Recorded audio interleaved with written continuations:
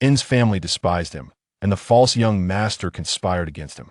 In Tang Xiao yearned for familial affection, yet was treated as refuse, ultimately perishing like trash. After being reborn, Tang Xiao gained clarity on human nature.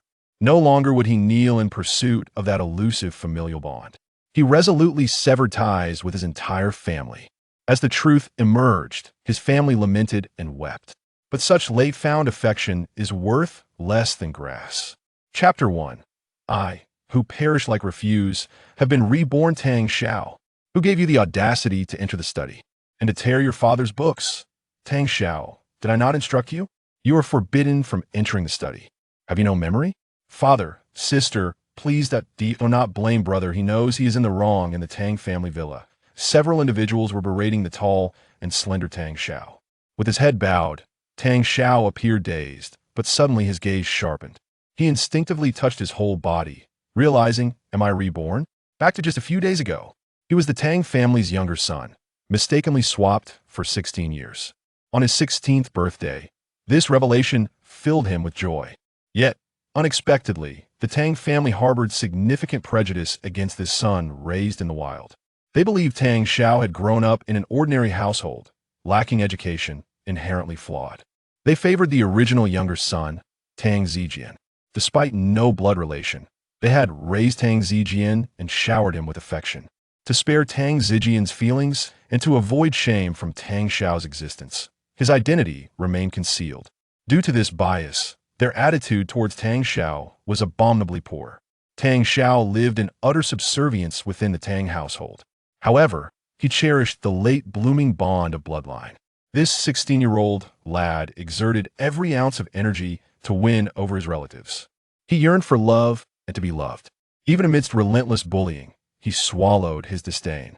On his 18th birthday, just a few days hence, Tang Xiao, suffering from malnutrition and low blood sugar, slipped and was struck dead by a passing truck. On the day of his demise, it was Tang Zijian's birthday. Tang Xiao had prepared a gift for his brother, yet no one informed him of the birthday celebration's location. In his haste to arrive, he met his tragic fate. The truck's horrifying horn blared. Its headlights consumed Tang Xiao. He was thrown several meters, crashing to the ground like refuse, a shattered and mangled remnant of trash. Reflecting on his past before rebirth, Tang Xiao's heart roared in fury. Why? The day I was struck was also my birthday. Tang Xiao's father, Tang Russian, remained oblivious to the change in Tang Xiao's expression. Even if he noticed, he would not care. Tang Russian adjusted his glasses and pointed at Tang Xiao with the book in his hand. Tang Xiao, I warned you not to enter the study. Who gave you the audacity to trespass? Do you not understand the significance of books to me? Tang Zijian, clinging to Tang Russian's arm, attempted to mediate. Dad, please, do not blame brother. He surely did not mean to. With reddened eyes and a hint of a sob, Tang Zijian appeared to defend Tang Xiao. In truth, his words only solidified Tang Xiao's guilt. With malicious intent, this was not mediation but provocation. Look how understanding your brother is. Why can't you learn from Zijian? Sister Tang Xin, arms crossed, scoffed. Tang Xiao grew up outside, uneducated and uncultured. He knows nothing of propriety. How could he comprehend the value of books? Tang Zijian tugged at Tang Xin's arm. Sister, forgive brother. He knows he is wrong. The trio relentlessly berated Tang Xiao. He recalled the events of the day. For 3 hours, they scolded him. Ultimately, they made him stand in punishment at the doorstep all night. The esteemed young master of the Tang family was punished for tearing a few pages from a book. Even the servants and maids were amused by Tang Xiao's predicament. Yet, he was not even the one who damaged the book. It is said that those who have died once live with greater clarity. That experience of perishing like refuse, shattered and broken, had extinguished Tang Xiao's heart. This family I need not have. Tang Xiao suddenly lifted his head to face the trio. The previous subservience and desire to appease had vanished. The three were taken aback, instinctively unsettled. Tang Xiao smirked contemptuously, locking eyes with Tang Russian. You love books? Spare me the pretense. The books in your study are merely decorative. You scarcely ever read them. Tang Russian exploded like a cat whose tail has been stepped on. Bullshit, you little brat. How dare you speak to me like that? Tang Xiao's words struck home. Indeed, Tang Russian's persona of a book lover was merely a facade. But when uttered by Tang Xiao, it ignited his fury. Tang Russian hurled the book in his hand at Tang Xiao's face. Tang Xiao, frail and slight, toppled to the ground upon impact. His face throbbed in pain. Tang Zijian, in a panic, rushed to assist Tang Xiao. "Brother, don't hurt him anymore." Tang Xiao forcefully pushed Tang Zijian away. Silence. "You green TBTCH, always seeking the spotlight." Tang Zijian, skilled in his own right, pretended to fall to the ground. "Oh no." Tang Xin quickly shielded Tang Zijian. "Tang Xiao, have you lost your mind? How dare you bully your brother again?" Tang Xiao lay on the ground, laughing bitterly. "Ha ha ha, he is your brother. Am I not your brother?" "Tang Xiao, what do you mean? Are you implying I show favoritism? You are clearly in the wrong." Tang Xin was furious, having never perceived her bias. Tang Xiao replied, "I have never entered the study." Moreover, he picked up the book from the ground, flipping it to reveal the back cover. It read, "Retail price 3.8. Tang Xiao laughed maniacally at them. "A book worth less than $4, and you scolded me for 3 hours. Ha ha ha, you were so kind to me." The three felt quite embarrassed, having not anticipated the book's low price. It was Tang Zijian who informed them that Tang Xiao had damaged the book. Thus, the entire family erupted in rage, commencing their education of Tang Xiao. Their cruelty towards Tang Xiao had become second nature, and Tang Xiao had grown accustomed to it. For 2 years, he had endured such bullying, being confined in the stairwell storage, locked outside, treated as a punching bag, and more. His attempts to please had never garnered respect. They would never consider themselves biased. A woman's voice broke through. "What is happening? Do not frighten my son." Upon witnessing the family squabbling, she rushed in, anxious. Zhang Ping entered and immediately checked Tang Zijian for injuries. "Little Zijian, are you all right?" "Let me see." Zhang Ping hardly glanced at Tang Xiao.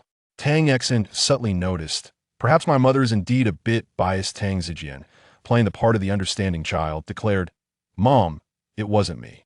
It was Dad and brother who were fighting." Tang Xiao and your father?" "Tang Xiao, how can you fight with your father?" Zhang Ping reproached Tang Xiao. Tang Xiao was rendered speechless once more. "I was sitting on the ground, and it turns out I fought with my father." Suddenly, Zhang Ping exclaimed, "Oh, Tang Xiao, why is your head bleeding?" Everyone finally took notice. Blood was streaming down Tang Xiao's face. A large gash marred his forehead. Concealed by his hair, Tang Xiao had not even noticed. The blood flowed, staining his clothes crimson, creating a ghastly sight.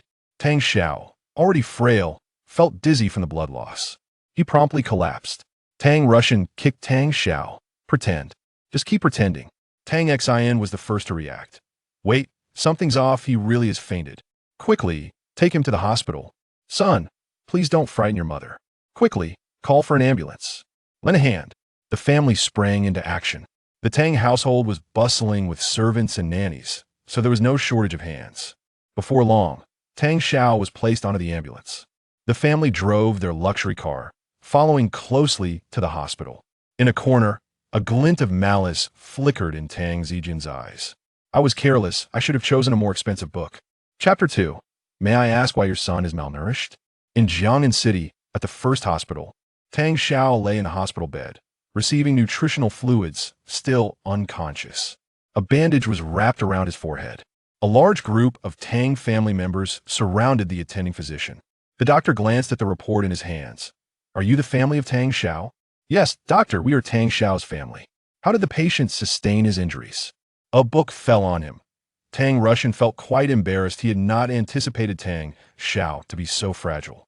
After all, who prompted Tang Xiao to confront him? The doctor replied, "The bleeding has stopped, and he received 4 stitches. Please ensure the wound is kept clean to prevent infection."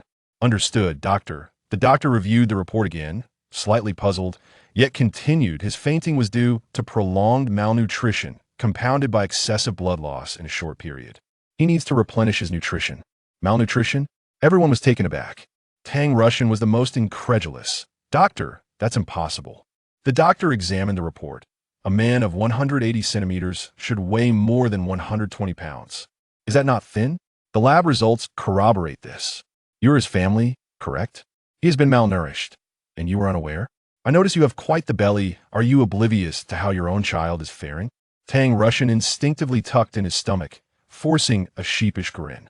The doctor, observing the family's affluent attire, wondered how they allowed their child to suffer from such neglect. Once the attending physician departed, Tang Russian's face fell immediately as he confronted a middle-aged woman beside him. Li Jia, why is Tang Xiao malnourished? You've been the one cooking, explain. This was too embarrassing. The Tang family was a prestigious household. The fact that his son was malnourished was utterly humiliating. Li Jia, the family's housekeeper, felt somewhat awkward. Sir, Wal Sai, the young master has difficulty eating. When Tang Xiao first arrived at the Tang household, none of his several elder sisters took a liking to him. Tang Xiao soon realized that whenever he dined with the family, silence prevailed, creating a stifling atmosphere. When he was absent, laughter filled the room. Tang Xiao felt despondent to bring joy to others. He would only eat a little during meals, eager to leave the table early. He wished not to be the reason for anyone's unhappiness. The Tang family maintained a strict household rule. No food was allowed outside the dining table. Others' adherence to this rule did not concern Tang Xiao. To appease his family, he strictly followed the household regulations. Thus, Tang Xiao grew increasingly frail. As the family listened with furrowed brows, they began to ponder. Have we truly been so unkind to Tang Xiao? Surely not. We've been inattentive. Is Tang Xiao really that kind of person? They found it hard to accept this truth. Yet, Tang Xiao's slender arms remained a stark reality. Zhang Ping, overwhelmed with sympathy, clasped Tang Xiao's hand. This foolish child, what a pity. However, Tang Xan was unconvinced. Mom, don't be overly sentimental. What if he's just picky? Li Jia might have been deceived by him. She seemed to forget that Tang Xiao had not been thin upon his arrival. Who remembered? Who cared?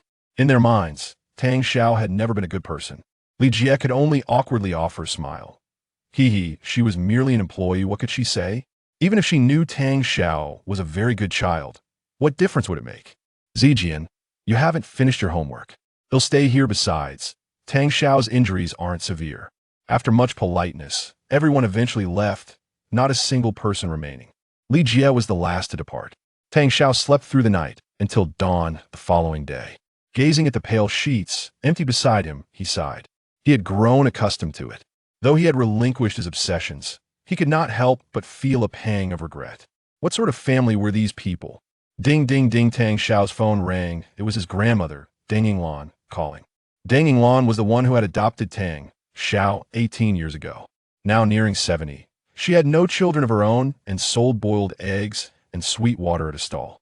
Though not affluent, for 16 years, the old woman devoted herself to raising Tang Xiao. When Tang Xiao found his biological parents, Deng Yinglan was even more jubilant than he. Without blood ties, Grandma Deng had given all her love to Tang Xiao.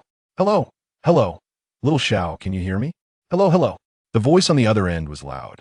Older adults often spoke forcefully on the phone, fearing the other party could not hear them. Hello, Grandma. It's Xiao Xiao. I can hear you. Upon hearing his grandmother's voice, Tang Xiao could no longer hold back, tears streaming down onto the blanket. Hello, little Xiao, are you happy? Is the city fun? Grandma, I'm doing well. Everyone is treating me well. Tang Xiao's tears flowed freely, his voice trembling uncontrollably. Mature individuals often suppress their grievances suffered outside, not wanting to burden their loved ones. Fortunately, Grandma's hearing was not keen, and she remained unaware of the tremor in his voice. Good, that's good. I can't make calls. It was Xiao Shi who helped me reach you. Many older individuals can only answer calls, not dial out. Dialing a number to contact someone specific can be quite challenging for them.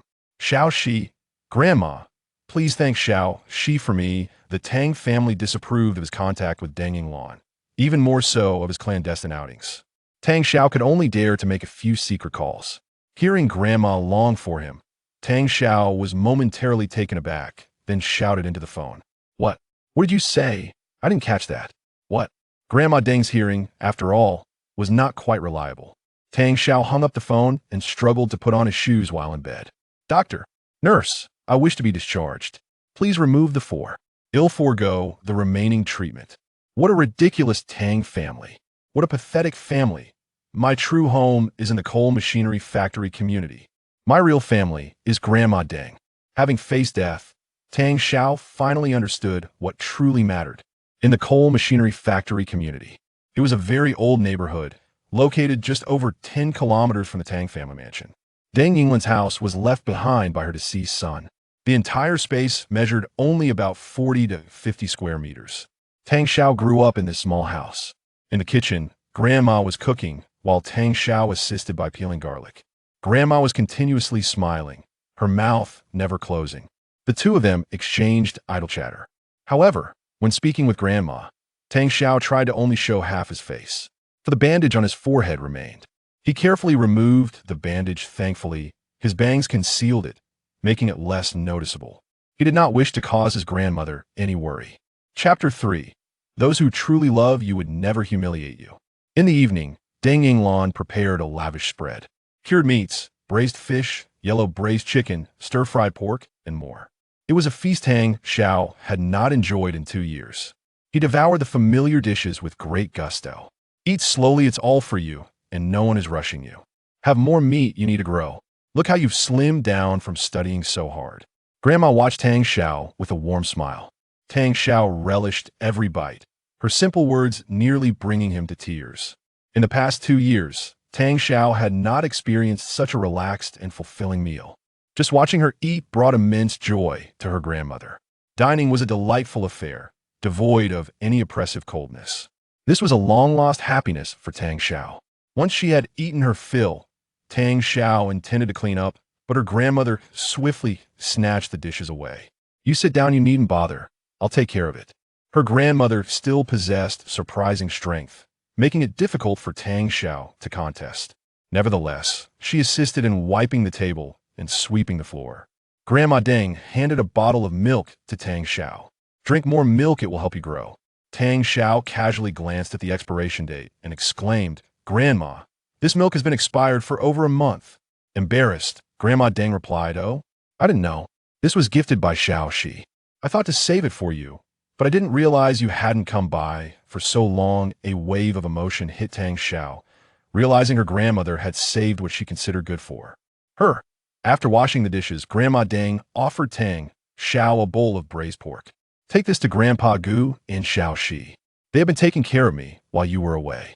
This custom of exchanging meat and dumplings was quite common in their village, an old community, simple and genuine, filled with warmth. Okay, Tang Xiao replied, accepting the bowl. Grandpa Gu and his granddaughter, Xiao Shi, lived upstairs.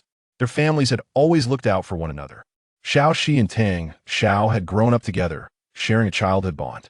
Xiao Shi had trained in martial arts and garnered numerous awards, but since arriving at the Tang household, she had neglected her passion.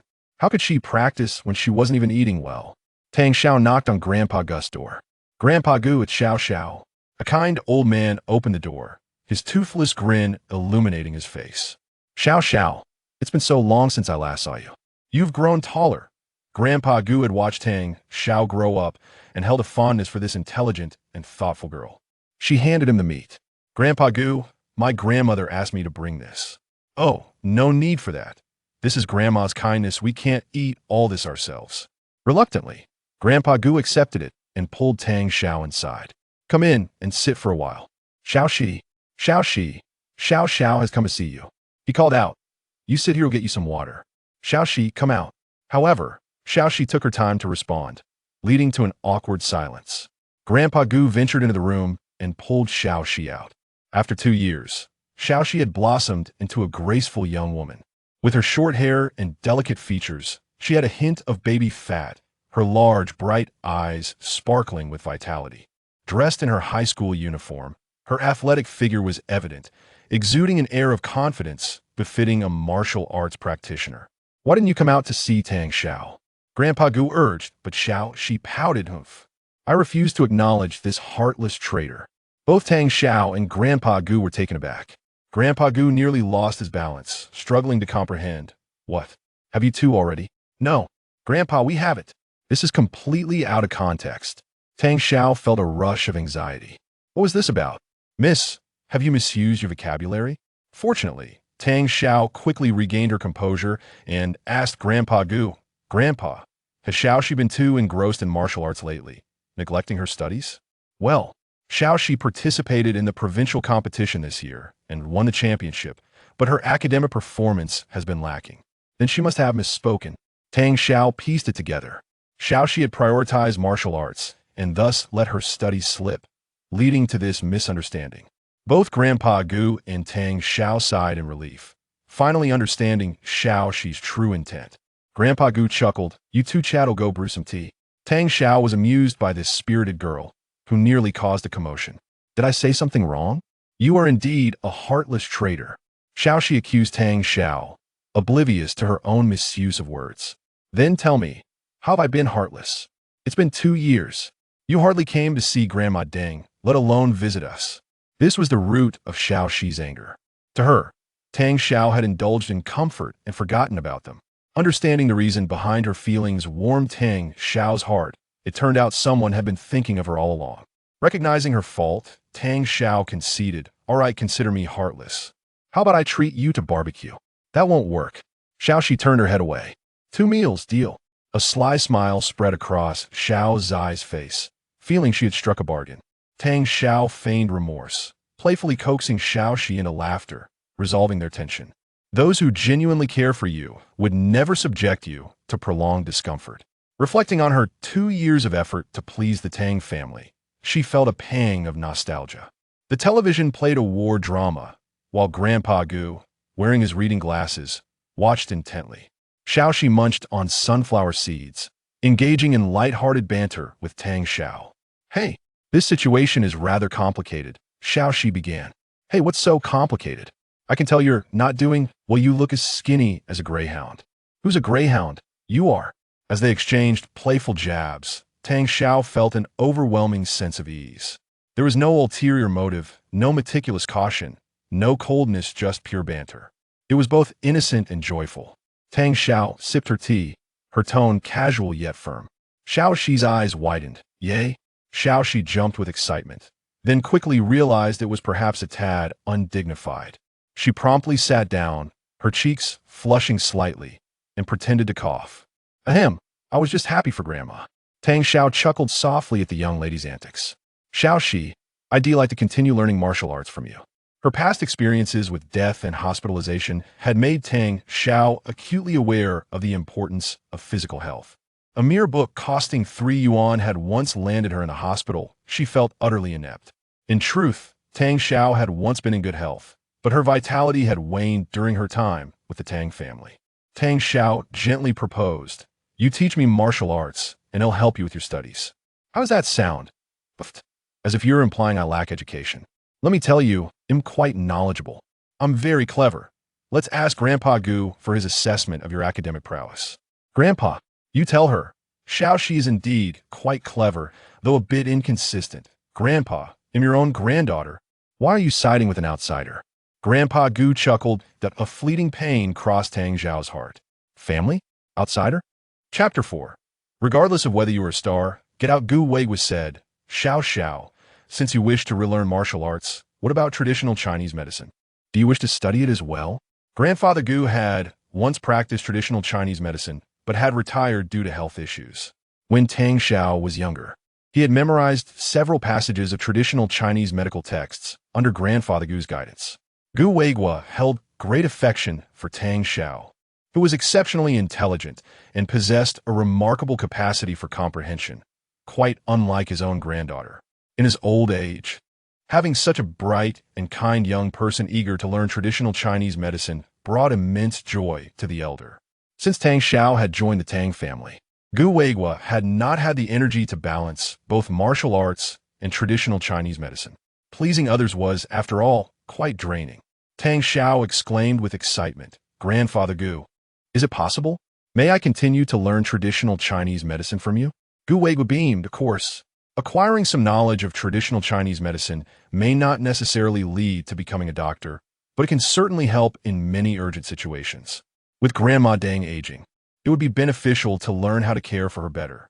During his time at the Tang family, Tang Xiao had previously utilized his medical knowledge to save a life. In his rebirth, Tang Xiao planned to embark on a brand new life, firmly grasping what was truly important yet often overlooked. At Jiangnan City's first hospital, The tall and strikingly beautiful Tang Jie, donned in sunglasses, strode coldly into the hospital. She was the second sister of the Tang family and Tang Xian's elder sister. Last night, she had been out for a promotional event, renowned for her stunning beauty. Tang Jie was a rising star in the entertainment industry. The sound of her high heels echoed against the hospital floor, starkly contrasting with the sickly patients. Drawing numerous glances in her direction, while engaged in a phone conversation, she made her way to the inpatient department. This matter, Xiao Jian informed me about. Without a doubt, it is Tang Zhao's fault. Father has done nothing wrong. Tang Jie was on the phone with Tang Xian. Oh, Xiao Xian, you are far too naive. He is merely putting on an act. He wants to gain benefits from our family. I have encountered many like him. After learning of the situation, Tang Jie was furious, believing that Tang Xiao had gone too far. Among the four sisters, Tang Jie shared the closest bond with Tang Zijian, which fueled her dislike for Tang Xiao. She even felt that Tang Xiao had usurped too much affection from Tang Zijian. In the past, Tang Xiao had colluded with outsiders to bully Tang Zijian, further deepening Tang Jie's animosity toward him. She had come to the hospital intending to confront this ungrateful brat personally. On the phone, Tang Jie ranted, "He is just an ungrateful wolf raised by us. Yes, I have arrived at the hospital. Just watch me deal with him." Nearby, a doctor frowned and reminded her, "This is a hospital. Could you please lower your voice?" "Ah, I apologize. Xiao Xian, I will hang up for now." Tang Jie attempted to maintain her composure, striving to uphold the typical demeanor of a star. However, being in a hospital, others found her bothersome. Upon arriving at Tang Zhao's previous room, she discovered that the bed was now occupied by a different patient. Confused, she inquired of the doctor who had been present earlier. "Doctor, may I ask where Tang Xiao from this bed has gone?" The doctor looked at her expressionlessly. "Who are you?" "I am his family member." The doctor chuckled. "You are his family? You did not even know he was discharged?" "Discharged? When did that happen?" "He left yesterday." Tang Jie was instantly enraged. Removing her sunglasses, she scolded, "Your hospital is in chaos. You are utterly irresponsible. How could you allow a patient to discharge without notifying the family? How can you let patients leave at will?" The doctor was not one to back down. "Are you really family? Not only did you injure someone, but you also allowed them to suffer from malnutrition. And now you claim ignorance of their discharge. What kind of family are you?" Tang Jie exploded at that moment. "How dare you speak to me like that? Do you know who I am? Call your supervisor. I want to file a complaint against you." She was a star. At home and in public, everyone catered to her. "How dare you speak to me in such a manner?" Tang Jie, undoubtedly the most temperamental of the four sisters, was met with indifference from the doctor, who promptly summoned security. "Escort her out." In the hospital, no one cared if she was a star. She was unceremoniously removed. The onlookers enjoyed the spectacle, amused by the unfolding drama. Tang Jie was left humiliated. Cast out at the hospital entrance, surrounded by gawkers, she fumed in frustration. Her earlier poise vanished. She threw her expensive handbag in exasperation. "Oh, I'm furious. That scoundrel Tang Xiao. I hate you, Tang Xiao." In that moment, she placed all the blame squarely on Tang Xiao, despite the fact that he was, in truth, the victim. The next morning, Tang Xiao arrived early at Jiang'an his high school. Given the Tang family's wealth, transferring Tang Xiao to an elite school would have been quite simple. However, the family initially wished to remain low-key and had not rushed to arrange his transfer. Subsequently, the matter slipped their minds. In Class 7 of the third year, a sturdy chubby boy greeted Tang Xiao warmly. "You're quite early today, my son. Ha. Your father is in great spirits." The chubby boy, named Lu Zihao, was Tang Xiao's best friend in high school. The two often referred to each other as sons. Lu Zihao looked at Tang Xiao with some curiosity. "My son, you seem different today." "Different how?" "I can't quite put it into words. You just seem more spirited." "Weren't I spirited before?" "Not exactly. You seem burdened and forced smiles, and when I asked you what was wrong, you never spoke." "Come on, that's not true. You think I don't know you? As your father?" However, even Lu Zihao, who was generally carefree, could sense Tang Xiao's current contentment. Tang Xiao affectionately called Lu Zihao his son, though he felt quite touched by the sentiment. "Childish." A girl's voice chimed from the side. Li Jia was distributing papers. She was the academic monitor of Class 7. With the typical aloofness of class officer, she handed 2 report cards to both boys. Your grades have both dropped this time. I hope you will work harder and focus on your studies. Lu Zihao glanced at his grades. Ranked 878th in the year, he had only dropped 50 places. No big deal. He then looked at Tang Xiao's grades and was astonished. Second in the year? How was that a drop? Li Jia insisted. Tang Xiao has previously ranked first. Consistently achieving second place is a decline, is it not? You're not even as good as Tang Xiao. How can you claim he has regressed? Lu Zihao defended his friend. Li Jia adjusted her glasses with a hint of authority. As the academic monitor, it is my duty to ensure you both stay focused on your studies. Not listening. It's like a turtle reciting scriptures. Lu Zihao shook his head. Li Jia was reasonably attractive, but to a slacker like Lu Zihao, she held no allure. Even the boys were more appealing than her. Chapter 5. Extraordinary Memory.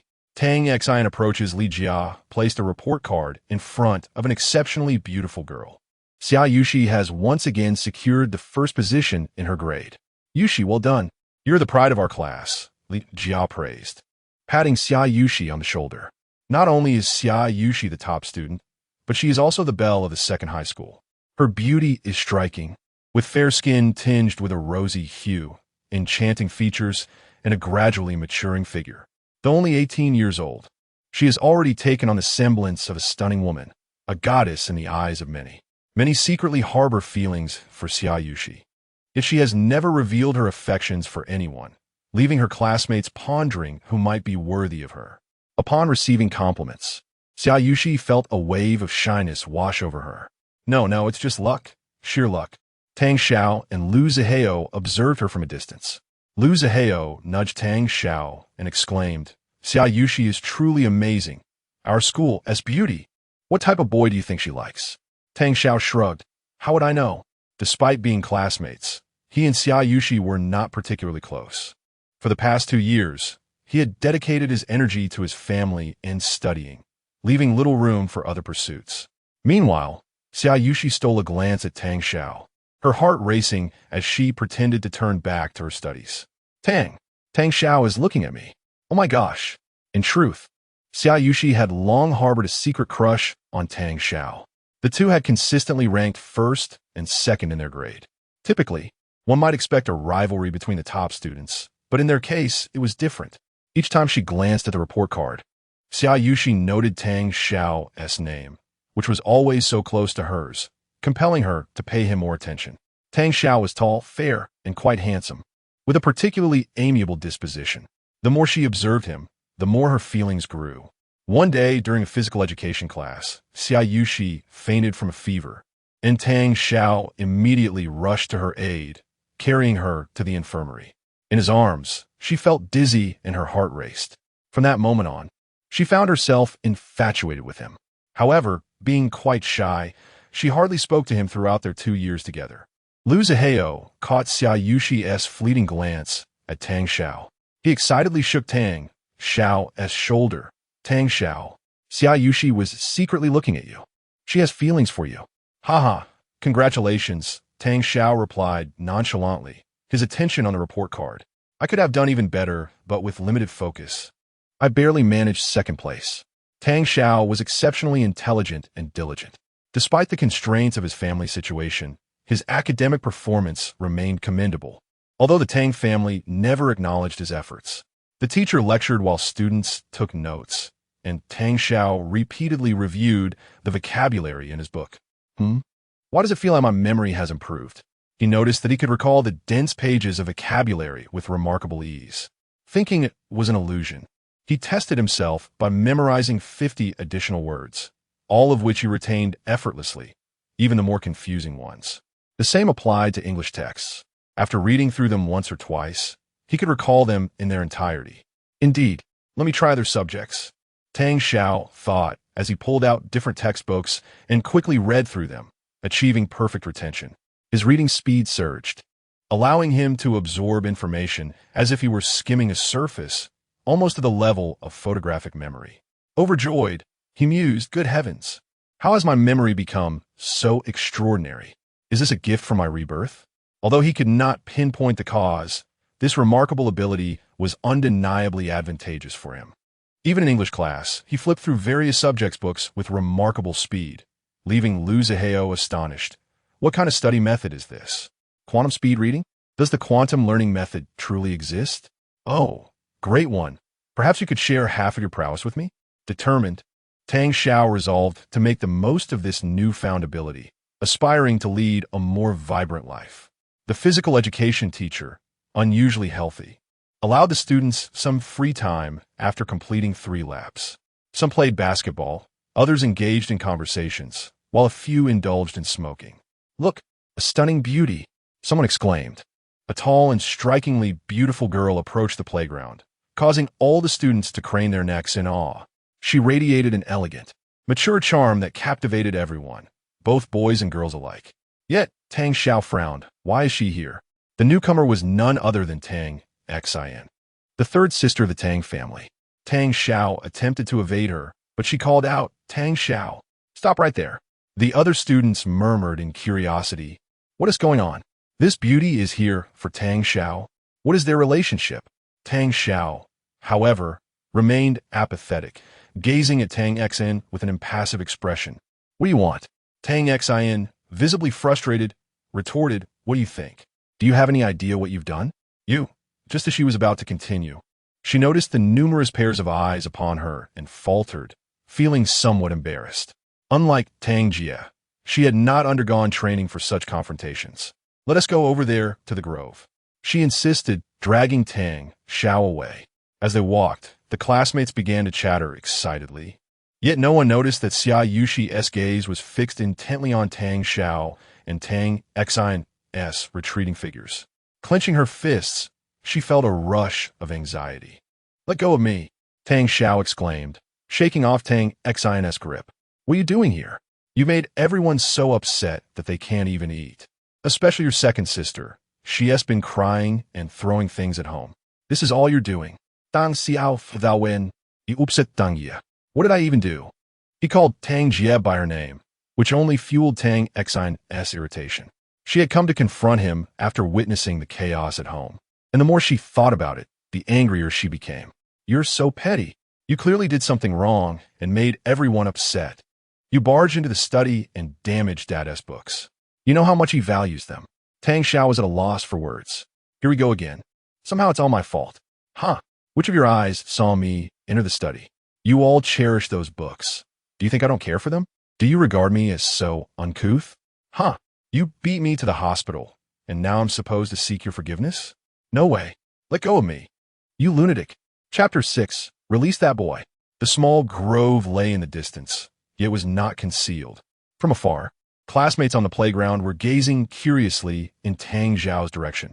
Although they could not hear the exchange between the two, the sight of their tugging at each other left them momentarily stunned. One intense battle. Lu Zihao was left bewildered. Xia Yushi's gaze remained fixed on Tang Xiao, her heart hanging in suspense. In the woods, Tang Xiao and Tang Xin continued their struggle. Release that boy. A female voice rang out. Both Tang Xiao and Tang Xin turned to the side. A spirited girl stood atop the school wall. It was Gu Xiaoxi. Clad in a short-sleeved white shirt and a gray pleated skirt, she radiated youth and vibrancy. Gu Xiaoxi leaped down from the wall, positioning herself protectively behind Tang Xiao with a sword in hand. You wicked woman. In broad daylight, you dare to abduct a boy. Gu Xiaoxi unsheathed her sword, pointing it menacingly at Tang Xin. This scene once again astonished everyone present. What on earth was unfolding? Who was this gallant heroine? Who are you? Tang Xin furrowed her brow. I am someone you cannot provoke, Gu Xiaoxi declared with feigned aloofness. Tang Xiao was equally taken aback by Gu Xiaoxi's audacity. What are you doing at her school? What kind of performance is this? Gu Xiaoxi attended Yizhong, while Tang Xiao and the others were from Erzhong. Remarkably, Gu Xiaoxi had scaled the wall to intervene. Gym class. Excellent. Come with me. I shall take you away from here. Hurry. If we don't leave now, we might miss our chance.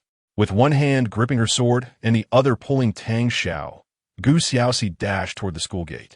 Being physically adept, Gu Xiaoxi easily tugged the frail Tang Xiao along. Tang Xin, witnessing Tang Xiao being dragged away, felt a surge of anxiety. Dang Xiao, tonight is Zijiang's birthday. Will you come? Tang Xiao turned his head, clearly and forcefully uttering a single word. Scram. This left Tang Xin in disarray. Coincidentally, the principal was just driving in, the car halfway through the gates, which were wide open. As Tang Xiao was pulled through the entrance, he locked eyes with the principal. The moment was incredibly awkward. With still more than 10 minutes until the end of school, Tang Xiao had effectively skipped class. Being the second in his grade, the principal certainly recognized him. Before the principal could even roll down the window, he began to scold Tang Xiao, though his words were lost on him. Tang Xiao found the situation laughable yet frustrating. Here he was, only moments away from class dismissal, and now he was branded a truant.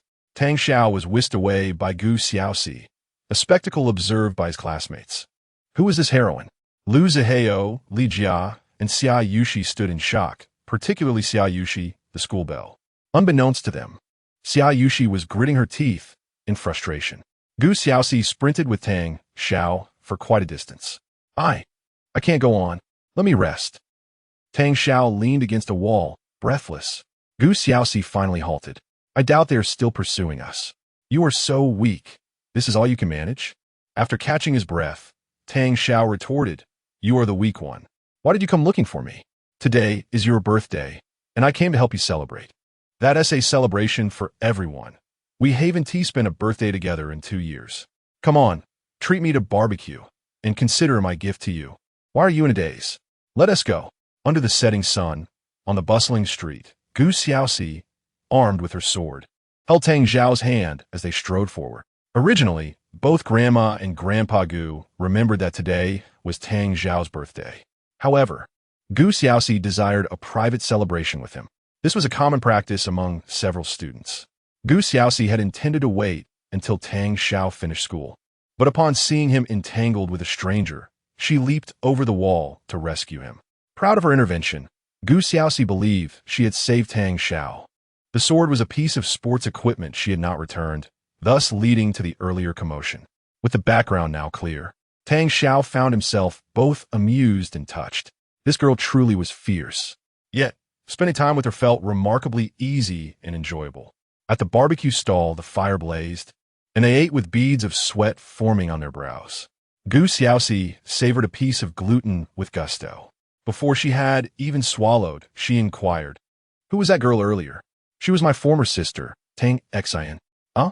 Gu Xiaoxi was taken aback. I'm so sorry. I didn't know she was your sister. Dang Xiao Juke Lai Di. It's fine. It's all good. Tang Xiao felt a hint of gratitude towards Gu Xiaoxi. Guansen Dang Xinfa Dimino. He knew he would not escape her clutches easily. Gu Xiaoxi casually asked, Tang Xiao, you must have had a good time living with your biological parents for 2 years, right? Well, it was okay. Then tell me about it. Gu Xiaoxi insisted, pulling Tang Xiao into conversation. Reluctantly, he recounted a trivial incident. Once, my dad announced that we would all go to the Maldives for a trip, departing the next day. I had never even left the province, let alone the country. I was so excited that I couldn't sleep all night. Wow, the Maldives. How was it? I wouldn't know. How could you not know? The next day, they didn't take me. Everyone went, even the family dog, leaving me alone at home. Gu Xiaoxi, not the sharpest, found herself at a loss for words and quickly changed the subject. What about your younger brother? He should treat you well. Kids aren't usually too bad. Gu Xiaoxi had forgotten that although Tang Zijiang was Tang Zhao's brother, they shared the same birthday. He accused me of ruining my dad's book a few days ago, and I ended up hospitalized after dad hit me. Gu Xiaoxi was momentarily speechless. What kind of family do you have? They drive me mad. I should have sliced your sister in half with my sword. Thank you, but I prefer you not to do that just yet. Gu Xiaoxi, in a fit of indignation, vented her frustrations about Tang Zhao's family. Not knowing how to comfort him, she reluctantly handed him a skewer of chicken wings. You should eat. Tang Xiao smiled, pointing at the chicken leg in her hand. Thank you. I do like that too. Gu Xiaoxi pouted in protest. Tang Xiao, you really have no sense of boundaries. Chapter 7. Tang Zhao's room. 2 young souls indulged in barbecued delicacies, savoring snail noodles and sipping on milk tea. Gu Xiaoxi's voracious appetite astonished Tang Xiao.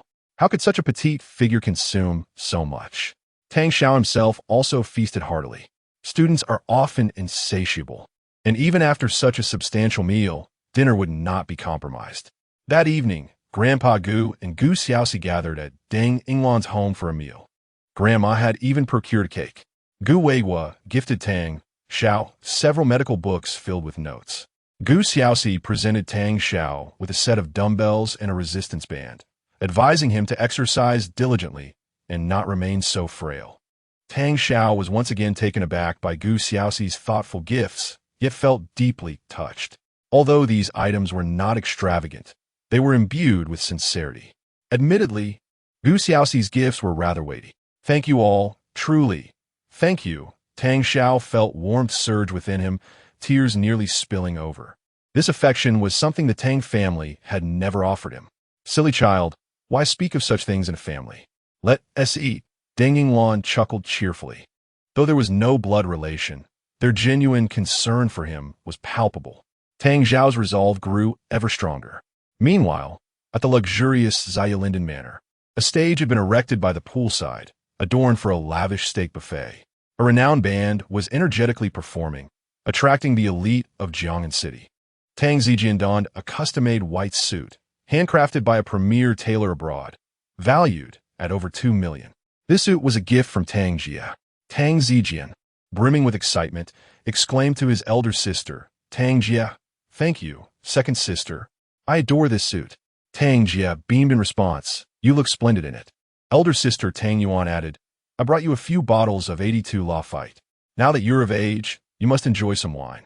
This revelation astonished those nearby. A bottle of 82 Lafite commanded a staggering price of 70 to 80,000. How many bottles are you planning to open tonight? Such extravagance. We'll surely indulge in a feast courtesy of young Master Tang. Though fourth sister was still at university and absent, she sent Tang Zijian a Martin D. 200 guitar, a collectible that had inflated to a market value of 2 million. The most opulent gift came from Tang Russian and his wife. A Rolls-Royce Phantom parked in Tang Zijian's garage. Tang Zijian was ecstatic, dashing towards his third sister, Tang Xian, rubbing his hands together. Sister, where's my gift? Tang Xian smiled warmly. I prepared something special for you. She produced a piece of imperial green jade, the most precious type of jade, exquisitely crafted by a master artisan. This jade pendant alone was worth at least 1 to 2 million. Tang Xian personally draped it around Tang Zijian's neck, saying, this jade will bring you good fortune and safeguard your well-being. Tang Zijian was overjoyed. Thank you, sister. He sprinted away, elated. Every year, the Tang family celebrated Tang Zijian's birthday with grandeur. Watches, cars, luxury goods. He had amassed a plethora of treasures. Others envied him. Though they too were wealthy, they could not compare to the Tang family. In a corner, two guests whispered to each other. The Tang family truly lives up to its status. Tonight's gifts must be worth millions. Isn't it normal for a son to receive such birthday luxuries? They were unaware that Tang Zijian was not the biological son of the Tang family. As they conversed, Tang Xian was not far off, her heart suddenly tightening. She recalled that Tang Xiao was indeed the biological brother. Why had he transformed so suddenly? What gave him such confidence? Was it possible that he was not responsible for damaging their father's books? Today, Tang Xian learned at school that Tang Xiao ranked second in his grade, a revelation that completely shocked her. She had never imagined that Tang Xiao excelled academically. How could a diligent student be unaware of the significance of the study?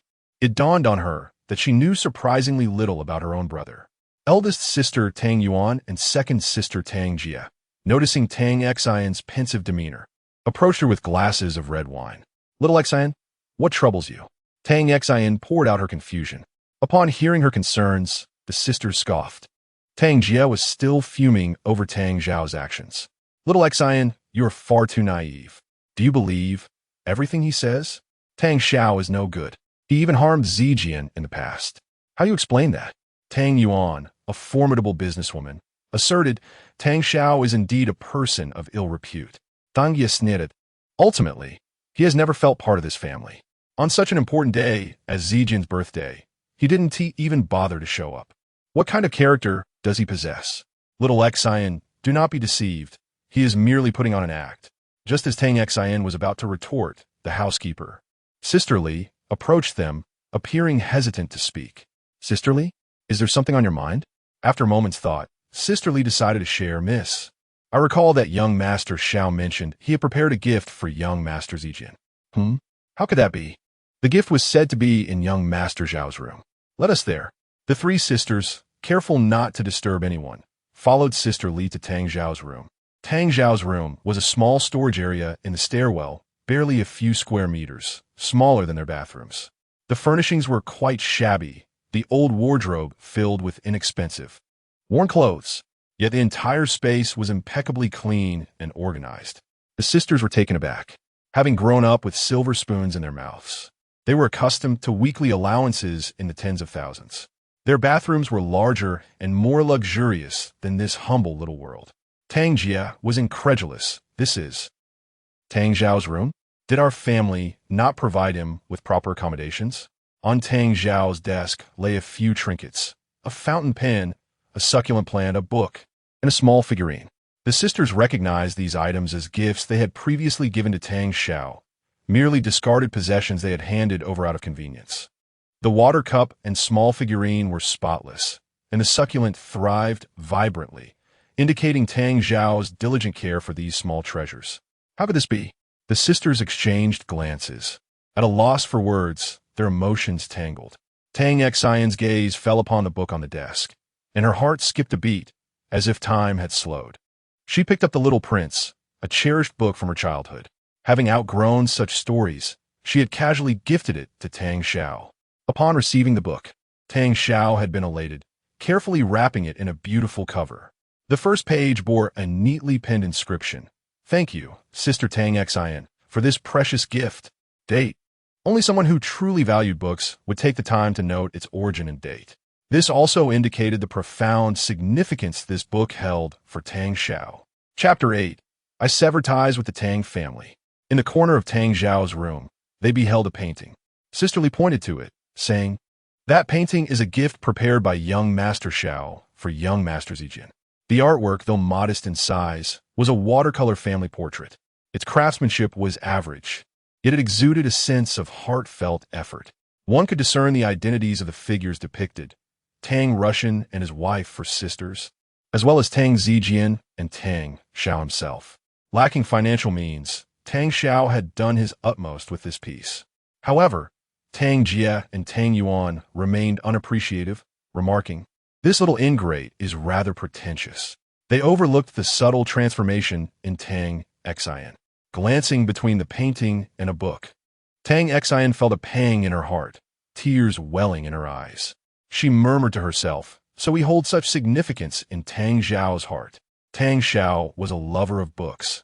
He hadn't been the one to damage the volumes in the study that day. The truth that resided in Tang Xian's heart had been entirely upended. Tang Xiao was a good child, a devoted brother who loved me deeply. Although Tang Jia and Tang Yuan felt conflicted, their emotions paled in comparison to Tang Xian's poignant revelation. In a frenzy, Tang Xian dashed out of the room, her hair disheveled and disregarded. Hey, little Xian! Tang Jia and Tang Yuan hurriedly followed her into the villa's corridor, where they collided with Tang Russian and his wife, as well as Tang Zijian. Tang Xian, her hair in disarray and eyes reddened, seized Tang Zijian's shoulders, demanding, Zijian, sister believes in you. Tell me, did Tang Xiao truly break father's books? Initially brimming with confidence, Tang Zijian was instantly taken aback by her inquiry, cold sweat breaking out on his brow. Damn it, have I been discovered? He forced a naive smile, responding, Sister, do you doubt me? Tang Xin, do you not trust Zijian? Have you lost your mind? Tang Yuan scolded her. The family collectively cast blame upon Tang Xian. No, I don't doubt Zijian. I just find this matter rather peculiar, Tang Xian lamented. Tang Xian, as the elder sister, do not act foolishly. Tang Russian admonished sternly. Tang Yuan and Tang Jia remained momentarily stunned, still processing the situation. Tang Xian, stop this nonsense. Unless Tang Xiao is willing to bow down as he once did, only then might I consider forgiving him. At that moment, Tang Russian's phone rang. Displaying the caller ID, Tang Xiao. Tang Russian's lips curled into a barely contained grin, reveling internally. I knew this brat would come crawling back. He can't bear to part with the good life of the Tang family. With the speakerphone activated, Zhang Ping chimed in, "Let me speak with Tang Xiao too." Clearing his throat to adopt a more authoritative tone, Tang Russian answered the call. "Oomph, so you finally remember to call." "Haha, of course." Tang Xiao chuckled on the other end. "Mom, did you forget? Today is also my birthday." His words plunged the room into a heavy silence. Yes, today was indeed Tang Xiao's birthday. They had all forgotten, a rather embarrassing oversight that underscored their lack of regard for Tang Xiao as family. Zhang Ping quickly interjected, "Tang Xiao, we haven't forgotten. Just come over and we can discuss it." "Forget it. I'm not interested." Tang Xiao's tone turned frigid and distant. He hadn't called to discuss that. "Since today is Zijian's birthday, I shall bestow upon you a gift." Tang Xin sensed an ominous premonition, recalling the painting. That painting was crafted with such care. She envisioned its beauty and how much everyone would appreciate it. "I, Tang Xiao, hereby sever all ties with the Tang family." His voice was cold and resolute. Once more, silence enveloped the room. Tang Russian erupted first. "You little brat. How dare you speak such nonsense? I'll teach you a lesson." Enraged, Tang Russian had initially believed Tang Xiao was calling to apologize. Now, he was demanding to sever ties with his own father. Had it not been for the others restraining him, Tang Russian would have shattered his phone. Tang Yuan, patting Tang Russian's back, joined in the rebuke. "Tang Xiao, have you lost your mind? Do you realize what you're saying? Look at how furious you've made Dad." "Haha, amusing, isn't it? You Tang family members claim not to care for me. My departure from the Tang family is a grand gift, is it not?" Tang Xiao replied with a smile, as though discussing an unrelated matter. Tang Xin, consumed by sorrow, trembled as she held the phone. "Oh, those belongings? Just throw them away for me." "Throw them away," he repeated. In a previous life, Tang Xiao had been struck by a car while clutching that painting. Alongside him, his heart had been shattered. The painting, the items he once held dear, were now but refuse in his eyes. The more nonchalant his tone, the sharper the sting to Tang Xion's heart. Regret washed over her as she sensed that something immensely precious and vital had slipped from her grasp. "Dang Vu Sung!" In a fit of rage, exclaimed Tang Xiao. With a beep, the call was abruptly terminated. Tang Xiao afforded Tang Russian no opportunity to speak. The words Tang Russian had intended to unleash transformed into internal strife, swallowed down in anger. His fury surged uncontrollably. "This little bastard!" Tang Russian hurled his phone to the ground with force. The device met its demise. Meanwhile, the guests arriving for the banquet cast curious glances. What was happening with the Tang family? Crying and cursing? Who knows? At least, it's not my phone that was smashed. "And another glass of Lafite for me, please. Fill it to the brim." The sorrows and joys of people do not resonate with one another. They only seek to exploit advantages. The following morning, Tang Xiao arrived at Class 7 of the Senior 3 at the second high school. While the Tang family likely had a restless night, he had slept soundly. Whispers filled the classroom as his classmates occasionally glanced in his direction. Tang Xiao was puzzled. What is going on? "Dang Xiao, the ungrateful son." "Chapter 13, Dang Xiao." "You cad." Lu Zihao rushed over and wrapped his arms around Tang Xiao's neck. "You scoundrel, how could you betray me like this?" Lu Zihao, not as tall as Tang Xiao, tightened his grip, making Tang Xiao quite uncomfortable. "Who betrayed you? I can hardly carry you. Let go or I can't breathe." "You confess." Lu Zihao insisted, refusing to release him. "Confess to what? About those two stunning beauties yesterday? What were they doing?" It turned out that Tang Xiao had been dragged into a secluded grove by Tang Xin for a conversation, which escalated into a quarrel. Then, he was whisked away by Gu Xiaoxi, who had descended from nowhere to skip class. This scene was witnessed by the entire class. "You even held hands. I've lived 18 years without holding a girl's hand, and you actually did." Lu Zihao lamented, heartbroken. "I thought, since I wasn't as good at studying, at least I should find a partner before you. Who would have thought? You, with your thick brows and big eyes, are a player. None of us saw through your true nature." Tang Xiao felt overwhelmed. "What player? One of them is my former sister, and the other is my neighbor." Lu Zihao delivered a few punches to Tang Xiao's arm. "So you're not even giving them a title? Listen to yourself. What you're saying is absurd. Lu Zihao glared at him. You ungrateful wretch. Tang Xiao found himself at a loss for words. What was so great about being entangled with Tang Xin? It was quite a torment. Lu Zihao's feelings were entirely justified. He feared his friend might suffer, yet also worried he might be living extravagantly. As they exchanged banter, the school bell rang. Xia Yushi dashed into the classroom just as the bell chimed. As the school beauty, she attracted attention wherever she went. Her beautiful eyes were evidently swollen. Lu Zihao nudged Tang Xiao. Look at her eyes. She clearly cried last night. What happened? Who could make our school beauty unhappy? Tang Xiao shook his head, uncertain. Just then, a strikingly mature figure entered the room. Xian Ling, the Chinese teacher, had taken on the role of their homeroom teacher since their 3rd year. In her 20s, tall and radiant, she was undeniably a beauty. Although she typically wore jeans and a sky blue shirt as a teacher, she still looked stunning. Students from other classes envied Tang Xiao and his classmates, but they didn't share the same sentiment. While Xian Ling was beautiful, her role as a homeroom teacher meant she was far from gentle and sweet. She was rather fierce. She was known for her strict demeanor, often shouting at students.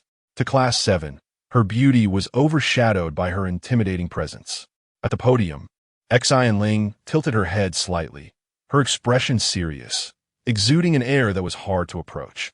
Today, I have an announcement. Recently, there have been reports of strangers infiltrating our school. Although no harm has occurred yet, it is not a good sign. The school has decided to erect barbed wire around the perimeter starting today. Students, please avoid the construction area to prevent any danger.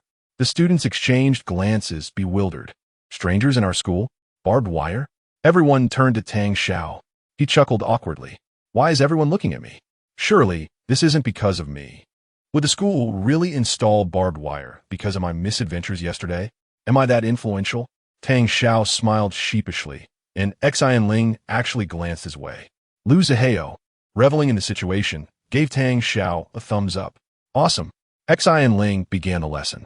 The material she covered today was something Tang Xiao had already memorized, and he even had much more knowledge than that. He initially thought of pulling out books from other subjects like he did in English class. But since it was the homeroom teacher's class, he decided to hold back for now. For some reason, he felt Xian Ling was glancing at him more than usual today. Was it because he skipped class for over 10 minutes yesterday? Surely not. She seemed to enjoy picking on the PE teacher more. Since Xian Ling became the homeroom teacher, the PE teacher rarely had a healthy day, as she often demanded his classes. Finally, the bell rang for the end of class. After finishing, she turned and left the classroom. Lu Zihao was ecstatic, flailing his arms in excitement, believing Tang Xiao was in serious trouble. Tang Xiao, bad deeds will bring retribution. Go and face the consequences of your actions. You should be worried about your own future, you unfilial child. Tang Xiao Mu De.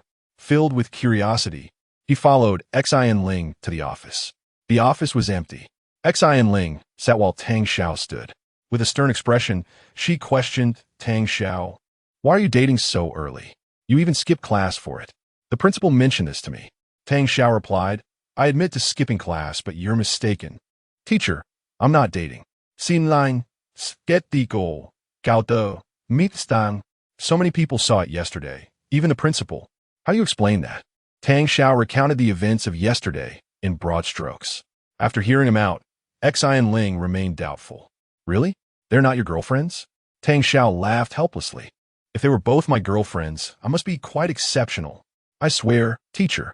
Upon hearing his declaration, Xian Ling seemed to relax slightly. All right, I'll trust you for now. But be careful and don't fall behind in your studies. Tang Xiao also sighed in relief, having narrowly escaped. As Xian Ling continued to discuss a few more points, Tang Xiao suddenly remarked, Teacher Xian, did you sleep awkwardly? Your neck seems stiff. He had noticed her discomfort when she tilted her head during class. Rubbing her neck like a delicate lotus root, Xian Ling replied, It's because you all stress me out. A common phrase from a homeroom teacher. Teacher, I have learned some techniques. Would you like a try? Tang Xiao suggested. He had studied some traditional Chinese medicine, particularly massage techniques, due to frequently helping his grandmother, Dang Yinglan, who had poor health. Although Xian Ling often appeared fierce, it was merely her way of being responsible for her students. She was genuinely a good person. In his life, Tang Xiao cherished everyone who treated him well. Xian Ling, intrigued, asked, "You have these skills? Come, let me see." Rolling up his sleeves, Tang Xiao approached Xian Ling from behind and gently grasped her head. "Please bear with a little discomfort." A cry of surprise echoed in the office as Xian Ling joyfully twisted her neck. "It really doesn't hurt anymore. Amazing. I didn't realize you knew this." Tang Xiao offered to massage her shoulders and neck as well. Xian Ling was exceptionally beautiful, with an admirable figure and skin as smooth as jade. However, Tang Xiao didn't dwell on it too much. He was simply focused on providing her with a proper massage. "Teacher, your shoulders aren't in great shape. You work too hard for us. You should take more time to rest," Tang Xiao sincerely advised. Chapter 10. The malevolent homeroom teacher, Xian Ling, wore an expression of sheer delight as she exclaimed, "Press a little harder, yes, just there. It feels wonderful." Once the massage concluded, her neck no longer ached, and Xian Ling instantly felt invigorated, even stretching her body, revealing her beautifully proportioned figure, full above and below, yet slender in the middle. However, Tang Xiao refrained from lingering too long in his gaze. After all, she was a teacher. One must not overstep boundaries. Xian Ling shrugged her shoulders, saying, "If I experience any more discomfort, I will trouble you again." "Not an issue, teacher," he replied, typically fierce. Xian Ling presented a stunningly pleasant demeanor at that moment. Tang Xiao found himself momentarily taken aback by such a stark contrast. This was the first time he had encountered such an amiable side of their homeroom teacher, who usually exuded an intimidating presence with a notably loud voice. "Well then, I shall head to class," he announced. "Go ahead, and please summon Xia Yuxi," she instructed. "Oh, all right." After a short while, Xia Yuxi arrived. Upon seeing her, Xian Ling shed her formal demeanor, eagerly pulling Xia Yuxi closer. "Yuxi, I've looked into it. Tang Xiao is a good person, and I approve of your budding romance." Xia Yuxi's lovely face instantly flushed crimson as she playfully swatted Xian Ling, exclaiming, "What romance? Sister Ling, don't say such things." Surprisingly, Xia Yuxi referred to Xian Ling as sister. It turned out their parents were good friends, and the two had grown up together, forming a deep sisterly bond. At merely 20-something, Xian Ling was not much older than the high school students in her class. With her youthful beauty, she could easily blend in wearing a school uniform. Xian Ling and Xia Yu, she shared an inseparable friendship, discussing nearly everything. Xian Ling was well aware of Xia Yuxi's secret admiration for Tang Xiao. As the homeroom teacher, she should ideally discourage early relationships. However, given that one was the top student and the other the second, and considering their close friendship, she found herself intrigued. As a homeroom teacher, she could indulge in gossip while also acting as a referee. What a delightful scenario. With her youthful spirit, Xian Ling delighted in teasing Xia Yuxi, who appeared bashful. "I've inquired, and the two girls from yesterday are not Tang Xiao's girlfriends." Xia Yuxi looked at Xian Ling, her previously gloomy expression brightening with hope. "Really? Is that true?" Xia Yuxi had spent the previous night distressed over this matter, her eyes swollen from crying. Should other classmates learn that the esteemed goddess Xia Yuxi had shed tears over another boy, jealousy would surely ensue. Xian Ling assured her, "I guarantee it. Tang Xiao is a person of integrity, worthy of lifelong commitment." Xia Yuxi's cheeks deepened in color. "Cousin, please stop saying such things. I only have a slight fondness for him. What are you afraid of? With me as your ally, how could you possibly lose to anyone else?" Although Xian Ling had never experienced love herself, offering advice and witnessing others in love was exhilarating. Xia Yuxi, being naturally shy and timid, had hardly spoken to Tang Xiao over the years. "Sister Ling, I beg you, please don't meddle." Understanding Xian Ling's playful nature, Xia Yuxi was genuinely anxious. "All right, I'll do my best to restrain myself," Xian Ling replied, her face breaking into a mischievous grin, reveling in Xia Yuxi's flustered state. The more anxious Xia Yuxi became, the more exhilarated Xian Ling felt. He touches Tang Xiao's hand, then his foot. "How come you're completely unscathed?" Tang Xiao chuckled. "You ungrateful child. Do you wish for me to be missing a limb? Lu Zihao inquired. Confess, what punishment did teacher Xin impose on you? Punishment? Well, it could be considered punishment, Tang Xiao said vaguely. What sort of punishment? Perhaps a form of physical reprimand, he replied, opting for a vague response to avoid lengthy explanations. Ding! The bell for class rang. Xia Yushi was the last to enter, her head bowed. Too shy to glance in Tang Xiao's direction. Xin Ling stepped into the classroom. Class, attention! Please stand. Good morning, teacher. Please be seated. The usual routine unfolded.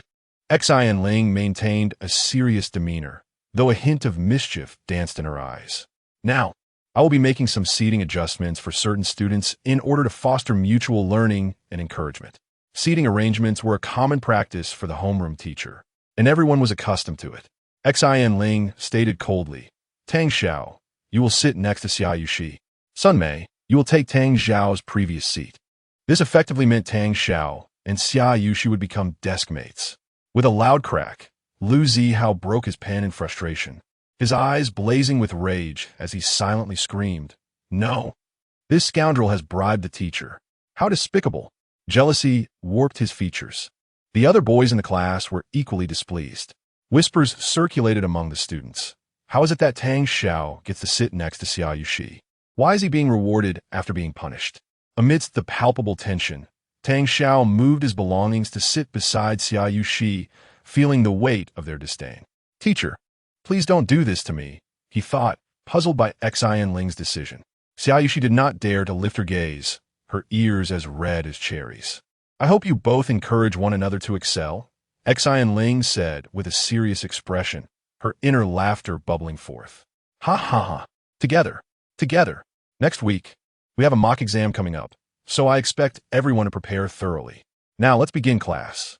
Open your textbooks. From outside the window, the occasional chirping of birds could be heard. Since moving next to Tang Xiao, Xia Yushi had not lifted her head, her movements stiff with nervousness. Her heart raced. Tang Xiao is sitting beside me.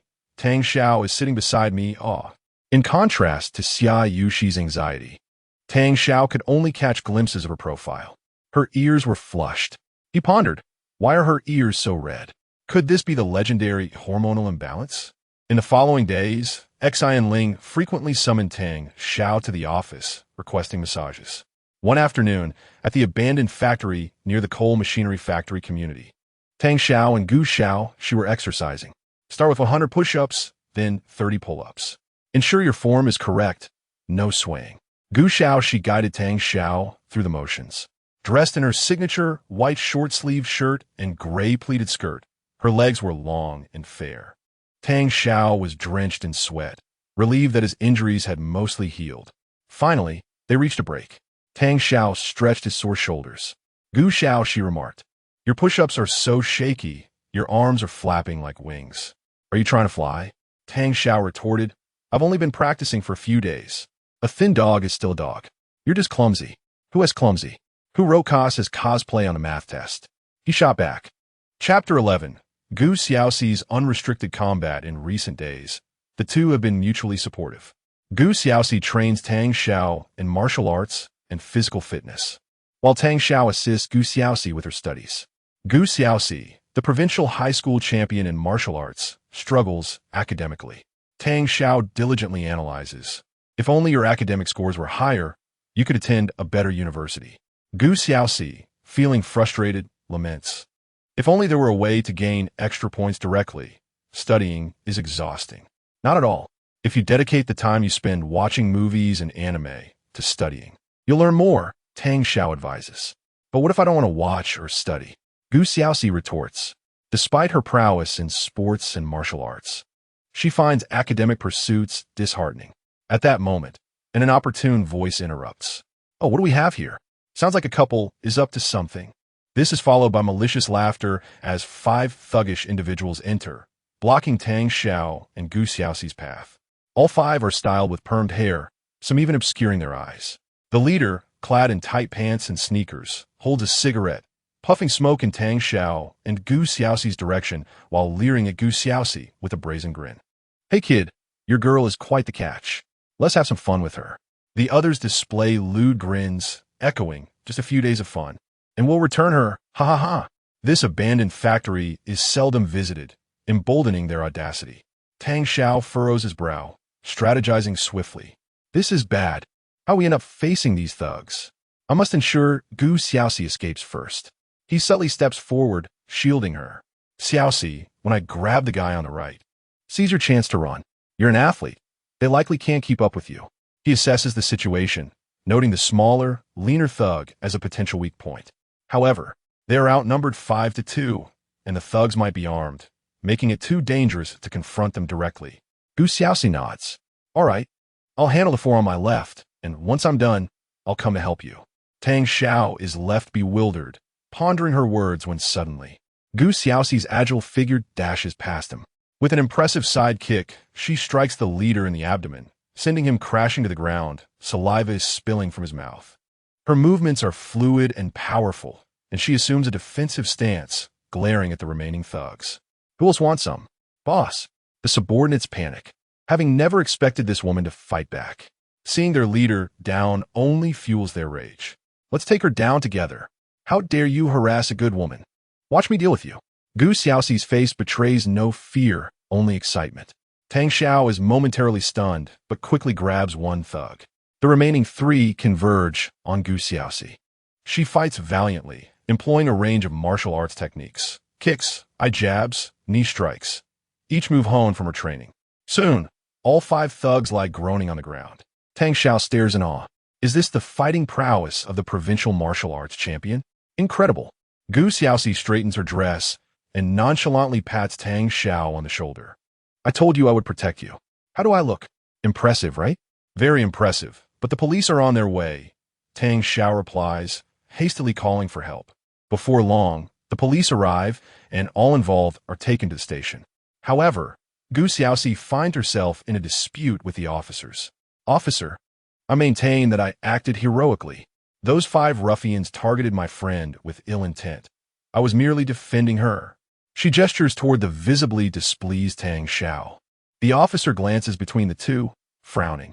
Your friend is quite handsome, but all 5 have admitted they were after you. They simply did not expect you to fight back. This qualifies as self-defense, not heroism.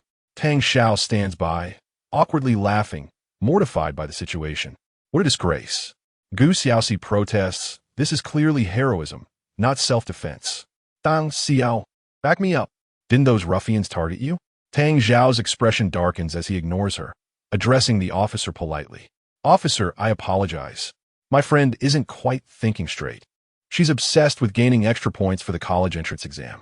Tang Xiao sees through Gu Xiaoxi's ulterior motive. While acts of heroism may yield academic benefits, self-defense does not. This realization fuels Gu Xiaoxi's fervent argument, as she dreams of boosting her scores through the encounter. The officer, not fooled, recognizes the distinction between heroism and self-defense, but is impressed by Gu Xiaoxi's ability to take on 5 opponents. He nods at Tang Xiao, I understand. Young lady, your boyfriend seems quite sensible. You should heed his advice. Tang Xiao appears composed and rational, while Gu Xiaoxi blushes, flustered. What boyfriend? No, that's a misunderstanding. He isn't my boyfriend. We're not a couple. Tang Xiao quickly clarifies, and Gu Xiaoxi huffs silently. TCH. Coward. The officer informs them. The 5 individuals who attacked you are from another school, and we've contacted their parents. We will ensure they receive proper guidance. Thank you, Officer, Gu Xiaoxi replies, still protesting. But I insist. I acted heroically. Let's go. There's no need to embarrass ourselves further. As they exit the police station, Tang Xiao awkwardly apologizes to the officers. As dusk falls, streetlights flicker to life. The two walk along the road, their shadows elongating and shortening in the dim light. Gu Xiaoxi chatters animatedly about the day's events, while Tang Xiao smiles, listening attentively. Let me tell you, in our school, hardly anyone can best me. Those 5 losers are nothing. You're impressive, otherwise. Why would I seek your guidance? He responds with a smile. Of course, your master is no ordinary person, Gu Xiaoxi boasts. Under a streetlight, Tang Xiao suddenly halts, turning serious. Xiaoxi, thank you for today. Gu Xiaoxi blinks in surprise, then strikes a pose she considers suave, rubbing her thumb against her nose. In the past, you protected me. From now on, I shall protect you. Have I ever protected you? You've forgotten already? A hint? Are you serious? You can't even recall this? Gu Xiaoxi huffs in frustration. Chapter 12. Come to my home for a massage Tang. Xiao had forgotten, but Gu Xiao she remembered vividly. The two had grown up together since elementary school. On one occasion, Gu Xiao she was bullied by a group of unruly students. Covered in mud, she sat on the ground weeping, her backpack torn and books scattered around her. Tang Xiao happened to pass by and, without hesitation, confronted the bullies. Outnumbered, he was inevitably beaten, sustaining bruises and cuts. Yet, in his fierce determination, he managed to bite a piece of flesh from the leader of the bullies, instilling fear in them. From that day onward, no one dared to bully Gu Xiaoxi again. Although this incident had long since faded from Tang Xiao's memory, it remained etched in Gu Xiaoxi's heart, a cherished moment of protection. Following that day, she developed a passion for sports. After rigorous training, she excelled in athletics and even pursued martial arts in high school. Additionally, she secretly trained in street fighting, learning from a master named Chen. Her simple and pure intention was, "You protected me that day, and from now on, I shall protect you." Curious, Tang Xiao asked, "Does your school really teach those moves?" Generally, females do not possess the same physical strength as males. However, Gu Xiaoxi was the provincial martial arts champion, with strength and skills far superior to the average person. Nevertheless, she subdued her opponents primarily through unorthodox tactics, strikes to the eyes, groin kicks, and knee strikes. Gu Xiaoxi shrugged off the notion. The school prohibits fighting, so how could they possibly teach those? Those are my unique techniques. Can you teach me? I want to learn, Tang Xiao inquired. He understood that to rapidly strengthen his physique would require time, but these unconventional tactics could provide a shortcut, proving to be quite useful. Don't worry, I will certainly teach you, Gu Xiaoxi replied, rising on her toes to ruffle Tang Xiao's hair. From now on, I will protect you. This scene struck a humorous note, leaving Tang Xiao feeling somewhat awkward. In other novels, it is typically the boys who ruffle the girls' hair. Why was it reversed here? Not one to back down, Tang Xiao also tousled Gu Xiaoxi's hair, declaring, "Forget it. I will be the one protecting you." Gu Xiaoxi firmly countered, patting Tang Xiao's head once more. "No, I will protect you." Ultimately, their playful banter evolved into a light-hearted exchange of face scrunching. They both burst into laughter, relishing the innocence and joy of their youth. Dang Yingluan pulled Tang Xiao aside, concern etched on her face. "What trouble did you get into at the police station? Are you all right?" "Of course not, Grandma. We're fine." After a thorough inspection, Dang Yingluan finally relaxed. "As long as you're okay. I'm getting old and can't take care of you as I should," she reflected. Though Tang Xiao was unharmed, Dang Yingluan still worried for quite some time. "Don't worry, I can take care of myself." "Look, I've grown stronger," Tang Xiao reassured her. Flexing his arm, Dang Yingluan smiled with satisfaction. "Indeed, you've grown up. You should take this." She handed him an envelope containing a considerable sum of money, 2,000 yuan. Tang Xiao quickly declined. "No, Grandma, I have enough money. I still have my scholarship." Dang Yingluan insisted. "This money is rightfully yours." "What do you mean? This money was given to me by your mother long ago. I never spent it, intending to save it for you." It turned out that when the Tang family took Tang Xiao from Dang Yingluan, they had given her 2,000 yuan as a gesture. Initially reluctant, Dang Yingluan accepted it. As Zhang Ping insisted, it was a token of goodwill and promised more in the future. Tang Xiao had never been valued in the Tang family, and neither had Dang Yingluan, who treated him like her own grandson, hoping only for his well-being. She had never anticipated receiving any gratitude from the Tang family, and had saved every penny for him. When she learned Tang Xiao had been at the police station, she panicked, fearing the worst. Even though she didn't fully understand the situation, she had prepared for the worst. Upon discovering he was fine, she felt relieved, yet insisted on giving him the 2,000 yuan. "This is the Tang family's money," Tang Xiao said, feeling discontent. "So this is how the Tang family repays my grandmother for years of nurturing me? Is this their way of treating both me and my grandmother?" He had never desired the Tang family's wealth, but their dismissive attitude towards his benefactor left him feeling uncomfortable. It was an overt display of arrogance. Who needed their money? Tang Xiao had little interest in anything from the Tang family. That day, as school ended, students filed out of the gates. At the entrance, Dan Xiao En Gao Xin Lang. Dan Xiao, why? Xin Ling twisted her neck. I have a crick in my neck again. Can you help me? Otherwise, I won't be able to focus in class tomorrow. Didn't you say you'd teach me your techniques last time? Oh, the teacher has a car. If you have something to do tonight, I can give you a ride, she said. This crick is not my fault. Tang Xiao sensed Xin Ling was being playful, unsure if it was merely his imagination. Surely it was just a figment of his mind. How could the homeroom teacher be flirtatious? That would be absurd. All right, he agreed. Helping Xin Ling with her massage was not much trouble. He had indeed promised to teach her some techniques. Xin Lang be met? Great. Let us go to my house. Tang Xiao was puzzled. Huh? Let us go. My car is over here. Xin Ling led him to a commercial center near the school. Rather than parking at the school, her car was in the commercial center's parking lot. It was a BMW M4. Though he didn't know much about cars, it certainly looked expensive. Tang Xiao was taken aback. Ms. Xin is wealthy?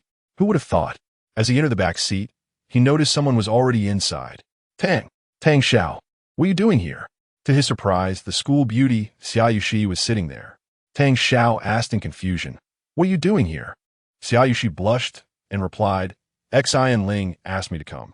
Again quickly, Xin Ling asserted, you two are my best students, and you need to communicate more. You performed excellently, and Xia Yuxi has many questions for you. Is that all right? Of course, that's fine. Tang Xiao thought nothing of it. After all, she was the homeroom teacher. Her intentions were understandable. As Xin Ling drove, an awkward silence enveloped the car. Xia Yuxi and Tang Xiao sat in the back, her cheeks flushed, finding it hard to breathe. Xin Ling, glancing at the two in the rearview mirror, couldn't he help but smile broadly. Ha ha ha, you two are just too amusing. Chapter 13. You consider me as your younger brother, while I regard you as my elder sister. This was Xin Ling's cunning plan. She deliberately created an opportunity for the two of them. Before long, the car arrived at Tianhe Palace Garden, a luxurious villa area. Xin Ling's villa, adorned with floral canopies, was even more opulent than Tang's residence, boasting a tennis court and a swimming pool. Ms. Xin, is this your home? Dan Xiao in Guit, un setin. Of course, who else's could it be? Xin Lang ziplit non chalen. Tang Xiao was unaware. The Xin family was one of the most prestigious families in Jiangnan City. Xin Ling had been born into wealth, and teaching was merely a personal passion for her. Choosing to teach at the second high school was also a means to conveniently spend time with Xia Yuxi. On an expensive pair-wood dining table, a lavish feast awaited them. Xin Ling continuously served Tang Xiao, urging, you should eat more of this. You've been overworking your brain lately. It's essential to nourish yourself. Thank you, Ms. Xin, but you should also eat without worrying about me. Although Tang Xiao was polite, he indulged heartily, consuming as much as he could, maintaining a demeanor of neither servility nor arrogance. Recently, he had been working hard both academically and physically, resulting in a significant appetite. With so much food, it would be a shame to let it go to waste. Besides, when one's homeroom teacher treats, there is no need for excessive formality. Xia Yuxi kept her head down throughout the meal, speaking in a voice barely above a whisper. Tang Xiao's dining demeanor was quite impressive. The two had shared a table for several days, yet Xia Yuxi still felt hesitant to converse with him. After their appetites were satisfied, Xin Ling brewed each of them a cup of exquisite coffee, and the three engaged in light-hearted banter. Tang Xiao, where did you learn those techniques? The results are remarkable. I've tried many massage masters both domestically and abroad, but none possess your skill, Xin Ling inquired. Xin Ling often suffered from shoulder and cervical spine issues, having spent millions on treatments, yet nothing compared to the comfort Tang Xiao provided during his massages. I learned from an elderly neighbor. It's not that impressive. Just standard traditional Chinese massage techniques. As long as you follow the acupoints and meridians, it suffices. After acquiring an extraordinary memory, Tang Xiao's speed in learning traditional Chinese medicine soared, astonishing even Gu Weiguo, who was taken aback by his rapid progress. For Tang Xiao, it was not challenging. He could remember and master anything after a single glance. His learning pace was contingent upon his reading speed, which was equally remarkable, a phenomenon that Lu Zihao dubbed quantum learning. He had become thoroughly familiar with the acupoints and meridians. Techniques such as tuina and bone setting were exceedingly simple for him. Tang Xiao, you understand traditional Chinese tuina? How impressive. Xiaoyushi finally mustered the courage to interject. Not only was he academically gifted, but he also possessed knowledge of traditional Chinese medicine. This boy was truly exceptional. Oh no, not at all. Tang Xiao habitually downplayed his abilities. Suddenly, an idea struck Xian Ling. Tang Xiao, Xiaoyushi mentioned she wants to learn massage. Why don't you teach her? You two can practice on me. Upon hearing this, both Tang Xiao and Xiaoyushi were momentarily stunned. Xiaoyushi's face turned crimson, and she silently questioned Xian Ling. When did I express a desire to learn? I only just discovered that Tang Xiao is skilled in tuina. Yet, Xian Ling shot her a knowing glance. Isn't this a brilliant maneuver? Silly girl. Just go along with me. All right. Tang Xiao. I am quite eager to learn, she conceded. Okay. What followed was somewhat surreal. The beautiful homeroom teacher reclined comfortably on the sofa, joyfully playing the role of a practice dummy, while the school beauty Xiaoyushi practiced massage techniques under Tang Xiao's guidance. Tang Xiao guided Xiaoyushi's hand to an acupoint on Xian Ling's shoulder, instructing, "This is the acupoint. You should press here. Don't just stand there. Apply a bit more pressure. Look, Ms. Xian is about to fall asleep." Xiaoyushi's movements were quite stiff, and Tang Xiao found them rather lacking.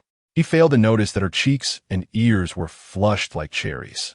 Xiaoyushi's heart raced, nearly leaping from her chest. We are holding hands. We are holding hands. Oh my gosh. You've hurt me. Xian Ling suddenly cried out. Ms. Ling, I'm so sorry. I didn't mean to. Just endure it for a moment. Xiaoyushi quickly apologized, having mistakenly pressed the wrong acupoint. How can anyone bear such pain? You try it. Tang Xiao, hold her down. Let go, it's not a good idea. Come on, just try it. Once you've tried, you're no longer a child. The two girls playfully tussled. Tang Xiao found the scene amusing, and the atmosphere was exceedingly lighthearted.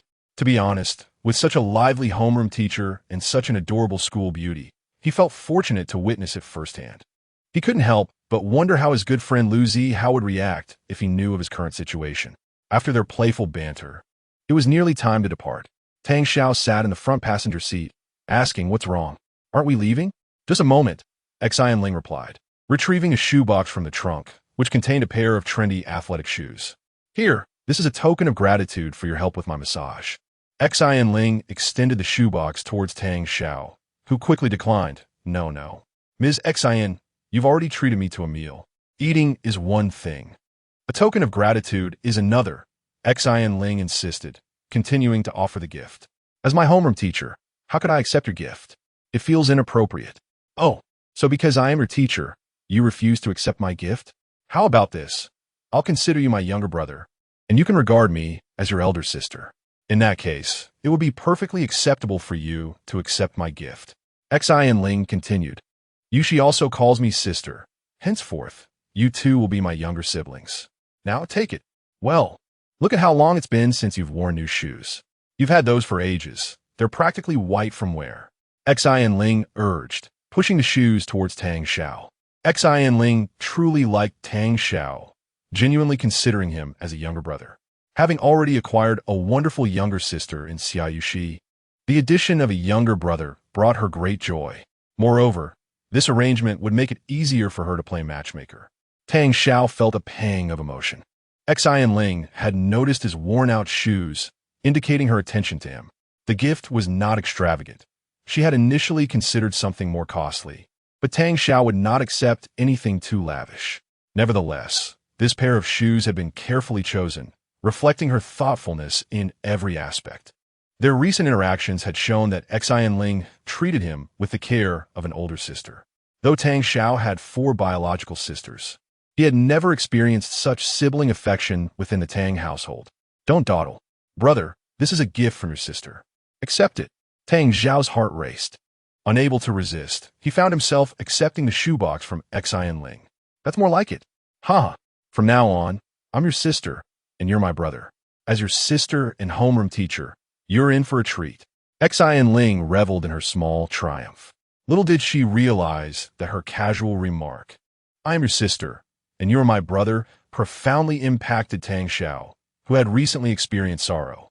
This contrast was striking.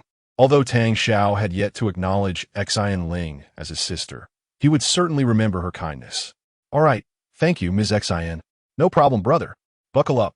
Your sister is about to drive. Xian Ling was unconcerned with whether Tang Xiao addressed her as sister or not. After all, she believed herself to be his sister, and that was enough. As an elder sister, it was her duty to care for her younger brother. Chapter 14.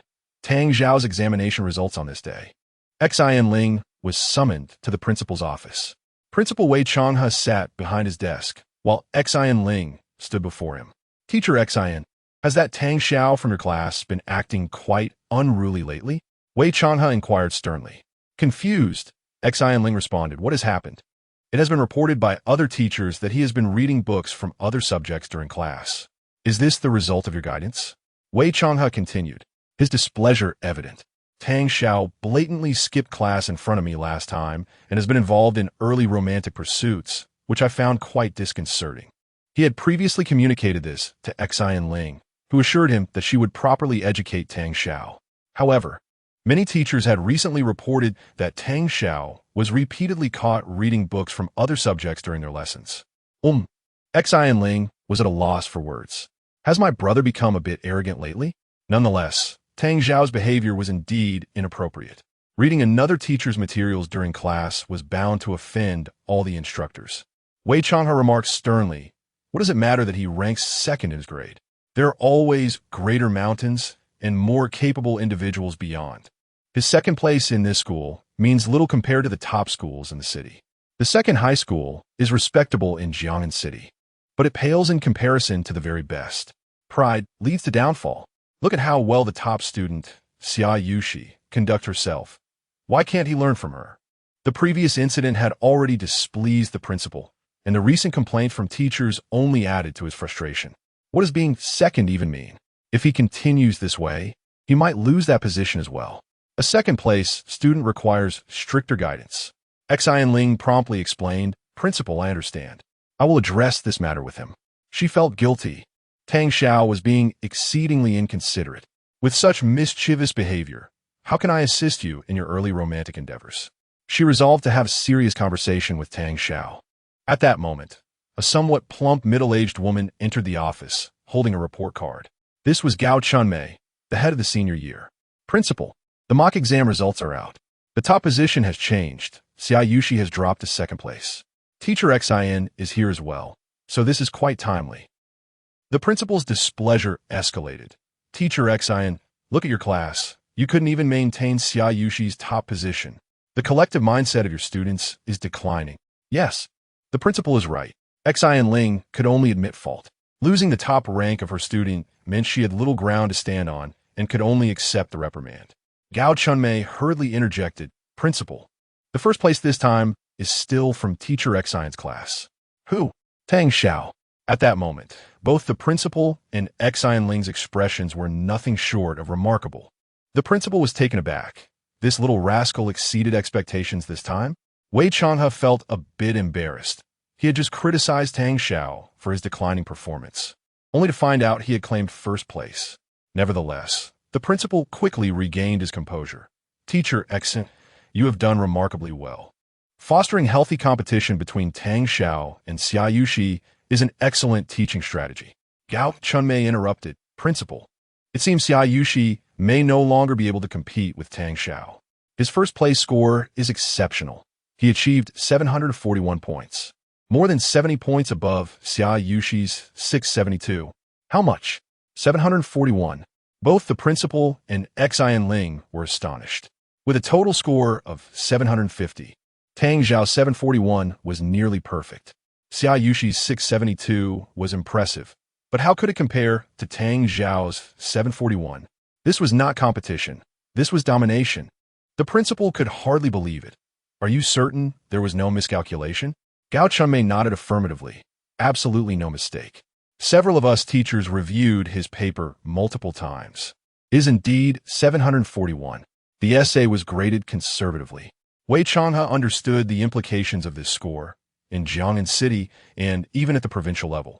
Tang Xiao's performance was extraordinary. Gao Chunmei was elated. Other teachers have praised Tang Xiao extensively. They have noted that he is diligent and responsible, a truly remarkable student. He even scored full marks in several subjects. What could the other teachers possibly object to? As long as Tang Xiao refrains from drinking and gambling in class, what is there to complain about?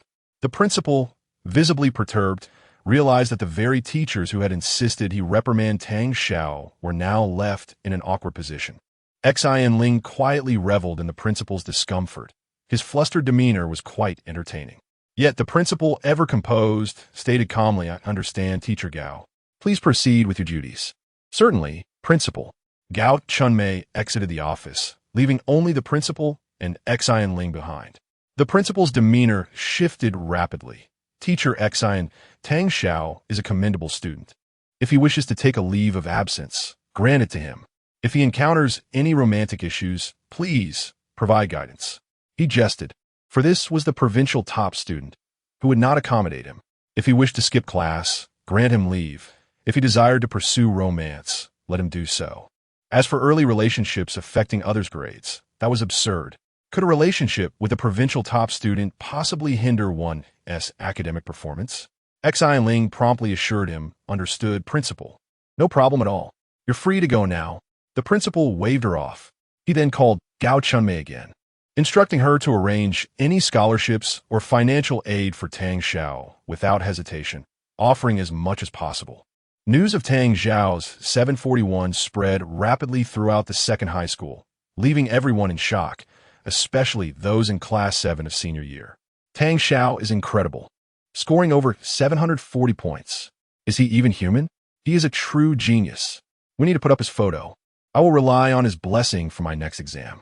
Tang Xiao sat in class while everyone buzzed about him, with some classmates even approaching him for help. He explained a few problems. Actually, this question isn't difficult. It appeared in the mock exam in 2002. If you have seen it, you would know. How do you score full marks in English? It's simple, just memorize everything. Tang Xiao felt somewhat uneasy, but had no choice. His extraordinary memory allowed him to retain information after just one reading, coupled with his natural intelligence. For him, examinations were the simplest of tasks.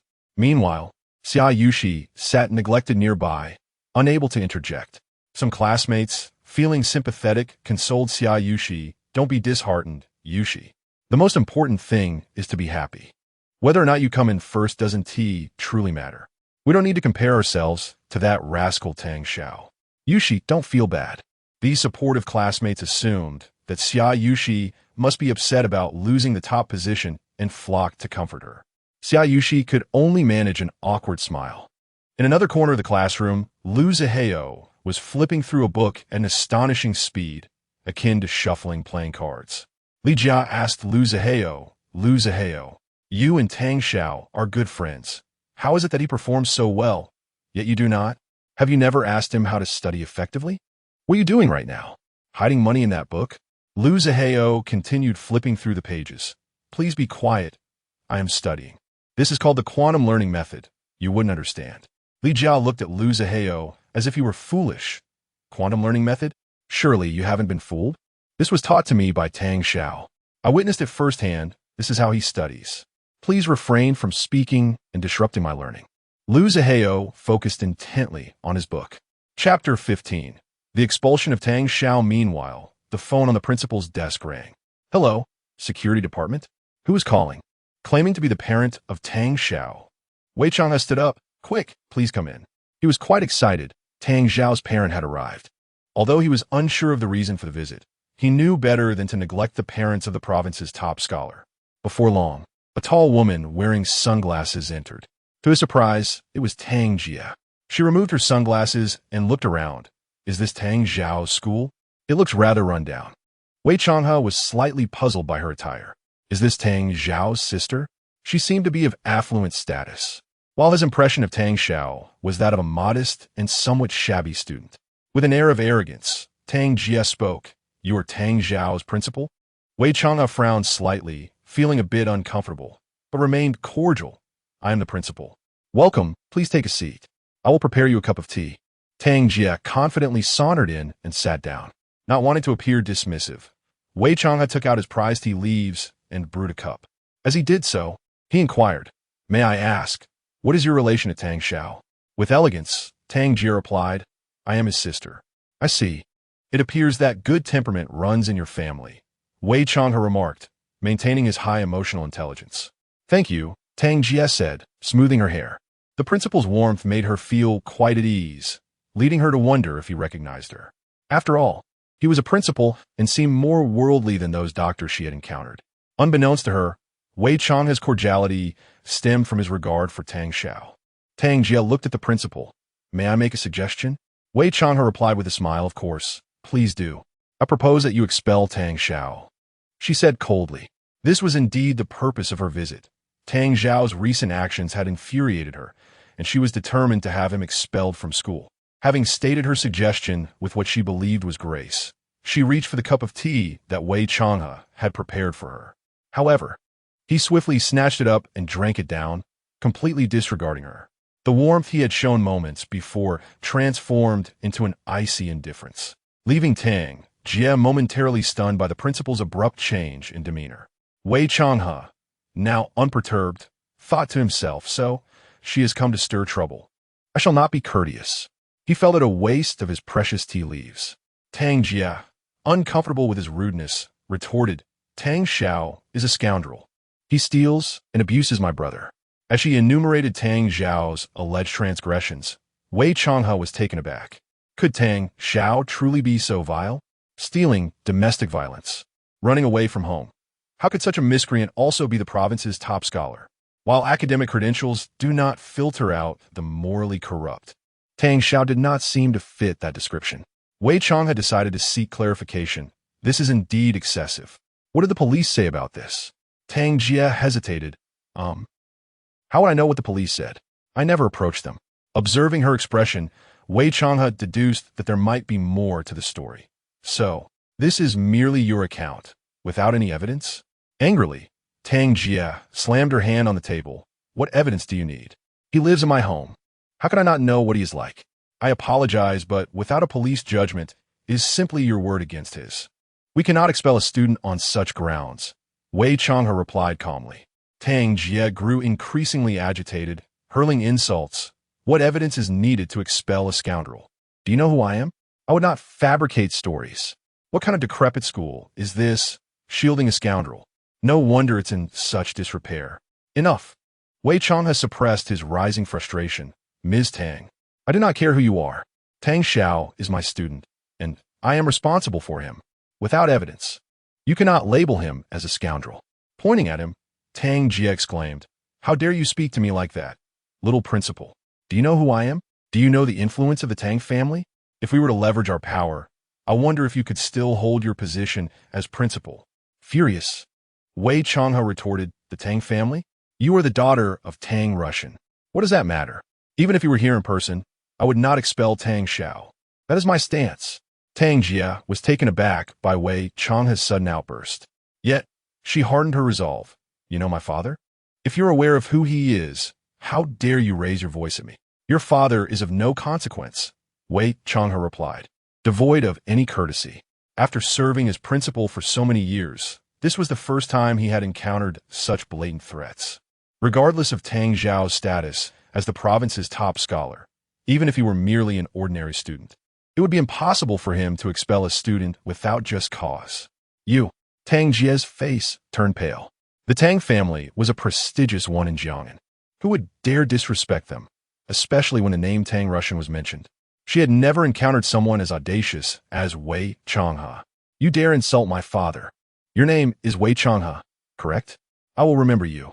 Dang Ye Fumet. I am your elder. Is this the upbringing of the Tang family? Such a lack of decorum. You dare accuse my family of lacking decorum." Tang Jie shouted, throwing objects from the table.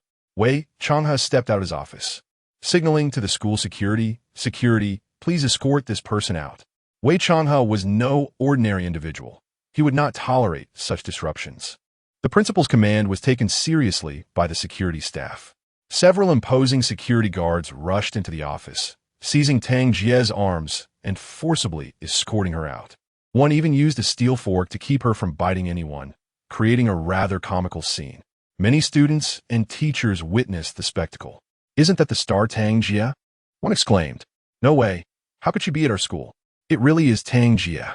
I just watched her in a web drama a few days ago." "Who is she?" another asked. "A minor celebrity, somewhat well-known." In this environment, where students were predominantly young, they recognized celebrities more readily. Some identified Tang Jia and eagerly informed others to ensure that more people could witness the unfolding drama. How could she be escorted out? The security's actions remind me of when they captured a stray dog last time. Quick, take pictures, record videos, and post them online. Students from Class 2 quickly took out their phones to capture the moment. Tang Jia, humiliated, felt that this was more embarrassing than her previous incident at the hospital. As an inflated minor star, she craved recognition from everyone, but in this moment, she longed to remain anonymous. "Let me go. How dare you? You mustn't film this." Tang Jia yelled in exasperation, struggling against her captors. "Stop filming. Give me back my phone." Unfortunately, her assistant was not nearby, and no one came to her aid. "Dang Xiao, I will hate you for a lifetime." Tang Jia's face turned pale with rage, never anticipating that she would face humiliation once again. In Class 7, Lu Zihao called Tang Xiao to the window, pointing at Tang Jia. "Tang Xiao, that is Tang Jia, the star. You both share the surname Tang. You and T know her, would you?" "I do not know her," Tang Xiao denied. He frowned. How many more of this family are going to show up? First the third, now the second. Lu Zihao sighed in relief. "I knew it. If you knew Tang Jia as well, that would be too embarrassing."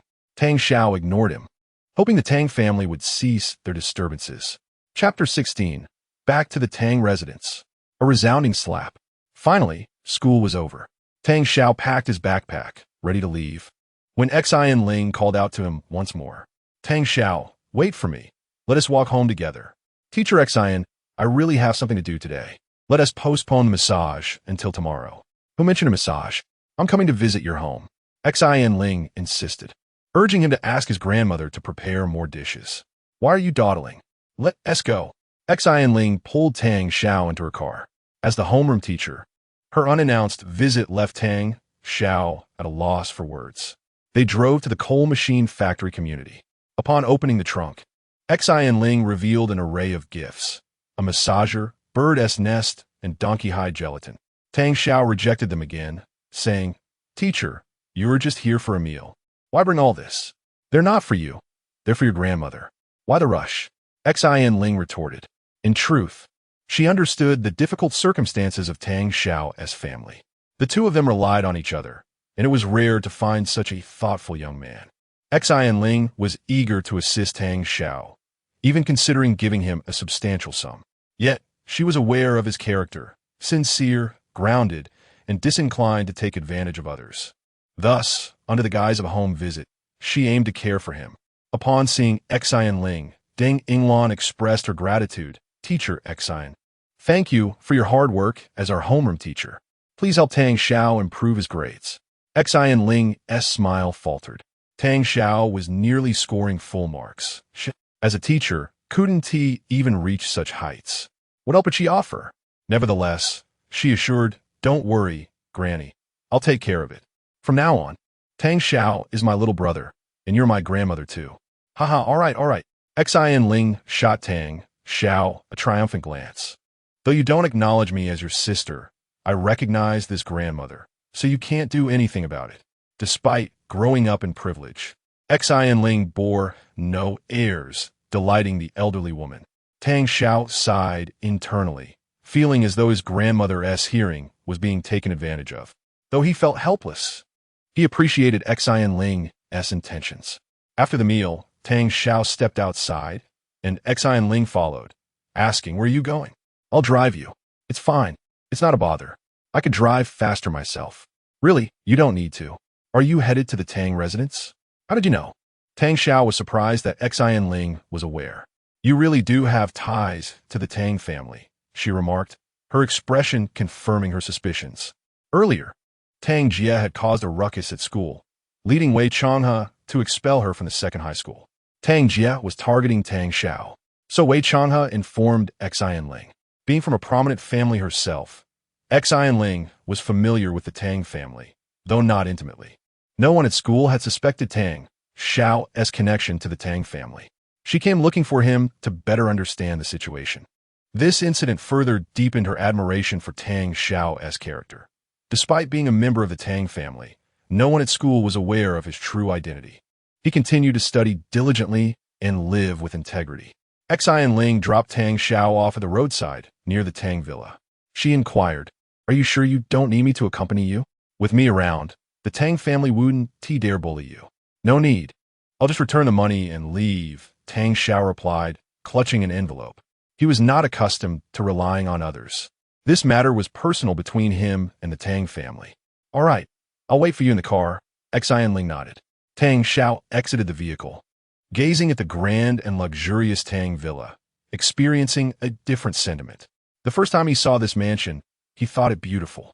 Now it felt cold and unwelcoming. In his previous life, it was the inhabitants of this very villa who had treated him like refuse and caused his demise. He rang the doorbell, and the housekeeper, Sister Li, answered. "Hello, Sister Li. It's been a while." He smiled warmly, feeling a sense of familiarity. Tang Xiao got along well with the household staff, who appreciated his humble and kind nature. "Young Master Xiao, please come in," Sister Li urged. "Actually, I want to go in." "Here, please give this to the Tang family. This money is—" Tang Xiao offered a brief explanation. "Sister Li, I must be on my way." He handed over the envelope, eager to avoid further entanglement with the Tang family. Having worked for many years as a housekeeper, Sister Li was trustworthy. She hesitated, aware of the turmoil within the Tang family, yet feeling powerless as a mere servant. Just as Tang Xiao was about to leave, a weary voice called out, "Sister Li." "Who is at the door?" "Tang Xiao, it's you." It was the youngest sibling, Tang Xian. Dressed in loose sleepwear, she appeared exhausted, her hair disheveled and her complexion pale. The past few days had not been kind to her. Upon seeing Tang Xiao, Tang Xian's spirits lifted. She rushed towards him, nearly losing her shoes, eager to pull him inside. "Don't. I'm leaving," Tang Xiao resisted. "Isn't it better for you to perish outside?" Tang Ziji, with tears in his eyes yet a heart full of malice, urged them to drag Tang Xiao inside. At that moment, Tang Xiao had gained over 10 pounds since he last left, appearing taller, more mature, and striking, yet his demeanor was decidedly colder. He attempted to shake off their grasp, when another sharp voice pierced the air.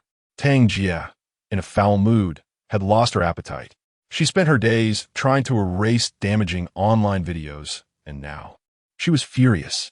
Tang Xiao frowned, staring at her in disbelief. How absurd. Tang Jia, battling her own demons, had become a mess, and yet she blamed Tang Xiao for her troubles. Impatiently, Tang Xiao declared, "Fine, I'll leave. You two, let go of me." Tang Xian pleaded, "Tang Xiao, don't go. This must be a misunderstanding. We can clear it up."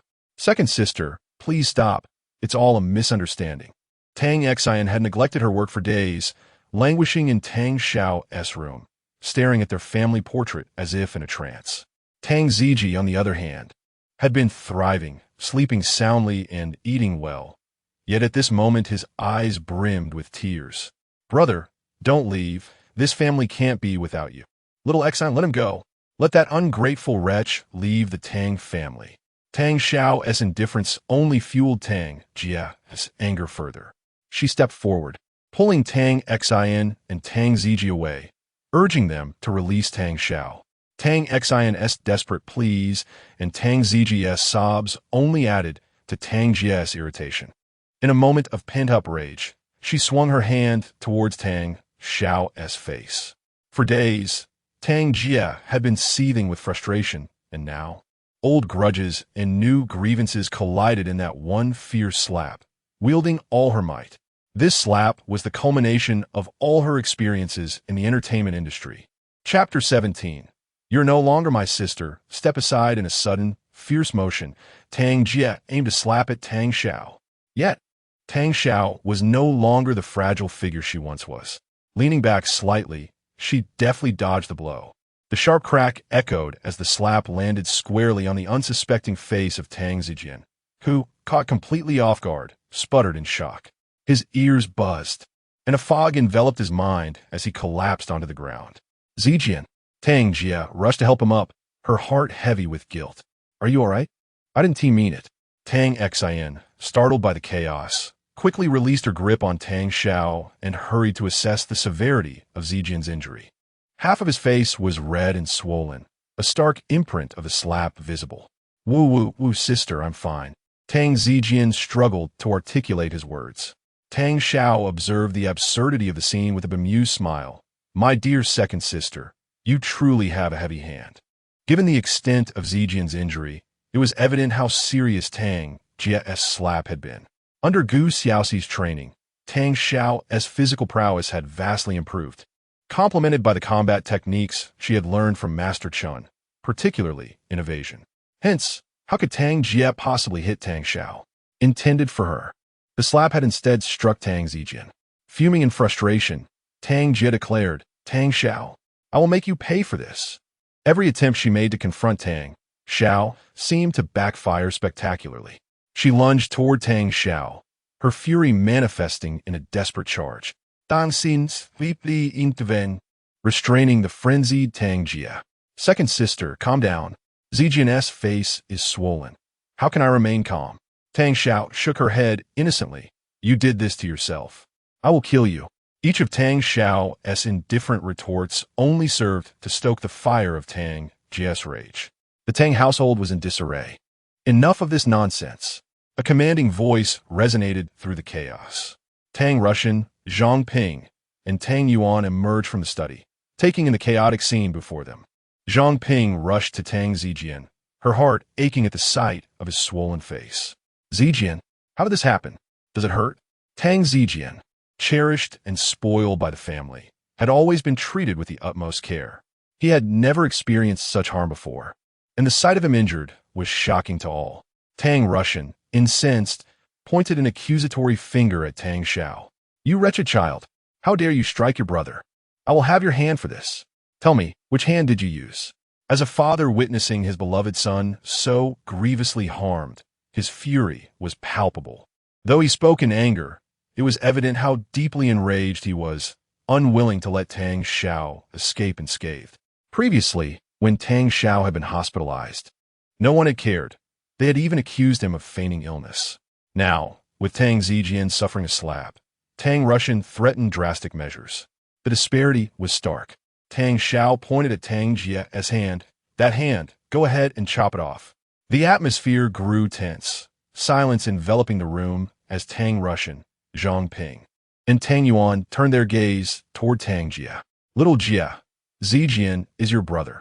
How could you strike him so harshly? Zhang Ping reproached Tang Jia. Tang Jia, embarrassed, stammered, I accidentally hit Zijian. It's all Tang Xiao's fault. Tang Russian nearly roared, you wretched brat. Get out. You are no longer welcome in the Tang family. Tang Xiao retorted, if I'm a wretched brat, then you are an old scoundrel. Damn it, don't hold me back. Today, I will deal with this ungrateful child. Tang Russian was seething, attempting to charge at Tang Xiao, but the family held him back. Tang Xiao shrugged nonchalantly, you can't defeat me anyway. I never intended to stay. It was your son and daughter who insisted on bringing me here. Your son? Your daughter? Tang Xiao's words were resolute, suggesting that Tang Russian was not his father, and that he was no longer part of the Tang family. After delivering his statement, Tang Xiao turned to leave, considering any further conversation a waste of time. Exiting the villa, he stepped onto the roadside, where Xian Ling's car awaited. Are you done? Xian Ling asked as she descended from the vehicle. Yeah, it's over. Tang Xiao felt a profound sense of relief, as if a heavy burden had been lifted. Xiao, don't go. At that moment, Tang Xin dashed out, tears streaming down her face. Xiao, why haven't you been answering my calls? Tang Xiao replied coldly, I blocked you. Miss Tang, please step aside, or I will have to call the police. Xian Ling warned. A pang of anxiety gripped Tang Xin. Tang Xiao's indifference only deepened her sorrow. In recent days, she had contemplated much and increasingly doubted that her father's book had been damaged by Tang Xiao. Gazing at the family portrait he had drawn, her heart ached. Tang Xin was deeply emotional, and the realization that she had hurt a brother who loved her dearly filled her with regret. Yet it was too late. Tang Xiao wore a detached smile. You were the one who called me uncultured and ill-mannered. You insisted I was responsible for the book's damage. Tang Xin stood frozen, staring at Tang Xiao, who now felt like a stranger. Tang Xiao, aren't you leaving? Xian Ling interjected, noticing Tang Xian's persistence and Tang Xiao's growing impatience. Fine. Tang Xiao sided pep Tang Xin, about the debat. Xiao, please don't go. Tang Xian cried out, her voice laced with desperation. She glared at Xian Ling with suspicion. Who are you? Where are you taking my brother? Before Xian Ling could respond, Tang Xiao stepped protectively in front of her, declaring, This is my sister. What do you want? This is my sister. Those 4 words pierced Tang Xian's heart like 1,000 needles. Tang Xiao no longer recognized her, instead referring to another person as his sister. Once, she had been the sister he cherished above all else, but now he called her by her name, rejecting their bond. The stranger who stood beside him had assumed the title of sister. Tang Xian felt as though her heart was shattering. Sister, let us go. Without a glance back at Tang Xian, Tang Xiao climbed into Xian Ling's car. Tang Xian collapsed onto the ground, sobbing uncontrollably as the vehicle sped away, leaving only the fading crimson glow of its taillights. Xiao Xian. Witnessing Tang Xian's desolation, the family felt a surge of compassion, each offering their comfort. Yet her tears would not cease. Tang Jie and Zhang Ping consoled Zijian, their concern evident. Had it not been for the assurance that Zijian was not gravely harmed, they would have rushed him to the hospital. Tang Russian was seething with rage. That ungrateful wretch, bullying his sister and striking his brother. Is he even human? The Tang family has spent so much on him, yet he is nothing but an ungrateful wolf. Tang Jie chimed in, Xian. Don't shed tears for such a wretch. He is only after our family's wealth. Everything he paints is a deception. At that moment, Aunt Li hesitated before speaking. Sir, Miss, young Master Xiao asked me to deliver this to you. She handed over an envelope. Chapter 18. Astonishing memory shocks. The old Chinese medicine practitioner sister Li presented an envelope to Tang Yuan. Judging by the thickness and shape of the envelope, it contained a substantial amount of money. Tang Yuan was perplexed, wondering what Tang Xiao meant by this. Sister Li explained that the money was a gift from young Master Xiao, totaling 32,000 yuan. 30,000 yuan was the amount spent by the Tang family on him, and the additional 2,000 was a gift from Madame to his grandmother. Everyone was taken aback. The Tang family had only spent 30,000 yuan on Tang Xiao over the past 2 years. Each of them had weekly allowances exceeding 70 or 80,000 yuan. Who would believe such a claim? Tang Russian exclaimed in disbelief. Nonsense. The Tang family has only spent 30,000 on him? No one responded, and as they pondered, they realized that indeed, they had not spent a single cent on Tang Xiao. Not only was the 30,000 shocking, but the 2,000 also felt like a slap in the face for the Tang family. As a prestigious family, how could they repay the person who had nurtured their son for 16 years with a mere 2,000 yuan? Such news would be utterly humiliating, surely leading to accusations of ingratitude against the Tang family. Even Tang Yuan felt that her mother's actions were inappropriate. Mom, did you really only give Tang Zhao's original family 2,000 yuan? Did you not give anything afterward? Zhang Ping awkwardly replied, I didn't mean to. I simply forgot. She then lamented, that foolish child. Why didn't he tell us? He suffered such injustice. It became evident that Tang Xiao had endured considerable hardship. Tang Xian felt even more ashamed, tears streaming down her face. Tang Jie seized the moment, stating yes. How could you forget this matter? Tang Xiao stole from eldest sister. His character is questionable. He wronged us first. With this assertion, everyone felt a sense of balance restored. No one wanted to view themselves as villains, and those who had committed misdeeds often sought to justify their actions. However, Tang Xian questioned, eldest sister, there's no evidence. Are you certain it was Tang Xiao? Having wronged Tang Xiao in the past, Tang Xian increasingly felt he was not that kind of person. Tang Jie retorted, Xiao Xian, have you lost your mind pursuing art? What evidence do you have that it wasn't Tang Xiao? Who else could it possibly be? But don't be foolish, Xiao Xian. The two purest in our family are you and Zijian. He has never regarded us as family and would definitely steal from us. Tang Jia harshly scolded. Tang Xian lowered her head, remaining silent. Tang Yuan, exhibiting a more mature demeanor, furrowed her brow, clearly agreeing with Tang Jia's perspective. She contemplated who had taken Tang Xiao away earlier. Why was there always someone assisting him? Meanwhile, Tang Zijian's face was swollen like a pig's head, presenting a pitiful sight. In truth, he was the angriest person in the room. Tang Zijian was furious, yet he still had to feign a pitiful appearance. His inner thoughts roaring, "I will kill you. I will not let you escape, Tang Xiao." A hint of malice flickered in Tang Zijian's swollen eyes. On the other side, Tang Xiao sat in Xianling's car. The vehicle passed under streetlights, casting light into the interior. Tang Xiao's face alternated between illumination and shadow. He spoke first. "I apologize for the scene earlier." Xianling, grasping the steering wheel, smiled gracefully. "It's nothing. This is quite normal. Every family has its own struggles. I can understand. I called you sister. I'm sorry. I merely wished to provoke them," Tang Xiao admitted bashfully, having called Xianling's sister in a moment of desperation. Xianling laughed, playfully wrapping her arms around Tang Xiao's neck. "What is wrong with that? I am indeed your sister."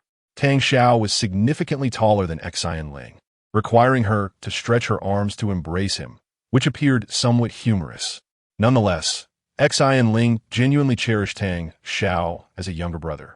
The fact that he had called her sister and defended her earlier brought her immense joy, causing her to beam with delight. Gaining access to Tang Xiao's heart was no easy feat. Xianling patted her chest, declaring from now on, "You are my brother. If the Tang family dares to bully you, just tell me, and I will handle them." Tang Xiao was perceptive. He sensed Xianling's sincerity. "Thank you, sister," he expressed gratefully. "Ha. All right, little brother. Let us go for a late-night snack. I'll treat you. Never mind, I have yet to finish my homework. As your sister and your homeroom teacher, if any teacher gives you trouble, just report my name. Late-night snacks are on me," Xianling asserted with confidence. That day, Tang Xiao found himself at Gu Xiaoxi's home. Gu Xiaoxi was absent, leaving only Gu Weiguo in the house. Gu Ma Huang, Xing Chao Shi Gao, Ginger, Juju, hidden. The sun brings no sweat and irritability, dispel cold and clear heat. Tang Xiao recited Chinese medicine knowledge with remarkable fluency, recalling various acupoints, meridians, their locations, and functions with ease. Gu Weiguo, holding a teacup, watched in astonishment. "You've memorized all of this?" he asked incredulously. Tang Xiao nodded. "I remember everything you taught me. The human body is intricate, and the field of medicine encompasses vast amounts of content. The memorization required is immense." Gu Weiguo was aware of the struggles he faced while learning these concepts. Tang Xiao not only learned quickly, but also demonstrated remarkable flexibility in understanding the principles of Chinese medicine. His swift and proficient learning, coupled with his calm demeanor at such a young age, was indeed commendable. "You are a remarkable talent." Gu Weiguo couldn't help but applaud, feeling elated at his good fortune. With his extraordinary memory and ability to absorb knowledge, mastering such content was effortless for Tang Xiao. As for his demeanor, one who has faced death once is naturally composed. "It is thanks to your excellent teaching, Grandpa Gu," Tang Xiao humbly acknowledged. Gu Weiguo then presented a stack of handwritten notes and a set of acupuncture tools. "I initially thought I would have to wait several years before teaching you acupuncture, but you learned so quickly that I can teach you now." Tang Xiao gazed at the old notes, all handwritten in Gu Weiguo's handwriting, and was astonished. "Grandpa Gu, you understand acupuncture?" he asked in disbelief. Acupuncture is one of the more complex techniques in Chinese medicine. A skilled acupuncturist can save a life with just a few needles. However, there are also many cases where it has led to death. One needle gives life, another takes it. This is the nature of this craft, a skill that dances on the edge of a blade. Tang Xiao mused, unaware of Gu Weiguo's knowledge in this area. "Ah, I know a little," Gu Weiguo replied, stroking his beard with a smile. Though he feigned modesty, Tang Xiao could sense the quiet confidence emanating from Gu Weiguo. "Xiao, acupuncture is quite complex. You must study it diligently." "Absolutely, Grandpa Gu. I will study hard," Tang Xiao affirmed resolutely. He surmised that this might be Gu Weigua's secret expertise, a rare treasure he was now imparting to him, filling Tang Xiao with gratitude. Just then, "Oh, Tang Xiao, you're here too?" Gu Xiaoxi exclaimed joyfully upon seeing Tang Xiao. Tang Xiao smiled and nodded. "I'm studying Chinese medicine with Grandpa Gu." Gu Xiaoxi replied, "Perfect timing. Let us go eat barbecue." "It's on me. I've been a bit tight on funds lately. Let us just eat noodles at home." Tang Xiao's expression turned awkward. To sever ties with the Tang family, he had returned most of the money he had saved over the years. His funds primarily came from scholarships and selling eggs, leaving him genuinely short on cash. To his surprise, Gu Xiaoxi responded with unwavering confidence, "Come on. I'm in a good mood today. Really, it's my treat." Chapter 19. The intoxicated maiden. The two sat in a barbecue restaurant, merrily indulging in their meal. Tang Xiaoju remarked on the skewers of meat. "Have you struck it rich? Treating us is quite rare." Gu Xiaoxi retorted, "Nonsense, as if I'm stingy. Who doesn't he know that I, Gu Xiaoxi, am always generous?" With a chuckle, she then called out, "Boss, bring us half a dozen beers." Tang Xiaoju interjected, "Wait, why are we drinking alcohol?" Neither of them were accustomed to drinking, and he was uncertain of the consequences. Gu Xiaoxi, brimming with confidence, declared, "No problem. Something good is happening today, so we must celebrate." Without waiting for a response, she popped open a bottle and took a long swig. "Unstoppable. Refreshing," she exclaimed, wiping her mouth with satisfaction. "I successfully acted bravely today, which means an extra 20 points on my college entrance exam. Ha ha! I am truly a genius." It turned out that Gu Xiaoxi had encountered a knife-wielding robber on the street and had bravely subdued him. The police confirmed her act of valor, granting her additional points for the exam, which elated her. A knife-wielding criminal? Tang Xiaoju thought of the danger she had faced while Gu Xiaoxi spoke nonchalantly. Though she was impressive, he felt a wave of anxiety for her well-being. "You're too reckless. What if you've been hurt? You weren't timid when you helped me before, so why should I be?" she replied. "Besides, as martial artists, we must assist those in need." Boasting, Gu Xiaoxi added, "I looked quite magnificent at that moment. If you had been there, you would have undoubtedly revered me as your righteous father." "Please put down the phone," Tang Xiaoju sighed. "You should drink too," Gu Xiaoxi insisted, and Tang Xiaoju, seeing her joy, obliged and took a sip. What began as a casual drink soon spiraled, as Gu Xiaoxi became increasingly inebriated, her words slurring. She nearly drifted into slumber a few times, prompting Tang Xiaoju to shake her shoulder. "Hey, didn't you say you were fine? How can you possibly be drunk? You underestimate me," she mumbled incoherently. On the dimly lit streets, Gu Xiaoxi draped her arms around Tang Xiaoju's neck while he supported her. The night was late, leaving only the two of them on the street. Gu Xiaoxi stumbled, and their pace slowed dramatically. "If you can't handle it, then don't drink. You're just putting on a brave face," he remarked, a hint of disdain in his voice. This was their first moment of such close proximity. Gu Xiaoxi's body radiated warmth, even bordering on feverish. Tang Xiaoju's heart raced. Suddenly, Gu Xiaoxi began to flail, causing Tang Xiaoju to lose his balance, and they toppled into the grassy median. Gu Xiaoxi landed atop Tang Xiaoju, her face mere inches from his. Her hair tickled his face, and he could feel the softness of her presence. As their bodies were so close, he caught a whiff of her intoxicating scent mingled with the lingering aroma of alcohol, a faint, unique fragrance that belonged solely to her. Tang Xiaoju's eyes widened, his heart pounding as if it might leap from his chest. "Wake up," he urged, hastily pushing her away. Gu Xiaoxi sprawled on the grass while he adjusted her skirt, which had been askew. "At your age, you still can't make things easy for me," he muttered, exasperated. Together, they laid Gu Xiaoxi on the bed. Tang Xiaoju explained her drunken state to Gu Weigua, who was both amused and frustrated. "This girl is truly unreliable. Thank goodness you were there." "All right, Xiao, do get some rest," Gu Weigua advised. The sensation of Gu Xiaoxi's warmth and fragrance lingered in Tang Xiaoju's mind. He shook his head in resignation. "My master is utterly unreliable. Yet, the extra points are indeed a good thing." Feeling pleased for Gu Xiaoxi, Tang Xiaoju arrived at school the next day. Xia Yushi was already there, diligently working on her assignments. "Good morning," he greeted. "Why you two?"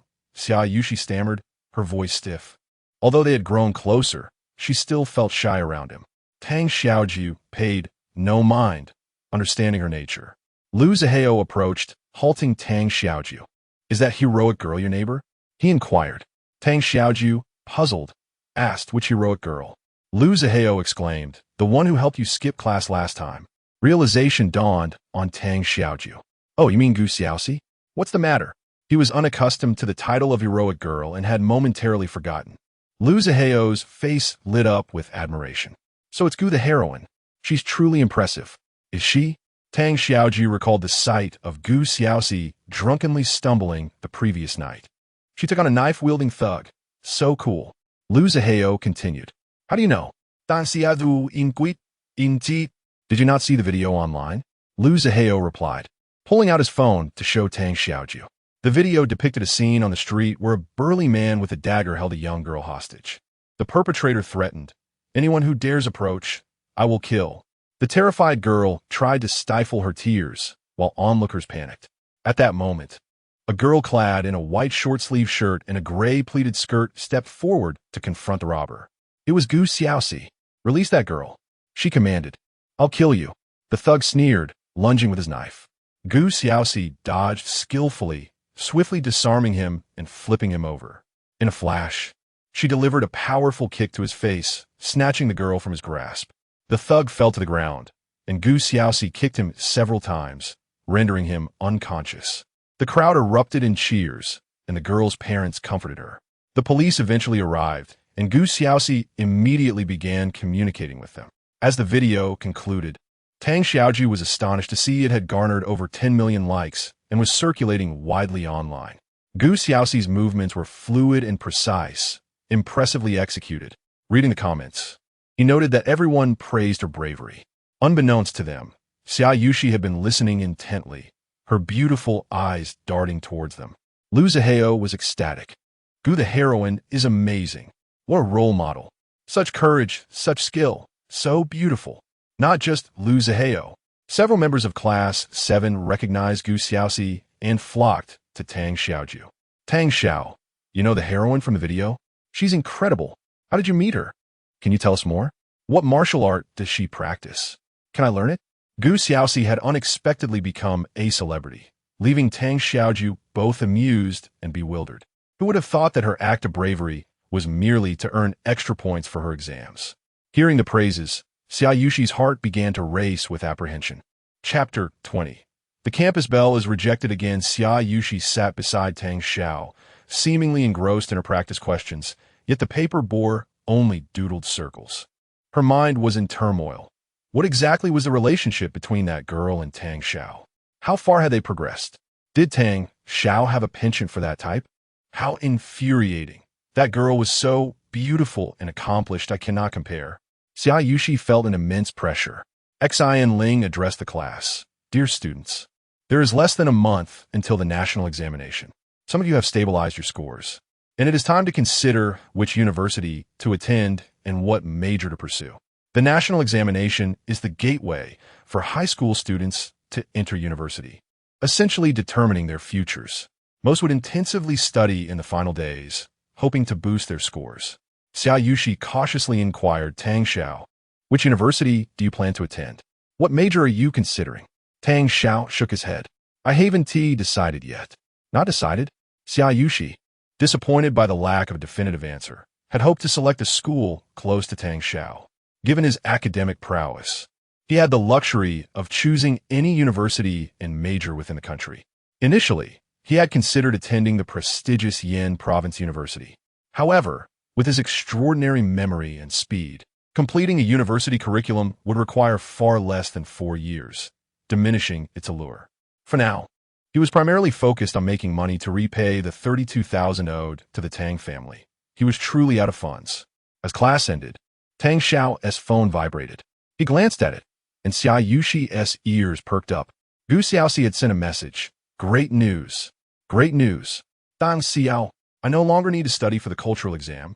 "Wow. All right, I know you're excited, but you still need to study. Your cultural knowledge was never extensive." "Nonsense. How dare you say I lack culture? I have genuinely good news. I've received a recommendation to Yin Province Drama Academy. I don't need to take the national exam. Wahahaha. Smug dog emoji. It turned out that Gu Xiaoxi's video had gone viral nationwide, catching the attention of the admissions office at Yin Province Drama Academy. In the video, her movements were sharp and graceful, and her beauty was undeniable. The academy, upon reviewing her grades, found her eligible and extended a recommendation to her. She could bypass the national examination and enroll directly. In this era, action actors were rare, and it had been years since a talent as exceptional as Gu Xiaoxi had emerged. Yin Province Drama Academy was astute, with Gu Xiaoxi's built-in following. Securing her would undoubtedly enhance the university's prestige. Delighted by the opportunity to attend university without taking the national exam, Gu Xiaoxi exclaimed, "I am the chosen one. Pure luck." Tang Xiao chuckled, unable to suppress his amusement. Xia Yushi, observing his smile, felt a pang of jealousy. Who was he messaging that brought him such joy? Could it be that handsome girl? Her heart tightened. At that moment, Tang Xiao received a text. Bank card ending in XXX successfully received 60,000 yuan. Huh? Who transferred me 60,000? While pondering this, Xian Ling's message arrived. Bro, did you receive your scholarship? 60,000. Such a large sum? So quickly? With your grades? It's not excessive. The standard approval takes several days, but I spoke with the principal and expedited it.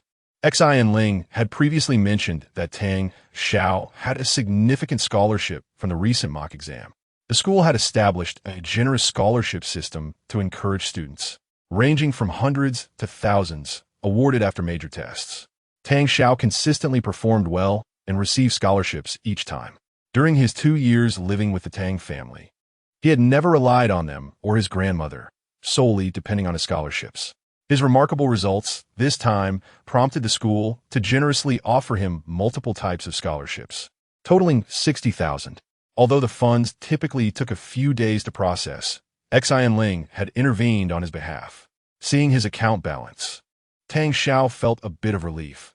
While not a fortune, it was rightfully his. Xian Ling sent another message. Bro, to celebrate your scholarship, let us go out for dinner after school. I'll treat you to something nice. All right. Then I'll treat you. You treat? Nonsense. I'm your sister. I call shots. Don't blame me if I get angry. Okay.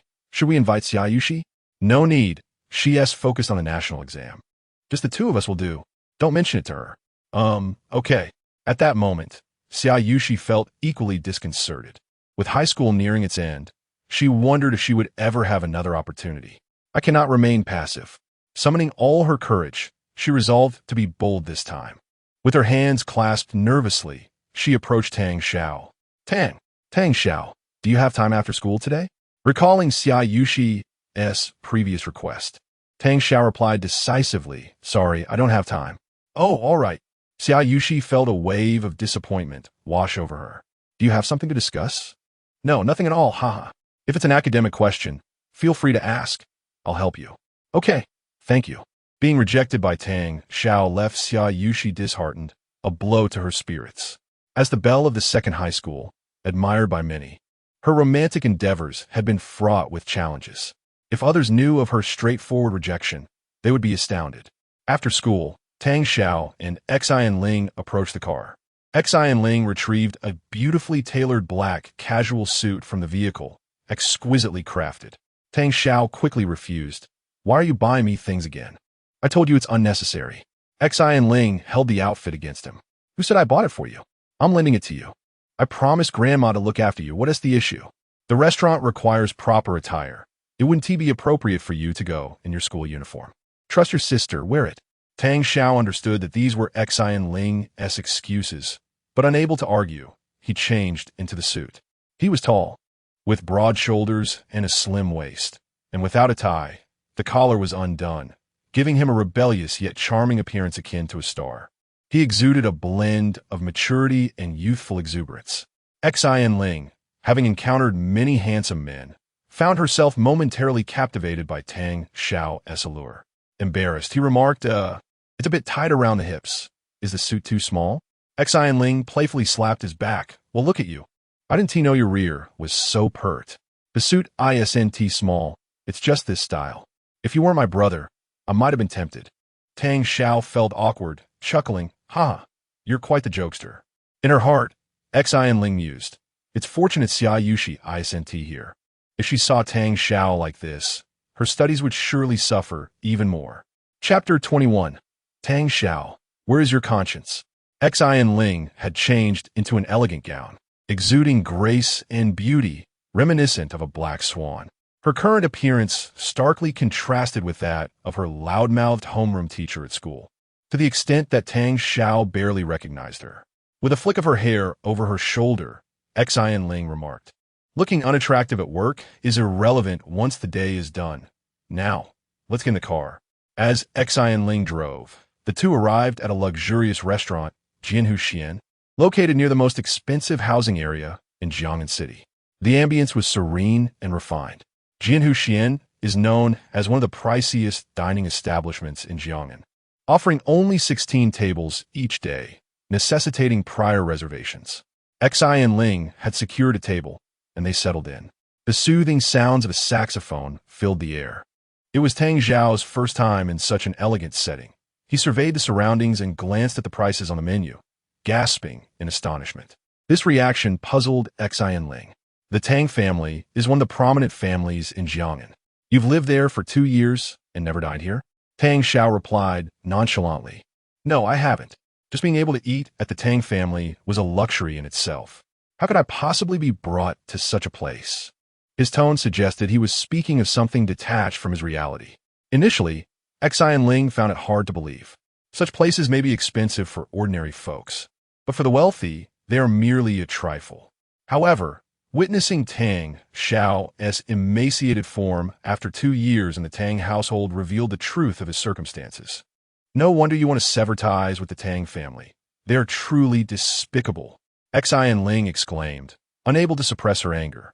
She felt a profound sympathy for Tang Xiao, recognizing how thoughtful and optimistic he was.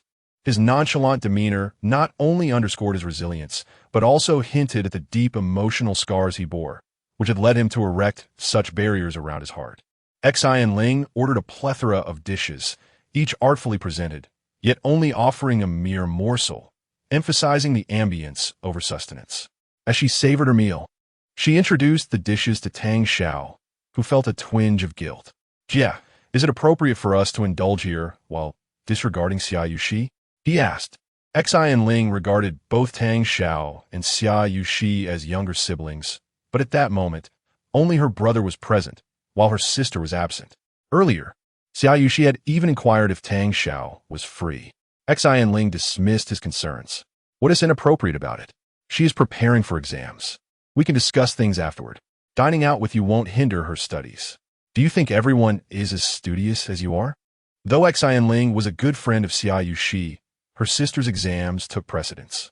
While she wished to foster a romance between the two, she was not in a hurry. The stakes were too high to jeopardize Xia Yushi's academic performance. Confidently, Xian Ling added, Who says I haven't been looking out for her? I just sent her 10 sets of past exam papers. See how much I care. Meanwhile, in a corner of Su Chen, 2 stunningly fashionable girls were dining and chatting.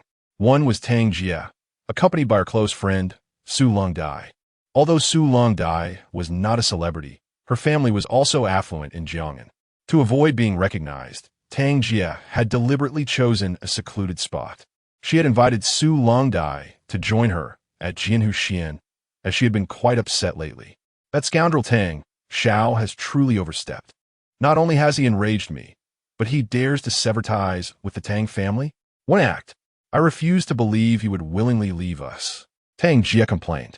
It's all a ploy to gain sympathy. I told Xia Xian, but she wouldn't believe me. Su Dai, though not in the entertainment industry, was still a great beauty. Jia Bao, you should calm down. You've been berating Tang Xiao for days now. But honestly, it's the first time I've seen you speak so harshly about a man. What kind of man is he? He has caused chaos for my entire family. How can I not criticize him? He's just a poor student. Without the Tang family's support, he is nothing. Tang Jia retorted. True, but did your family really spend 30,000 on him? Isn't that a bit ungracious? Su Dai candidly asked, noting that their dinner alone would cost 3,000 to 4,000. Despite being good friends, she was straightforward and unreserved. Tang Jia was momentarily at a loss for words, but defended herself. Yes, We may have overlooked his feelings a bit, but he was never a good person. He steals, bullies my brother and me. He's gone too far. Besides, it's generous enough that we accepted him. What more does he want? He is merely related to me by blood. There are no feelings involved. My brother is the one who truly matters. The thought that Tang Xiao might replace her brother, Zi Jian, filled Tang Jia with animosity towards him. He lived in our home for 2 years. We were the ones being accommodating. Just wait. Once he leaves the Tang family, he will surely regret it. As they continued their conversation, Su Longdai suddenly spotted a familiar figure and alerted Tang Jia. Jia Bao. That person looks a bit like Tang Xiao, but far more handsome. Tang Jia turned to look, astonished. Oh, it is Tang Xiao. Su Longdai had met Tang Xiao before during visits to the Tang residence. In her memory, he was thin and timid, almost frail, always wearing a smile. But now, he appeared strikingly handsome and charismatic. Many girls in the restaurant couldn't help but steal glances at him.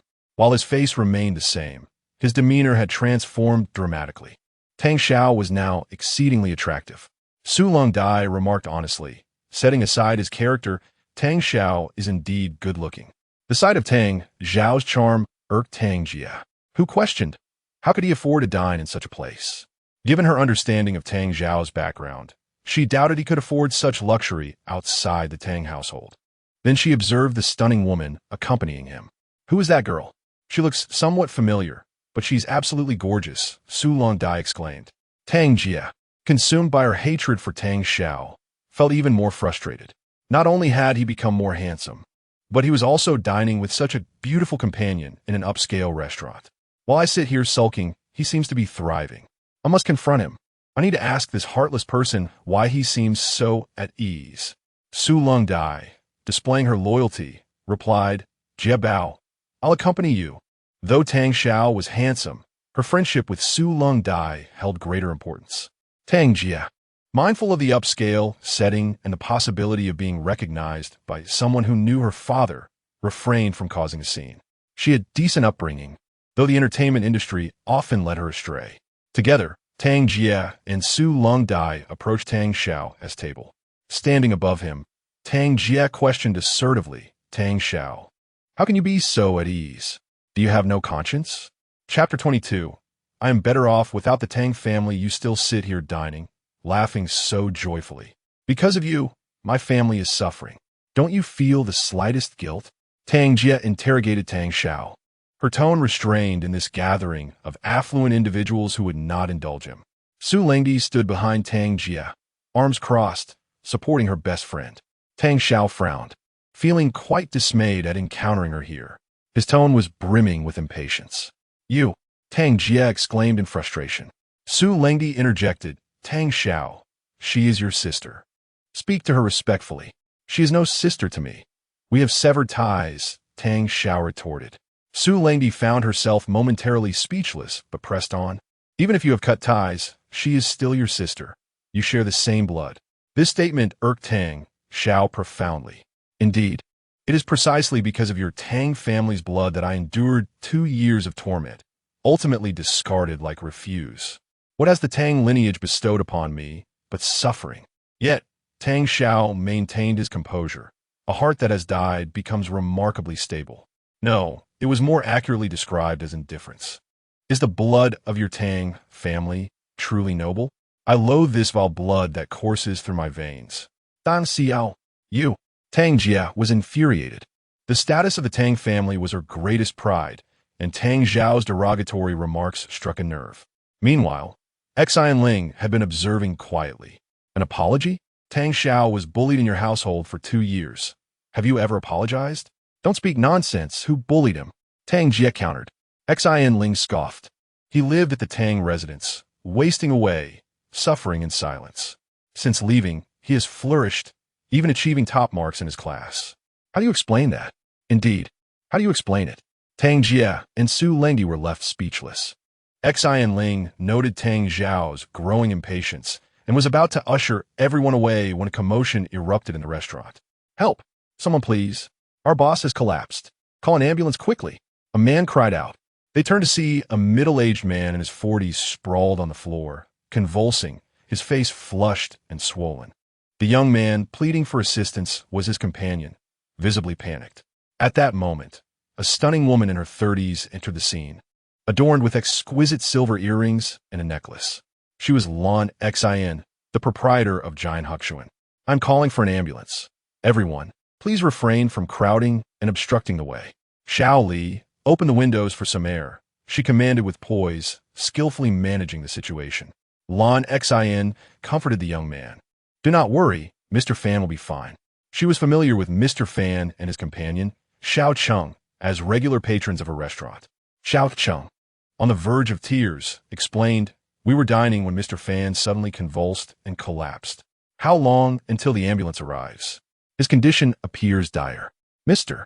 Fan's face was alarmingly swollen, and he seemed to be gasping for breath. Stay calm. Panicking won't help, Lan Xin replied, her composed demeanor partially a facade, masking her own anxiety. If anything were to happen to Mr. Fan in a restaurant, it would spell disaster for her business. Let's move him to the sofa. The floor is too cold, she suggested.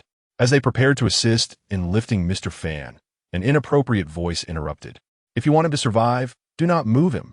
Dan Xiao Asa Sten Li. Everyone turned in surprise, staring at Tang Xiao, while Tang Jia and Su Lengdi were left dumbfounded. Tang Jia tugged at Tang Xiao's sleeve, whispering urgently. Tang Xiao, refrain from speaking recklessly. Don't complicate matters. Xin Ling, aware of Tang Xiao's knowledge of traditional medicine, regarded him with hopeful anticipation, recalling his skilled massage techniques. Yet, she wondered if his medical skills were sufficient to save a life. The crowd regarded Tang Xiao with skepticism. Who is this person? I don't recognize him. He seems rather handsome for someone so young. Perhaps he's just another rich heir trying to show off. Lan Xin furrowed her brow, but maintained her composure, inquiring, Sir, do you have knowledge of first aid? Somewhat, Tang Xiao replied, approaching and kneeling beside Mr. Fan. He checked his pulse, assessed his heartbeat, and examined his eyelids before concluding, he is experiencing acute cardiovascular spasms, leading to dangerously high blood pressure and fainting. If you move him, his blood vessels may rupture, and he could die on the spot. The crowd exchanged bewildered glances. Although they understood each word, the meaning eluded them. Is this serious? Xiao Cheng inquired anxiously. Not particularly. He has about 10 minutes left. Tang Xiao responded nonchalantly. Gasps of shock rippled through the onlookers. 10 minutes is not serious? Xiao Cheng bristled, ready to express his indignation. However, Tang Xiao's intent was to convey that they had sufficient time for emergency measures. He began to administer massage to Mr. Fan, targeting his head, neck arteries, and thighs, adjusting his position with practiced ease. After completing these actions, it was evident that Mr. Fan's swollen face appeared somewhat less red. Xiao Cheng's spirits lifted. You are impressive, Mr. Fan seems to be improving. Tang Xiao nodded. There is some effect. He can last another 20 minutes.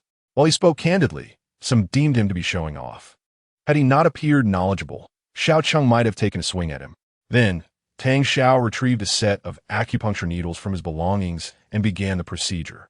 The needles were fine, yet his movements were fluid and delicate.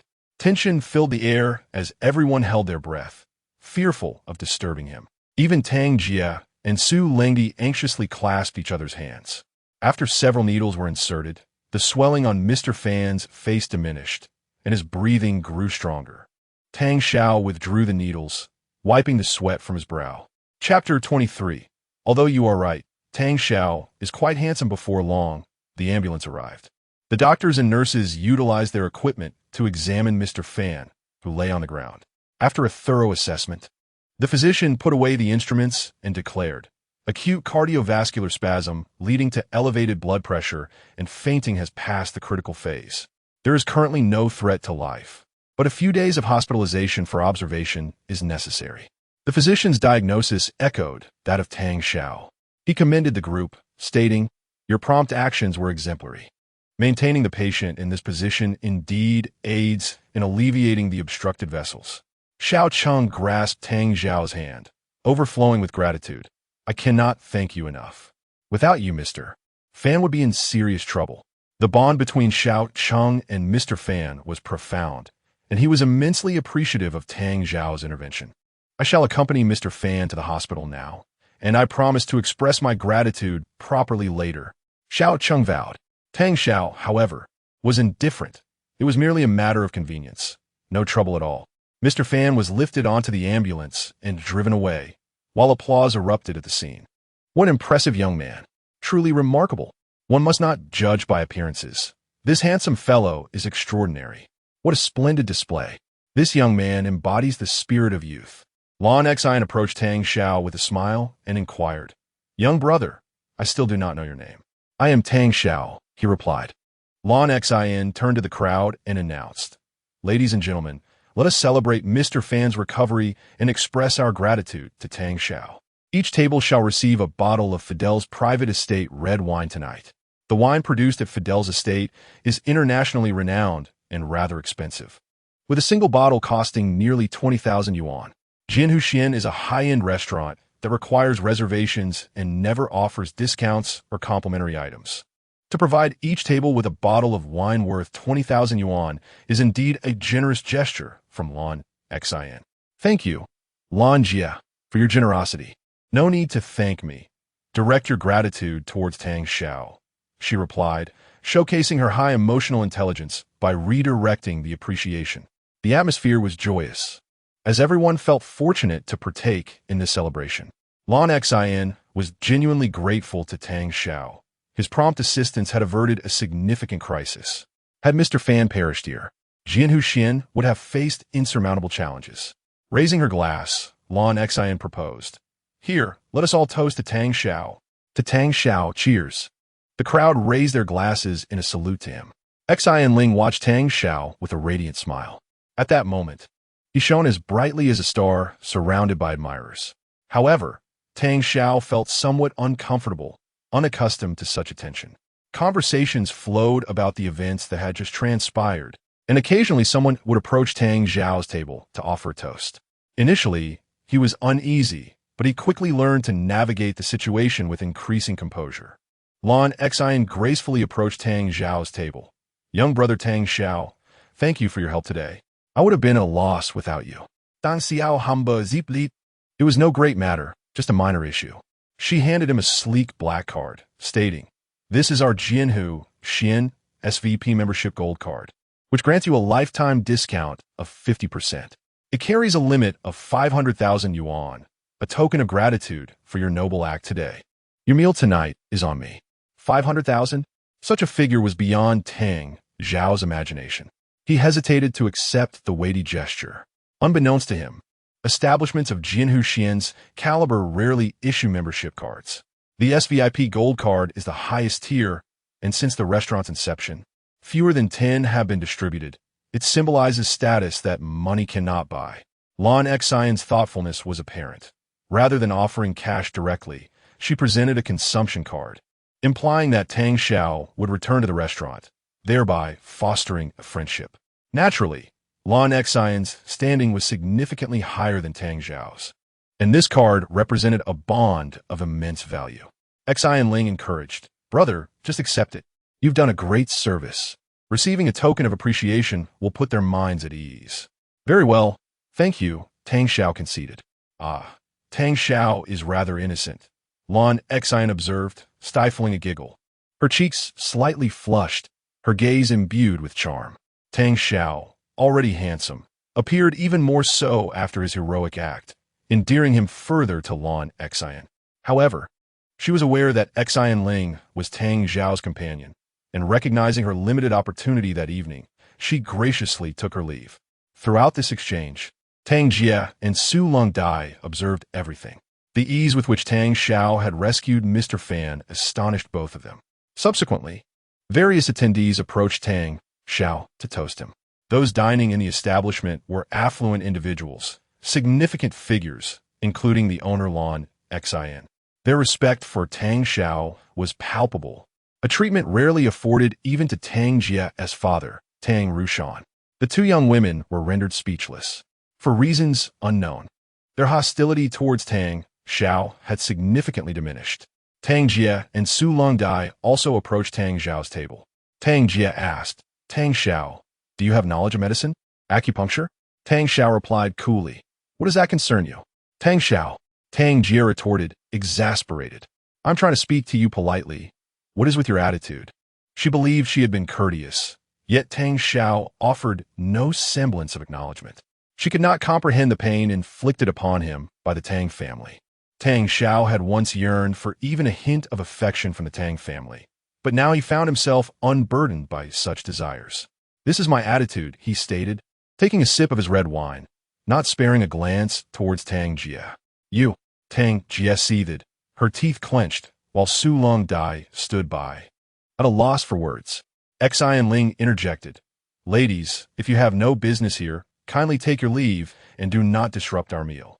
Tang Xiao set down his utensils, declaring, No need, I have finished. Let us depart. All right, I will follow your lead, Xian Ling acquiesced. Tang Xiao rose, towering over Tang Jia and Su Long Dai by nearly a head. With his robust physique, broad shoulders, and an air of cold detachment, he emitted an undeniable aura of dominance. The contrast with the timid, frail Tang Xiao of yesteryears was stark. Tang Xiao stated indifferently, Please step aside. You are blocking the way. He pushed past them, taking Xian Ling's hand as they exited. You insolent Tang Xiao, Tang Jia shouted at his retreating figure. Frustrated, she stomped her foot. That insufferable Tang Xiao. I've been nothing but polite to him, yet he treats me this way. How petty. Indeed, Su Long Dai responded perfunctorily. Sensing the lack of sincerity in Su Long Dai's reply, Tang Jia pressed. Long Dai, why aren't you joining me in berating Tang Xiao? Are you still my good sister? Su Long Dai remarked. Tang Xiao may have acted inappropriately, but he is undeniably handsome.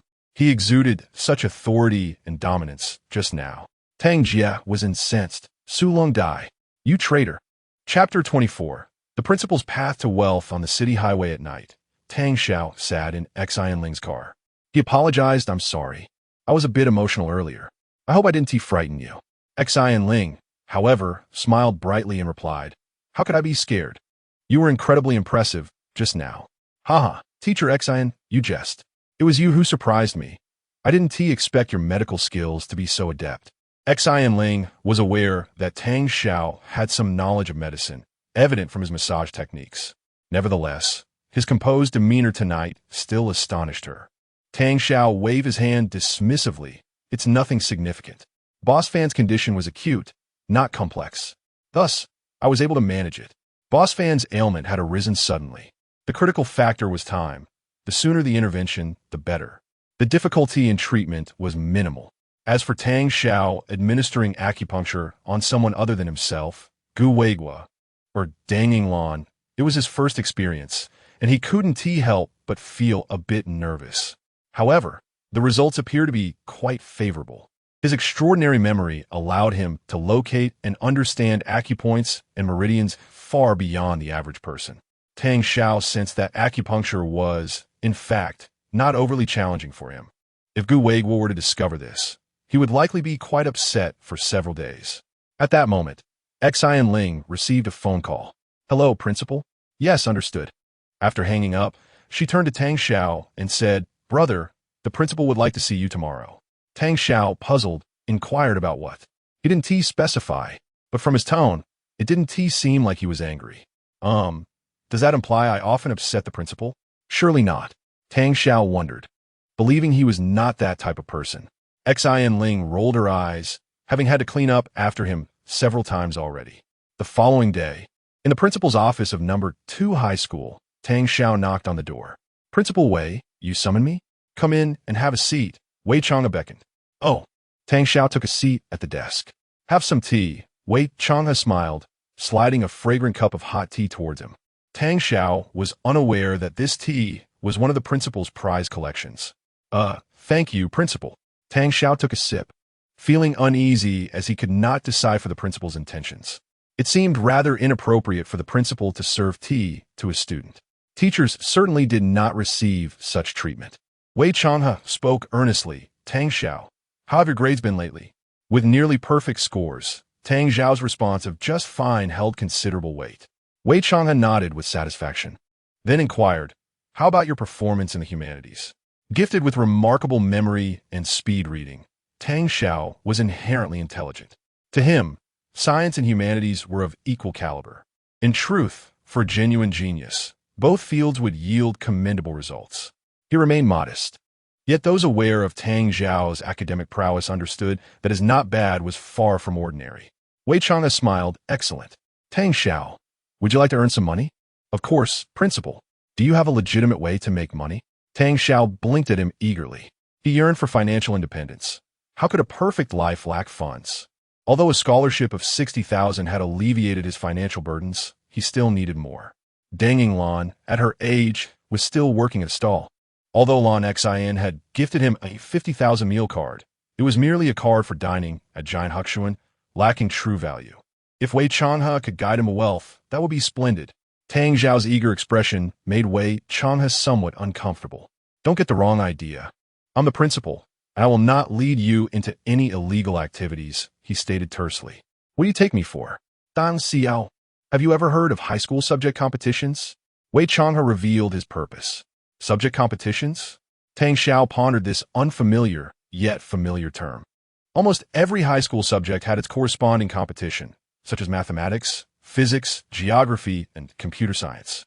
The difficulty of these competitions often surpassed the high school curriculum, designed for particularly bright students. Achieving a top rank could yield monetary rewards and even additional points for national examinations. However, such competitions were incredibly challenging and demanding, making the extra points seem hardly worth the effort. It was a game for the exceptionally smart. Previously, at the Tang family home, he hadn't had the energy to focus on such matters, so he had heard of them but never considered participating. Wei Chang'e continued, exactly. If you participate in 1 or 2 subject competitions and secure a ranking, you can earn a prize, and it would also bring honor to our school. I could even grant you additional scholarships. Tang Xiao's eyes lit up. Indeed, given his remarkable learning ability, achieving such rankings should not be overly difficult. Wasn't this prize essentially free money? Wei Chang'e also revealed his ultimate goal. What you value is the prize. What I value is your scores. Your national examination results will undoubtedly be high. But what if they were even higher? Imagine attaining a score exceeding 750. How impressive would that be? As the principal of No. 2 High School, making the institution better was his aspiration. While number 2 High was respectable in Jiang'an City, it still fell short compared to the top-tier high schools. Tang Xiao, as a prodigious candidate, would undoubtedly enhance the school's reputation. However, Wei Chang'e was ambitious and felt it still wasn't enough. Why not aim higher? Securing a top position in the subject competitions could elevate Tang Xiao's scores. Yet Wei Chang'e added, of course, the choice is yours. If you do not wish to participate, that is entirely your decision. He expressed this largely because he was uncertain whether Tang Xiao would agree. After all, it was indeed a laborious and thankless endeavor. It was entirely reasonable for Tang Xiao to decline. No problem, principal, I will participate, Tang Xiao responded immediately. To him, scores were merely numbers. Possessing extraordinary learning abilities rendered them insignificant. Earning money was his primary objective. Wei Chang'e was elated, splendid. You truly are the student I hold in high regard. Next week, there will be geography and chemistry competitions. I will enroll you. Although participating in 2 competitions may be quite demanding, let us strive for success. 1 geography and 1 chemistry. 1 in the arts and 1 in the sciences, with only a week or 2 for preparation. Wei Chang'e was ambitious, but also aware of the challenges involved. Yet, he still hoped Tang Xiao would strive to secure a position. Even 3rd place would add 5 points. Tang Xiao, however, was dissatisfied. Principal, why only 2 competitions? Wei Chang'e frowned. What do you mean? Tang Xiao calmly replied, Principal, before the national examination, please enroll me in as many as you can. I could handle 10. Even more would be better. Chapter 25. The young master's ingenious tactics against his sister Wei Chang'e was taken aback by Tang Xiao's request. Tang Xiao, please remain calm. The subject competition is quite challenging. I am calm. Rest assured, principal. I am confident, Tang Xiao interrupted him. What is difficult for others is not for me. It merely requires reading a few more books and memorizing some additional sets of problems. Ultimately, Wei Chang'e conceded, very well, if you feel capable, I shall arrange it for you. The next competition is the biology contest the day after tomorrow in the afternoon. Are you certain you can handle it?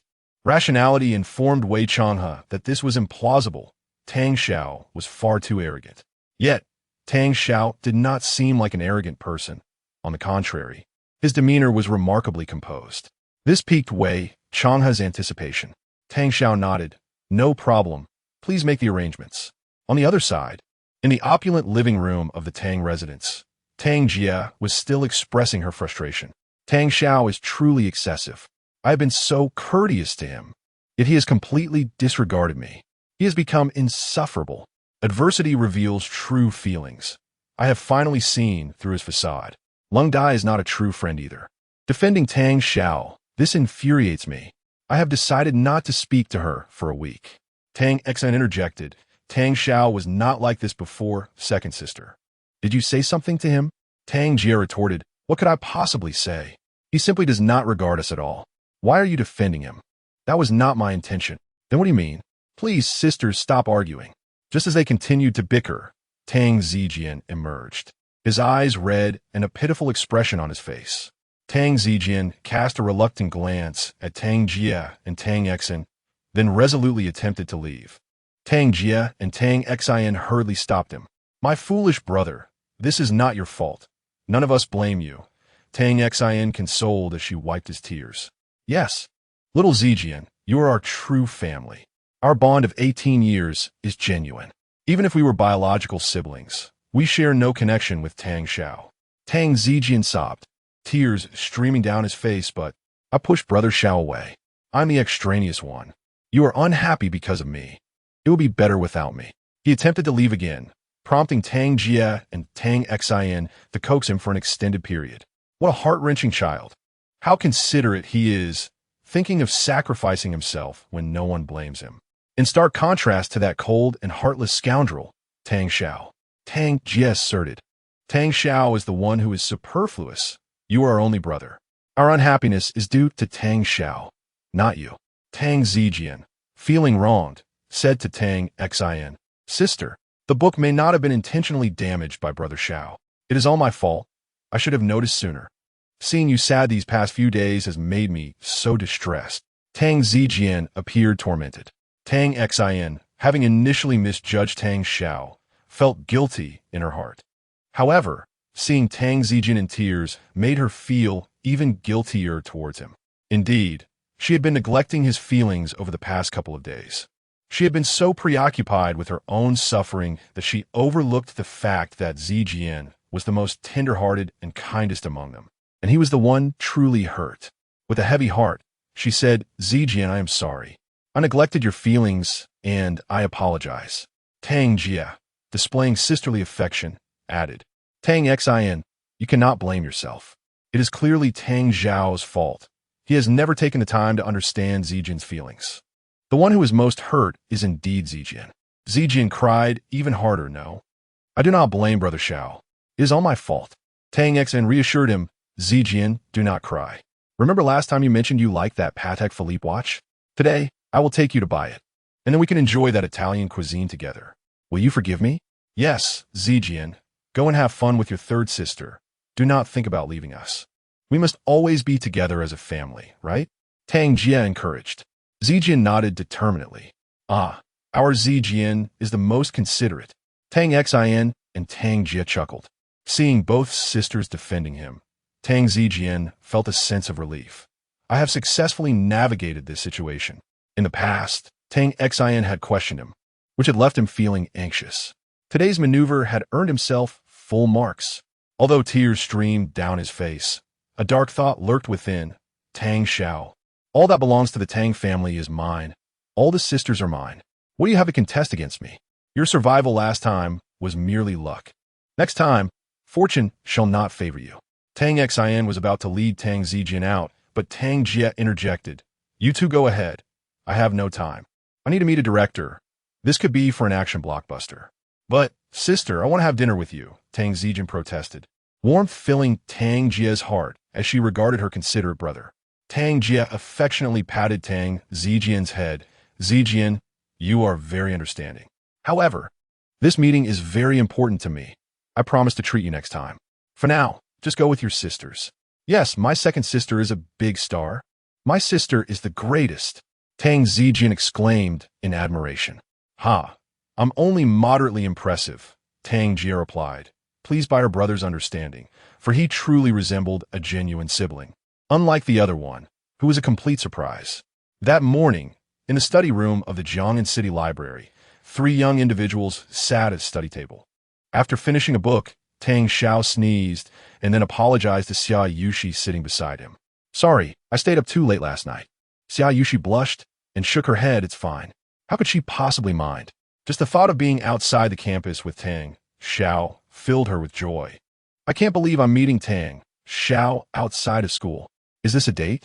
However, it was unfortunate. They were not alone, as Lu Zihao was also present. Lu Zihao, with an air of pretentiousness, admonished Tang Xiao. Xiao, this is the library. Can't you be a bit more considerate? You startled Yushi. At that moment, Lu Zihao's demeanor was excessively affected. Tang Xiao couldn't help but scoff. Lu Zihao, could you please speak without that nasally tone? It sounds quite unpleasant. Not at all. This is simply how I speak. Lu Zihao maintained his serious facade, casting a glance at Tang Xiao. Can't you see that the school bell, Xia Yushi, is here? Lu Zihao's pretense stemmed from Yushi's presence, akin to how some boys play basketball, only to perform theatrically poorly when girls pass by. Tang Xiao and Xia Yushi, being desk mates, were unfazed by this behavior. Lu Zihao remarked, I never expected you would participate in the subject competition. Tang Xiao replied, I too did not anticipate you would join the subject competition. This afternoon marked the biology competition in Jiangnan City, with these 3 students from the 3rd year of high school at number 2 high school participating. Given Xia Yushi's excellent academic performance, her participation was predictable, while Lu Zihao's involvement was a surprise to Tang Xiao. Chapter 26. The special guest, the illustrious Tang Yuan, the eldest daughter of the Tang family, sat across from Lu Zihao, who feigned profundity. Xiao, have you ever heard of a genius? They are obsessive, focused, and solitary, honing in on a singular point until they achieve greatness. I am that kind of genius. Whether you are a genius, I cannot say, but your situation here is merely a case of being specialized, retorted Tang Xiao bluntly. Flattering words aside, Lu Zihao was undeniably someone who excelled in biology, while his performance in other subjects was merely mediocre. He had also registered for the biology competition that afternoon. Thus, the trio agreed to meet at the Jiangnan City Library, planning to review before the contest. Today, Xia Yushi was not in her school uniform, but donned a floral dress that radiated youthful vibrance. Many patrons in the library cast glances in her direction. Her beauty was undeniable, and it was no surprise Lu Zihao attempted to act cool. However, Xia Yushi's gaze was solely for Tang Xiao, though she felt shy and hesitant to look at her openly. Lu Zihao remarked, You are still young. You do not understand. I do not blame you. But tell me, how did you come to participate in the subject competition? You were never interested before. When did you sign up? I had no idea. What Lu Zihao did not know was that Tang Xiao's lack of interest was not due to disinterest, but rather a lack of energy. Tang Xiao yearned for familial affection and had poured all her strength into that meager connection, abandoning all hobbies. How could she find time to engage in academic competitions? You should have said something earlier. I could have lent you my study materials to help you cram. Although you are academically proficient, it's a pity. This is my domain, and you cannot surpass me, Lu Zihao declared coolly. Lu Zihao, who was quite portly, attempted to appear cool, which came off as somewhat comical. Yet he spoke the truth. The questions in academic competitions surpassed the difficulty of national examinations. Relying solely on textbook knowledge would not suffice for such contests. Tang Xiao replied, No need. I have memorized everything. Lu Zihao seized the books on the table and flipped through them as if they were playing cards. You finished all that just by glancing? Do you expect me to believe that? Lu Zihao had always doubted Tang Xiao's study methods, thinking she was merely jesting. Tang Xiao, you accuse me of pretending, yet you are the one who is more so. No, I have read it several times, she retorted playfully. Are we playing with fools? No, just teasing you. Xia Yushi could not suppress her laughter. The banter between the two boys was amusingly childish. Lu Zihao said, Look, even Xia Yushi is laughing at you. Yushi, let us ignore him. I'll explain this problem to you. It is likely to appear on the exam. He opened a question and showed it to Xia Yushi. Xia Yushi timidly asked Tang Xiao, Tang Xiao, do you understand this question? Could you explain it to me? Of course, Tang Xiao agreed readily, and the two shared a warm moment. Meanwhile, Lu Zihao internally shouted, no. Tang Xiao, you rascal. Noontime passed swiftly. At the Cultural Palace on Science Road, the Jiangnan City Senior High School Biology competition was about to commence. Meanwhile, in a spacious, beautifully appointed office, two women were conversing over a tea set. One was a diminutive woman in her 60s, wearing reading glasses, while the other was a strikingly beautiful young woman, Tang Yuan herself. Dressed elegantly in a fitted skirt that accentuated her graceful curves, she possessed long, slender legs. The older woman, Go On, was the chief organizer of the competition.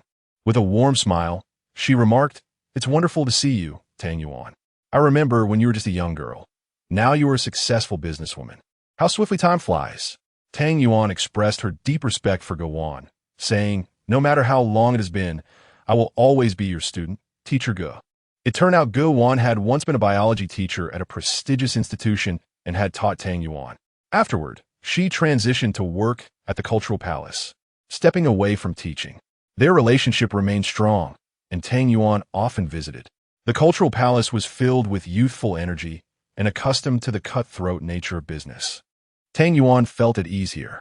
Today, she was invited as a special guest because she held the record for the second highest score in the Jiangnan City Biology competition. After your graduation, your sister Tang Shui broke your record and now holds the highest score, Go On remarked. The competition had a total score of 1,000, with a substantial number of questions presented at a high difficulty level, making it nearly impossible to complete in 3 hours. Hence, it was termed a competition, where participants aimed to maximize their scores for ranking. Tang Shui and Tang Yuan remained the record holder for the first and second highest scores, respectively. Tang Yuan replied, that is all in the past. To be honest, although I adore biology, I studied business management in university. Go On responded, you must manage the Tang family business. That is understandable. Your sister Tang Shui is quite impressive. I heard she is now an associate professor at the medical school. Tang Yuan felt immense pride for her sister and apologized. Tang Shui is too busy with schoolwork to come. The Cultural Palace also invited her, but she couldn't make it. Only I could find the time. Go On reassured her, no worries. Your presence is already a delight. Everyone will be thrilled to see you. At that moment, a staff member from the Cultural Palace entered, announcing, Teacher Gu, Ms. Tang, it's time to commence the competition. Go On nodded, understood. In the auditorium of the Cultural Palace, a banner read Jiangnan City XX Senior High School Biology Knowledge Competition. Numerous teachers and leaders occupied the stage, while 200 to 300 participants sat in the audience. The host began the introductions. This is Teacher Go On, the chief organizer of this competition. Please give her a round of applause. And this final guest is the special invitee for this competition, Ms. Tang Yuan. She is our esteemed predecessor and the record holder for the second highest score. Tang Yuan gracefully acknowledged the audience from stage. Below, students and teachers whispered among themselves. The second highest score. I recall it was 885 points. What a genius. Scoring 700 would be impressive for me. Over 800 seems unfathomable. Wait, Tang Zhuang. She is a director at the Tang Group, the eldest daughter of the Tang family. I remember seeing her in a magazine. The queen of the Tang family. I thought there were multiple people with that name. Turns out it's the same person. Her beauty, wealth, and academic prowess made Tang Yuan a true goddess in the eyes of many. Her presence caused a mild commotion. Tang Xiao sat in the audience with her companions. Her brow furrowed, her mood soured. Why is she here? And, as a special guest? Xia Yushi glanced at Tang Xiao with concern, aware of some of the history between her and the Tang family. In contrast, Lu Zihao was thrilled. Tang Xiao, look, a beautiful woman. Chapter 27. Tang Xiao faces judgment from all. Lu Zihao had no idea of the myriad stories behind the situation. He merely admired Tang Yuan's beauty. Tang Xiao had never participated in competitions before and had never paid attention to records. It was merely a coincidence that he found himself here. Their relationship was severed, and there was nothing worth concerning himself with. Tang Xiao chose to ignore it. He said to the two of them, focus on your problems and do well. Lu Zihao managed to calm down as well. Meanwhile, Xiaoyushi thought, Tang Xiao is so mature and so handsome. The people on stage were oblivious to the audience below. After the host's introduction, the leaders offered some words of encouragement before announcing the commencement of the competition. The atmosphere fell silent as students submitted their mobile phones and began receiving their papers. This set of competition questions consisted of 12 sheets. Given the content was worth a total of 1,000 points. The volume of questions was substantial, with the competition lasting 3 hours. Such competitions are notoriously challenging, far exceeding the difficulty of national examinations. The competition commenced, and the students were allowed to begin answering. The lecture hall was arranged with each student seated at long tables. The space around them relatively open to facilitate supervision by the teachers. On the podium, Tang Yuan and Ge Wan were also perusing the papers. Having skimmed through all 12 sheets, Ge Wan remarked, "The questions this year are exceptionally difficult. It may be the toughest in over a decade. It seems breaking your sister's records is out of the question." Tang Yuan glanced at the questions and replied, "Indeed, they are challenging. Had it been my former self, I doubt I could have achieved an 885. Haha, you are too modest," Tang Yuan continued. "My best score was 885, while Tang Shui has attained 893. We have always been just shy of the 900 mark, never breaking the 900-point record, which is quite regrettable. Such competitions are daunting. In previous years, scoring around 800 was usually sufficient for a top 3 finish. However, the two sisters from the Tang family were exceptionally gifted, aiming to surpass the 900-point threshold and set a new record. Indeed, the aspirations of remarkable individuals differ from those of the average person." Ge Wan looked at Tang Yuan with admiration. What an outstanding person she is. Born into a prestigious family, beautiful, academically gifted, and a board member of a listed corporation, truly a daughter of heaven. Not only Ge Wan, but nearly everyone present regarded Tang Yuan in this light. Tang Yuan gazed at the papers for a moment, then observed the students answering questions, reminiscing about her own student days. "HM?" Tang Yuan let out a soft exclamation as she spotted a familiar figure. Tang Xiao. The view from the podium was excellent, and she finally saw Tang Xiao. This ingrate actually had the audacity to participate in the competition. Anger surged within her. Though she was often busy and rarely home, it did not mean she was unaware of the happenings in her family. She knew that her family had been quite unhappy due to Tang Xiao's actions. Recently, Tang Xiao had quarreled multiple times with their father, Tang Russian, even threatening to sever ties. This only fueled Tang Yuan's disdain for Tang Xiao. Tang Yuan felt disgruntled. "You have stolen from me and provoked father to such an extent. Now you pretend to take this exam. How shameless." Tang Yuan further pondered. How could he possibly have the capability to participate in this competition? Could it be cheating? In Tang Yuan's eyes, Tang Xiao was merely a cunning and unscrupulous individual. How could he possibly participate in such a competition? She had never paid attention to Tang Xiao's grades, nor did she deem it worthy of her time. However, she believed she understood his character well, a morally bankrupt thief. This person would undoubtedly resort to cheating. She could not tolerate the thought of Tang Xiao tarnishing the integrity of the competition through deceit. "Tang Xiao, you may frolic outside, but you must not come here to cheat." Tang Yuan could not bear it. She turned to Ge Wan and said, "Teacher Ge, you need to pay special attention to one individual. This person has poor character and may cheat." Tang Yuan's words immediately caught Ge Wan's attention. As the overall supervisor of the competition, she had zero tolerance for cheating. Ge Wan inquired, "Who?" Tang Yuan pointed towards Tang Xiao. "That person, his name is Tang Xiao. He once stole a necklace worth 1,000,000 from me." Tang Yuan's voice was not quiet, and several invigilators nearby heard her. "What? A necklace worth 1,000,000? This kid must be a criminal. Who would believe he wouldn't cheat?" Given Tang Yuan's esteemed position, they had every reason to believe her statement. Ge Wan nodded. "I understand. We will handle this matter with seriousness." The students below were engrossed in answering questions, unaware of the unfolding situation on stage. Tang Xiao remained focused on his exam, his speed of answering questions astonishing. At that moment, Ge Wan's voice rang out. "The contestant named Tang Xiao, please stop writing." The abruptness of her voice drew the attention of all participants.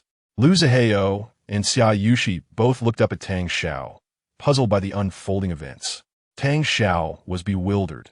Before he could comprehend the situation, he noticed 5 invigilators approaching him.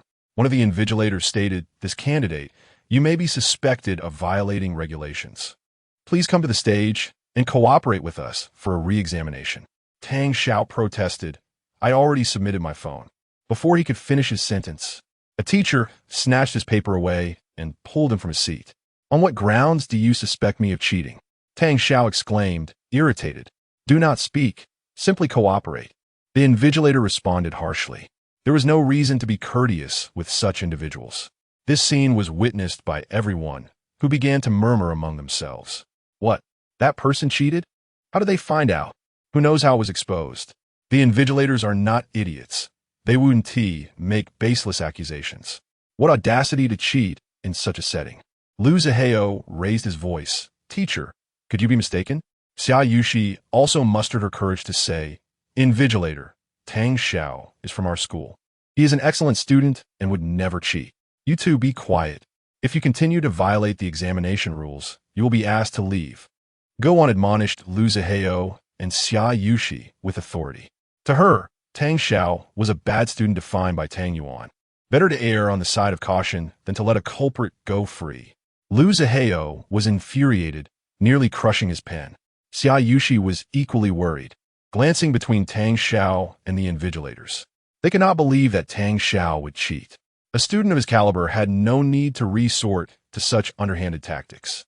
Initially confused, Tang Xiao then caught sight of Tang Yuan regarding him with a scrutinizing gaze, and he comprehended everything. Tang Yuan. It must have been her who spoke to the invigilators, sowing doubts about his integrity. Understanding the situation filled Tang Xiao with humiliation. Within the Tang household, he had long endured such baseless judgments. Just because of one suspicion, he could face a relentless judgment and even punishment. In the past, Tang Xiao would meekly endure, swallowing his grievances, merely to cling to the ethereal notion of familial affection. Yet, his elder sister, whom he once revered, had never once trusted him. Even today, she treated him with such humiliation. Chapter 28. The humiliation of Tang Xiao. The principal arrives. 4 or 5 invigilators were scrutinizing Tang Xiao. In the grand hall, aside from Xia Yushi and Lu Zihao, everyone was fixated on Tang Xiao. The architect of this ordeal was none other than Tang Xiao's elder sister, Tang Yuan, whom he had once held in the highest regard. Tang Xiao glared at her, his fury palpable. Yet, Tang Yuan stood imperiously, her expression devoid of remorse, seemingly relishing in his anger, as if it were a testament to her triumph. The invigilator searching Tang Xiao turned to Go On, stating, "Teacher Ge, we found no evidence." Go On frowned. "Are you certain?" "We searched thoroughly and found nothing," the invigilator replied. Their wording suggested a lingering suspicion of Tang Xiao's guilt despite the absence of proof. It was hardly surprising, for Tang Xiao had once pilfered a necklace worth millions from Tang Yuan. Wasn't cheating a far simpler endeavor? Tang Yuan furrowed her brow, caught off guard by the lack of incriminating evidence. Its absence would be quite embarrassing. However, for those blinded by bias, judging a presumed wrongdoer could never be awkward. Go On nonchalantly nodded, returned the paper to him. Suppressing his rage, Tang Xiao took a deep breath and calmly inquired, "May I ask what the highest score in the history of this competition is?" "Sit down and focus on your exam. No talking," Go On reprimanded, disliking defiant students. However, Tang Yuan interjected, 893 points. That record has stood for several years, unbroken to this day, set by Tang Shui. Her voice brimmed with confidence, intending to convey to Tang Xiao the superiority of their family lineage, contrasting it with his own perceived treachery. Tang Xiao nodded, understood. He sat down, choosing silence as he resumed answering questions. The other invigilators were puzzled by his inquiry, but remained vigilant, closely monitoring him. Many spectators relished the unfolding drama before returning to their own papers. From a distance, Xia Yushi grew increasingly concerned for Tang Xiao. Yet, after a mere hour, Tang Xiao raised his hand. "Excuse me, I have finished. May I submit my paper?" A murmur of astonishment rippled through the room. "What? Has it only been an hour?" And he is already submitting? How much can one accomplish in an hour? I can't even finish in 3. Perhaps he found it too difficult and gave up. If I were him, I would have left early too. Being watched by 4 or 5 teachers is agonizing. Did he cheat or not? I'm still confused. This was a competition, not a national exam. There were no restrictions on submission time. An invigilator approached and collected his paper. Ignoring the whispers, Tang Xiao fixed his gaze on Guan and Tang Yuan, asking, "Can I leave now?" Yet, Guan replied, "Others may go, but you cannot. You will sit at the podium until the competition concludes." She was shrewd, leaving no opportunity for Tang Xiao to escape. Tang Xiao, left speechless, walked to the podium, seething with indignation, yet aware that this was not the ideal moment for rebellion. He deliberately took a seat near Tang Yuan and calmly queried, "Why did you do this?" Tang Yuan, the formidable chairwoman of the Tang Group, known as the Queen of the Tang family, had fought fiercely in the business realm for years. Her methods sharp and seasoned, far beyond Tang Jia's capabilities. "All right, I understand," Tang Xiao replied with a hint of resignation. He closed his eyes, a wave of regret washing over him. If only he had known that day that he should not have saved her. More than an hour passed. "Teacher, I am submitting my paper." "Teacher, I wish to submit mine as well." 2 more students chose to submit early. To Tang Xiao's surprise, these 2 were Lu Zihao and Xia Yushi. After their papers were collected, Lu Zihao asked, "Teacher, may I leave first?" Clearly, others could depart, but not Tang Xiao, who faced blatant discrimination. "Teacher, I wish to leave as well," Xia Yushi added. "Go ahead," the teacher permitted. Lu Zihao cast a glance at Tang Xiao as he exited. Xia Yushi followed suit, offering a brief look at Tang Xiao before departing. Tang Xiao gestured for them to leave, indicating they need not concern themselves with him. Their presence here was of no help. Soon, the 3 hours allocated for the exam elapsed. All students submitted their papers, and the competition concluded. Finally, the students could speak freely. This year's competition was exceptionally difficult. It was nearly unbearable, especially the last few challenging questions, which were incomprehensible. Achieving a score above 700 would be commendable. Given how tough the questions were, I estimate that scoring around 750 could secure a ranking. That person who was suspected of cheating is still sitting at the podium. I wonder how they will handle it. Amidst the complaints regarding the exam's difficulty and the earlier incident involving Tang Xiao, he remained seated at the podium, curious about his fate. Suddenly, a loud bang echoed as the door to the lecture hall was kicked open. "He Huan, you old hag, how dare you detain my student?" A burly middle-aged man wearing glasses stormed in, exuding an intimidating presence. It was none other than Wei Changhe. Following closely behind him was Lu Zihao. All eyes turned to the entrance where Wei Changhe stood, the principal of the second high school, leaving everyone in shock. Even Tang Xiao was taken aback. What is the principal doing here? Upon seeing Lu Zihao, Tang Xiao understood. Lu Zihao had submitted his paper early to contact Wei Changhe. Although he was unclear about the details of Tang Xiao's predicament, he knew that only Wei Changhe could resolve such matters. Tang Xiao felt a surge of gratitude, warmth filling his heart. It was evident that Lu Zihao had sacrificed his chance in the competition to assist Tang Xiao, a testament to their brotherhood. Initially, Wei Changhe had been enjoying tea in his office, awaiting news of Tang Xiao's performance. Upon receiving Lu Zihao's call about the cheating allegations, he was enraged and had rushed over. The commanding presence of Wei Changhe astonished everyone present. They quickly realized that he was indeed the principal of the student sitting at the podium. Guan, an elderly figure of great respect, was mortified to be addressed as an old hag in front of so many. Wei Changhe pointed at Tang Xiao, exclaiming, "I am being unreasonable? You are the one unlawfully detaining my student." Chapter 29. Today's events. Tang Xiao, took note of the situation. Wei Changhe, a seasoned veteran in the realm of academia, swiftly accused Gu Wan of illegal detention. A throng of students began to murmur, questioning whether this truly constituted illegal detention. While the uncertainty lingered, it was clear that preventing someone from leaving was hardly acceptable. Indeed, if others were permitted to depart, it seemed rather discriminatory to hold them back. Was this individual truly the principal? His assertiveness was rather overwhelming. Upon Wei Changhe's arrival, Go Wan and the supervising teachers found themselves at a distinct disadvantage. Their intention to retain Tang Xiao was merely to conduct further inquiries. Little did they expect to provoke the student's principal. While the students may not be familiar with Wei Changhe, Go Wan and her colleagues certainly recognized him, for he was backed by the formidable Wei family. Additionally, Wei Changhe's temperament was notoriously volatile. However, Go Wan was no ordinary person. She would not easily back down, especially since their stance was justifiable. Go Wan asserted, Wei Changhe, cease your unfounded accusations. We are merely investigating Tang Xiao's suspected cheating. Wei Changhe retorted, did you catch Tang Xiao cheating in the act? As Wei Changhe's student, he would not allow anyone to falsely accuse him. Moreover, as he had arranged for Tang Xiao to participate in the competition, he was even more protective of him. Well, we haven't located any evidence yet. The investigation is ongoing, Go Wan admitted candidly. So, you have no evidence? Wei Changhe directly countered. Go Wan momentarily fell silent, glancing at her fellow invigilators, who exchanged uncertain looks.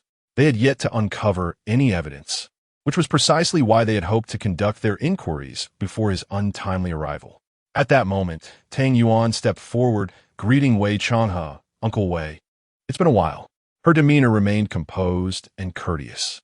She was taken aback by his unexpected presence, as she, a director of the Tang group, certainly recognized him. The Wei family was a formidable force in Yun province, rivaling the Tang family in power. Furthermore, Wei Changhe was of an elder generation, a figure her father, Tang Russian, respected. She could hardly fathom why someone of Wei Changhe's stature would support Tang Xiao. Tang Yuan was perplexed, unable to comprehend what qualities Wei Changhe could possibly admire in Tang Xiao. While she found it baffling, the reality remained unchanged. Wei Changhe furrowed his brow, scrutinizing Tang Yuan. And who might you be? I am Tang Yuan, the eldest daughter of Tang Russian, she replied. Yet, Wei Changhe showed no inclination to be courteous, impatiently retorting, another member of the Tang family. Will you not relent? Are you intent on persecuting Tang Xiao? It is not a matter of persecution. We simply have reasonable grounds to suspect him of cheating. Go on interjected, only to be interrupted by Wei Changhe. Without evidence, merely harboring suspicions warrants detaining him? He remained resolute in defending Tang Xiao. Wei Changhe then turned to Tang Xiao, inquiring, did you cheat? Tang Xiao replied firmly, no. Wei Changhe reiterated to Go Wan and the others, did you hear that? He claims he did not cheat. Go Wan shouted, Wei Changhe, are you being foolish? Will you simply take his word for it? Wei Changhe countered, you suspect Tang Xiao of cheating on the basis of Tang Yuan's assertions, yet you trust her without question. Why must you trust her and not Tang Xiao? Go Wan found herself at a loss for words. The disparity in their trust stemmed from Tang Yuan's higher status. However, voicing this truth would only expose their cowardice. Wei Changhe gestured to Tang Xiao, stop dawdling. We are leaving. Go Wan protested, leave? The matter remains unresolved. He cannot go. Wei Changhe stated, then let us involve the police. Let them determine the truth. Should they find no evidence of Tang Xiao's cheating, I wonder how you will justify your actions. His threat to involve the authorities left Go Wan and her colleagues in a state of uncertainty. Indeed, if the police arrived and found no evidence of cheating, they could very well be accused of illegal detention. Such a predicament would leave them feeling cornered, with no clear path forward. Go Wan quietly consulted the teachers who had participated in the search. Did you truly find no evidence? They exchanged glances before shaking their heads. None. Troublesome indeed. Should they gamble on this? Go Wan began to reconsider, recognizing the risk inherent in their current course. She looked toward Tang Yuan, silently asking her to decide whether to take that gamble. Tang Yuan was swiftly weighing the potential gains and losses. She had originally intended to deal with Tang Xiao casually, but never anticipated the situation escalating to this magnitude, involving Wei Changhe of the Wei family. Regardless of whether Tang Xiao had cheated, proceeding further would inevitably offend the Wei family. Taking a deep breath, Tang Yuan made her choice. Principal Wei, since you assert that Tang Xiao did not cheat, we shall trust your judgment. Tang Xiao, you may go. Go Wan remained silent, clearly acquiescing to Tang Yuan's decision. The atmosphere was rife with astonishment. To see Gu Wan and the esteemed Tang Yuan yield was unexpected. It seemed they were reluctant to pursue the matter, as evidence was elusive. Initially, they had exuded confidence, but now they appear to have faltered. The competitors and students, unaware of the intricate dynamics at play, only perceived the outcome. Gu Wan and her colleagues had capitulated. Gu Wan caught wind of the whispers, her face flushing with embarrassment and irritation. Yet, there was little she could do. This was the consequence of their earlier harshness towards Tang Xiao. "Very well, Tang Xiao. We shall take our leave," Wei Chang'e called out. As Tang Xiao descended from the podium, he cast a silent glance at Tang Yuan. In response, she quietly warned him, "Though we found no evidence today, your actions will eventually catch up with you." Additionally, academic competitions are the domain of the truly astute. Refrain from relying on trivial cunning. Tang Xiao replied, "Tomorrow, you will discover who the truly clever one is." However, today's events are firmly etched in my memory. His words were delivered with a nonchalant tone, devoid of any discernible emotion, as if discussing an unrelated matter. As Tang Xiao brushed past her, Tang Yuan was struck by an inexplicable sense of mystery emanating from him. This feeling was astonishing. Given her extensive experience in the business world, she had encountered countless individuals. Such an impression was typically reserved for those who were truly formidable. How could Tang Xiao evoke such a sensation?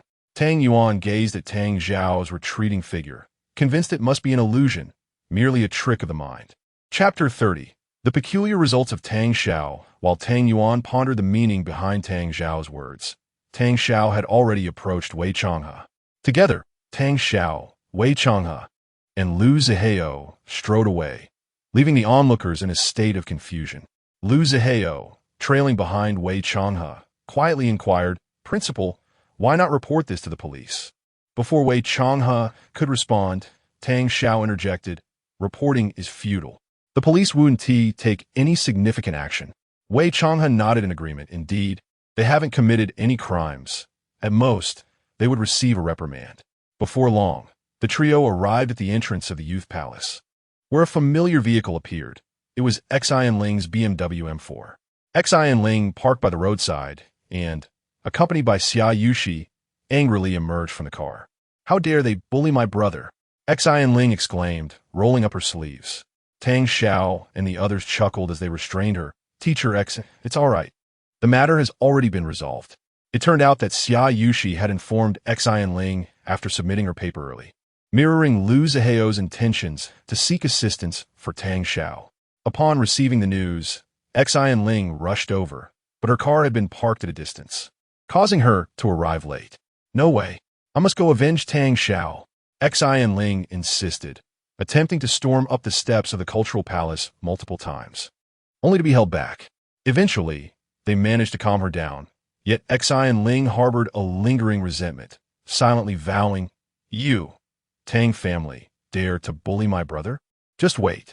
Tang Xiao observed Xian Ling, Xia Yushi, Wei Chang'e, and Lu Zihao, feeling an overwhelming warmth within his heart. They stood by him today, unconditionally believing in him. In stark contrast, the Tang family had blindly labeled him as a villain, even wielding their power to humiliate him. The juxtaposition was striking. Tang Xiao sincerely expressed, "Thank you all for today." "Ugh, how cheesy. I'm cringing," Lu Zihao remarked, rubbing his arms as if to erase the goosebumps. "Well, how about I treat everyone to dinner? Let's go to Jinhu Xian." "Jinhu Xian? Never heard of it," Lu Zihao replied, evidently unfamiliar with the place. "That sounds great. Let us go." Xian Ling agreed, knowing Tang Xiao had a dining voucher worth 500,000 with a 50% discount, making it quite a deal. The following day, in the chairman's office of the Tang Group's skyscraper, Tang Yuan, dressed in a meticulously tailored fitted suit, exuded an elegant yet regal demeanor as she listened to a report from a subordinate. The employee, visibly anxious, reported, "Chairwoman, our company's shares were attacked last night, resulting in a market value loss of over 30 million. Tang Yuan inquired, "Which faction orchestrated the attack? Have you identified them?" "It was the Hongchang Consortium." A hush fell over the office. The Hongchang Consortium was a large regional commercial organization, an alliance of multiple families and groups, a formidable entity in several surrounding provinces. Currently, The only known aggressor was the Hongchong Consortium. However, within it were various factions, making it challenging to ascertain precisely which one had launched the attack. The loss of over 30 million seemed more like a mockery, a provocation. Tang Yuan pondered, could it be the Wei family? Unlikely. They have no ties to Hongchong. Moreover, yesterday's incident did not escalate significantly, and we had left them some face. We certainly did not offend Wei Changhe. Without a reason for the Wei family to strike, she was left bewildered. It felt as though she had been struck by an unexpected blow, leaving her with an uncomfortable sense of helplessness to swallow the bitter fruit alone. She waved her hand. You all may return to your duties. Secretary Zhang, please arrange for a driver. I need to go out. Certainly, Chairwoman. Where to? Secretary Zhang asked. Take me to the Cultural Palace in Jiang'an City. Whenever Tang Yuan felt troubled, she would visit the Cultural Palace to chat with Guan. Additionally, she was curious about the outcome of yesterday's competition. Upon arriving at Guan's office, Tang Yuan expressed her apologies. Teacher Gu, I apologize for the trouble I caused you yesterday. Not at all. We invited you to be a guest. Besides, it was merely an investigation into cheating. If it hadn't involved Wei Changhe, it wouldn't have been so complicated. They have examined students before, and yesterday's situation was unprecedented. The proctors were reluctant to blame Tang Yuan, and Guan certainly held no ill will toward her. Tang Yuan reiterated her gratitude. Thank you for your understanding, Teacher Gu. Has the competition result been announced? Guan replied, just a few more minutes. It will be out shortly. The electronic grading is quite efficient. At that moment, a teacher rushed in. Teacher Gu, Ms. Tang, the competition results are in. Someone has set a new record, surpassing 900 points. Both Guan and Tang Yuan were taken aback. The questions had been challenging, and they had anticipated no one would break the record. To their astonishment, a prodigy emerged. Guan expressed her delight. Excellent. Truly impressive. Tang Yuan nodded, acknowledging the achievement of the youth. However, the teacher seemed hesitant, struggling to articulate something. Guan asked, what is it, Teacher Chen? Is there an issue? The student who broke the record is named Tang Xiao. At that moment, the expressions of Tang Yuan and Guan became exceedingly animated. Guan, incredulous, asked, are you certain, Teacher Chen? The teacher, caught between laughter and tears, responded, Tang Xiao's results are rather peculiar. Teacher Gu, Ms. Tang, you should come and see Tang Xiao's paper. Since the grading was conducted electronically, once the contestants' papers were submitted, they were immediately entered into the system to ensure fairness and impartiality. In the grading room, other teachers awaited Guan's arrival. Teacher Gu, you must see Tang Xiao's paper. They opened the grading room's large screen and accessed Tang Xiao's paper. The final score, 993. Both Tang Yuan and Guan gasped. Out of a perfect score of 1,000, Tang Xiao had achieved an astonishing 993. He had answered all the exceptionally difficult questions correctly. One teacher quietly remarked, Tang Shui's record was 893. Tang Xiao's score exceeds hers by exactly 100. The group began to sense something amiss. It appeared someone was being publicly challenged. Tang Yuan stood in stunned silence, her inner turmoil palpable. Guan, unable to believe the news, exclaimed, is this score confirmed? Teacher Chen and several others chuckled wryly. We have all verified Tang Xiao's paper. It is indeed 993. Furthermore, Teacher Chen added, the 7 points deducted were for the simplest questions he did not attempt, not for errors made. Chapter 31. Your pride is naught but nonsense in my eyes, Tang Yuan, and Guan's minds buzzed with disbelief. Intentionally leaving the simplest 7 points blank, Tang Xiao managed to score a mere 993. Yet, he aced the more challenging questions, which left them baffled. How could he possibly fail to secure those easiest 7 points? With the potential to achieve a perfect score, he deliberately chose 993, surpassing Tang Shui as 893 by precisely 100 points. Tang Xiao's results serve as a stark declaration to all. I am controlling my score. What was once a chance for a perfect score had morphed into a message for Tang Yuan. Your coveted competition records, your pride, are of no significance to me. With a seemingly inconsequential test paper, Tang Xiao had struck a blow to Tang Yuan's ego. A teacher murmured, didn't Tang Xiao submit his paper within an hour? Preposterous.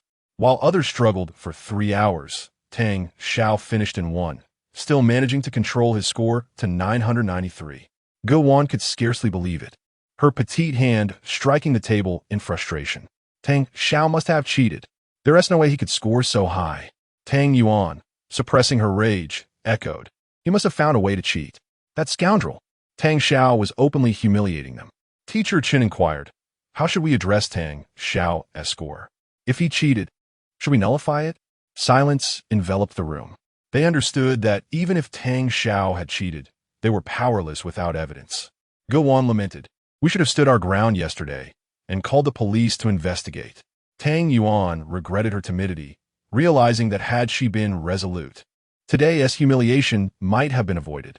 With sincerity, Tang Yuan addressed the teachers. I apologize, esteemed educators. My lack of perseverance yesterday has led to your loss of dignity. And for that, I am truly sorry. I shall present you with a splendid gift to make amends. Hearing of the gift, the teacher's expression softened.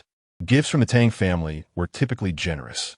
Tang Yuan possessed high emotional intelligence and, accepting her fault, sought immediate rectification. Go Wan waved her hand dismissively. Let it be. This cannot fall entirely upon you. It is Tang Xiao who is too cunning. Teacher Chen suggested, let us rank the competition according to the scores. Thus, Tang Xiao was declared the first-place winner. Go Wan, resigned, proceeded with the formalities. Meanwhile, Tang Yuan maintained her composure, yet her disdain for Tang Xiao intensified. In the principal's office at No. 2 High School, only Wei Changhe and Tang Xiao were present. The results of the biology competition lay on Wei Changhe's desk. First place, Tang Xiao, 993. Wei Changhe excitedly clapped the armrests of his chair. Well done, Tang Xiao. You've done exceptionally well. Tang Xiao remained composed, sipping his tea. This score was the result of his deliberate control. Wei Changhe gazed at the score in disbelief. He recognized Tang Xiao's academic prowess, but had never anticipated such an extraordinary achievement. Initially, he thought a third-place finish with an additional 5 points would suffice. Yet Tang Xiao had claimed first place, seemingly breaking records. Wei Changhe laughed heartily. I can only imagine the sour expression on Go Wan's face. Delightful, absolutely delightful. Today, Wei Changhe was in high spirits, buoyed by Tang Xiao's success. Tang Xiao, you will receive a 50,000 yuan prize from the competition organizers. And the school will not be stingy either. I will award you another 50,000. The organizers' funds would likely take a week to disperse, but the school's portion would be approved today. Aware of Tang Xiao's situation, Wei Changhe preemptively approved the funds, knowing he had the authority as the principal. Thank you so much, principal. Wishing you a lifetime of peace, Tang Xiao replied, elated. The school's generosity was indeed remarkable. Tang Xiao had just earned 100,000, an impressive sum for a high school student yet to graduate. The thought of future competitions invigorated him. The principal jested, peace. My foot, do you even know how to speak? Yet, it seemed Tang Xiao was the only one brave enough to joke with Wei Changhe. Following the events of yesterday, their relationship had grown considerably closer. Wei Changhe continued, Tang Xiao, the geography competition is tomorrow morning. You're prepared, right? Geography was a subject more aligned with the liberal arts, while Tang Xiao was a science student, prompting a hint of concern from Wei Changhe. Not a problem, principal, Tang Xiao replied confidently. There is no distinction between arts and sciences. The principal was personally granting him leave. Tang Xiao remembered how furious Wei Changhe had been when he had skipped class for just 10 minutes, reinforcing the school's walls with barbed wire. Tang Xiao was once again reminded of the principal's maturity. Thank you, principal, Tang Xiao expressed his gratitude. He had already memorized the textbook material, including 30 to 40 years of past examination questions, real and mock. Remaining at school seemed increasingly unproductive. Moreover, in recent days, Gu Weigua had assigned Tang Xiao additional tasks. As Tang Xiao prepared to leave, Wei Changhe cautioned, if you encounter any troubles like yesterday, don't hesitate to call me. The principal's tone was fierce yet reassuring. Interestingly, Xian Ling had given Tang Xiao similar advice yesterday, even vowing to help him seek revenge. Tang Xiao kept their words close to heart.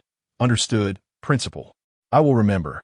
After Tang Xiao departed, Wei Changhe gazed at Tang Xiao as competition results, muttering to himself, "Although I am unaware of the grievances between you and the Tang family, they are indeed a formidable entity.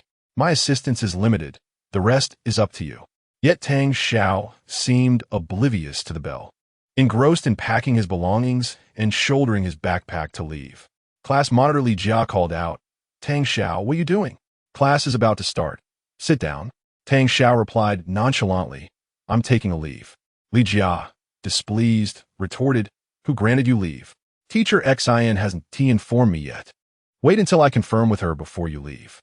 Being a top student is all well and good, but you're not above the rules just because you're a class officer." Tang Xiao's disregard for Li Jia's authority was apparent. "If the principal granted me leave, you can confirm with him." Without waiting for a response, he exited the classroom. Li Jia stood frozen, realizing that no matter her rank, she could not rival the principal's authority. Nearby, Lu Zihua pretentiously remarked, "Mere mortals should focus on class. Only the academic elite may take liberties with absences. Do you not understand the rules?" Tang Xiao intended to give 50,000 to Deng Yinglan, who adamantly refused. "Do not give it to me. Please, I cannot accept it. That money is yours from your hard work. You've studied so diligently. Keep it for yourself. Make sure to rest more and don't overexert yourself with your studies." Tang Xiao felt a surge of emotion. Those who truly love you do not concern themselves with your external achievements, but rather your struggles and hardships. Chapter 32.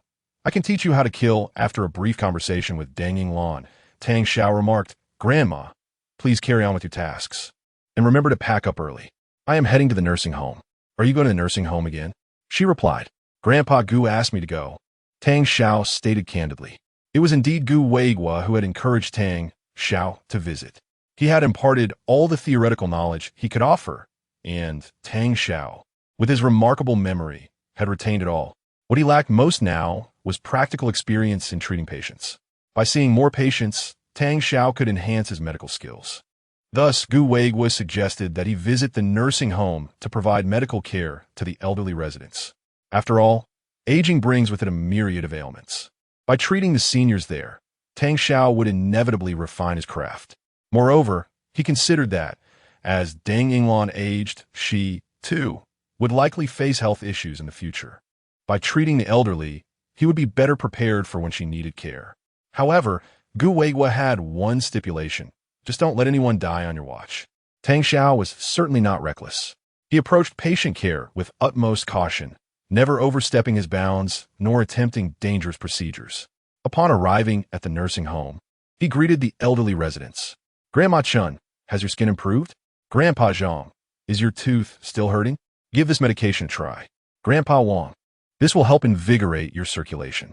Grandpa Zhu, at your age, it's best not to indulge in overly stimulating content. It's not good for your heart. Even in your youth, you would not have been able to handle it. You still claim you're fine? The magazines under your pillow are sticking out." Having visited several times, Tang Xiao was quite familiar with the residents, who appreciated his warm demeanor and competent medical skills, which alleviated much of their discomfort. This endeared him further to them. Tang Xiao had been raised under the care of Deng Yinglan and Gu Weigua, and he genuinely enjoyed the company of the elderly.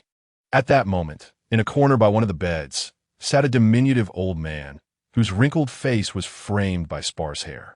He was in a wheelchair, and a doctor was examining him. Suddenly, the old man shouted, "Don't touch me there, it hurts." In a fit of rage, he swatted the doctor's instrument away. The doctor, visibly frustrated, retorted, "Mr. Sun, you're in a wheelchair. Can't you just behave yourself? What does it matter that I'm in a wheelchair? Mind your own business." Mr. Sun snapped back. "Fine then, you could just stay like that." The doctor, unable to tolerate Mr. Sun any longer, resigned on the spot.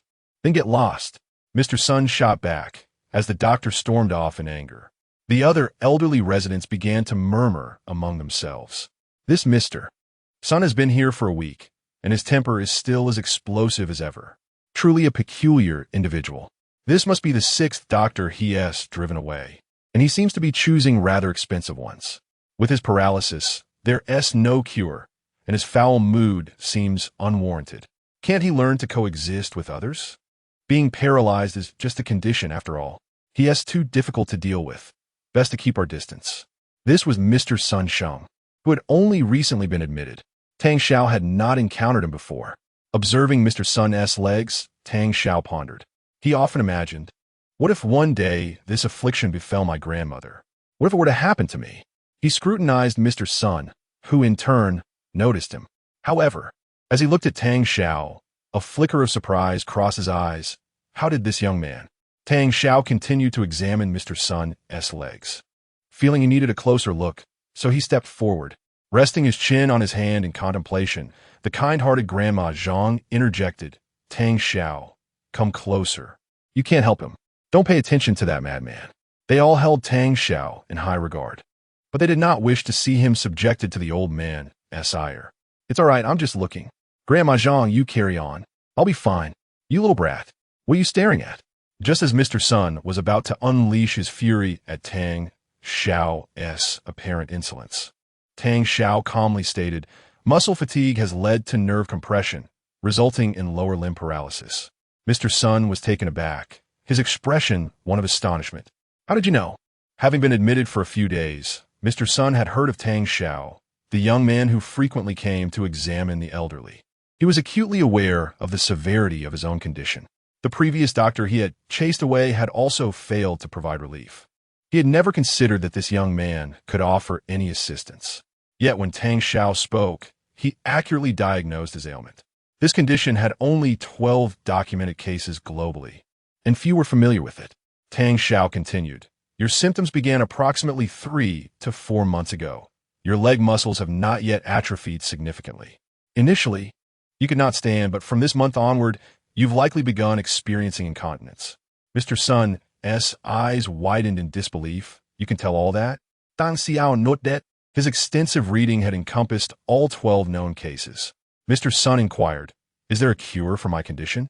Tang Xiao shook his head. I cannot say. This answer was entirely unexpected from Mr. Sunday. If there is treatment, there is treatment. If not, there is not. What do you mean you don't know?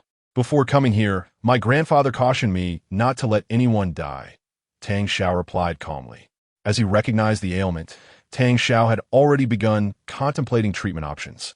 The acupuncture techniques taught by Gu Weigua could indeed hold promise. However, they would require targeting the most precarious acupuncture points. Failure could lead to fatal consequences. Theory and practice are two different realms, and no one would gamble their life. After hearing Tang Xiao's words, Mr. Sun paused and then burst into laughter. Ha ha ha, interesting. Amusing young lad. What was meant to be a rather offensive remark was met with Mr. Sun's hearty laughter. This condition is challenging to treat, and failure could prove fatal, Tang Xiao cautioned. Having satisfied his curiosity, he was about to turn away when Mr. Sun spoke again. Your name is Tang Xiao, correct? How about we make a deal? Go on, Tang Xiao replied, intrigued by the peculiar old man. You help me with my illness, and in return, I'll teach you a skill. If I don't get better, it won't count against you, but if I do, I'll have something to give you. Mr. Sun's eyes glinted with a mix of danger and intrigue, despite his frail body being seated in the wheelchair. Tang Xiao was unable to discern Mr. Sun's true intentions. He had never encountered anyone like him before, yet he was curious. What can you teach me? Mr. Sun replied nonchalantly. I can teach you how to kill. Chapter 33. Tang Xiao as a human camera, a slight tremor coursed through Tang Xiao's heart. He glanced around, observing that the other elderly residents were engrossed in their own activities, oblivious to the conversation unfolding here. His gaze settled on Sun Sheng, whose laughter, though jovial, carried an undertone of chill that Tang Xiao could unmistakably sense. This old man might indeed have taken a life. Nevertheless, Tang Xiao feigned nonchalance, asserting, we live in a society governed by law. How could I ever contemplate murder? Sun Sheng shook his head. Learning to kill does not necessarily mean one will take a life. It could merely serve to prevent one from being killed. Is a skill a craft? Is it not? Besides, when someone is intent on taking your life, will the law protect you? In that moment, the only one who can safeguard you is yourself. The ability to kill is, without a doubt, the most formidable combat technique in this world. If you possess the capability to kill, fighting becomes markedly simpler. It is akin to attending university. The subjects learned in primary school seemed trivial in comparison. Tang Xiao fell into silence, recognizing that while Sun Sheng's logic appeared flawed and his worldview unconventional, there was an undeniable realism to his assertions. "Have you ever killed someone?" Tang Xiao inquired.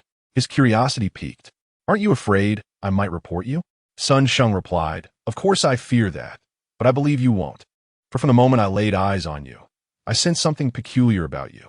You are remarkably young, yet you exude a fierce tenacity associated with those who have brushed against death. Such ferocity is typically found in those who have truly experienced mortality. You're the sort who is obsessed with wielding power over your own fate." Sun Sheng had faced death numerous times, and it had imparted upon him a certain aura that only those who have endured such experiences can comprehend. Many who have encountered death tend to shrink back, haunted by fear for the remainder of their lives. However, those who blossom with strength in the face of death, those who live fiercely in defiance of it, are the true warriors, the true strong. Remarkably, he discerned this very essence within Tang Xiao. The paradox lay in the fact that this young man was merely 18 years old and frequently tended to the ailments of the elderly, dispensing medication. It was a contradiction that intrigued Tang Xiao. Both men found a sense of mystery in one another. Unbeknownst to Sun Sheng, Tang Xiao had indeed undergone a brush with death, a genuine demise, not mere survival, but a true extinguishing of life, caused by those to whom he had given his all. It was a complete obliteration of both body and spirit. Rebirth had granted Tang Xiao not only enhanced memory and speed-reading abilities, but also a mindset steeped in ferocity. Those who treated him well would be met with gratitude. Those who wronged him would be met with retribution. Sun Sheng's talk of killing piqued Tang Xiao's interest. His extraordinary memory allowed him to absorb a multitude of skills, yet some knowledge could not be acquired through conventional means, such as the art of killing. "I must admit, I cannot guarantee that I will be able to treat your ailment without risking your life," Tang Xiao candidly stated. Sun Sheng, unfazed, replied, "Dying is preferable to being confined to a wheelchair." This encapsulated Sun Sheng's peculiar value system. For him, the agony of being wheelchair-bound was a fate worse than death. He was determined to seize any opportunity, even if it originated from a youth not yet 20. "Let me see your leg," Tang Xiao said, stepping forward to examine Sun Sheng's limb. His words indicated a tacit agreement. The prospect of mastering the art of killing intrigued him. The humiliation he faced at the hands of Tang Yuan, who wielded her power with cruelty, lingered in his mind. He felt weak, overshadowed by the might of the Tang family. Just a few careless words from her had nearly cost him his life, igniting a fervent desire for greater strength, even if it meant venturing beyond the bounds of propriety. Sun Sheng chuckled. "Thank you, Dr. Tang." Tang Xiao regarded him with skepticism. "But I am curious. Won't the police come after you? I am still young. I do not wish to accompany you to prison." Sun Sheng found the notion amusing. "Enough of that. My past dealings were on the international stage, beneficial to the nation rather than harmful. Otherwise, could I enjoy my retirement in comfort here? Besides, let me assure you, the government of Xia has a rather favorable view of me." Tang Xiao remained unconvinced. "Hey, I have a nickname internationally. They call me King of Soldiers. Old son, if you're incapacitated, perhaps you should refrain from reading novels." "You are beyond help," Tang Xiao jested. "Now lift your leg higher. I need to examine the muscles in your glutes." The banter between Tang Xiao and Sun Sheng was peculiar, yet harmonious, seemingly at odds with the fact that it was their first meeting. Perhaps it was their shared defiance of convention that forged this connection. As night fell and the moon hung bright in the sky, three figures gathered on the hillside behind the nursing home. Tang Xiao was engaged in a sparring session with a burly man in his 30s, while Sun Sheng observed from his wheelchair. The man was robust and powerful. Although Tang Xiao had learned street fighting techniques from Gu Xiaoxi, his skills were insufficient against this formidable opponent. 3 minutes later, the strong man seized an opening, effortlessly flipping Tang Xiao onto the ground. With a thud, he landed painfully. Gritting his teeth, Tang Xiao exclaimed, "Sunda, was it necessary to start with such a high degree of difficulty? This fellow is impressive." Sun Sheng nodded in acknowledgement. "Your street fighting skills are adequate for dealing with ordinary individuals, but they fall short against a master. You cannot expect to encounter only novices. Wang Biao is quite capable. Suitable for your training, Sun Chen added, referring to the imposing figure. Quite capable? He's extraordinary, Tang Xiao retorted. Yet, a sense of relief washed over him. Sun Sheng's ability to procure such a formidable opponent indicated that his standing in the country was indeed legitimate. Wang Biao, overhearing Tang Xiao's complaint, felt a shiver run down his spine. How dare this young man speak so boldly to the venerable Sun Sheng? Wang Biao knew all too well the formidable reputation that Sun Sheng commanded. Sun Sheng inquired, "What did you learn from your bout with Wang Biao?" Tang Xiao began to demonstrate, replicating the moves he had just witnessed.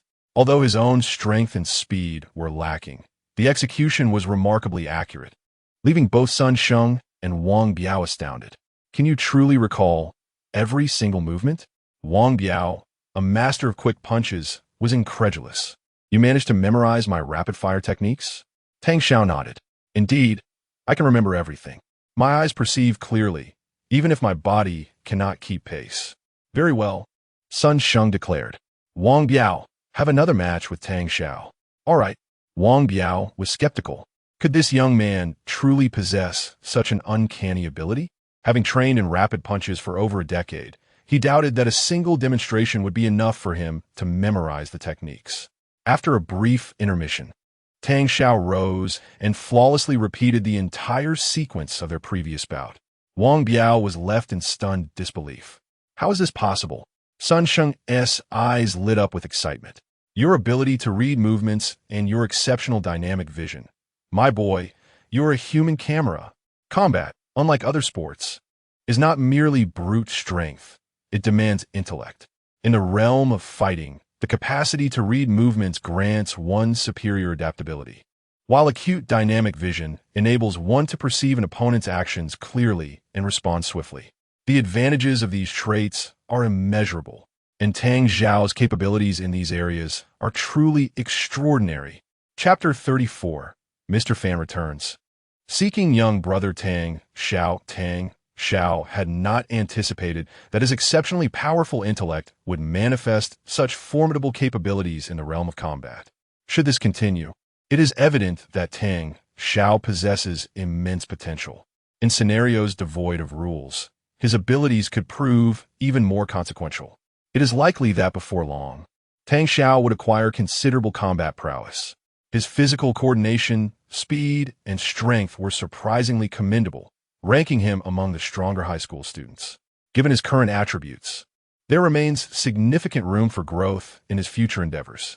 Gu Xiaoxi had similarly remarked on Tang Xiao's promising qualities, albeit attributing all the credit to herself, even at the expense of treating Tang Xiao to a barbecue. Sun Sheng expressed his excitement, exclaiming, "What a fine young man! No wonder you have excelled in medicine at such a young age. Biao, increase the intensity of your training for this little brat. Don't hold back." "Yet," Wang Biao hesitated, "Sheng Yi, are we really going to escalate the intensity?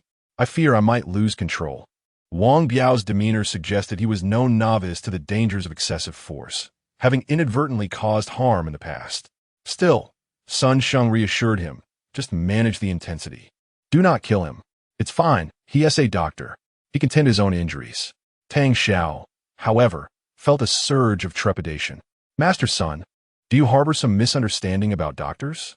I am not a caregiver. Merely donning a halo does not suffice." He added also, "Please refrain from striking my face. I have an exam tomorrow." After being knocked down twice, he truly felt the pain, yet Sun Sheng showed no sympathy. That is your own concern. Would the person attempting to kill you care about your pain?" Biao commenced. Thus began a new round of training. In the subsequent days, Tang Xiao either participated in competitions or sought out Sun Sheng. The fatigue was palpable, yet whether in medicine or martial arts, Tang Xiao exhibited a prodigious rate of advancement. In the academic competitions he later entered, he encountered no further instances of deliberate antagonism, and everything proceeded smoothly. On this particular day, in Class 7 of the second high school, the atmosphere was tense. All students were deeply engrossed in their studies, as the national examinations loomed just days away, creating immense pressure. Of course, Tang Xiao was the exception. During a break, His phone vibrated with a call from an unfamiliar number. Answering, he heard a middle-aged man's voice. Hello? Are you Tang Xiao? Yes, that's me. Ah, little brother Tang Xiao. I miss you dearly. Who are you? Tang Xiao wondered if this was some sort of scam due to the caller's enthusiastic tone. It's Fan Yutong. Who? I am your benefactor, little brother. Have you forgotten? You saved me last time, at Jianhu. The memory returned to Tang Xiao. He had indeed rescued someone at Jianhu, referred to as Mr. Fan. Oh, I remember now. How are you feeling? Much better. I've just been discharged from the hospital. Do you have time today? I wish to treat you and express my gratitude for saving my life. I promise you will be satisfied. Mr. Fan's warmth was palpable. That's not necessary. Tang Xiao felt it was merely a matter of practice when he saved Mr. Fan, not a life debt to be repaid. Absolutely necessary. Without you, where would I be? This kindness must be repaid. Mr. Fan insisted. His words sounded somewhat peculiar. He continued, if I do not repay you for saving my life, does that mean my life is worth nothing? How could I continue to live knowing others might not come to my aid in the future? You must come today. Mr. Fan's speech was a bit crude, reminiscent of a nouveau riche, yet his enthusiasm compelled Tang Xiao to acquiesce. After some contemplation, he decided to go, as he had nothing pressing. All right, I will come over shortly. Wonderful. I shall send you the location. Hurry, I have a grand gift prepared for you. Okay. As Tang Xiao ended the call, the school bell rang, prompting him to pack his bag. His departure elicited little surprise from his classmates, though some still found it peculiar. Li Jia remained indignant about Tang Xiao's seeming disregard for rules. Tang Xiao, how can you? Before she could finish, their stern teacher, Xian Ling, entered the classroom. Known for her fierce demeanor, she commanded respect and fear from the students. As she entered, the previously noisy classroom fell silent. Seeing Xian Ling, Li Jia eagerly reported, Teacher Xian, Tang Xiao is leaving again. Tang Xiao, you used to sneak out behind my back. Today, I will see if you can leave so nonchalantly in front of me. To her surprise, Xian Ling's expression softened as she noticed Tang Xiao with his bag. Tang Xiao, do you have something to attend to? She inquired with genuine concern. Yes, Teacher Xian, I have a matter to attend to. Then go ahead. Be cautious of traffic. Thank you. As Tang Xiao exited the classroom, an eerie silence enveloped the room, as if they had witnessed a ghost. They understood that Tang Xiao excelled academically and enjoyed a modicum of privilege, yet the transformation of their usually fearsome teacher was astonishing. When Tang Xiao had just departed, Xian Ling's demeanor shifted dramatically, reverting to her fierce self. She slammed her hand on the desk, startling everyone, including Li Jia, who promptly sat down. What are you all dawdling for? The national examination is just days away, and you're still daydreaming. You are the worst class I have ever taught. Xian Ling scolded. The gentle Xian Ling vanished in an instant. Her reprimand brought a sense of comfort to the students. Yes, this was the teacher they were accustomed to. Lu Zihao rubbed his eyes repeatedly, bewildered. What has happened? Did I see the teacher transform into a stunning beauty? This hallucination feels severe. Perhaps I should consult a doctor. Lu Zihao, chatting during class. I will assign you 10 math problems to be submitted the day after tomorrow. Xian Ling called out. Lu Zihao could not contain his retort. But, Teacher Xian, you're the Chinese teacher. Enough of your chatter. Do as I say. If it's not submitted, the number doubles. Xian Ling declared authoritatively. Lu Zihao, unable to voice his anger, seethed internally. Tang Xiao, you ungrateful brat. How is this fair? Meanwhile, Tang Xiao had unlocked a shared bicycle and arrived at the Bihua Real Estate Sales Center headquarters, the address provided by Mr. Fan. Bihua Real Estate is a significant player in the real estate sector in Yun Province. While not among the leading firms nationally, it boasts numerous developments in the province, with a market value in the billions, making it a formidable entity. Despite the recent stabilization in national housing prices, Bihua's properties appear to be on an upward trajectory. The sales center headquarters was resplendent, resembling a miniature palace, both elegantly designed and opulent. Tang Xiao marveled at the sight. For reasons unknown, all real estate sales offices seemed to be the most aesthetically pleasing. The entrance was adorned with a red carpet and grand floral arrangements. It appeared to be an opening day, with a bustling crowd present.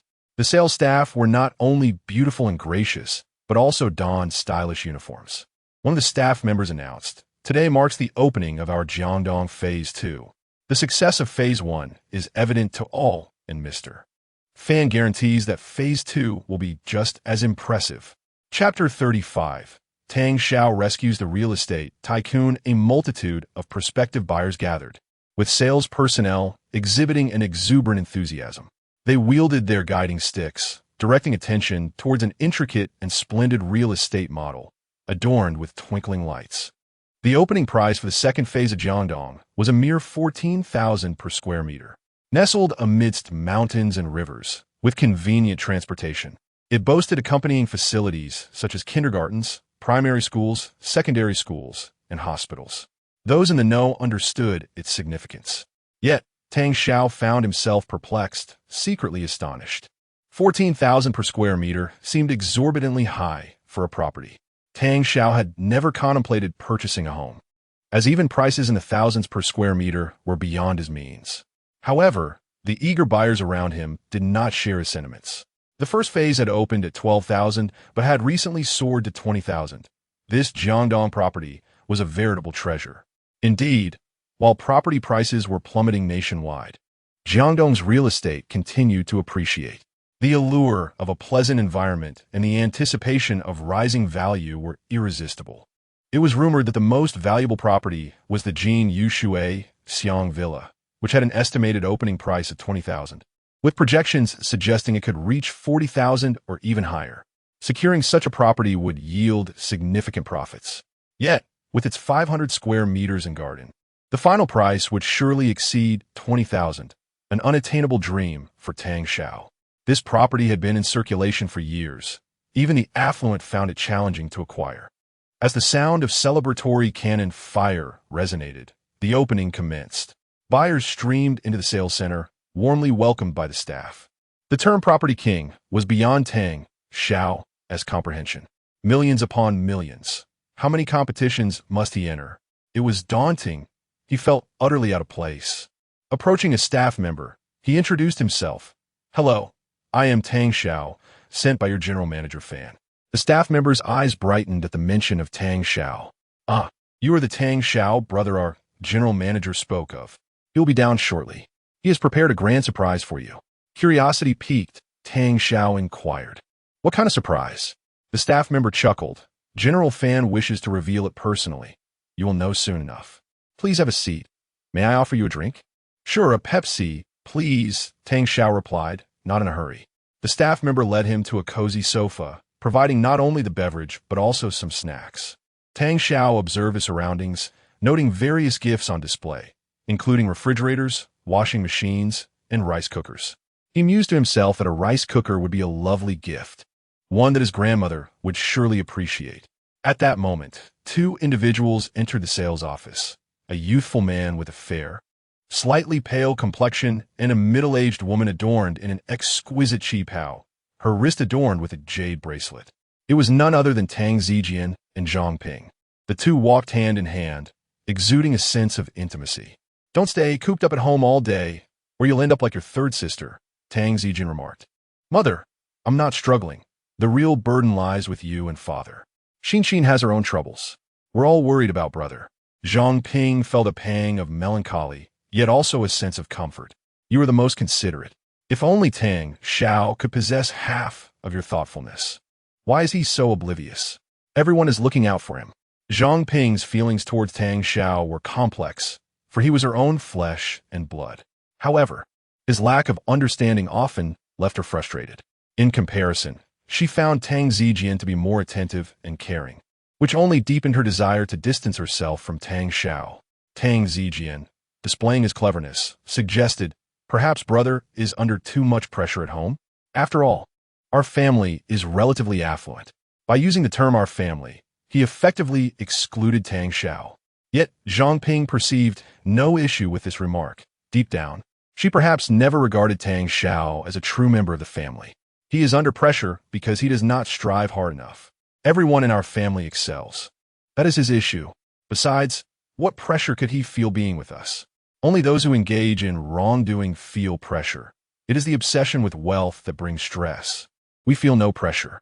One cannot blame brother. His living conditions are not ideal. That is true. If only he could learn from you.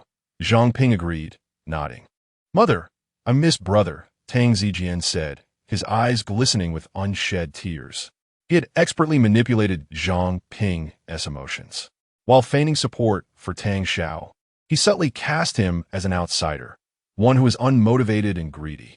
Zhang Ping, however, fell for this ruse, believing that Tang Zijian's words resonated deeply. Zhang Ping then inquired, Zijian, how is your preparation for the national exam progressing? With pride, Tang Zijian replied, Do not worry, mother. I am preparing exceptionally well. I am confident I will secure admission to a prestigious university. Zhang Ping added, Your tutoring teachers have mentioned that you are working very hard. You have already exerted significant effort. Given your delicate constitution, there is no need to push yourself like your sisters. All I wish is for you to be happy throughout your life.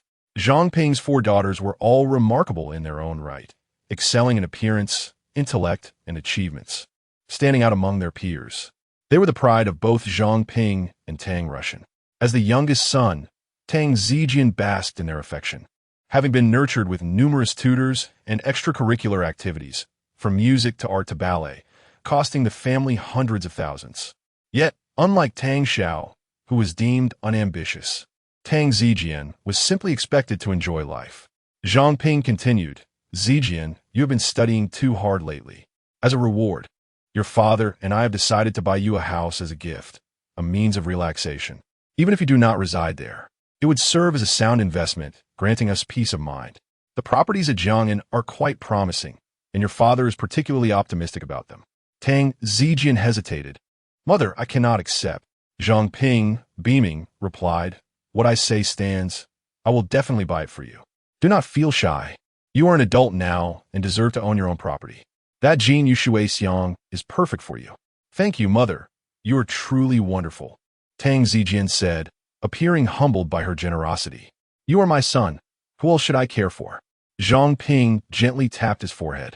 Her intention for this outing was clear, to give Tang Zijian a house as a reward for his hard work in preparation for the national exam. Chapter 36. The true young master's fury within the bustling sales center, Tang Zijian and Zhang Ping were engaged in lively conversation. The atmosphere was filled with a multitude of people. However, Tang Zijian's keen eyes quickly spotted Tang Xiao, who was leisurely snacking at a small tea table, clad in his school uniform. A surge of jealousy welled up within him.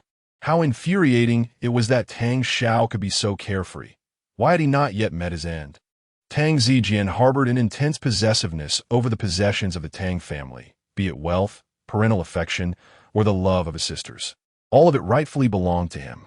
As long as Tang Xiao drew breath, Tang Zijian could find no happiness. An idea struck Tang Zijian. He tugged at Zhang Ping and exclaimed, Mom, look, it's my brother sitting over there. With that, he led Zhang Ping towards Tang Xiao. Indeed, it was Tang Xiao.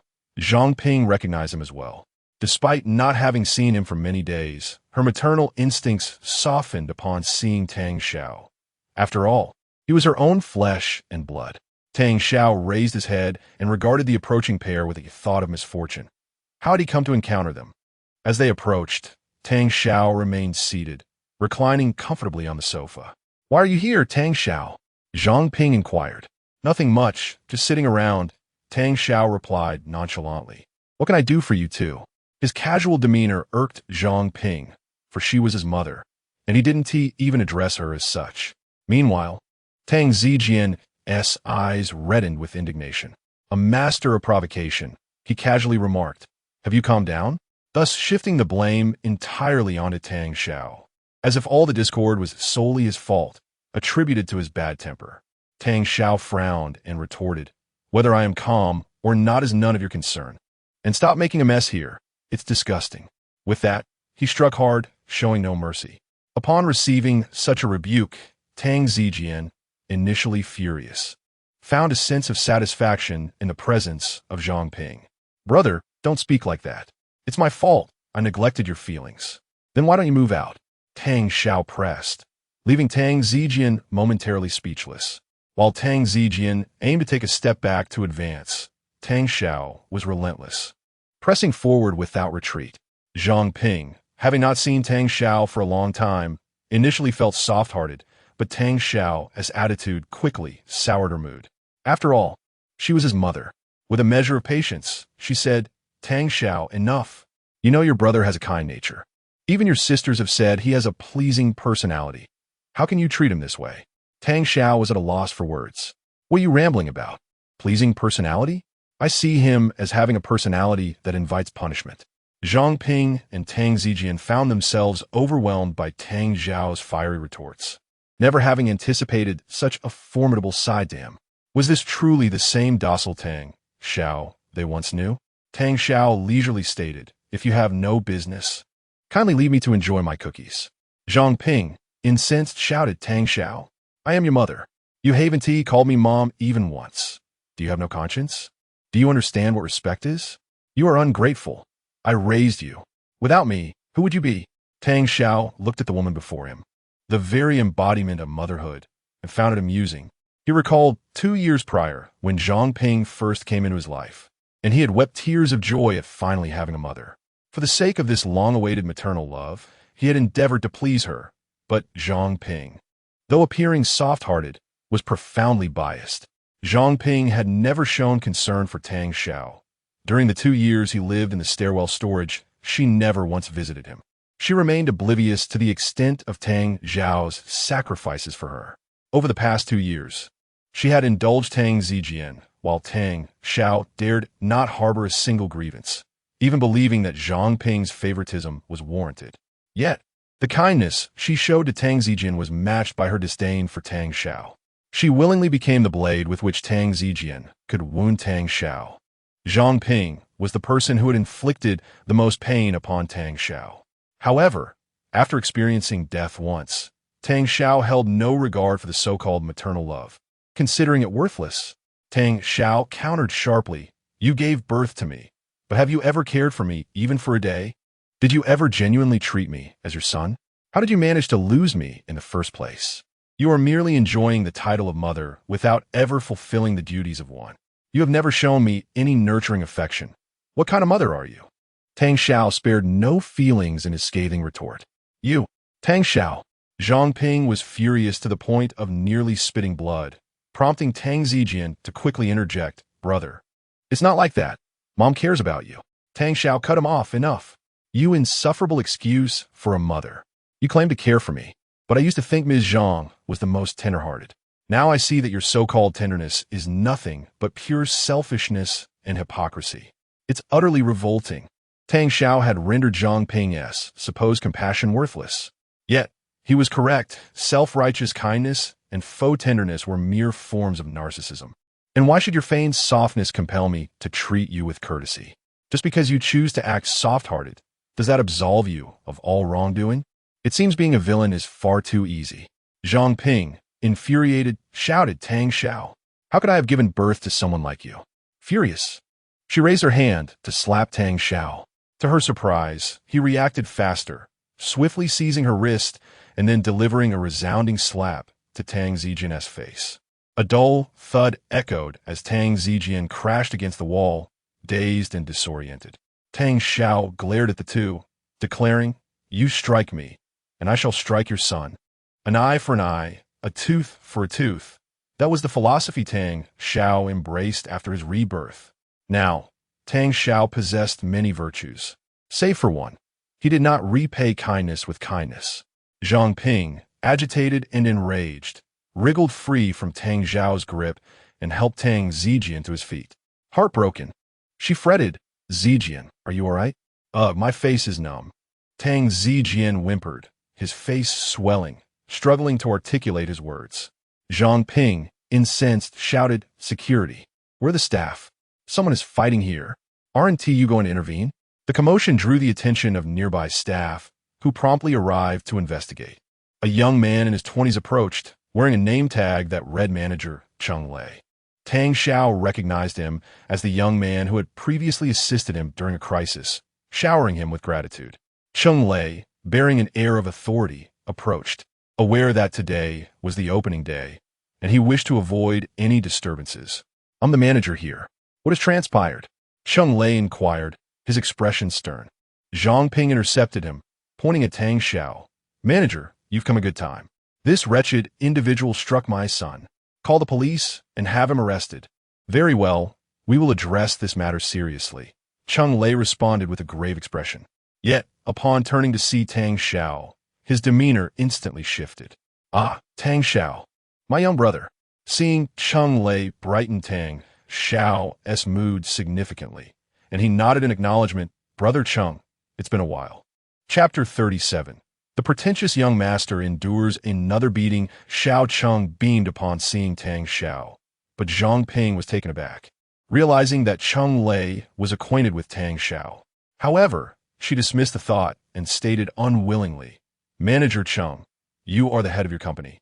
Regardless of whether you know him or not, this man assaulted my son." Zhang Ping pointed menacingly at Tang Xiao. Since Tang Xiao had severed ties with his kin, she too would disown her son. Today, she was determined to have Tang Xiao incarcerated. Tang Xiao adjusted his glasses and inquired, "Oh, young brother Tang, is what this lady claims true?" With conviction, Tang Xiao replied, "She struck first. I was merely acting in self-defense." The term self-defense was something Tang Xiao had learned from Sun Sheng, who had once said that even in a conflict, one must first establish the moral high ground, ideally leading to a scenario where one could strike yet still be perceived as the victim. Nevertheless, Tang Xiao's assertion held merit, for it was indeed Zhang Ping who initiated the altercation, albeit without making contact. Fuming with rage, Zhang Ping accused Tang Xiao. "You provoked me first. I hadn't even struck you before you attacked my son." To which Tang Xiao retorted, "I provoked you. I would like to ask, why did you come over to me while I was seated peacefully?" Zhang Ping and Tang Zijian were momentarily speechless, for it was indeed they who approached Tang Xiao first. Their arrival, seeking confrontation, only to be met with Tang Xiao's counteraction, seemed illogical. Cheng Lei began to grasp the situation. Tang Xiao was merely seated, while these two had sought out trouble and received a slap in return. Moreover, given Zhang Ping and Tang Zijian's attire, they were undoubtedly of affluence. Cheng Lei was quite surprised.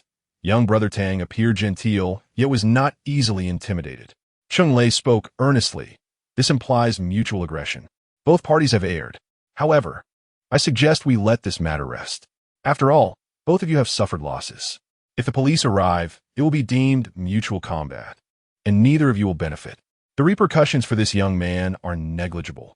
He is insignificant and unnoticed. However, dear lady, you are clearly not an ordinary person. Should word get out that you engaged in a brawl and were detained for several days, it would be quite disgraceful." Cheng Lei gazed sincerely at Zhang Ping, his eyes resolute and just.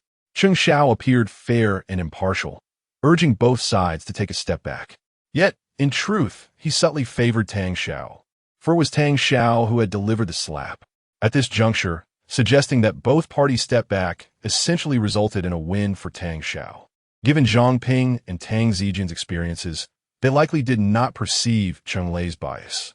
Cheng Lei's words prompted Zhang Ping to reflect.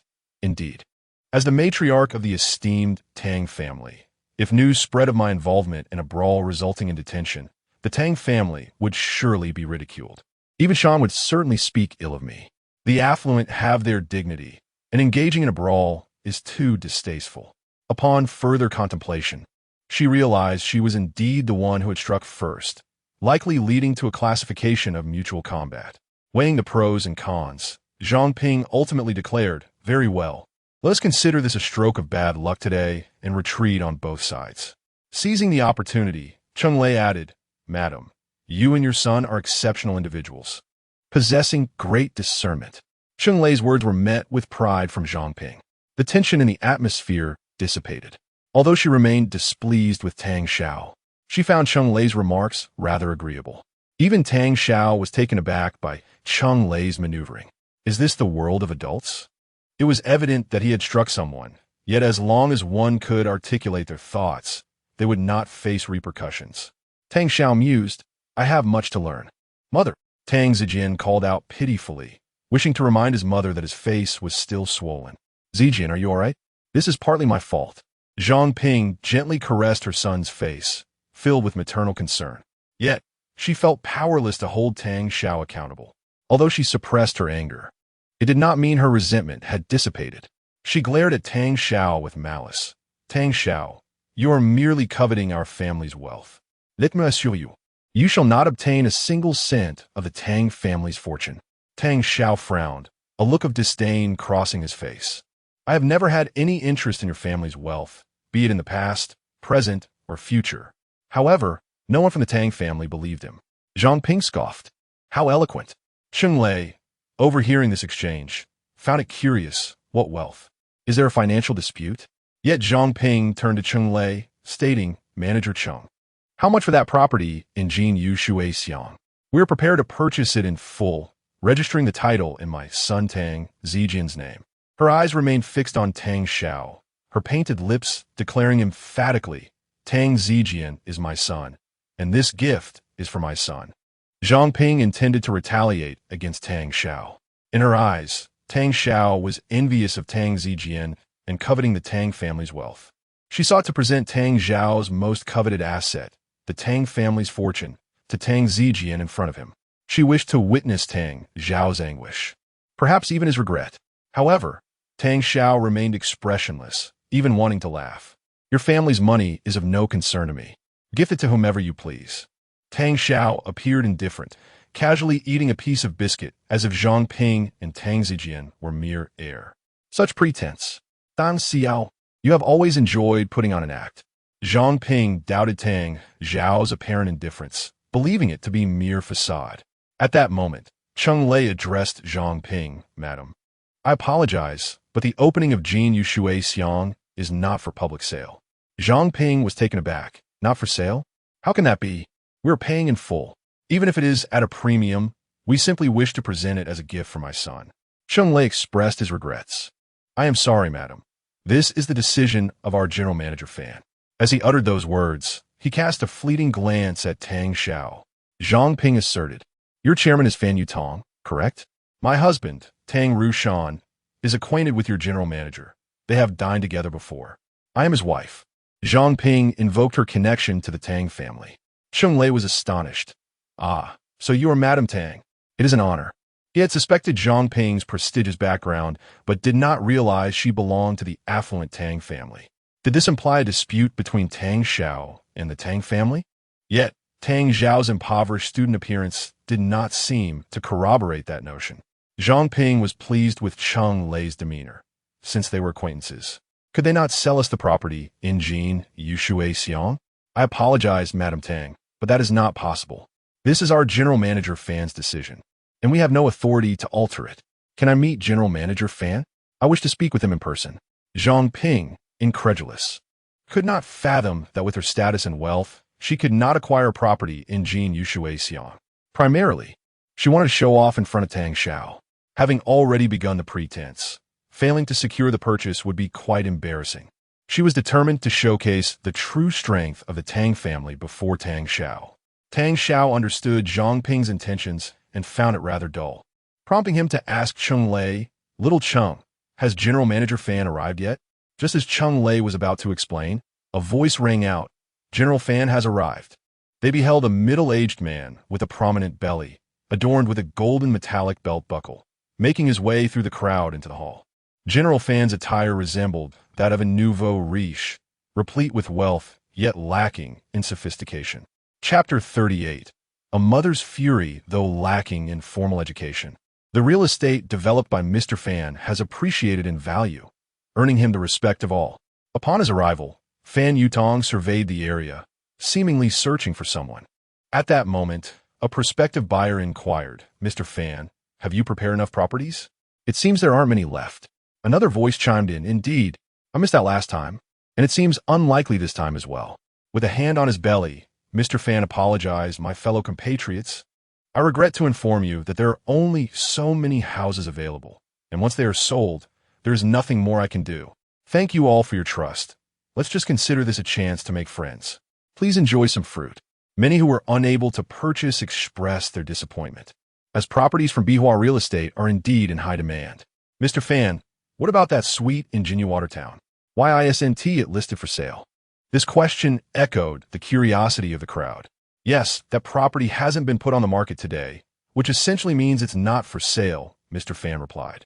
I'm sorry, but that property is no longer available as I have other plans for it. Several individuals had hoped to sell their possessions to acquire that prime property. Just then, Fan Yutong finally spotted Tang Xiao, his eyes lighting up. He pushed through the crowd, saying, "Excuse me, I need to get through. I have something to discuss." Reaching Tang Xiao, he grasped his hand tightly. Brother Tang, it's wonderful to see you. I missed you dearly. Without you, even my meals of abalone and lobster lack flavor." Though Fan Yutong's manner was somewhat crude, Tang Xiao could sense his enthusiasm. "Not at all. You seem to be recovering quite well," Tang Xiao responded with a light chuckle. Indeed, Fan Yutong's vitality now far surpassed what it had been during their last meeting at Jian Huxuan. Many around them were bewildered. Was the first thing Fan Yutong did upon arriving to chat with this young man? Who was this young man? They wondered, unfamiliar and seemingly just a handsome face. It was likely he was just accompanying his parents. Tang Xiao was, after all, one of the youngest present. Zhang Ping and Tang Zijian were astonished. Tang Xiao actually knew Fan Yutong? They seemed quite familiar. How could that be? Though Zhang Ping was reluctant to believe it. She couldn't help but think, what does it matter? How close could their relationship truly be? She approached Fan Yutong. "Hello, Mr. Fan. May I inquire if I could purchase that suite in Jinwater Town?" She remained undeterred, wanting to buy the property in front of Tang Xiao. "Who are you?" Fan Yutong asked, unfamiliar with Zhang Ping. Cheng Lei quickly introduced her. "She is Mrs. Tang, the wife of Mr. Tang Russian." Fan Yutong was taken aback. "Ah, so you're Mr. Tang's wife. My apologies. Mr. Tang's business is indeed quite impressive." The name of Tang Russian was well known, as his family was renowned for their wealth, boasting assets in the billions. Fan Yutong's demeanor pleased Zhang Ping, filling her with hope. It seemed there was a chance for the property. "Mr. Fan, regarding that suite in Jinwater Town, I was just about to mention this." Fan Yutong cheerfully grasped Tang Xiao's hand, addressing everyone. "I, Fan Yutong, would like to express my gratitude to someone here. This person is none other than Brother Tang." Zhang Ping and Tang Zijian felt a sense of foreboding. All eyes turned once more to Tang Xiao, who felt somewhat uneasy under their gaze. "What is happening? Why all this attention?" Fan Yutong declared, "Brother Tang saved my life. Without him, I would have perished. If I do not repay this debt, what kind of person would I be? As a token of my gratitude, I am gifting him the suite in Jinwater Town." With these words, the atmosphere fell into stunned silence, followed by a fervent uproar. Good heavens! A property worth over 10 million, just given away? This is madness. The market price is even higher, possibly over 20 million. To give away such a valuable property as a gift, isn't that excessive? Such a life-saving grace deserves recognition.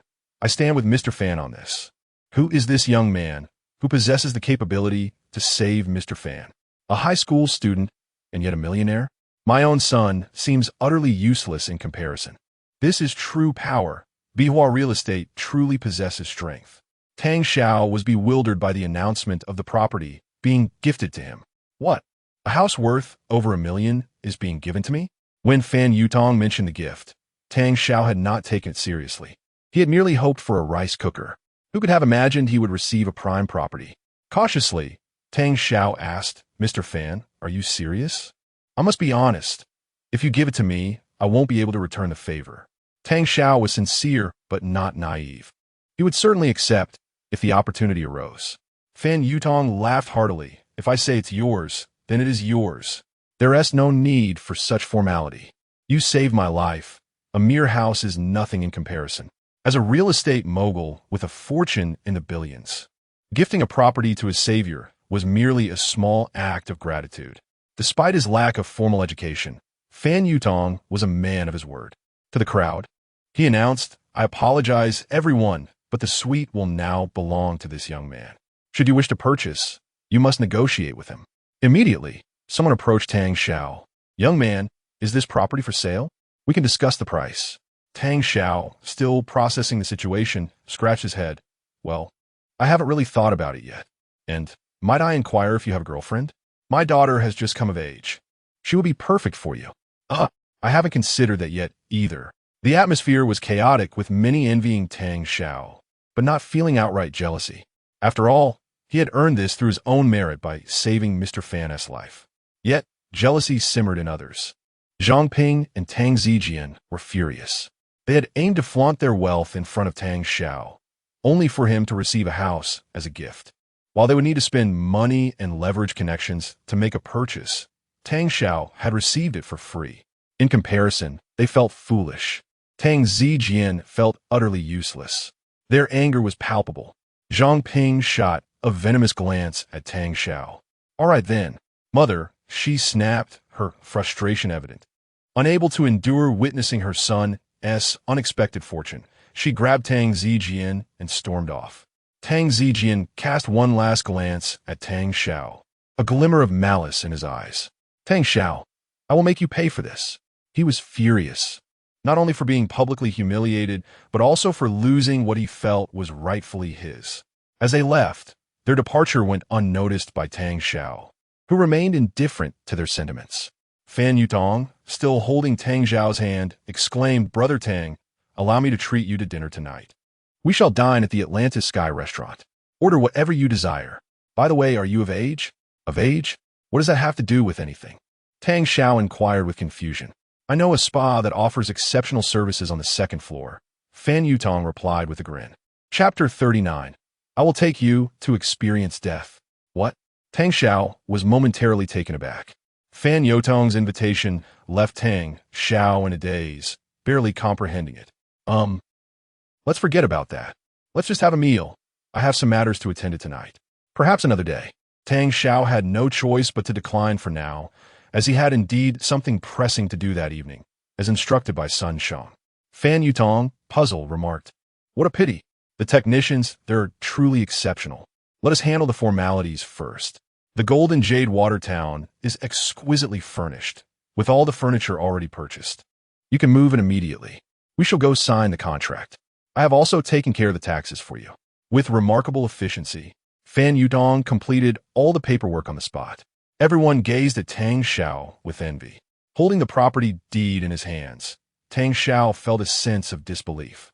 Have I truly amassed assets exceeding 10 million?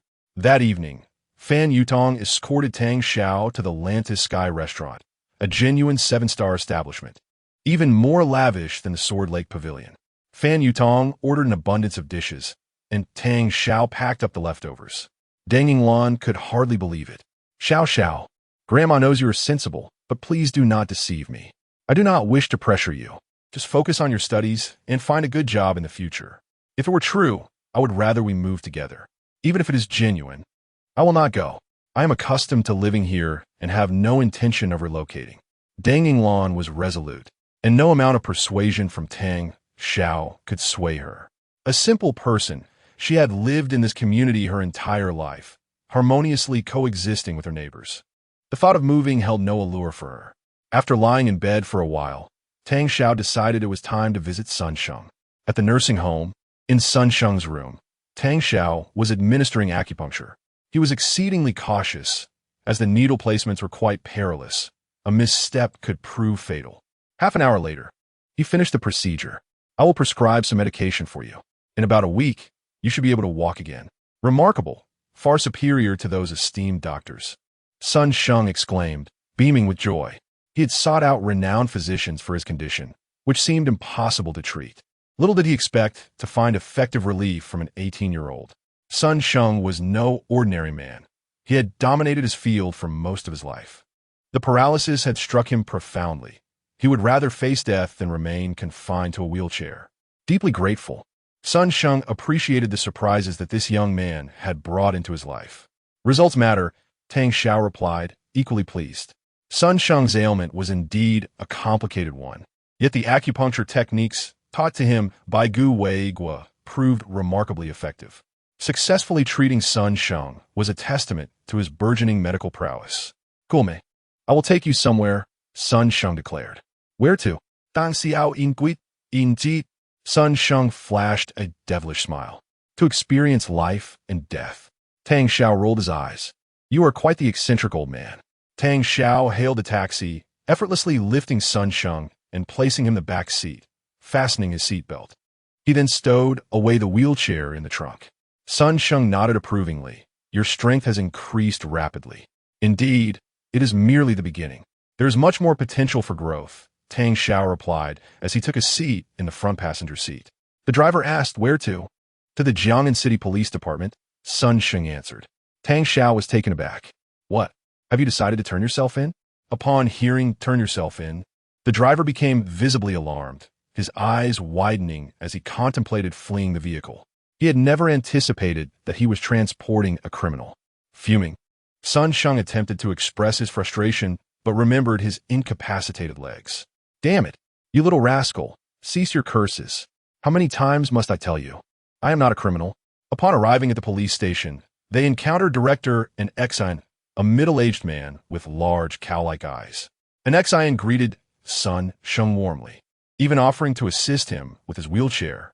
Ah, Consultant Sun, it has been a while since your last visit. Truth be told, I have missed you. I would like to visit, but with my legs paralyzed, how could I? Sun Chen replied nonchalantly. Oh, what a pity. Back in the day, you were so valiant. What affliction has befallen you? An Exine lamented. No matter, paralysis is merely paralysis. I shall concede the title of most respected to you. I will retire, Sun Chen joked.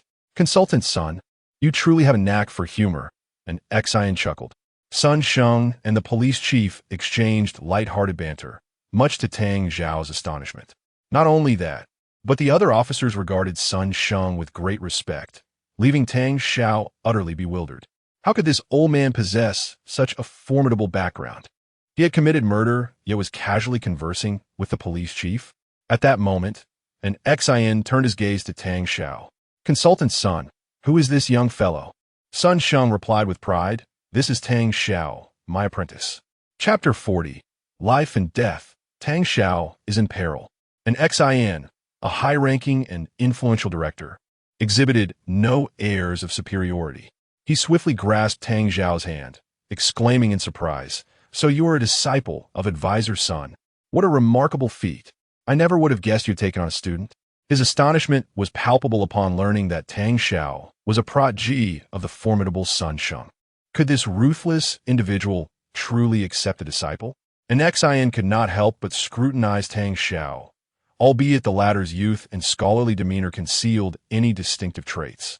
Nevertheless, being chosen by such an eccentric master surely indicated exceptional potential. Sun Chen waved his hand dismissively. He is still in the process of maturation. By the way, don't you have a mission tonight? Take him along. Very well. Young Tang Xiao, you shall accompany us this evening. Without further hesitation, an Exine consented. Given Tang Xiao's association with Sun Chen, he departed to coordinate the evening's operations with the other officers. Seizing the opportunity, Tang Xiao eagerly inquired of Sun Chen, Grandmaster Sun, what is the situation? Why are the police not apprehending you? They seem to hold you in high regard. Have you cleared your name? With a roll of his eyes, Sun Chen replied, As I mentioned, my notorious reputation resides abroad. The individuals I dealt with posed a threat to Xia country, hence their respect. Moreover, I am currently a specially appointed security consultant for the Public Security Bureau, an extraordinary position. Why would they arrest me? Tonight, you are to accompany them on a mission for your own development. Tang Xiao was taken aback by the magnitude of Sun Chen's standing. They are criminal police, right? Am I truly to engage a mission with them? Is that not perilous? What if I perish? He queried anxiously. Sun Chen chuckled. If you die, it merely signifies your ill fortune. Becoming stronger is not a simple endeavor. Damn, Dang Xiao Vito. Yet, contemplating his circumstances, he resolved to embrace the challenge. At that moment, a strikingly beautiful female officer approached them. Duan Shui, with her graceful stature and well-proportioned physique, bore an air of confidence in her police uniform. Her appearance was quintessentially that of a police flower. Tang Xiao rolled his eyes in response. Duan Shui assuredly stated, Rest assured, Advisor Sun.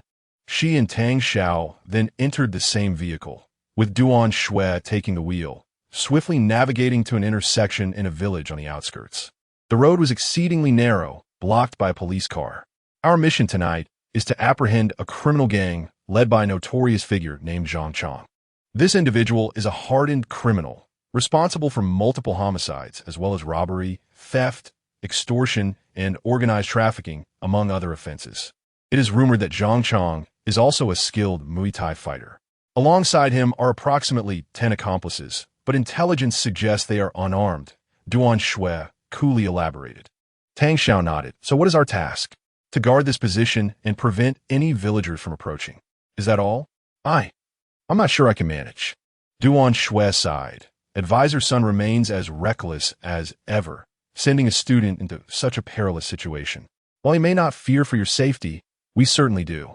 Despite their respect for Sun Sheng, both in Xian and Duan Shui recognize the absurdity of placing a student in the midst of a criminal operation. An Xian arranged for Tang Xiao to remain at a safe distance, declaring it the most secure spot. However, Tang Xiao was indifferent, relishing the opportunity to experience the thrill of the night. Suddenly, the sound of hurried footsteps echoed from afar. The frantic patter was unmistakably that of individuals running. Yet the dim lighting obscured their identities. Duan Shui called out assertively, "Hello, we are the police, executing a mission. This road is off limits." Yet, the individuals paid her no heed, continuing their reckless approach. "Please cooperate with the police," Duan Shui reiterated, but her pleas fell on deaf ears, drowned out by the ominous sounds of footsteps, labored breathing, and the incessant chirping of insects. Tang Xiao frowned, sensing an impending danger. At last, 3 figures emerged from the darkness, brandishing knives stained with blood. The leader, with a buzz cut and a robust physique, startled Duan Shui, causing her heart to momentarily falter. Damn it, it's Zhang Chong, she realized. Indeed, while the police had surrounded the majority of the criminal gang, Zhang Chong and his cohorts had cleverly retained an escape route, which happened to be the very road Tang Xiao and Duan Shui were guarding. "Boss, what do we do? The cops are on our tail." One of the henchmen panicked. Zhang Chong, with a sinister glint in his eye, declared, "We've already killed 1 officer. We'll eliminate these 2 and make our escape." Realizing their dire predicament, Duan Shui urged, "Tang Xiao, you must flee." She positioned herself protectively in front of him, reaching for a firearm. However, Zhang Chong was relentless, lunging forward with his blade. The force of his attack was overwhelming, driven by a murderous frenzy. Duan Shui felt her ribs threaten to crack, and her weapon remained undrawn. With a pained cry, Duan Shui staggered, blood seeping from her wound. Zhang Chong showed no mercy, his strength and speed proving devastating. At that critical moment, several flashlights illuminated the scene as an Xian arrived with a contingent of officers. The police were furious, their faces contorted with rage. The worst-case scenario unfolded. As the officers raised their weapons, Zhang Chong seized Tang Xiao, pressing the blade against his throat. The other 2 henchmen positioned themselves behind Tang Xiao, creating a human shield. With a menacing grin, Zhang Chong taunted, "Come on, cops. I'll kill this kid if you dare to approach." The officers hesitated, paralyzed by the threat. "Director, what should we do?" "This is the child advisor Sun instructed us to protect." Furious and desperate, an Xan seethed, "Damn it. This is an absolute disaster." The situation had spiraled out of control. 2 officers were already gravely injured, and now Tang Xiao was taken hostage. Despite their precautions, they had severely underestimated Zhang Chong's madness. Zhang Chong reveled in his triumph, laughing maniacally, "Hurry and let us go, or else." A sudden yelp escaped him. Chapter 41. The true young master slays 1 in anger, rescues 2 in fury. As a hostage, Tang Xiao found himself ensnared by Zhang Chong's grip around his neck when, suddenly, a powerful punch struck Zhang Chong in a most vulnerable area. Despite Zhang Chong's formidable physique, that spot was delicate. A blade was swiftly plunged into his chest.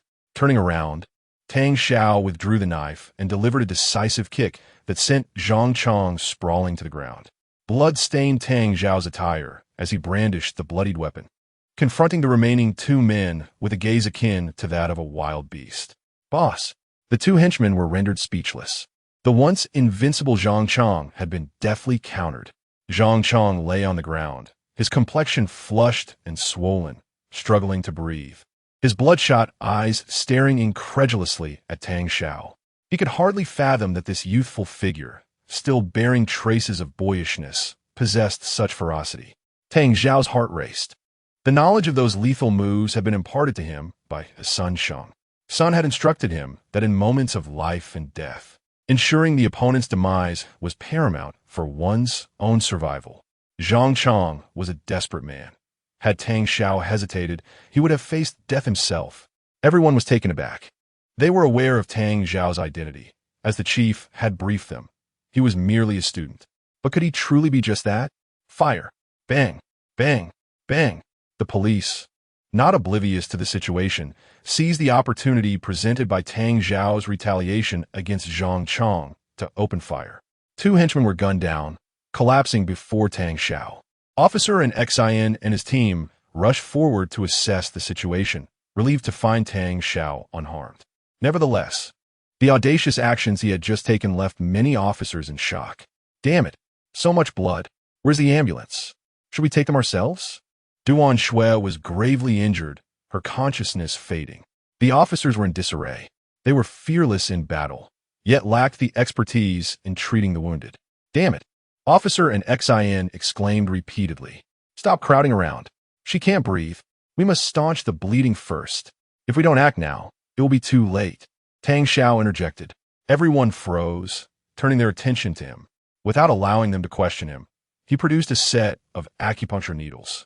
He had gathered some unknown wild herbs from the roadside, crushed them, and applied them to the wound. The bleeding ceased immediately. Tang Xiao let out a breath of relief. This will suffice. We just need to wait for the ambulance. Wow, this kid knows medicine. The officers were astounded. Seeing Tang Xiao's reliability, an Xin quickly grabbed his arm. Young Tang Xiao, it's wonderful that you possess medical knowledge. We have another injured officer. Please assist him. Tang Xiao nodded. An Xin led him to another wounded officer, who had sustained multiple stab wounds and was gravely injured. However, with Tang Xiao's presence, everything would be all right. He swiftly treated the officer's wounds. Unseen, filled with excitement, exclaimed, Young Tang Xiao, you have been an immense help to us. Without you, they would not survive the night. Tears welled in his eyes as he spoke. Not at all. You all are the ones who endure the most hardship, Tang Xiao humbly replied. He held a favorable impression of these officers, who were always concerned for his safety. Moments later, the ambulance arrived to transport the injured, particularly relieved that Tang Xiao was unscathed. At that moment, the officers stood at attention in the conference room. An Xin and his colleagues saluted Tang Xiao with a perfectly executed police salute. All officers of Jiangnan City extend their gratitude to Mr. Tang Xiao. The atmosphere was solemn. You're too kind, Director N, Tang Xiao replied modestly. You were the ones who protected me first. This scene left Sun Sheng astonished. Director N, what does this mean? After the formalities, an Xin eagerly pulled Tang Xiao closer. Consultant Sun, you've discovered a treasure. Tang Xiao is both scholarly and martial. He is remarkable. He subdued the ringleader of the criminals. Without him, we might have lost comrades tonight. Really? An Xin declared. Let us review the body camera footage. During every enforcement action, officers wore body cameras. The large screen in the conference room displayed footage of Tang Xiao's counterattack against Zhang Chong. The officers watched in awe as Tang Xiao's movements flowed like water, calm, fierce, and decisive. Even seasoned officers felt a twinge of inadequacy. Yet, considering Zhang Chong's near-fatal assault on 2 officers, Tang Xiao's ruthless and frenzied actions were met with a sense of satisfaction. They regarded him with newfound respect. An Xin, filled with adrenaline, applauded. That was exhilarating. Absolutely exhilarating. Sun Sheng was equally taken aback, glancing at Tang Xiao.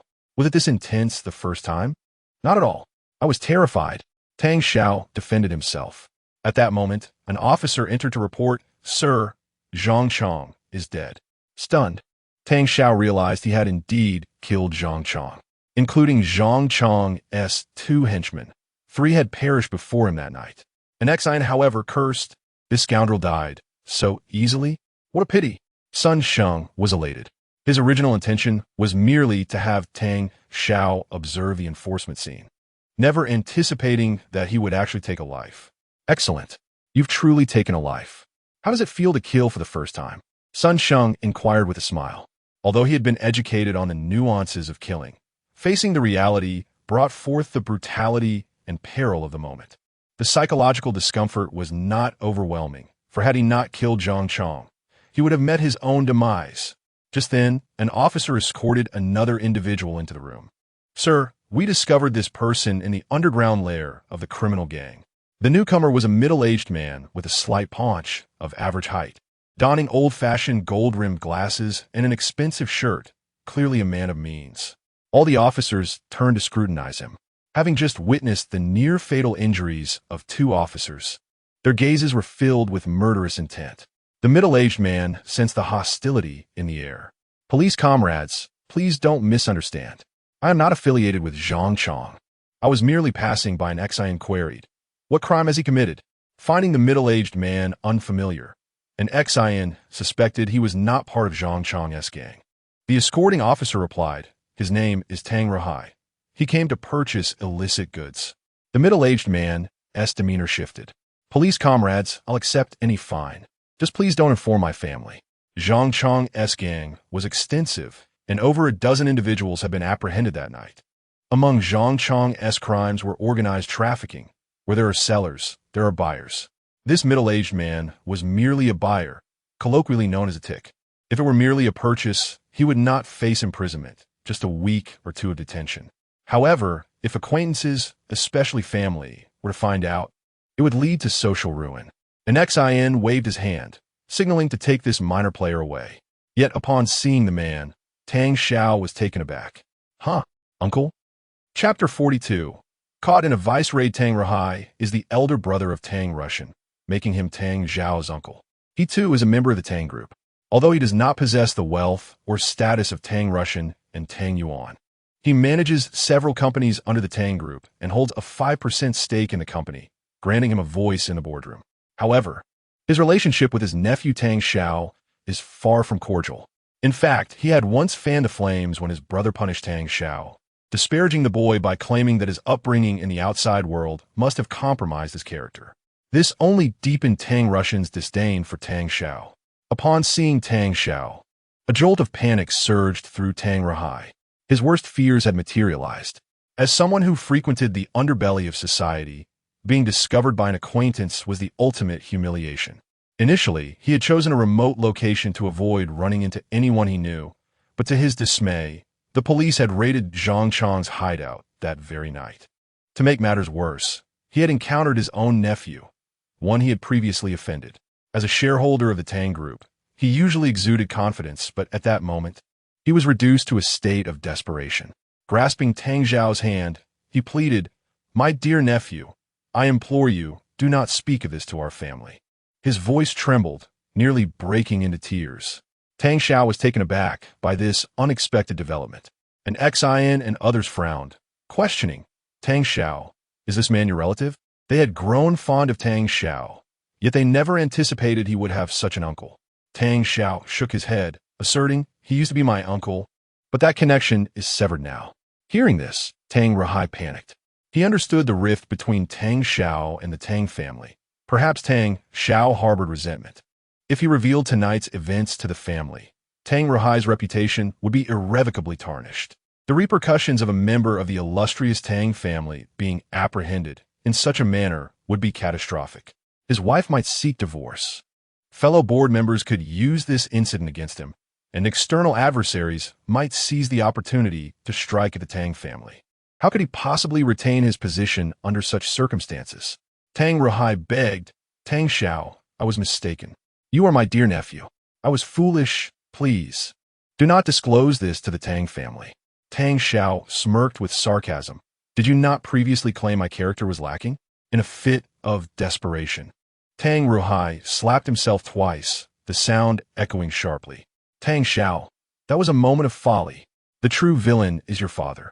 That scoundrel Tang Russian. How could he treat my beloved nephew so poorly?"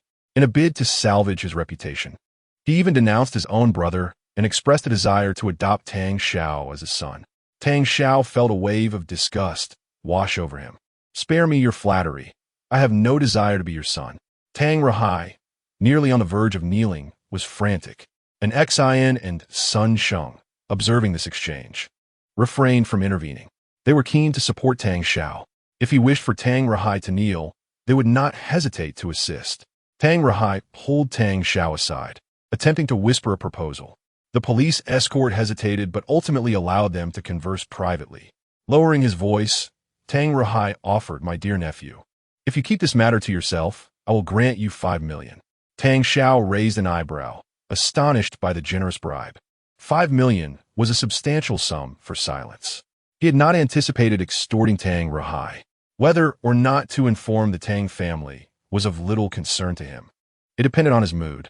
However, the allure of money was hard to resist. Tang Xiao hesitated, causing Tang Rahai to grow anxious.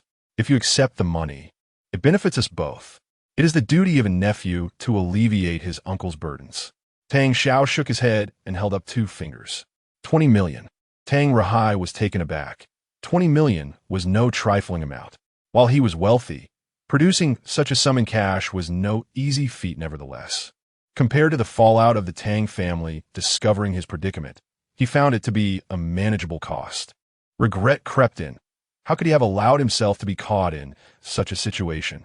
Finally, gritting his teeth, he conceded, "Deal. Dang Xiao's my. It must be settled by tomorrow. I fear I might inadvertently let it slip. You know me. I'm not one to keep secrets." Despite being in detention, Tang Rahai knew he could still contact his secretary and financial team to expedite the transaction. Tang Xiao's demeanor radiated warmth, while Tang Rahai felt a chill of dread. Others in the room observed Tang Xiao's ease and Tang Rahai's discomfort, sensing that the younger man had gained the upper hand. In an Xian's office, only an Xian and Sun Sheng were present. "Master Sheng, from where did you acquire such a prodigy? Did you see his ruthlessness today? Is he truly just a student?" Sun Sheng beamed. He was picked up from an old folks' home. He was thoroughly impressed with Tang Xiao's performance, which exceeded all expectations. The boy was shrewd, intelligent, and knowledgeable in medicine. He reminded Sun Sheng of his younger self. An Xian, a seasoned officer who had seen his share of life and death, felt overshadowed by Sun Sheng, a figure of formidable reputation. Sun Sheng was a legendary mercenary, having vanquished countless formidable foes on battlefields and in jungles. His prowess was so great that he had once caused the downfall of an entire nation. Despite the bounty of 10 billion on his head, Sun Sheng remained undeterred. Now living in tranquility in Xia country as a special consultant for the police. Such was his strength. Sun Sheng was adept at killing, and it seemed Tang Xiao was no less capable, even possessing medical knowledge. What a formidable disciple he had acquired. There was no need to rush. The future would reveal all. The following day, Tang Xiao arrived at school, engrossed in his studies while Xian Ling lectured. With the national examination looming just a week away, she urged her students to prepare diligently and to be punctual, for latecomers would not be allowed entry. While others were tense, Tang Xiao could hardly contain his laughter. Having just received 2 notifications, XX bank account. You have received a transfer of 20,000,000. XX bank account. You have received a transfer of 500,000. The first transfer was the hush money from Tang Rahai, while the second was a reward from the police for his bravery in apprehending the notorious Zhang Chong and saving 2 officers. An Xian promptly decided to award Tang Xiao 500,000 and present him with a Hero Citizen Award.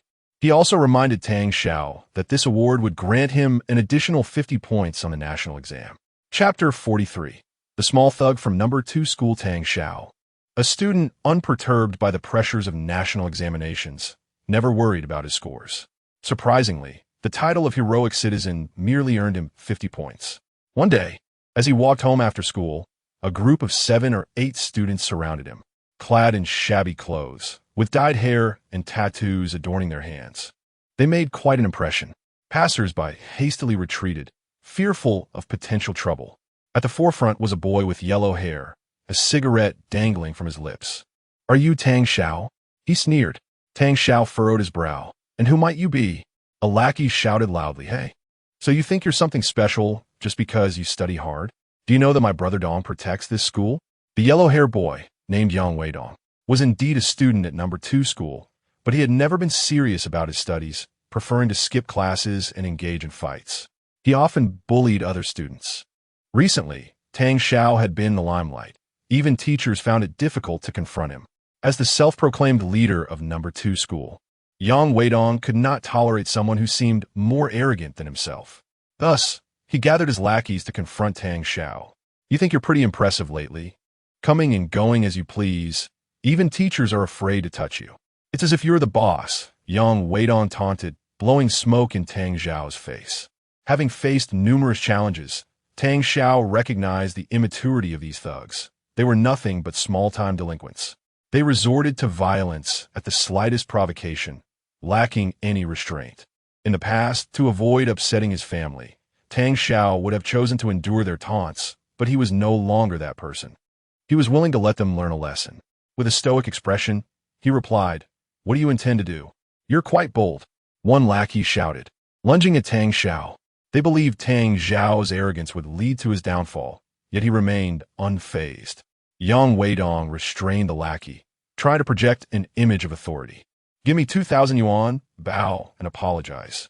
From now on, call me Brother Dong whenever you see me, and I'll let you go.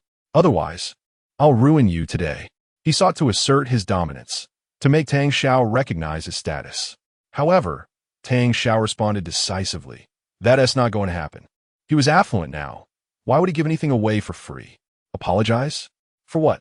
The group of thugs was taken aback, unable to comprehend Tang Xiao's audacity to refuse. The atmosphere grew tense.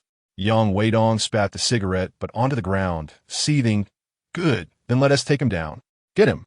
Angered by Tang Xiao's complete dismissal of him, Yang Weidong was ready to unleash his fury. Tang Xiao's gaze hardened, a hint of menace flickering in his eyes, which momentarily stunned the thugs, though their ignorance only fueled their rage. Tang Xiao's fists clenched subtly. Just as the confrontation was about to erupt, a voice boomed. "Yang Weidong." A man approached, bearing a resemblance to Yang Weidong. This man was Yi Long, dressed in a flamboyant shirt, adorned with a gold chain. His tattooed arms casually tucked into his pockets, revealing scars from past altercations. Unlike Yang Weidong, who was merely a school thug, Yi Long was a seasoned street fighter. Big cousin," Yang Weidong greeted eagerly. "Brother Long." The others followed suit, addressing Yi Long with genuine fear. Yang Weidong's status as the leader of No. 2 school was largely due to Yi Long's protection from outside influences. Yi Long was a true enforcer. Yi Long grasped Yang Weidong's collar, his voice dripping with authority. "Damn it, how many times have I told you not to fight? You look like you love it, yet here you are trying to provoke someone." Yang Weidong became submissive in Yi Long's presence. "I haven't even fought yet. That Tang Xiao is too arrogant. I want him to know my strength. You're an adult now. Can't you act a bit more mature? Just because someone is arrogant doesn't mean you should resort to violence." Yi Long urged his cousin to grow up, and the previously tense atmosphere began to dissipate. Tang Xiao observed the two brothers with a furrowed brow, unsure of their intentions, yet sensing that Yi Long was not to be underestimated. Yi Long smiled at Tang Xiao. "Apologies, my brother doesn't know better. It's all good. Let us just disperse." Without waiting for a response, he led his lackeys away. Tang Xiao shook his head, bemused by the absurdity of the encounter.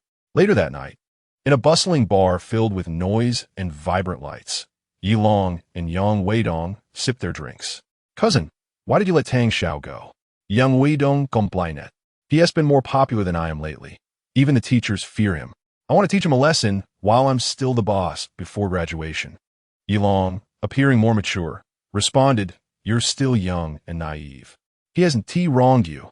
You can't just attack people indiscriminately. Be kind." He continued to encourage Yang Weidong to mature. At that moment, Yi Long received a phone call. "Hello, Brother Chun, what is up? Is there business?" "Of course. I'm in. To teach someone a lesson? 50,000 for a hand. 100,000 for a leg? Such high prices?" "Absolutely. Who asked the target?" No matter. Haha, all good."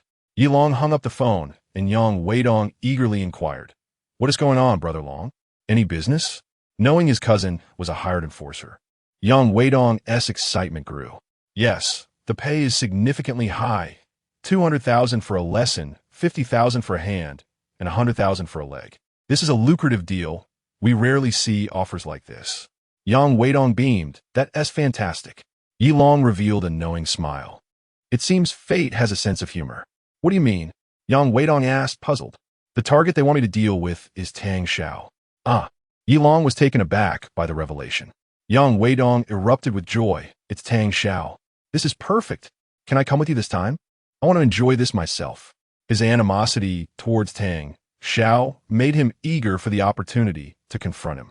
Of course, Yilong agreed. Yes, let us go now. But not tonight. Why not? Yilong revealed a cruel smile. The client requested we act on the day of the national examination. Chapter 44. I want to buy Tang Xiao's hands and feet. The other party requested Yilong to take action on the day of the national examination, which essentially meant completely incapacitating Tang Xiao. As a senior high school student, Tang Xiao had dedicated 3 years of his life to prepare for this crucial exam. If he were unable to participate, it would likely derail half of his future. Being rendered useless on the day of the exam would leave one utterly hopeless. Both Yang Weidong and Yilong were taken aback by this demand. Cousin, who has Tang Xiao offended to warrant such cruelty? Yang Weidong inquired. Yilong shook his head. Brother Chun's side also obtained this job through multiple intermediaries, and we cannot ascertain the identity of the client. Besides, I would never seek out such information. It is unprofessional. Yilong's demeanor was cold, which only deepened Yang Weidong's admiration for him. Cousin, you are so impressive. Yilong revealed a cruel smile. 100,000 for both hands. 200,000 for both legs.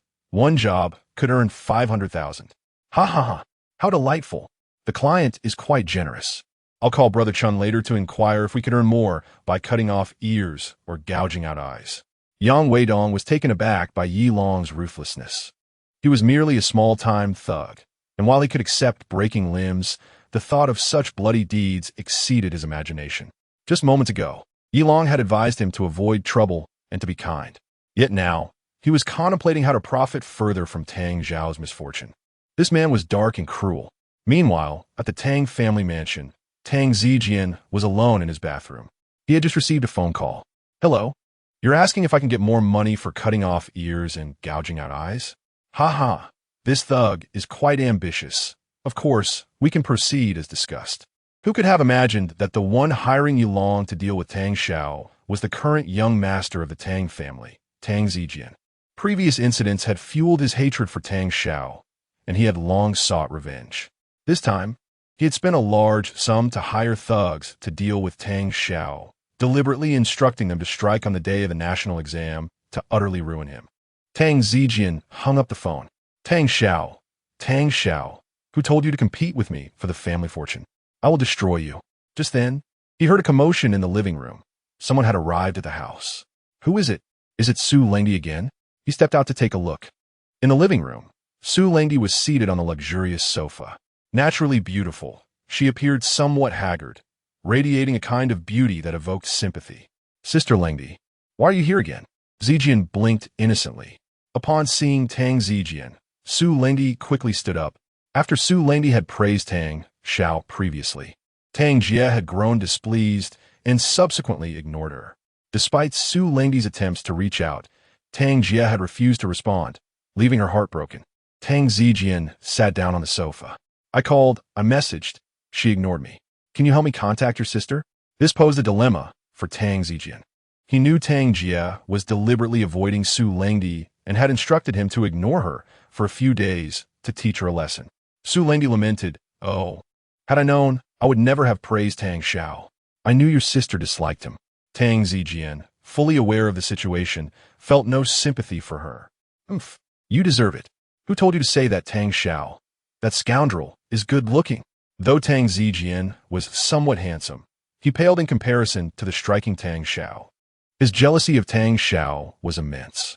Su Lengdi was a sentimental person, cherishing her friendship with Tang Jie, and all she wished was for Tang Jie to forgive her. All right, Sister Lengdi, Tang Zijian replied with a nod. After she left, Su Lengdi thought to herself, how foolish of me. Why did I praise Tang Xiao and upset Jie Bao? Suddenly, an idea struck her. Of course, to resolve the conflict, I must confront the root cause, Tang Xiao. I shall seek him out.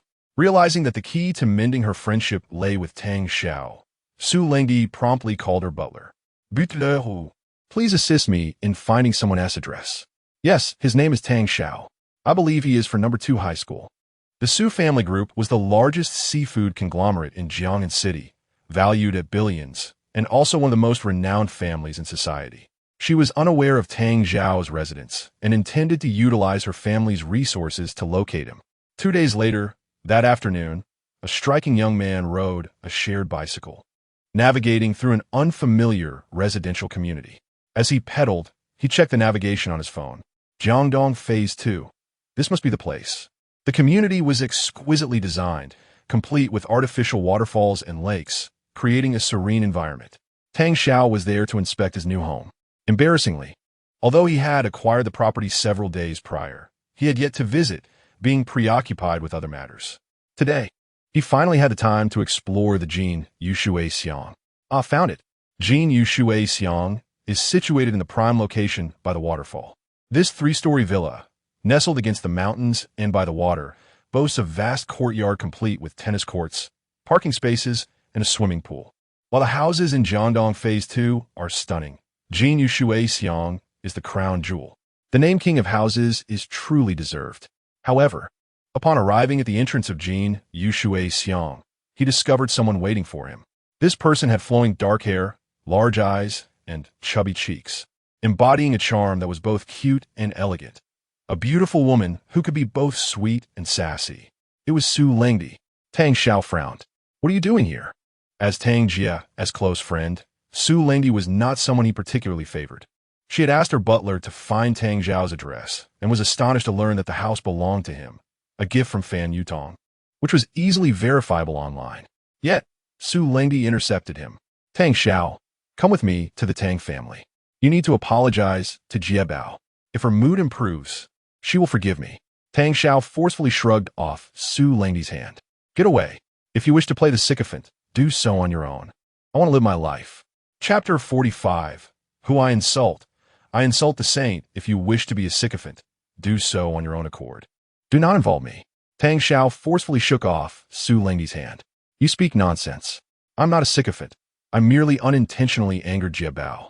That day was not my fault. You made your sister angry. I simply spoke a few kind words about you, and Jie Bao ignored me. If you had just apologized, all would have been resolved.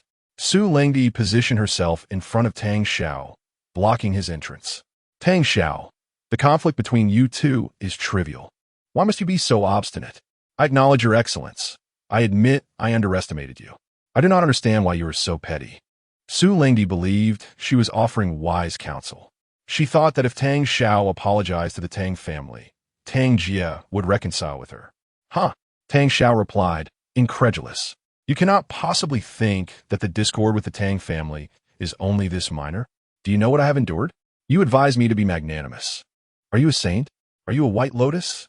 One cannot urge others to be virtuous without experiencing their struggles. I advise you not to play the saint, for behind every saint is often a hypocrite. Tang Xiao directly accused Su Lengdi of being a hypocrite.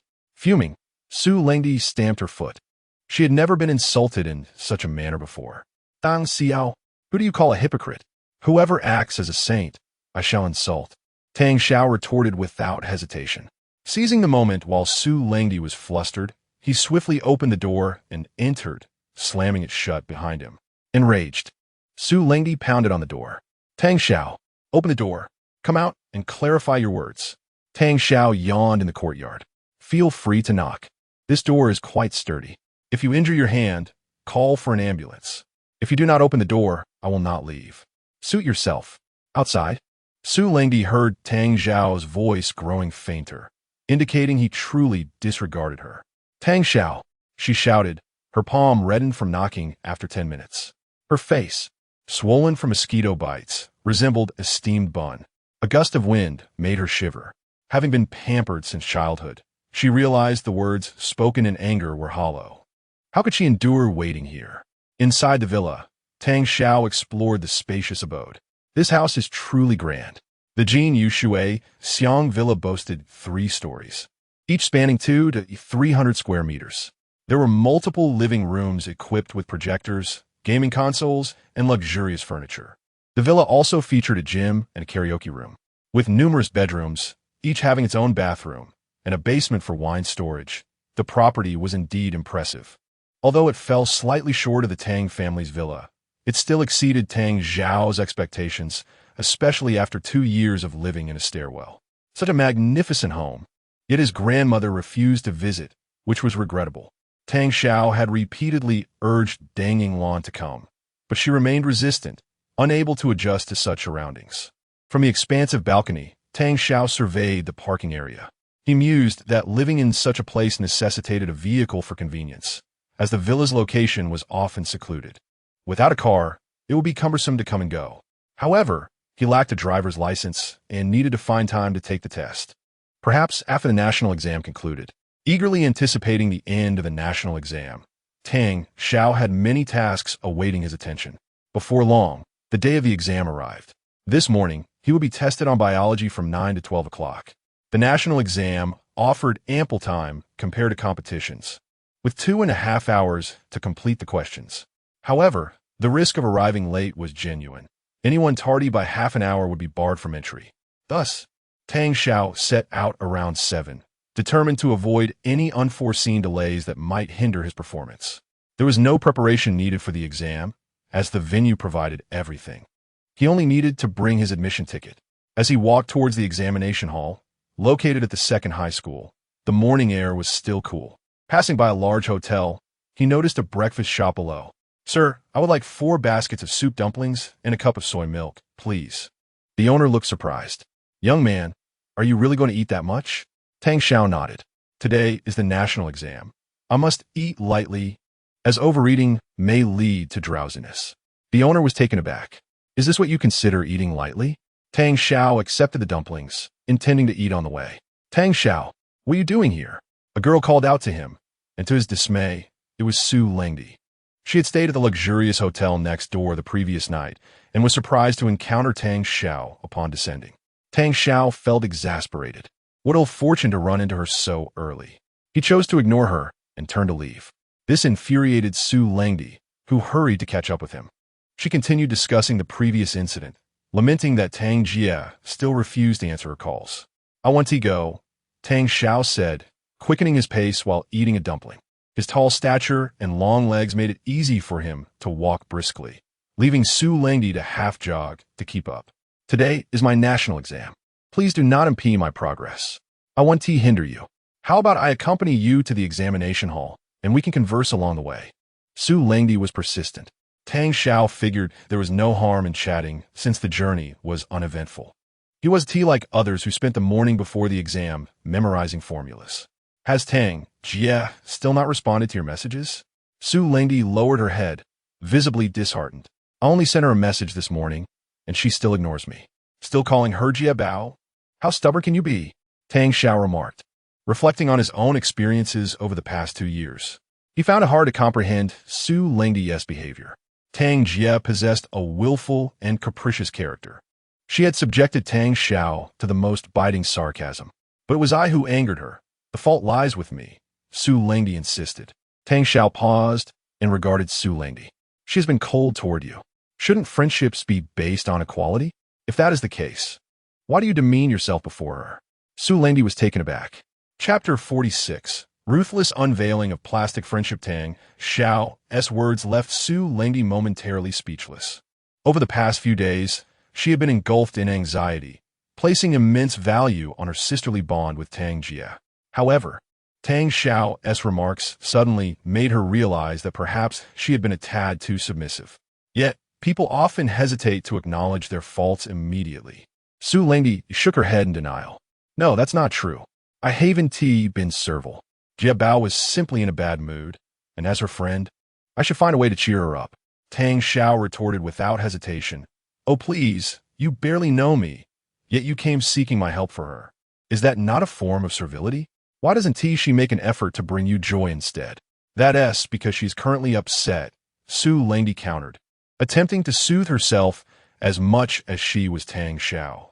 Tang Xiao continued, "Next time, don't apologize to her. Instead, ask her directly if she truly considers you a friend. If she is a genuine friend, then why does she ignore your calls? Why has she allowed you to suffer alone for so long? Is a mistake you made truly unforgivable? In truth, Tang Xiao was reluctant to voice these thoughts. He had no sympathy for Su Lengdi. He merely found her bothersome and wished to be free of her entanglements. Her relationship with Tang Jia was of no concern to him. "No, we have been friends for many years. We are true friends," Su Lengdi murmured, her fingers instinctively clenching. Tang Xiao's words left her mind in turmoil. She cherished her years of friendship with Tang Jia. Yet the uncomfortable truths Tang Xiao presented were hard for her to accept. Is it really so unforgivable that I merely commented on how handsome Tang Xiao is? Then I'll make one final call to Tang Jia and ask her if she truly regards me as a friend. "Do as you wish," Tang Xiao replied indifferently. Su Lengdi retrieved her phone and dialed the number she had tried countless times before, Tang Jia's. A few seconds passed. "The number you have dialed is temporarily unavailable. Please try again later." Su Lengdi resolved to make one last attempt, refusing to believe this was the end. "Perhaps she hasn't woken up yet. I'll call again later. Suit yourself. You can't awaken someone who pretends to be asleep," Tang Xiao remarked, lapsing into silence as he continued to walk ahead, leaving Su Lengdi to ponder her situation. Unbeknownst to them, a group of 7 or 8 individuals loitered nearby, smoking and flaunting cheap tattoos on their arms, with steel pipes and knives tucked into their waists. Parents accompanying their children to school were startled by this gang and hurriedly took alternate routes. Not only the children and parents, but others also chose to avoid the unsavory group. Among the 7 or 8 was Yi Long, the leader, along with Yang Weidong. They exchanged yawns while smoking. "Damn, it's been years since I've risen this early. I'm utterly exhausted. Hand me a cigarette to shake off this drowsiness." "There's no choice. The client insists we take action today," Yi Long replied.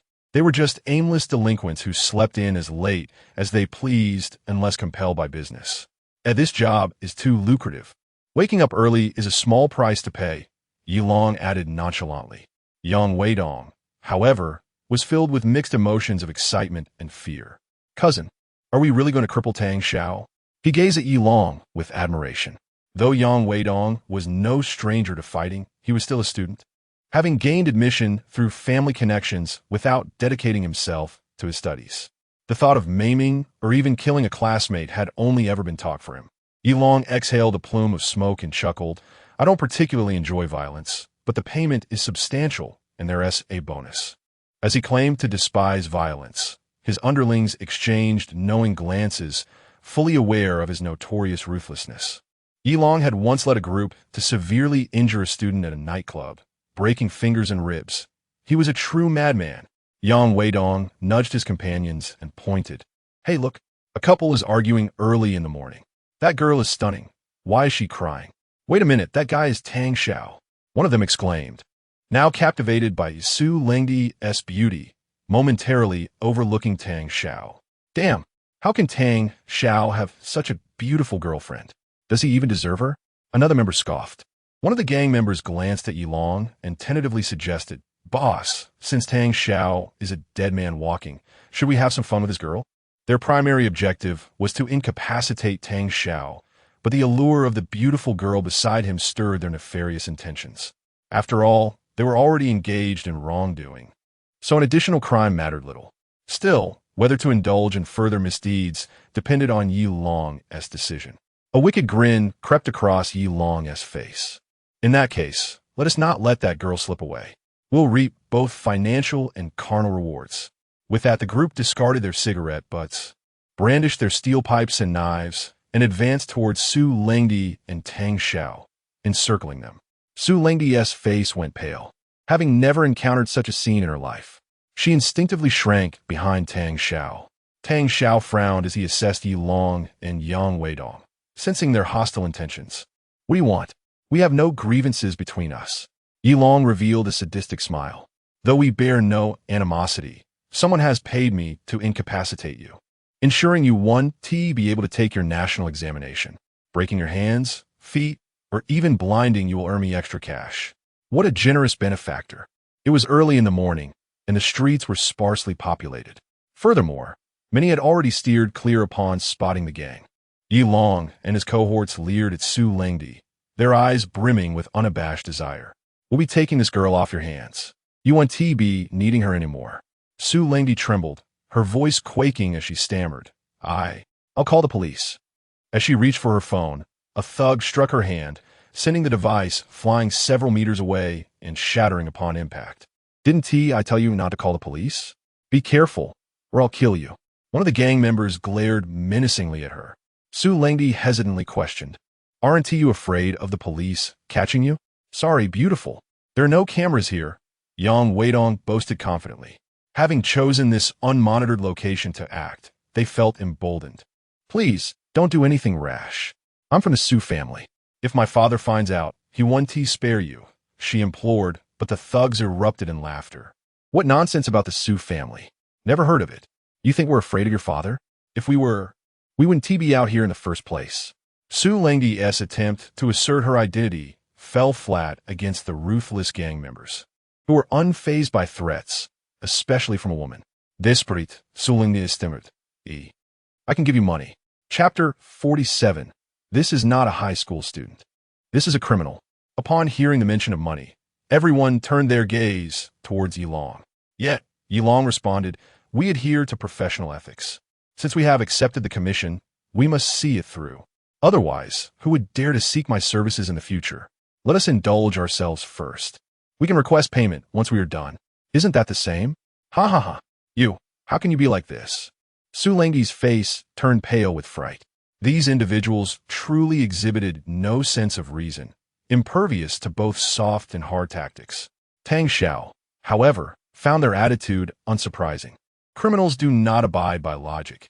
If they could, they would not resort to crime in the first place. In such circumstances, the power of language pales in comparison to that of force.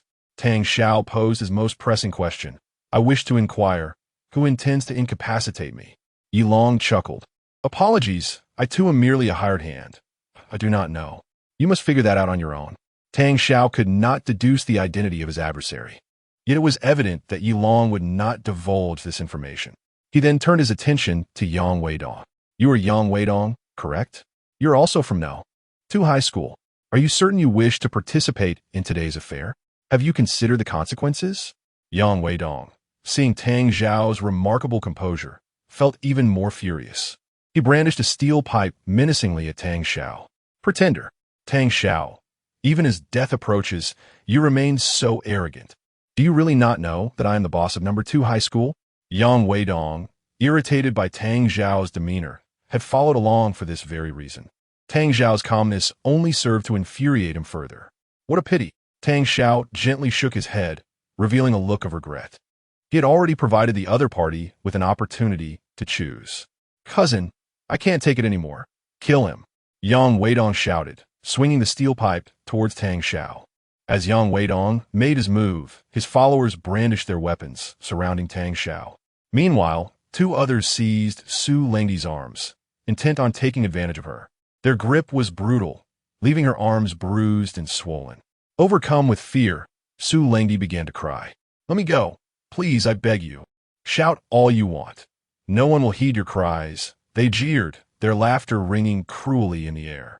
Su Lengdi's struggles were futile, only serving to excite the ruthless thugs further. Her heart sank into despair.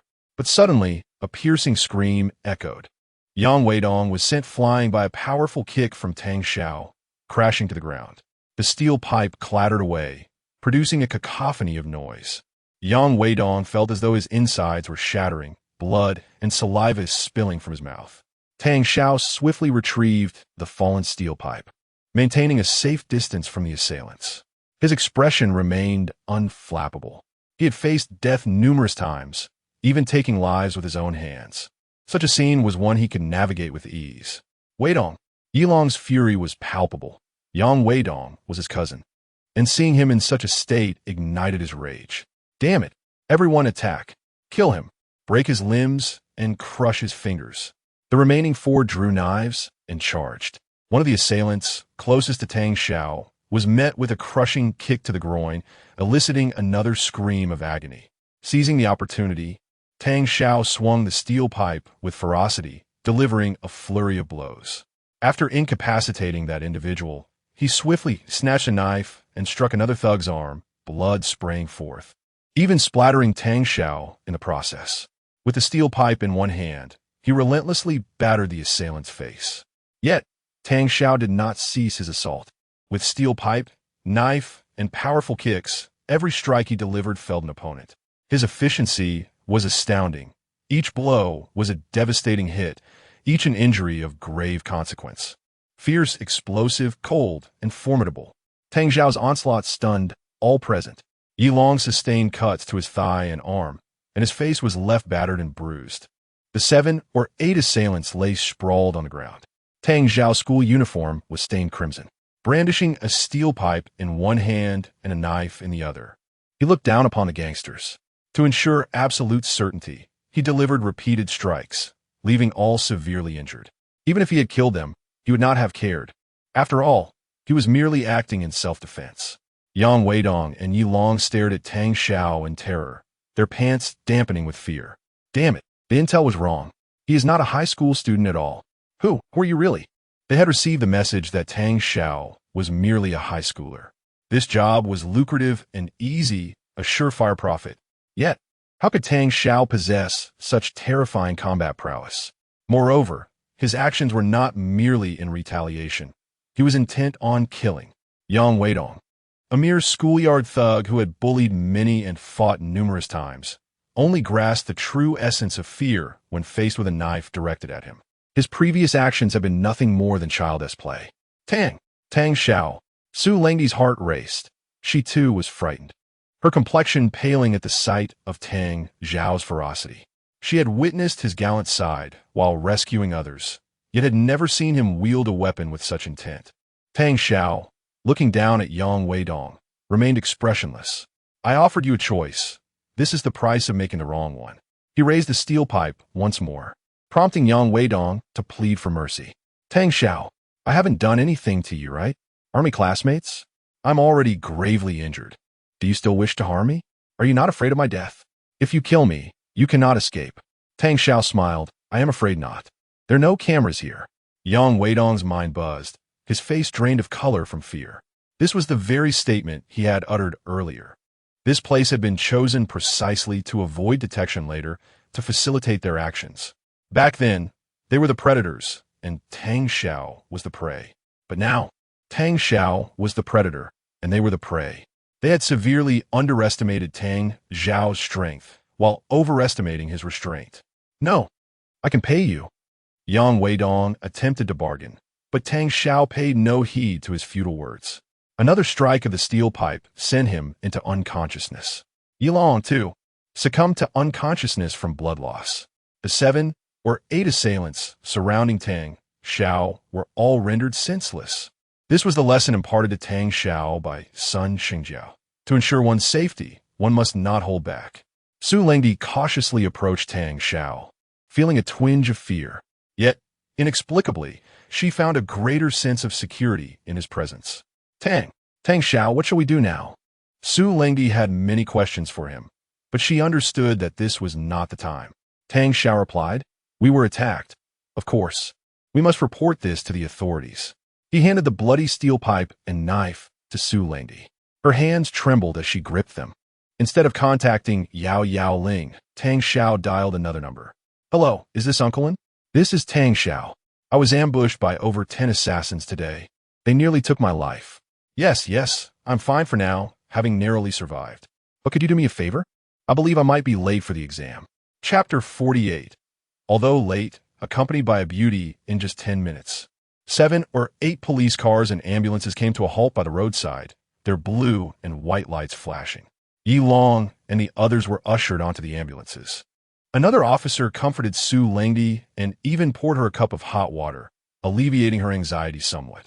Director and XIN of the Public Security Bureau watched in shock as Yi Long and the 7 or 8 individuals were loaded onto the ambulances. Meanwhile, Tang Xiao wore a pitiful expression, clutching an XIN's arm as if seeking protection. Uncle Lin, these more than 10 people are real assassins.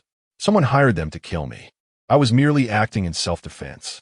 Although Tang Xiao was stained with blood, it was not apparent that he was injured, leaving an XIN speechless. All right, that's enough. Don't play the victim. I'm well aware of Consultant Sun's style, an XIN remarked.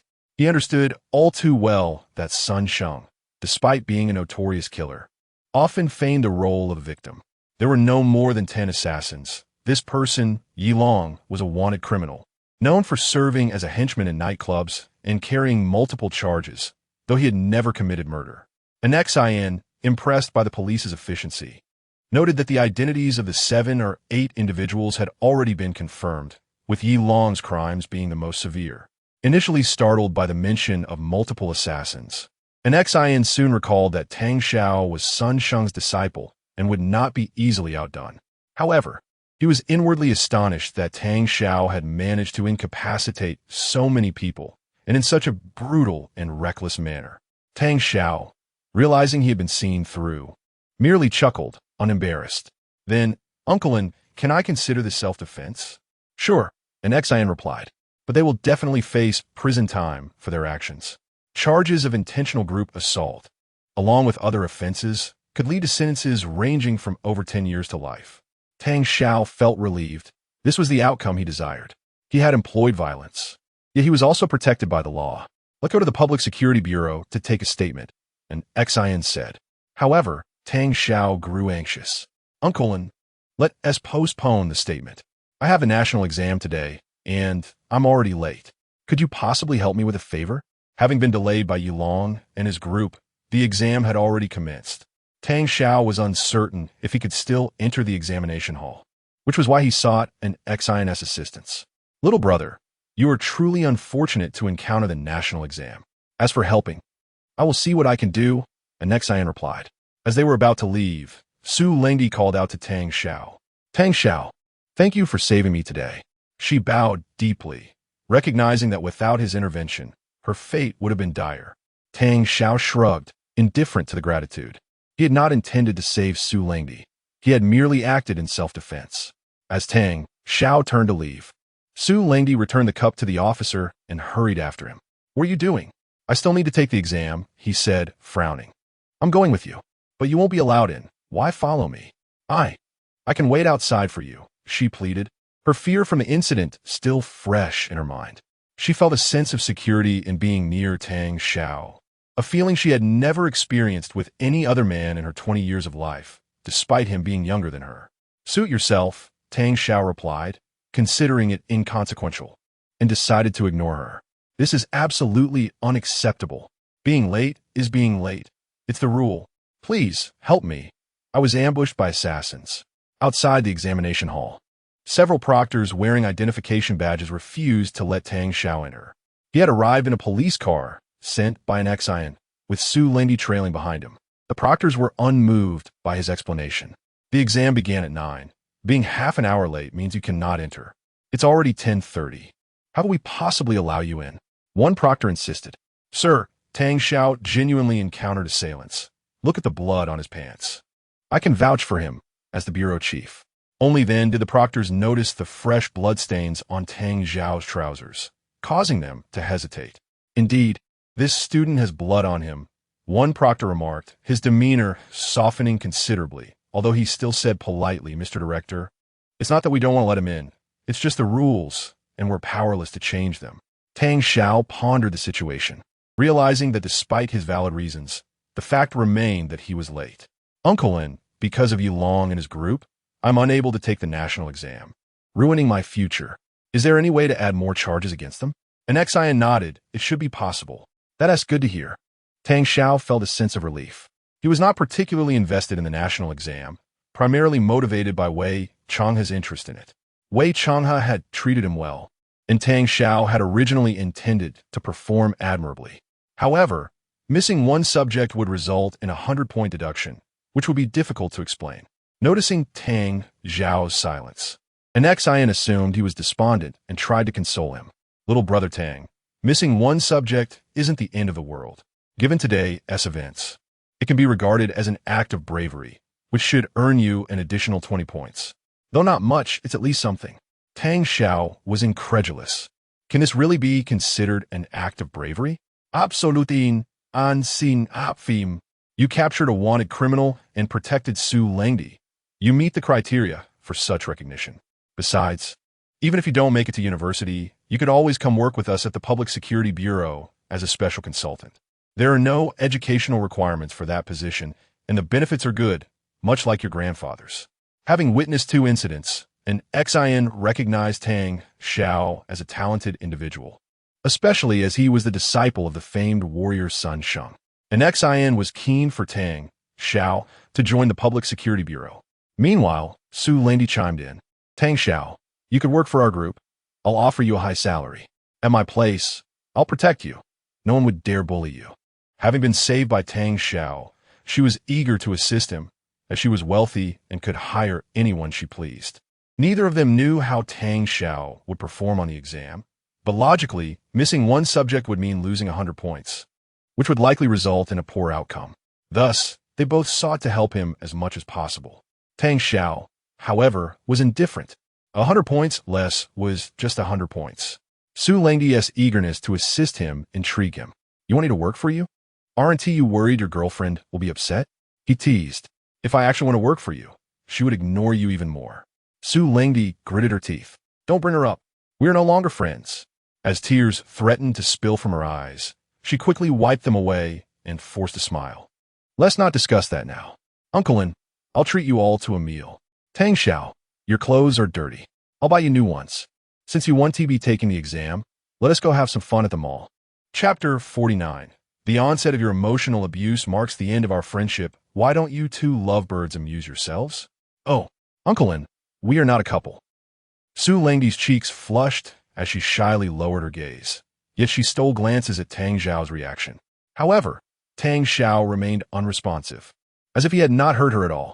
An Xin observed both Tang Xiao and Su Lengdi's reactions with a knowing smile. Well, young lad. Even a wealthy woman falls under your spell effortlessly. You certainly carry my former charm. He nodded approvingly. Then, enjoy yourselves. After an Xin departed, Su Lengdi tugged at Tang Xiao's sleeve. Tang Xiao, there is a high-end steakhouse nearby that serves exquisite dishes. After we dine, let us shop for clothes and then head to the arcade. Su Lengdi led Tang Xiao on a delightful escapade. Despite his indifference towards her, he found himself reluctantly accepting the hospitality of this beautiful girl, as she insisted on dragging him along. While other candidates were immersed in the pressures of the national examination, Tang Xiao was indulging in the company of a lovely companion, all at her expense. The chemistry exam in the afternoon proved to be straightforward, and he completed it in merely 30 minutes. With 2 days remaining for the subsequent tests, everything proceeded smoothly. Tang Xiao inquired with an Xin about the possibility of uncovering who was plotting against him, but an Xin informed him that it was currently impossible to ascertain. The perpetrators were exceedingly cunning, employing numerous intermediaries, making the investigation quite challenging. Nevertheless, he assured Tang Xiao that he would inform him at the earliest opportunity once any information was obtained. Meanwhile, at the Tang family's opulent residence, in Tang Zijin's room, he was on the phone, utterly stupefied. What? A failure? All the operatives were severely injured and apprehended by the police, awaiting sentencing? The news relayed from the other end left him in utter shock. I can't possibly believe this. You must be mistaken. Tang Xiao is weaker than I am. How could your personnel not handle him? Is this false intelligence? Who said I provided false information? Please, Mr. Xiao, don't react this way. I had no idea it would escalate like this. Wait, but the call ended abruptly. Scoundrel! Scoundrel! Scoundrel!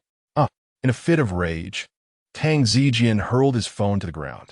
That was not enough to quell his fury. He smashed various items, including vases, game consoles, and books, letting his frustration erupt. His hired hands had utterly failed to subdue Tang Xiao, who instead had turned the tables on them. On the phone, the other party continued to berate him for providing erroneous intelligence, even claiming that Tang Zijin's blunders had forced him to go on the run, threatening to blacklist him and cease all business dealings. The underground connections he had painstakingly cultivated were now slipping away, akin to losing a vital lifeline, fueling his rage even further. Damn it, Tang Zijin vented in his lavish chamber, wreaking havoc until he finally calmed down slightly, panting. How did Tang Xiao manage to take down 7 or 8 people? Does he have skilled allies? That's impossible. He dismissed the idea that Tang Xiao could have single-handedly defeated a group of adversaries, It was evident that the information was mismanaged, and they were simply incompetent. Yet they blamed him. Fools, he muttered. Being blacklisted is for the best. It will make it even harder for them to track me down. He consoled himself. Oh, the watch my third sister gave me. He noticed a Patek Philippe on the ground, its strap broken and its face cracked. This watch, gifted by Tang Xin just days prior to comfort him, was worth $1 million. He didn't cherish the watch, regardless of its sentimental value, for he possessed numerous luxurious items. Even if his sisters learned of its damage, they would surely replace it. He picked up the damaged watch. TSK, it's already broken. Well, with the national exam concluded, I could use this as an excuse to ask my second sister for a new one. With the national examination behind him, the customary influx of gifts from his family members was imminent. Tang Zijin grabbed his phone and dialed Tang Jia. Your call cannot be connected at this time. Please try again later. Tang Zijin frowned, puzzled. Why can't I reach her? What is my second sister busy with?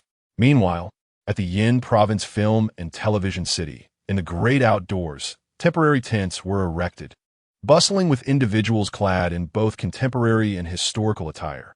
Over 1,000 people in total. The quality of costumes and props indicated a film production of considerable financial backing.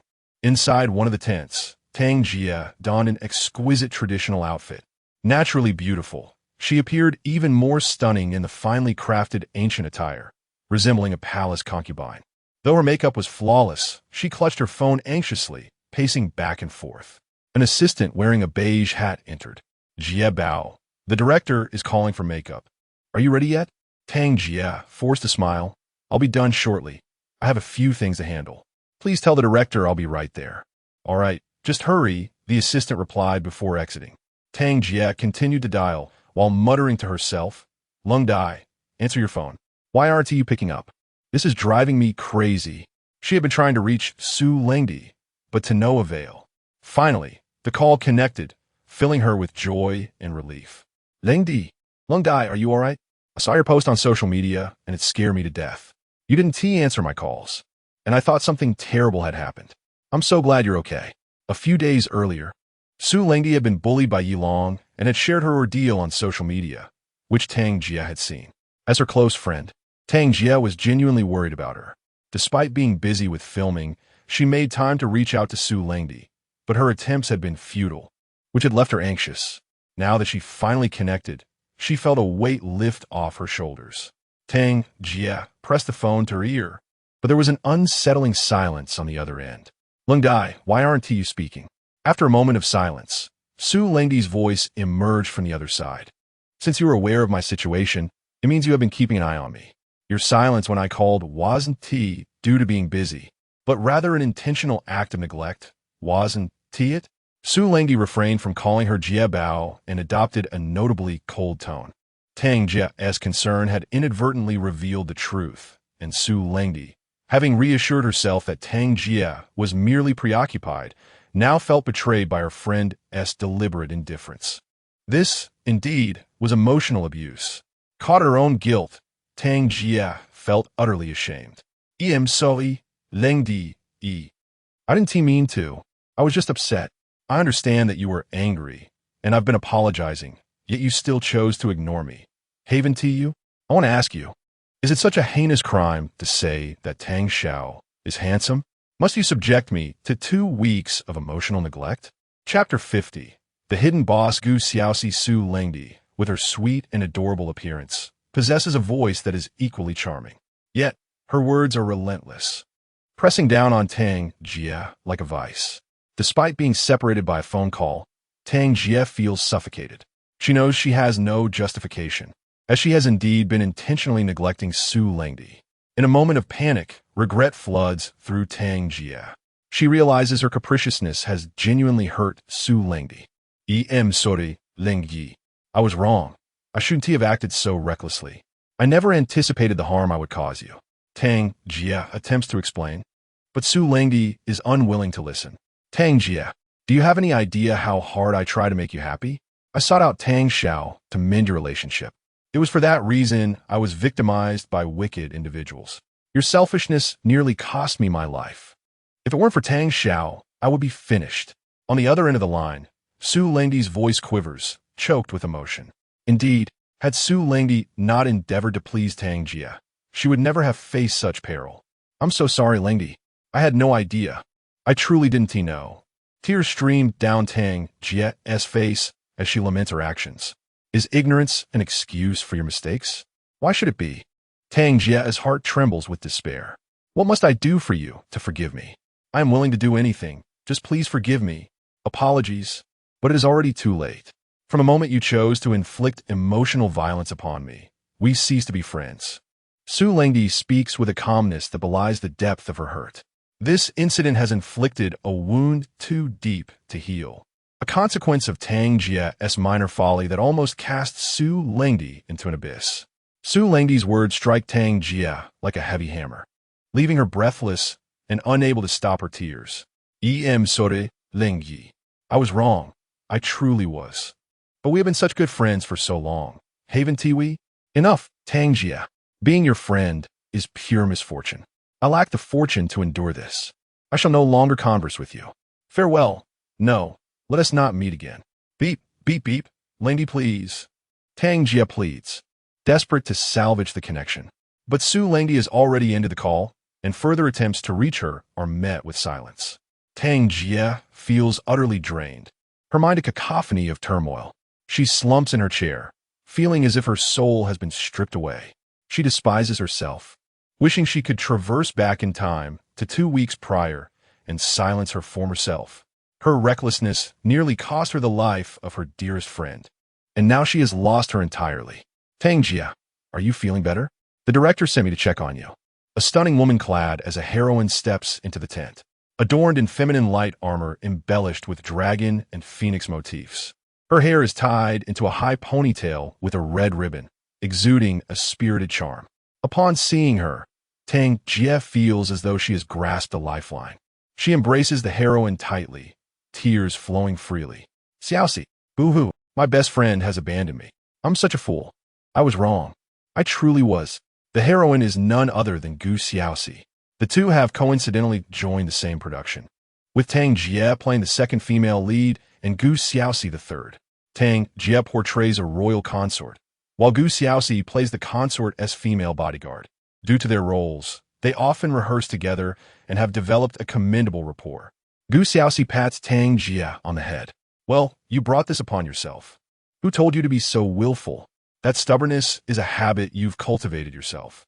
Gu Xiaoxi's candid nature is refreshing, her straightforwardness embodying her unique way of offering comfort. Boo-hoo, I truly understand now. I know I was wrong. Is acknowledging your mistake enough? You must change, do you understand? If you don't, I won't bother with you. Tang Jia looks up at Gu Xiaoxi, her eyes brimming with tears. Is this how you comfort someone? I'm crying my heart out, and you still scold me. Who told you to make a mistake? Gu Xiaoxi retorts, her tone unyielding.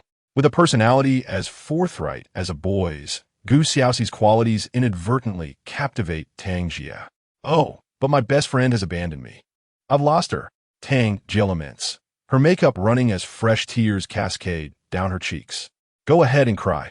It's good for you. Gu Xiaoxi replies, seemingly unfazed. Xiaoxi, I'm in this state, and you want to comfort me? Gu Xiaoxi scratches her head and gazes off to the side. Oh, because your next scene is a crying one. I think your current tears are quite theatrical, so don't stop. Keep crying. Tang Jia is taken aback by Gu Xiaoxi's nonchalance. With that remark, her tears dry up, as those with a steely demeanor often have a knack for shattering the mood. This fortitude is not a lack of sentiment. Rather, it reflects a steadfastness and focus. Such individuals do not dwell on trivial grievances. Gu Xiaoxi's toughness makes Tang Jia feel that her incessant weeping is rather overdramatic. She wipes away the remnants of her tears. Xiaoxi, you're right. Once we finish filming, I will go apologize to my best friend. I must earn her forgiveness.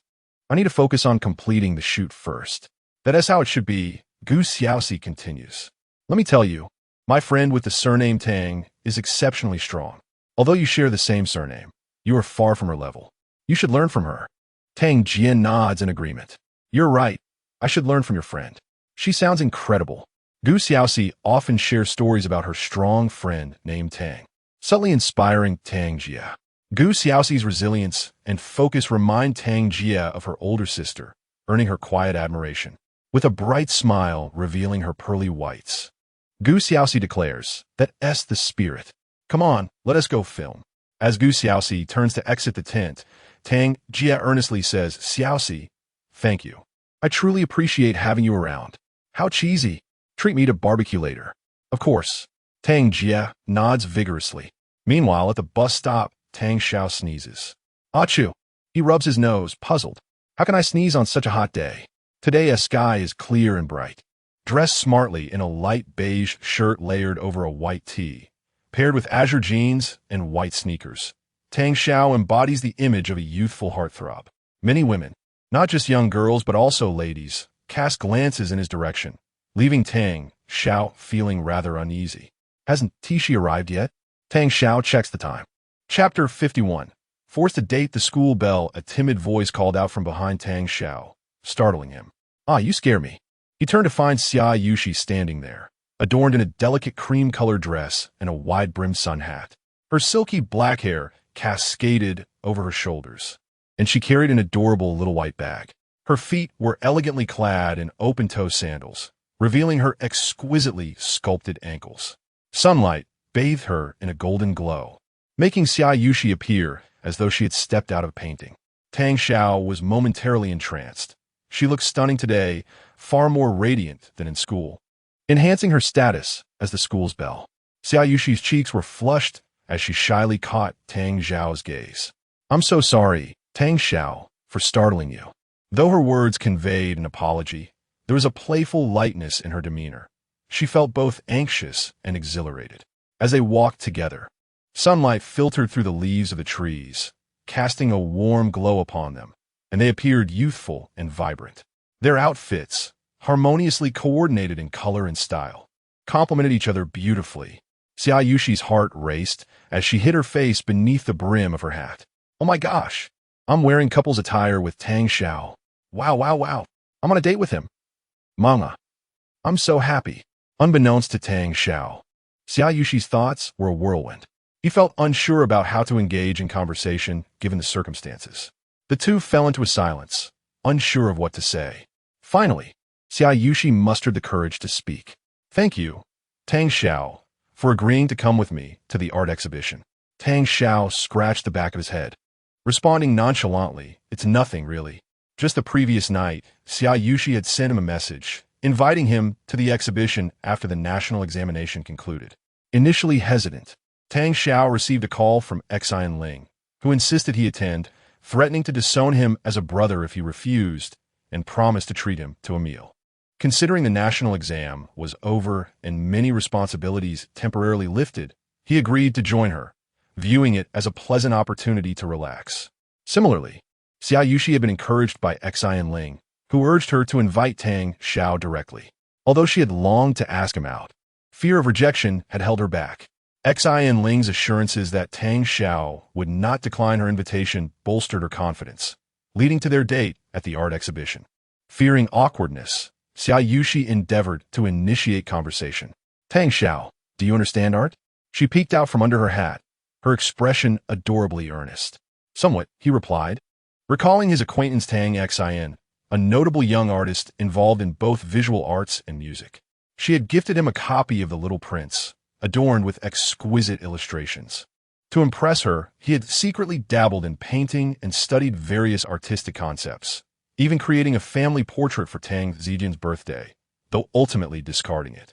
His memories of painting were not particularly fond. Tang Xiao was not one to dwell on the past. His family had not treated him well. Nevertheless, he had a genuine fondness for art, albeit lacking time for it recently. Since he had promised to accompany Xia Yushi to the exhibition, he had visited the library the night before, perusing numerous books on art. With his speed-reading skills and exceptional memory, absorbing information was manageable, allowing him to gain a general understanding of art history. Xia Yushi's eyes sparkled with admiration as she regarded Tang Xiao. "Wow, you are so knowledgeable. How do you know so much? Oh, I feel so foolish."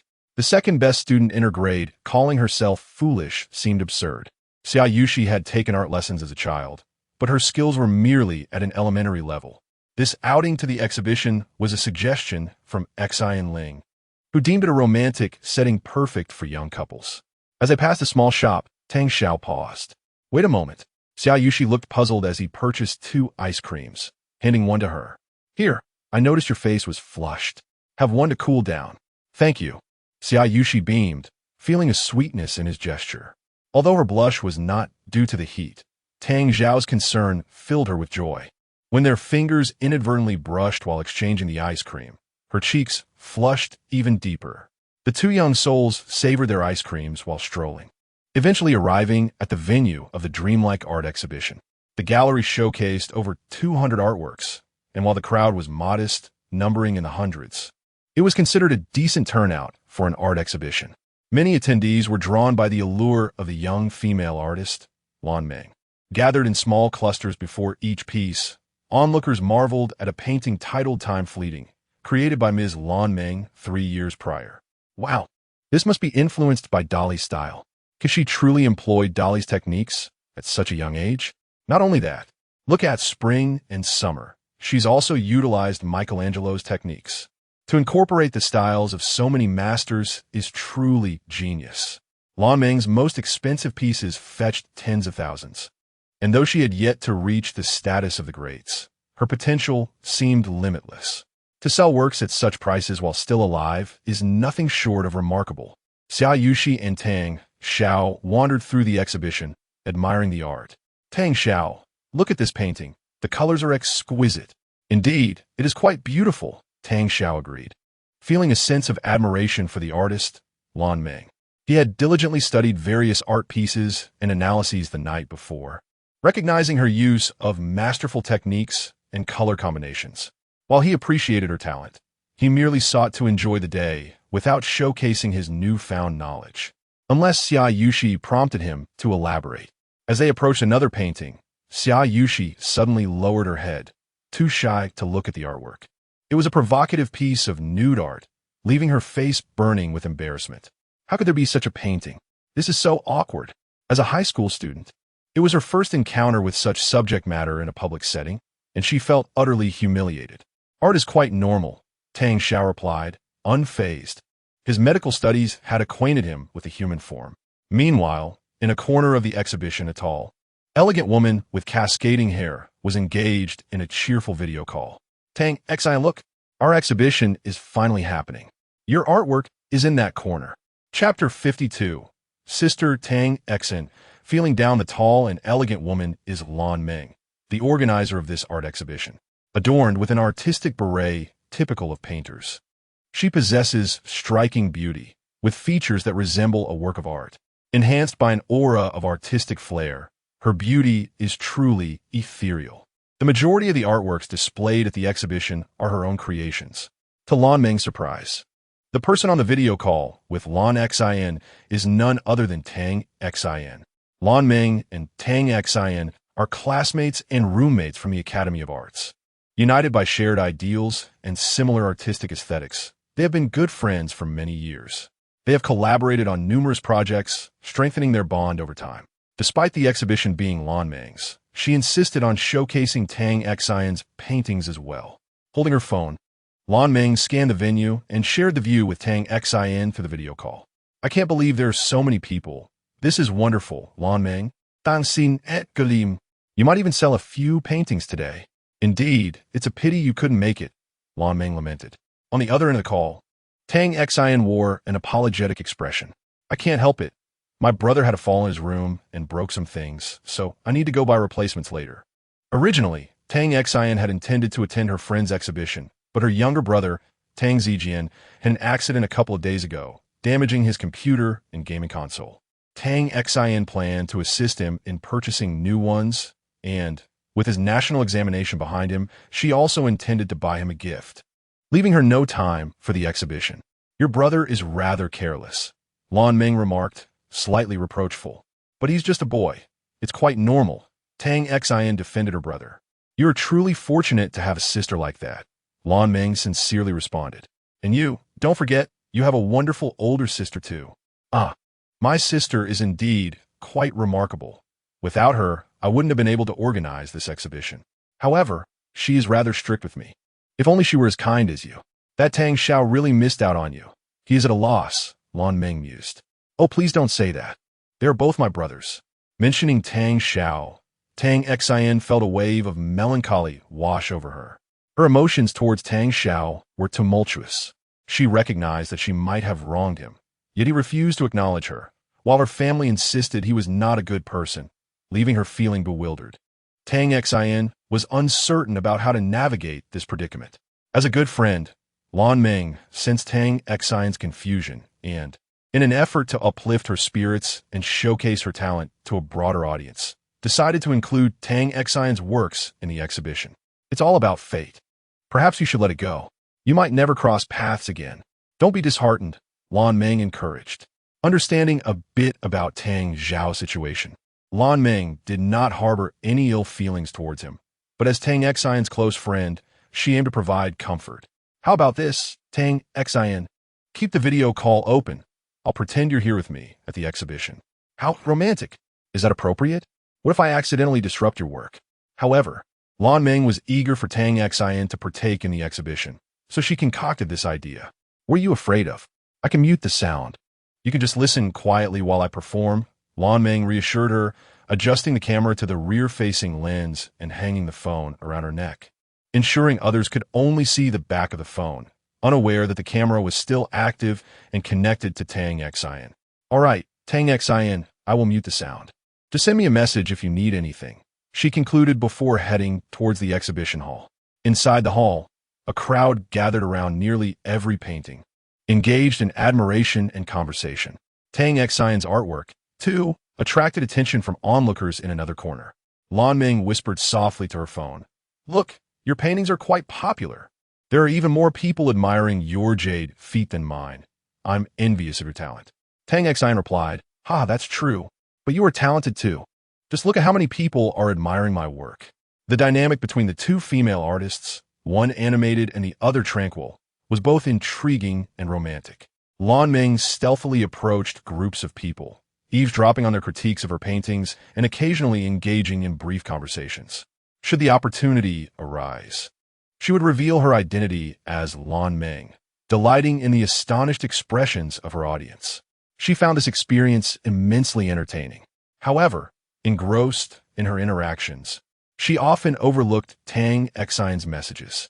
Patient and understanding, Tang Xian remained silent, enjoying the unfolding scenes. At that moment, Lan Meng noticed a young couple, a handsome young man and woman, who caught her attention. Oh, look, a couple here to flirt at my exhibition. How amusing, she thought. Tang Xian, I've seen this before. The boy brings the girl to an art exhibition to impress her, pretending to be knowledgeable. Let's go listen to what he's saying. If he talks nonsense, I'll expose him.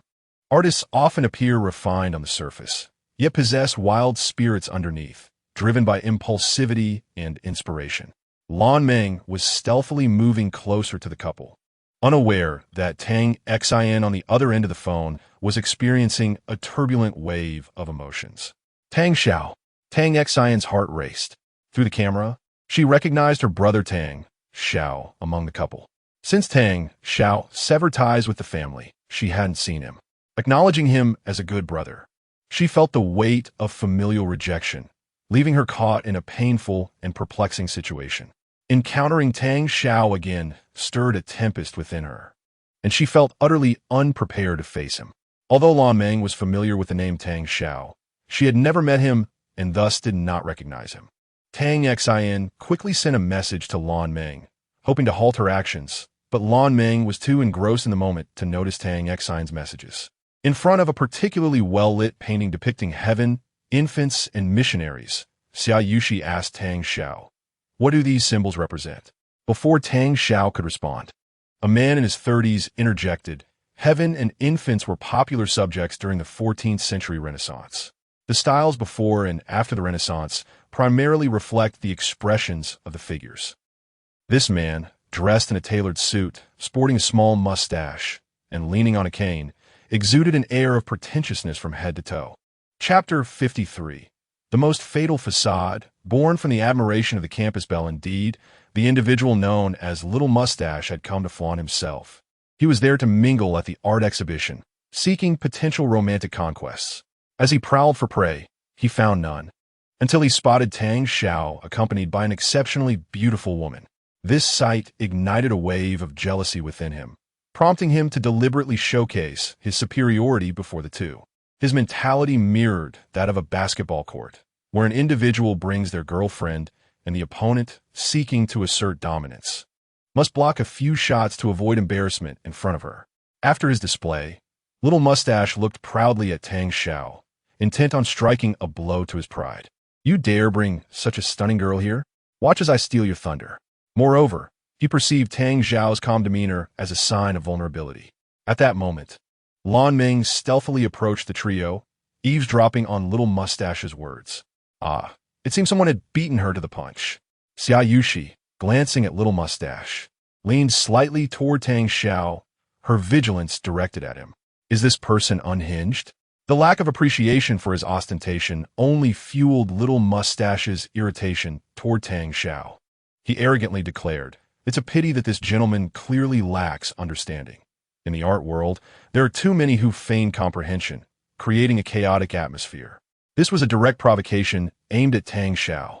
Xia Yushi disapproved of the man, unwilling to see Tang Xiao subjected to such condescension. "Let us leave, Tang Xiao." Yet, Tang Xiao remained unfazed. Could he simply tolerate such provocation? He calmly replied, "Indeed, the theme of heaven is the Renaissance of the 14th century. However, infants are not. You are mistaken. Infants appeared in the 13th century. The inspiration for this painting is not from the 14th century, but rather from the religious enlightenment of the 13th century." Xia Yushi's eyes widened in admiration as she gazed at Tang Xiao. Wow, the Renaissance, religious enlightenment. How impressive, though she did not fully grasp the concepts. Her admiration for Tang Xiao remained undiminished. Little Mustache stood dumbfounded. What the? This fellow is playing the fool to ensnare the unwary. Yet, before the enchanting lady, he could not concede. "Young man, don't pretend to understand. Who can validate your claims?" "I can validate." Finally, a tall beauty beside them spoke up. Little Mustache was momentarily stunned by her beauty. She was the goddess of his dreams. Suddenly, his mind raced. Can this lovely lady provide validation? That would be splendid. May I ask for your name? He performed a feeble bow, dripping with insincerity. Tang Xiao found him insufferable. In the 21st century, how could such a creature still exist? The tall lady smiled lightly. "I am Lan Ming. You ask how I can validate? Because I'm the one who painted this work." Tang Xiao and Xia Yushi were utterly surprised. The individual was, in fact, the organizer of the exhibition. Beads of sweat formed on Little Mustache's brow. He had inadvertently flaunted before the very creator. Lan Ming fixed her gaze on him. "You are correct. There are indeed too many who feign understanding, which contributes to the chaos." The awkwardness was palpable. Little Mustache could only chuckle nervously. "Ahem. I seem to have some matters to attend to. Enjoy yourselves." His display of arrogance collapsed, and he fled in disgrace. Lan Ming found the situation amusing and turned to Tang Xiao with courtesy. "You are remarkable, sir. Your understanding of Western art history is impressive." Despite being younger than her, she addressed him with respect. As a talented young artist, she held a certain pride, yet she greatly admired Tang Xiao for his accurate insights. Tang Xiao returned her smile. "I merely possess a modest understanding. Your work is truly exceptional, drawing from the styles of many masters." Lan Ming was exhilarated. Artists cherish recognition of their efforts. "Oh, you can discern that? Would you care to elaborate on which styles you recognize?" Lan Ming enthusiastically guided Tang Xiao to view her paintings. Reluctantly, he shared his thoughts. "In this piece, you have drawn from the brushwork of the Greek painter Mort. This one bears a striking resemblance to the style of a 16-year-old Da Vinci in terms of light and color. This piece is remarkable. I can identify the influences of three masters, namely Tang Xiao's extensive knowledge of art, coupled with Lan Ming's exceptional talent, allowed him to accurately identify every influence." Lan Ming was overjoyed, akin to watching someone unravel a meticulously crafted riddle. On the other end of the phone, hanging around Lan Ming's neck, Tang Xin watched Tang Xiao's evaluations through the camera, equally astonished. He understands art and possesses such depth of knowledge. As someone entrenched in the art world, she felt a complex mix of emotions upon realizing Tang Xiao's proficiency in her field. Tang Xiao had repeatedly proven how naive Tang Xian's previous remarks were. Who could have imagined that after all this time, the embarrassment was far from over? Tang Xiao was indeed extraordinary. Tang Xian felt a profound sense of shame. She still did not fully comprehend Tang Xiao. Her mind raced with questions. How did he acquire such vast knowledge? Tang Xian was perplexed. Yet, Lan Meng was free from such doubts, for she did not know Tang Xiao. She admired his erudition, but as an artist, she also held her pride. Tang Xiao's brilliance was overwhelming. She was eager to discover the limits of his knowledge. She persistently urged Tang Xiao to view more paintings. What about this one from a mid-17th century? And this piece? It mirrors the style of Zhang Duan's painting created for his 80th birthday, without exception. Tang Xiao accurately identified each one. Xiao Yushi gazed at Tang Xiao, her eyes sparkling. He is so charming. How can he be this handsome? Indeed, Tang Xiao's vast knowledge was complemented by Lan Meng's ability to incorporate so many masters' techniques, showcasing her own strength. Yet, it still posed no challenge to Tang Xiao, as he had likely read over 100 books the night before. In a fit of competitive spirit, Lan Meng declared, "Since you comprehend my paintings so well, let us see how you fare with others." She led Tang Xiao to a corner of the exhibition, where a collection of exquisite paintings was displayed. "What do you discern from these?" she inquired, pointing to the artworks. The styles of these paintings differed slightly from Lan Meng's, but were equally beautiful. As Tang Xiao examined them, he suddenly fell silent, his brow furrowed, his expression shifting between contemplation and uncertainty. After a moment, he scrutinized Lan Meng, and an air of tension enveloped them. "What is your relationship with Tang Xian? How did you come to possess her paintings?" Tang Xiao asked, fixing his gaze on Lan Meng. Lan Meng was taken aback. She had not anticipated this young man would know Tang Xian. Yet, a playful thought flickered through her mind. "Oh, Tang Xian? I don't actually know her. These paintings were purchased by my family. I didn't have enough works for the exhibition, and her paintings were suitable, so I borrowed them. Knowing such an obscure artist. You truly are impressive, sir." Lan Meng, of course, was well acquainted with Tang Xian. Not only was she familiar with her, but Tang Xian was also currently on the video call displayed on her phone around her neck. She was eager to share this amusing moment with Tang Xian, to let her hear how this knowledgeable gentleman would evaluate her art. How delightful.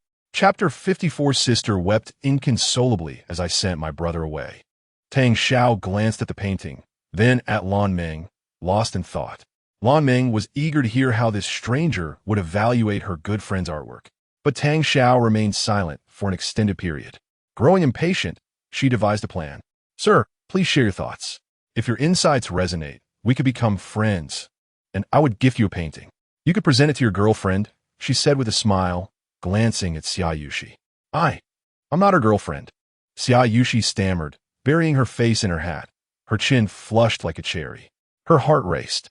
It wasn't just her. Tang Xian felt an inexplicable tension as well. On the other end of the phone, Tang Xian observed the scene unfold. She understood Lan Meng's intentions. Yet the thought of having Tang Xiao critique her artwork left her feeling anxious and restless, her fingers involuntarily clenching. Tang Xian was puzzled by her own feelings. Once, she had so despised Tang Xiao, hurling insults without a care for his feelings. Yet now, she was so apprehensive about his opinion. In her turmoil, she contemplated ending the video call, but was equally curious about Tang Xiao's perspective. Anxiety, fear, and inner conflict brewed within her. At that moment, Xia Yushi tugged at Tang Xiao's sleeve. "Tang Xiao, if you wish to speak, please do so. If not, it's perfectly fine. If you're uncomfortable, we can relocate." Xia Yushi had heard a bit about Tang Xiao, but not much. She noticed he seemed less relaxed than before. If he was unwilling, she would gladly leave with him. Upon hearing Xia Yushi's concern, Tang Xiao smiled gently. "It's nothing serious. It's all in the past. There's nothing that can't be discussed. After all, it is merely a bygone affair." Tang Xiao realized he had overreacted. Since Miss Lan Meng was eager to listen, he decided to share his thoughts casually. Lan Meng crossed her arms, silently urging the phone's camera to capture the moment more clearly. Tang Xiao approached the first painting, examining it closely. This piece, titled Golden Rice Fragrance, was created by Tang Xin in January of the previous year during a field trip in Yanyuan. The most challenging aspect was capturing the hues of the sky. Hidden within this corner of the painting was, in fact, an Easter egg. This painting, titled Insect, was crafted by Tang Xin in June last year while in the Maldives, embodying the essence of the beach and the waves. And this piece, Sister, depicted Tang Xin's elder sister, created 3 years ago in December. There was also a letter abbreviation concealed within. Tang Xiao calmly evaluated each painting, recounting their details as if they were cherished memories. Xia Yushi and Lan Meng were left in awe, their mouths agape, especially Lan Meng. Although these paintings belonged to Tang Xin, she was unaware of the hidden Easter eggs, which Tang Xiao had astutely pointed out. It was as if he had painted them himself. Lan Meng leaned closer to scrutinize the artwork, and indeed, she discovered the hidden Easter eggs. Astonishing. Her mind was flooded with questions. She fixed her gaze on Tang Xiao. Who are you, really? What is your connection with Tang Xin? How do you know her works so intimately? Tang Xiao sighed, a self-deprecating smile gracing his lips. Because she was once my sister. As her younger brother, how could I not be aware? He was well acquainted with each of Tang Xin's creations, not because he had memorized them the night before, but due to 2 years of diligent effort at the Tang residence. Initially, he had endeavored to please his sisters, immersing himself in their interests, hoping to cultivate a shared language that might bridge the gap in their relationship. In his previous life, he had not possessed the wisdom he had now. Learning had been a strenuous endeavor. Yet, the yearning for familial bonds fueled his determination. Tang Xiao was unaware if his approach was correct. He simply wished to draw closer to his sisters. Regrettably, his efforts had been in vain. They had branded him a villain, subjecting him to scorn and ridicule, mocking his upbringing and character. There had never been an opportunity for him to reveal the truth, that he had indeed strived hard. Tang Xiao knew each of Tang Xin's paintings intimately, having spent countless nights searching for the small Easter eggs hidden within, all in the hope of one day engaging in meaningful conversation with her. He longed for Tang Xin to understand that her brother appreciated her and her artistry. However, that hope was but a distant dream. Even until his departure from the Tang household, Tang Xin had never granted him such a chance. Lan Meng was utterly bewildered. Huh? Younger brother? So you are? Tang Xiao. She was astute, finally recognizing the young man before her as the estranged brother of Tang Xin. Yet she refrained from uttering his name aloud, fearing it would reveal too much. Oh, excuse me. Please hold on a moment. I need to send a message. Just a moment. It won't take long. Lan Meng quickly grabbed her phone, discreetly glancing at it, shielding the screen with her slender fingers as if afraid Tang Xiao might notice. Tang Xiao, unperturbed, nodded gently. Please go ahead. Lan Meng lowered her gaze to her phone. On the screen, Tang Xin was crying uncontrollably, her tears flowing freely. She dabbed at her eyes with a white tissue, but no matter how many tissues she used, the tears would not cease. In that moment, she realized what Tang Xiao had endured during his time in the Tang household. She understood how high her status was in his eyes. It was also then that she recognized the enormity of her own transgressions against him. As an artist, Tang Xin was proud, intricately concealing puzzles within her works. Neither family nor friends, including Lan Meng, had ever discovered them. This was her personal design, a dream she had long harbored, to have someone uncover her hidden treasures. It was the romance of being an artist.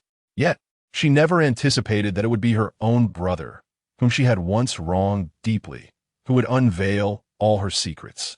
Before coming to the Tang family, Tang Xiao had undoubtedly not studied painting. What level of effort would it take for an outsider to achieve such understanding? How much hardship must he have endured?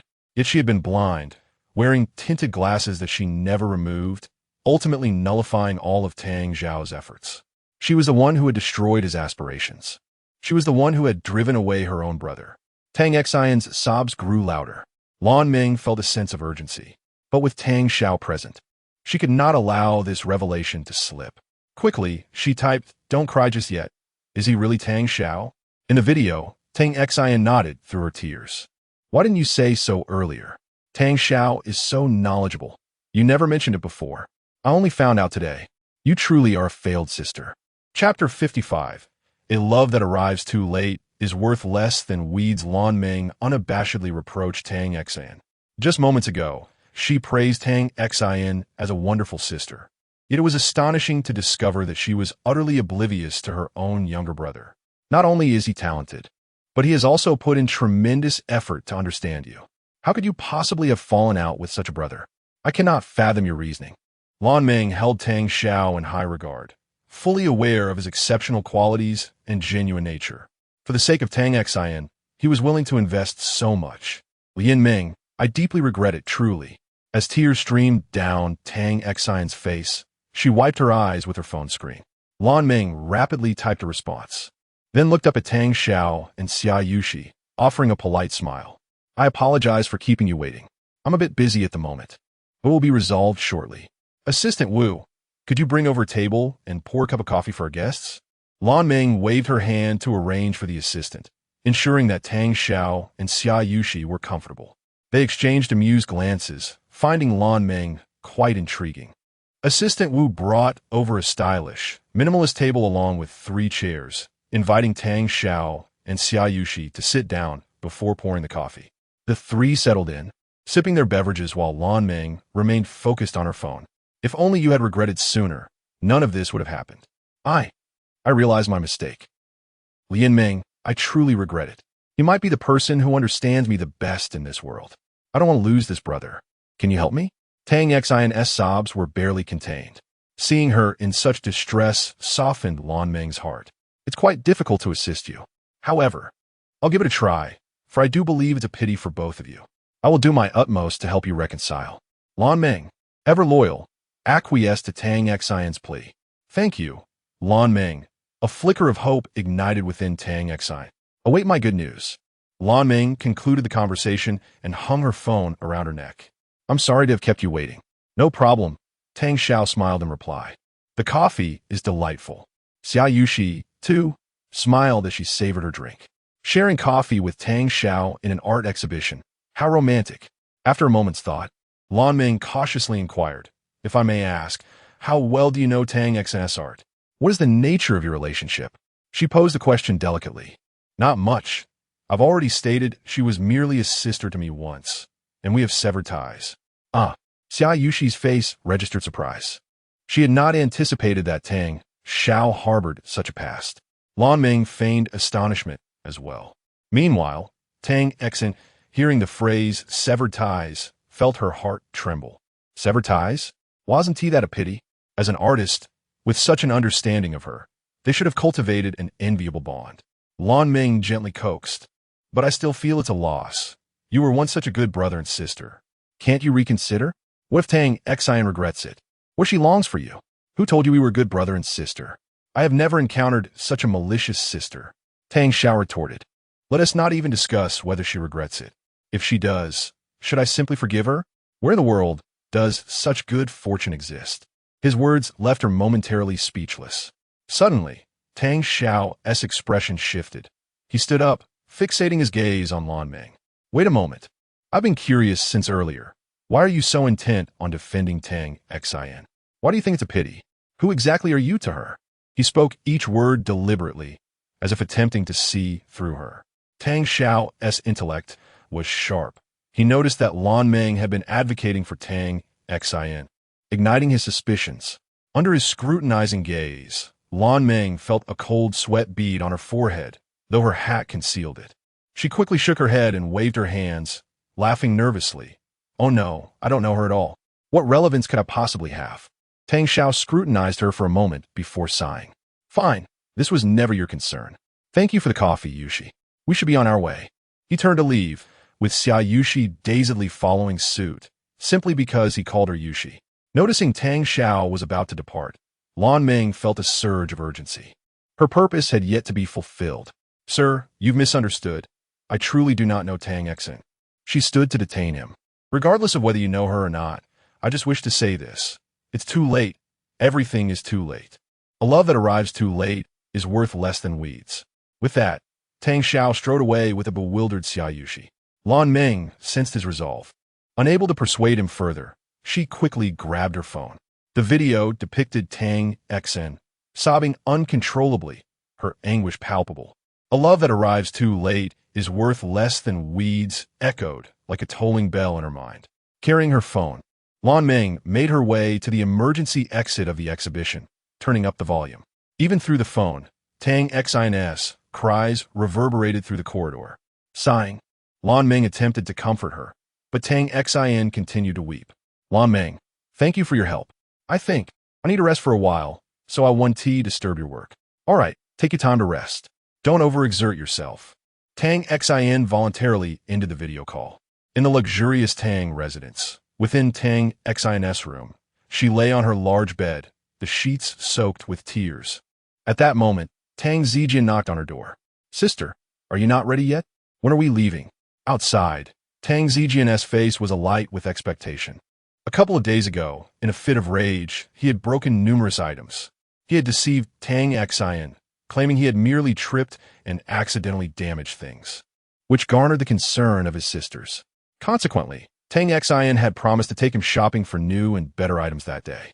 How could Tang Zijian not be excited? Yet, when Tang Xin did not open the door for a long time, he knocked again. Xin Jia? Still, there was no response. Inside the room, Tang Xin's muffled voice emerged. Zijian, I'm feeling a bit unwell today. Let us postpone it. We can go another day. Sister, what's the matter? I'm fine. I just need to rest a bit. All right. Filled with reluctance yet powerless to insist, Tang Zijian retreated to his room, kicking over a trash can in frustration. This was the second time this month. The house he was supposed to buy last time, the new gaming console he was meant to purchase today. Why had everything suddenly changed? He couldn't comprehend. He had always received what he wished for, yet lately, things had become so difficult. Forget it. At least I can still manage the national exam. I will ask my parents for it then. Chapter 56. The Banquet of the Tang Family. Gathering of Scholars. Are you certain you want to accompany me? The meal is complimentary. Wei Changhe inquired over the phone. A mischievous grin plastered on his face as he rode in a taxi on a leisurely afternoon. On the other end, Tang Xiao expressed evident annoyance. I absolutely will not go. What is there to see? Tang Xiao retorted. Principal, perhaps you should also refrain from attending. Allow me to treat you instead. Isn't it your father hosting the invitation? Aren't you curious to see him? Wei Changhe chuckled, thoroughly amused. You're delusional. I've already stated that he is not my father. By the way, why is the Tang family inviting you? Is it mandatory to attend? Tang Xiao queried, puzzled. 2 days prior, Wei Changhe had received an invitation from the Tang family, extending a cordial request for him to visit that very evening. Aware of the relationship between Tang Xiao and the Tang family, he sought to persuade Tang Xiao to join him. Tang Xiao considered Wei Changhe's insistence rather absurd, feeling that he was simply stirring the pot. The world of adults is rife with social obligations. I have known Tang Russian for quite some time. I suppose I should attend, perhaps to reminisce. Are you truly not going? The national examination has concluded. It's a chance to unwind. Wei Changhe continued his attempts at persuasion. Do you truly believe I could relax at the Tang residence? Tang Xiao scoffed. Very well, if you choose to abstain. However, today also marks the announcement of the national exam results. Speaking of which, you surprisingly did not perform in biology? It appears you might have scored a 0. What a pity. My apologies, Principal, Tang Xiao acknowledged, aware of the high expectations Wei Changhe had for him, even considering him a potential top scorer, providing much assistance along the way. However, with a direct deduction of 100 points, Wei Changhe feared the provincial top honors were now out of reach. Never mind. Wei Changhe reassured. Such occurrences fall under uncontrollable circumstances. It's not your fault. At least you are safe. Life is such. It is the regrets that define our existence. Yang Weidong had been dismissed, and several of his associates faced disciplinary actions as well. Wei Changhe had learned of the incident that prevented Tang Xiao from attending the examination. Yet his primary concern lay with Tang Xiao's well-being, relieved that he remained unharmed. He swiftly addressed the issues surrounding Yang Weidong and his associates, implementing a minor reform within the school. As your principal, I must assure you, even if you do not achieve the top score, the additional points from academic competitions should ensure your place within the provincial top 10. Accompanying me to the Tang residence would indeed be a matter of prestige, he encouraged, satisfied at the prospect of Tang Xiao achieving such recognition. Jiang'an No. 2 High School was not the finest institution in Jiang'an City. It was considered commendable if a few students managed to score above 600 each year. Historically, the school had yet to witness a student in the provincial top 10. Although Tang Xiao may not become the provincial top scorer, securing a position within the top 10 was still commendable. Wei Changhe was eager to present Tang Xiao, a potential top 10 student, at the Tang family gathering, envisioning the intrigue it would generate. "Principal, I could still add," Tang Xiao began, but the line grew indistinct. Glancing at his phone, Wei Changhe noted that the signal was weak. He extended the device out of the window, yet the reception remained unchanged. Alas, the signal here is abysmal. Just as he contemplated calling Tang Xiao again, the taxi came to a halt. "Sir, we have arrived at the splendid Tang dynasty," the driver announced. The splendid Tang dynasty was the grand villa of the Tang family, a sprawling estate built into the mountains, resembling a modern palace. With their destination reached, Wei Changhe relinquished the idea of further phone calls. After settling the fare, he approached the villa's ornate iron gates, where a butler and servants promptly came to welcome him. Entering the lavish hall, he found a lengthy European-style table, over 10 meters in length, adorned with fruits, red wine, and delicacies, while servants attended to the guests. Seated at either side were 7 or 8 middle-aged individuals, many of whom Wei Changhe recognized, principals and educational leaders from various schools throughout Jiang'an City, all prominent figures in the educational sector. With a smile, Wei Changhe greeted them, and the host, Tang Russian, approached with a beaming countenance. "Old Wei, you have finally arrived. It has been quite some time since we last met." "Indeed, Old Tang, I believe it has been 7 or 8 years, Wei Changhe replied, shaking Tang Russian's hand with a smile. In their youth, they had been regarded as promising talents in Yun province, with the Tang and Wei families often in contact. However, their paths diverged over time. Tang Russian pursued business, while Wei Changhe took on the role of principal. "Old Wei, please do not hold my daughter's behavior against her. She is still young and unaware," Tang Russian said, raising a toast as one of his motives for hosting was to mend any rifts. Wei Changhe, experienced in navigating social intricacies, understood the importance of defusing tension. "It is merely a trivial matter. Cheers." They clinked glasses, and Wei Changhe, not one to shy away from inquiries, asked, "Old Tang, I hear you have a son named Tang Xiao, currently a student at my school. What a coincidence." The expression on Tang Russian's face froze, a hint of discomfort flickering across his features. "Cheers. How do you know about Tang Xiao? Was it Tang Xin, or someone else who divulged this information?" The mere mention of Tang Xiao ignited Tang Russian's ire, leading him to deny it immediately. "Old Wei, you are mistaken. I only have a son named Tang Zijian. Tang Xiao is not my son, but rather the child of a distant relative." "Ah, I see." Wei Changhe feigned enlightenment. "Old Wei, I share this with you because you are like family. Tang Xiao possesses questionable character, lazy and unscrupulous. Moreover, he is ungrateful. Even my relatives have cast him aside. As his principal, you must remain vigilant." Tang Russian's words dripped with disdain, revealing his lingering resentment. "Understood. I appreciate your warning." Wei Changhe responded, pretending to accept Tang Russian's counsel. He was well aware of Tang Xiao's true nature. After all, he had spent considerable time with him. It was the actions of the Tang family that truly appalled him. Unbeknownst to Tang Russian, Wei Changhe's thoughts were far from aligned with his own. Satisfied that his words had found a receptive audience, Tang Russian felt a surge of gratification. "Old Wei, you are quite straightforward. Let's drink again." "Indeed, Old Tang. You are right. I have always been forthright. Cheers." They laughed heartily as they raised their glasses. At that moment, a voice interjected, "Tang family head, are all the guests present?" Tang Russian replied with a smile, "We are merely awaiting one more individual." Just as the questioner was about to inquire further, a robust voice resonated, "Tang family head. Apologies for the delay. Traffic was quite congested." A tall, slender man with golden glasses entered the room. Tang Russian stood to greet him once more. "Principal E, you have finally arrived. We were merely waiting for you." Tang Russian, pulling the slender man closer, introduced him to the assembly. This needs no introduction. Yijian, principal of Yun Province International First High School. All the children of the Tang family have been educated under his guidance. Yun Province International First High School is renowned as the finest institution in Jiangnan City, having produced numerous top scores in national examinations, not merely among the top 3, but many within the top 100 as well. Chapter 57 with a single remark. The principal rendered everyone speechless. The position of a principal holds considerable esteem in society, yet the caliber of the school dictates their standing. Naturally, the principal of a prestigious institution possesses a status that surpasses that of their counterparts in lesser schools. Although all present were school leaders, Yijian, as the head of Yunnan Province's foremost international school, evidently eclipsed the others in stature. The Tang family, affluent and influential, had nearly all their children enrolled in this esteemed academy.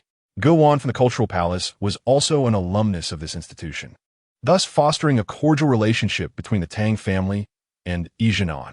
The attendees greeted Yijian warmly, with Wei Changhe offering a brief salutation. Tang Russian invited Yijian to sit beside him, a clear indication of their closeness, which everyone acknowledged without objection. Though the Tang family was indeed a prominent clan, the others present were not to be underestimated either. As Yijian surveyed the assembly, an air of subtle arrogance enveloped him. After all, his school was the best. With everyone gathered, the evening's banquet was to be a gathering of elders, with the younger generation absent, allowing for a more relaxed atmosphere. Tang Russian commanded the servants to begin serving the dishes. He raised his glass and expressed his gratitude to the esteemed school leaders for their attendance. I have invited you all for 2 reasons: to foster connections and to discuss a matter of importance. As you may know, my 4th daughter, Tang Shui, is an associate professor at Yunnan Medical University. At this point, Tang Russian paused, standing tall, filled with pride. Tang Shui was the most academically accomplished among his children, a rarity for someone in their 20s to hold such a position in the medical field. Continuing, Tang Russian stated, to be a professor necessitates research, and research demands talent, which is currently in short supply. I hope you can encourage your exceptional students to apply to Yunnan Medical University and become my daughter's students. Our Tang family is in the process of establishing a new pharmaceutical enterprise, and I can assure you that these students will have guaranteed internships and employment, with generous compensation. Yunnan Medical University is also a member of the 985 project, not as formidable as Yinqing Medical University, yet still holds a respectable national ranking. Tang Russian finally revealed his purpose for the evening, the need for talent to lay a foundation for his new company. He harbored high hopes for this venture. Having been strategizing for quite some time, is it not a bit premature to be recruiting students who have yet to graduate? One might ponder. However, the benefits of recruiting now are evident. Securing talent at this stage is more economical than waiting until they finish their studies. As these students remain somewhat naive, coupled with the principal's encouragement, success in this endeavor seems plausible. The principals murmured among themselves, aware that such situations were not uncommon. The task was straightforward: persuade outstanding students to enroll in Tang Shui's program, paving a path to their future employment in the Tang family's company. Seizing the momentum, Tang Russian continued, your schools are among the finest in Yunnan Province and Jiangnan City. Many of the top 500 examinees hail from your institutions. I trust your students are equally exceptional. I implore you for your assistance. If you can support my cause, the Tang family will offer substantial rewards. After finishing his statement, Tang Russian raised a glass of red wine, allowing the audience a moment for contemplation. Ultimately, this request was not obligatory. The choice lay entirely with the principals. Tang Russian did not anticipate that everyone would assist. Securing even a handful of talented individuals would be deemed a significant success. Whispers of discussion filled the room. The advantages offered by the Tang family were undeniably enticing, yet the willingness of the students remained uncertain. What if they were disinclined? This matter directly affected their futures, leaving doubts about its reliability. The company was not yet established. Could they truly make such commitments to students? Regardless, the evening's meal was a pleasant affair, and he hoped not to be resented by his students in the future. Nonetheless, the Tang family group was indeed formidable, venturing into the pharmaceutical industry. Truly impressive, otherwise. How could they be deemed a prestigious family? The principals hesitated to agree hastily. Surely, the benefits would be ample, and assisting the Tang family would be advantageous. If Tang Russian-S plans materialized as envisioned, all three parties would stand to gain. However, what if this ultimately jeopardized the students' prospects? Anticipating such concerns, Tang Russian interjected. Ladies and gentlemen, allow me to share another piece of news. Not only does my son intend to attend Yunnan Medical University, but Principal Yi's son, Yi Zhongyang, will also enroll there to become my daughter's student. The name Yi Zhongyang resonated with the crowd, as they recalled his identity. Yi Zhongyang, the exceptionally talented repeat student, had secured second place in the province last year, but aspired for first, thus opting to repeat a year. Notably, he was the son of Yi Zhenan, principal of Jiangnan City's finest high school, Yunnan Province's top international school. The previous year's fervor surrounding his decision had garnered significant media attention. It was evident to astute observers that Yi Zhenan was leveraging this narrative to promote his school. Nevertheless, it must be acknowledged that Yi Zhongyang's prowess was indeed remarkable, likely possessing the capability to claim the title of provincial champion this year. With the second-ranked student opting to repeat, who could possibly surpass him? If the provincial champion were involved in this initiative, it would lend credibility to the endeavor. The crowd turned their attention to Yi Zhenan, eagerly awaiting his confirmation. True to expectations, Yi Zhenan nodded affirmatively. Rest assured, my son has indeed decided to apply to Yunnan Medical University and will undoubtedly join the Tang family group in the future. With Yi Zhenan at the helm, the proposition gained substantial credibility. The attendees expressed their support enthusiastically. I shall also encourage my students, one principal declared. The atmosphere shifted markedly, with individuals chiming in, their enthusiasm markedly heightened. Amidst the cacophony of affirmations, one individual remained silent, Wei Changhe. As the excitement swirled, he calmly interjected, "May I ask, is this endeavor legal?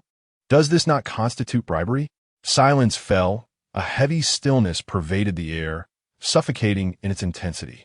Wei Changhe's words cast a pall over the gathering, leaving only the distant chirping of crickets to break the quiet.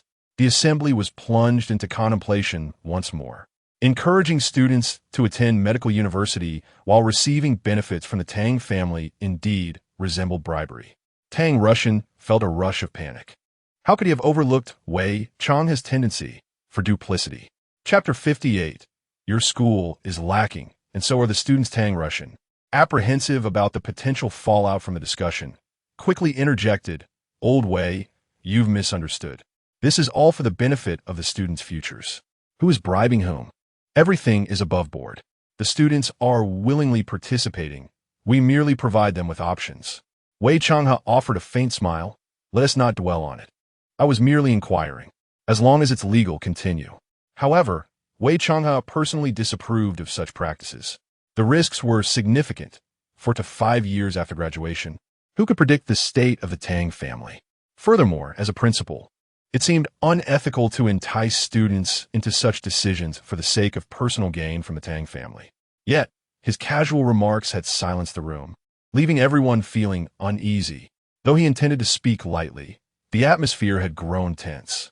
At that moment, Yi Zhenan squinted at Wei Changhe and spoke up. "Principal Wei, you are undoubtedly incorruptible, but the matter we are discussing bears little relevance to your institution. You cannot possibly fathom the burdens of having exceptionally talented students." Yi Zhenan gazed at Wei Changhe with an air of arrogance, his eyes brimming with mockery and provocation, belittling the reputation of Wei Changhe's school and its students. While the second high school in Jiangnan City held a decent standing, the principals present represented the finest institutions in the city. In comparison, the second high school seemed somewhat inferior. Yi Zhenan's words were intended as an insult. He had long harbored resentment towards Wei Changhe, fully aware of the implications concerning go on. In an instant, Wei Changhe's temper flared. He pointed at Yi Zhenan, oblivious to the wine cup that had toppled over on the table. "What do you mean, Yi Zhenan? On what grounds do you insult my students? Shall we compare the results of the national examination this time? Have I said anything incorrect? Clearly, your students are not up to par." Yi Zhenan retorted defiantly, asserting that his school was the best in Jiangnan City and that his son would undoubtedly be the provincial champion.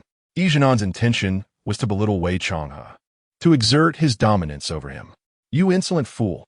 Wei Changhe rose, unleashing a torrent of expletives. He usually maintained a calm demeanor, but the direct insult towards his students was intolerable. The other principals exchanged glances, shock evident on their faces. They were accustomed to decorum, often advocating for civility among students, and the crude language was jarring to their sensibilities. Yijian, now flushed with anger, challenged, "Go on, Wei Changhe. What else do you have to say? Do you enjoy being insulted? How pathetic." The confrontation intensified, with both men standing firm against each other. Yijian struggled to match Wei Changhe's fervor, his expression shifting from red to pale, realizing he was no match for Wei Changhe's verbal prowess. As the atmosphere grew increasingly charged, Tang Russian and the other principals hurried to mediate. "Let us calm down. It's not worth escalating. We are all principals. Such quarrels are unbecoming. Let us take a moment to drink together and put this behind us." Under the collective persuasion, both men temporarily set aside their conflict. Tang Russian led the group in a toast, alleviating the tension, allowing them to take a step back for the sake of future interactions. In truth, neither had emerged victorious from their verbal sparring. They continued dining, feigning normalcy as if nothing had transpired. Suddenly, Tang Russian feigned a glance at his watch. "Ah, it's already 8 o'clock. The national examination results must have been released by now. This evening, the results were to be announced statewide, and all high school students and teachers, especially the principals, would be keenly interested." With a smile, Tang Russian remarked, "As fellow principals, you must be eager to see how the results turned out." Yijian nodded in satisfaction. "Well, the meal is nearly finished. Let us take a look." The other principals were still processing. Tang Russian smiled as he instructed a servant to unveil a large projection screen, akin to those found in cinemas. He connected it to his computer and began searching for the national examination results. The principals exchanged glances, gradually realizing Tang Russian's intentions to elevate Yijian and the prestigious institution he represented. Everyone knew that Yijian's son, Yi Zhongyang, was the provincial champion. This display was merely an attempt to flaunt that fact. Furthermore, with Yijian's ties to the Tang family's pharmaceutical enterprise, this showcase would bolster the credibility of their endeavor. Truth be told, the maneuver seemed rather heavy-handed. Yet, the other principals had little recourse. After all, they were dealing with someone capable of such ostentation. However, they couldn't help but glance at Wei Changhe with a hint of sympathy. This seemingly arbitrary act had another ulterior motive, targeting Wei Changhe directly. Knowing that Wei Changhe's school was slightly less esteemed, pulling out the large screen to show off felt excessively cruel. "Damn it, I underestimated him." Wei Changhe cursed inwardly, never anticipating that a simple dinner would devolve into such a spectacle. Was this typical behavior?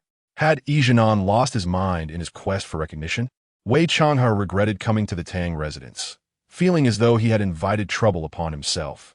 Although Tang Xiao's performance this year was commendable, ranking among the top 10 in the province, it paled in comparison to Yi Zhongyang's achievements. Wei Changhe contemplated leaving, but realized that doing so would signify surrender.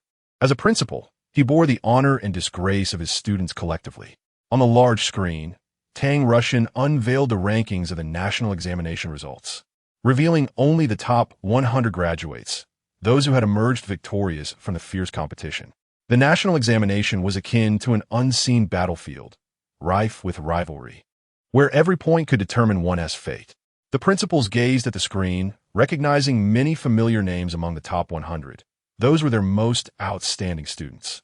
Rank 100, Zhang Xingqi, original score 604, Yin Province International, First High School. Rank 99, Pan Xing, original score 605, Yin Province 9th High School. Zhang Jinmuidam, Dan Zidian, original score 606, Yin Province International, First High School. Rank 83, Xia Yushi, original score 628, Jiang in 2nd High School. Rank 38, Tang Xiao, original score 650, Jiang in 2nd High School. Rank 1, Yi Zhongyang, original score 712, Yin Province International, First High School. Yi Zhongyang's national examination score had decisively eclipsed all other candidates in the province. Chapter 59. Who is the true provincial champion? The rankings for the initial results have been released. A cursory glance reveals that Y Province's first international high school boasts the highest number of students, nearly 20, with many securing top positions. Yet, the most striking among them is undoubtedly Yi Zhongyang, who has claimed the first place. Indeed, the provincial top scorer is he, a staggering score of 712, which seems almost unbelievable, approaching full marks. This year, the spotlight is monopolized by Y Province's first international high school. There is simply no comparison. Upon seeing Yi Zhongyang's results, admiration filled the air among the crowd, including the principal. Principal Yi, your son truly excels, as expected, they remarked. Oh, it's merely luck, Yi Zhenan feigned modesty. Despite suspicions of him boasting, his son's capabilities were undeniable, and they could not obstruct that truth. As praise for his son echoed around him, Yi Zhenan maintained a guise of humility. Tang Russian could not help but chuckle. Zhongyang is indeed exceptional. He has lived up to expectations by becoming the provincial champion. And look at Zijian, coming in at 98th place. How delightful. He felt elated. Not only had his favored son, Yi Zhongyang, achieved the highest honor, but his beloved son, Tang Zijian, had also made it into the top 100. Given Tang Zijian's frail health, this was an impressive feat, he reassured himself. Although Tang Zijian's tutoring had cost a fortune, the results brought him immense satisfaction. Suddenly, Tang Russian's expression shifted, his smile freezing. The joy he felt moments ago evaporated instantly as he spotted a name. 38th place, Tang Xiao. Initial score 650, Jiangnan Second High School. Impossible. How could this rebellious child achieve such a remarkable score? It was absolutely inconceivable. He distinctly remembered Tang Xiao's poor performance. Tang Russian was bewildered, confronting a significant conflict between reality and his perceptions. Damn it, there must be some mistake. He grew up in a poor environment. How could he possibly score so well? This ungrateful child, who had barged into his study, was nothing but an uneducated kid from a destitute background. How could he have scored 650? Better than Zijian? Tang Russian was overwhelmed with frustration, even a hint of agitation. His disdain for Tang Xiao grew, and seeing Tang Xiao's excellent results felt like a fishbone lodged in his throat, small yet incredibly uncomfortable, unable to be swallowed or coughed out. Especially since Tang Xiao's score surpassed Tang Zijian's by nearly 50 points. Tang Zijian had spent a fortune on tutoring, while if Tang Xiao had truly achieved that score through merit, it would render Tang Zijian's efforts futile. Tang Russian clenched his teeth in vexation. He wanted nothing more than to call the relevant authorities to inquire if there had been an error. Yet reason told him that national exam results were typically reliable. They had been verified multiple times, leaving no room for mistakes. In stark contrast to Tang Russian's turmoil, Wei Changhe was simply astounded upon seeing Tang Xiao's score. 650? Tang Xiao scored 650. Wasn't he absent for biology? Doesn't that mean he lost 100 points? How could he score 650 while missing 100 points? With the maximum score being 750, this implied that Tang Xiao must have aced all remaining subjects. The thought sent shivers down Wei Changhe's spine. Furthermore, it was worth noting that the subject he missed was biology, a subject in which he had previously broken records in academic competitions. The difficulty of those competitions far exceeded that of the national exam. Thus, if nothing unexpected occurred, Tang Xiao's true score should be 750, a perfect score. This was not just genius, it was monstrous. Regrettably, only scores were visible, and the specific breakdown of points remained concealed, leaving no trace of Tang Xiao's zero in biology. As this realization sank in, Wei Changhe's mood soured further. He gritted his teeth in frustration, wishing he could overturn the table. Young Wei Dong, you foolish idiot. Do you even comprehend what you've done? You've ruined a record-breaking national exam score. Wei Changhe seethed with rage, wishing he could personally see Yang Weidong meet his end. If it weren't for Yang Weidong and his cousin Yi Long hindering Tang Xiao during the exam, that 750 would have been a certainty, easily surpassing Yi Zhongyang's 712. He felt an urgent need to gather more evidence to extend Yang Weidong's sentence. What a shame, truly a shame. Initially, Wei Changhe thought Tang Zhao's beating of Yang Weidong and his companions was excessively cruel, but now it seemed that he had shown them mercy. While Wei Changhe wallowed in discontent, someone else reveled in triumph. Yi Jianan had been observing Wei Changhe's expression and noted his dismay. He initially thought his success had caused Wei Changhe's distress, which brought him immense satisfaction. Wei Changhe, your school performed admirably this year, with 3 students making the list, and one at 38th place, quite commendable. While he feigned consolation, it was laced with sarcasm. The crowd expressed sympathy for Wei Changhe, but there was nothing they could do. After all, it was his failure to outperform the others. Wei Changhe, visibly displeased, retorted, "Well, that is your triumph, I assent to it." Seeing Wei Changhe's dissatisfaction, Yi Jianan couldn't help but smirk. At that moment, Tang Russian attempted to comfort Wei Changhe once more. He suppressed his doubts regarding Tang Zhao's score. "Everyone, let us not be hasty. These are just the initial scores for 6 subjects. The final results haven't been released yet. The final rankings may still fluctuate. Indeed, in addition to the scores from the 6 subjects, there were various peculiar bonus points to consider before arriving at the ultimate score. Many were eager to check their scores online, leading to a bit of lag. Often, the final results would be delayed by a few minutes. Nevertheless, Yi Jianan wore a confident smile. What the Tang family had mentioned is true. The final scores are yet to be released, and the ultimate rankings remain uncertain. However, I forgot to mention that Zhongyang won first prize in the robotics competition this year. Plus, he has a patented invention. These 2 achievements alone will add 40 points. This revelation stirred a mix of exclamations of disbelief among the gathered principals.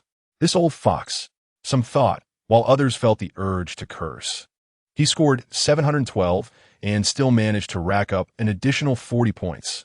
That brings the total to 752. This is simply outrageous. Tang Russian felt somewhat relieved. His son Tang Zijian had also secured 10 bonus points.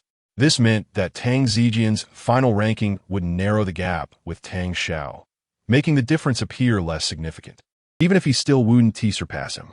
However, upon hearing about the bonus points, Wei Changhe's frustration deepened. Tang Zhao would have an additional 80 points, bringing him to 730, likely securing a place in the provincial top 10, yet still falling short of Yi Zhongyang's 752. Damn it, it should have been 830. My 830. Initially, he had been quite pleased with the prospect of Tang Zhao earning an additional 80 points, arriving at the Tang family with confidence. Yet now, it simply wasn't enough. Wei Changhe mentally cursed Yang Weidong's entire family once more. Tang Russian clicked on the computer screen, refreshing the page for the final results. The final scores are out. Everyone turned their attention to the large screen, anticipating the final rankings they had already seen. Yi Jianan's chest swelled with pride. The moment he had prepared for all year was finally at hand. With a click, the page refreshed, revealing the final results. The first 2 lines of text captured everyone's attention. First place, Tang Zhao, final score 800, Jiangnan number 2 middle school. Second place, Yi Zhongyang, final score 752, Yunnan International, 1st middle school. Chapter 60, last year's runner-up. This year, still the runner-up. Tang Zhao secures the provincial top spot, the first place, Tang Zhao, with a final score of 800, Jiangnan number 2 middle school. These mere characters sent shockwaves through the crowd, as if they had witnessed a ghost. The atmosphere was thick with silence, so profound it felt almost lethal. The principals were in utter disbelief. Tang Zhao, 800 points. How could this be possible? Such a score had never before been recorded in the history of the national examination. Tang Zhao had surged from 38th place to the top position. The expressions of Tang Russian and Yi Jianan were particularly grim, their faces shifting through shades of purple, red, and white. They were consumed with rage, their minds a tumultuous haze, struggling to comprehend what had just transpired. Their understanding of reality lay shattered before them. In stark contrast was Wei Changhe, with his head bowed and mouth covered, trembled uncontrollably. Initially, he too was in shock at Tang Zhao's remarkable score. However, An overwhelming joy soon surged within him, compelling him to laugh. Yet, he stifled his excitement, mindful of the occasion. To laugh would betray his emotional immaturity. But his body betrayed him, shaking with suppressed laughter. Unable to contain himself, he erupted into laughter, slapping the table to ease his mirth. All eyes turned to him, bewildered by his solitary amusement. Meanwhile, Ijanan trembled with fury, muttering to himself in despair. Impossible, this cannot be. Zhongyang must have the highest score.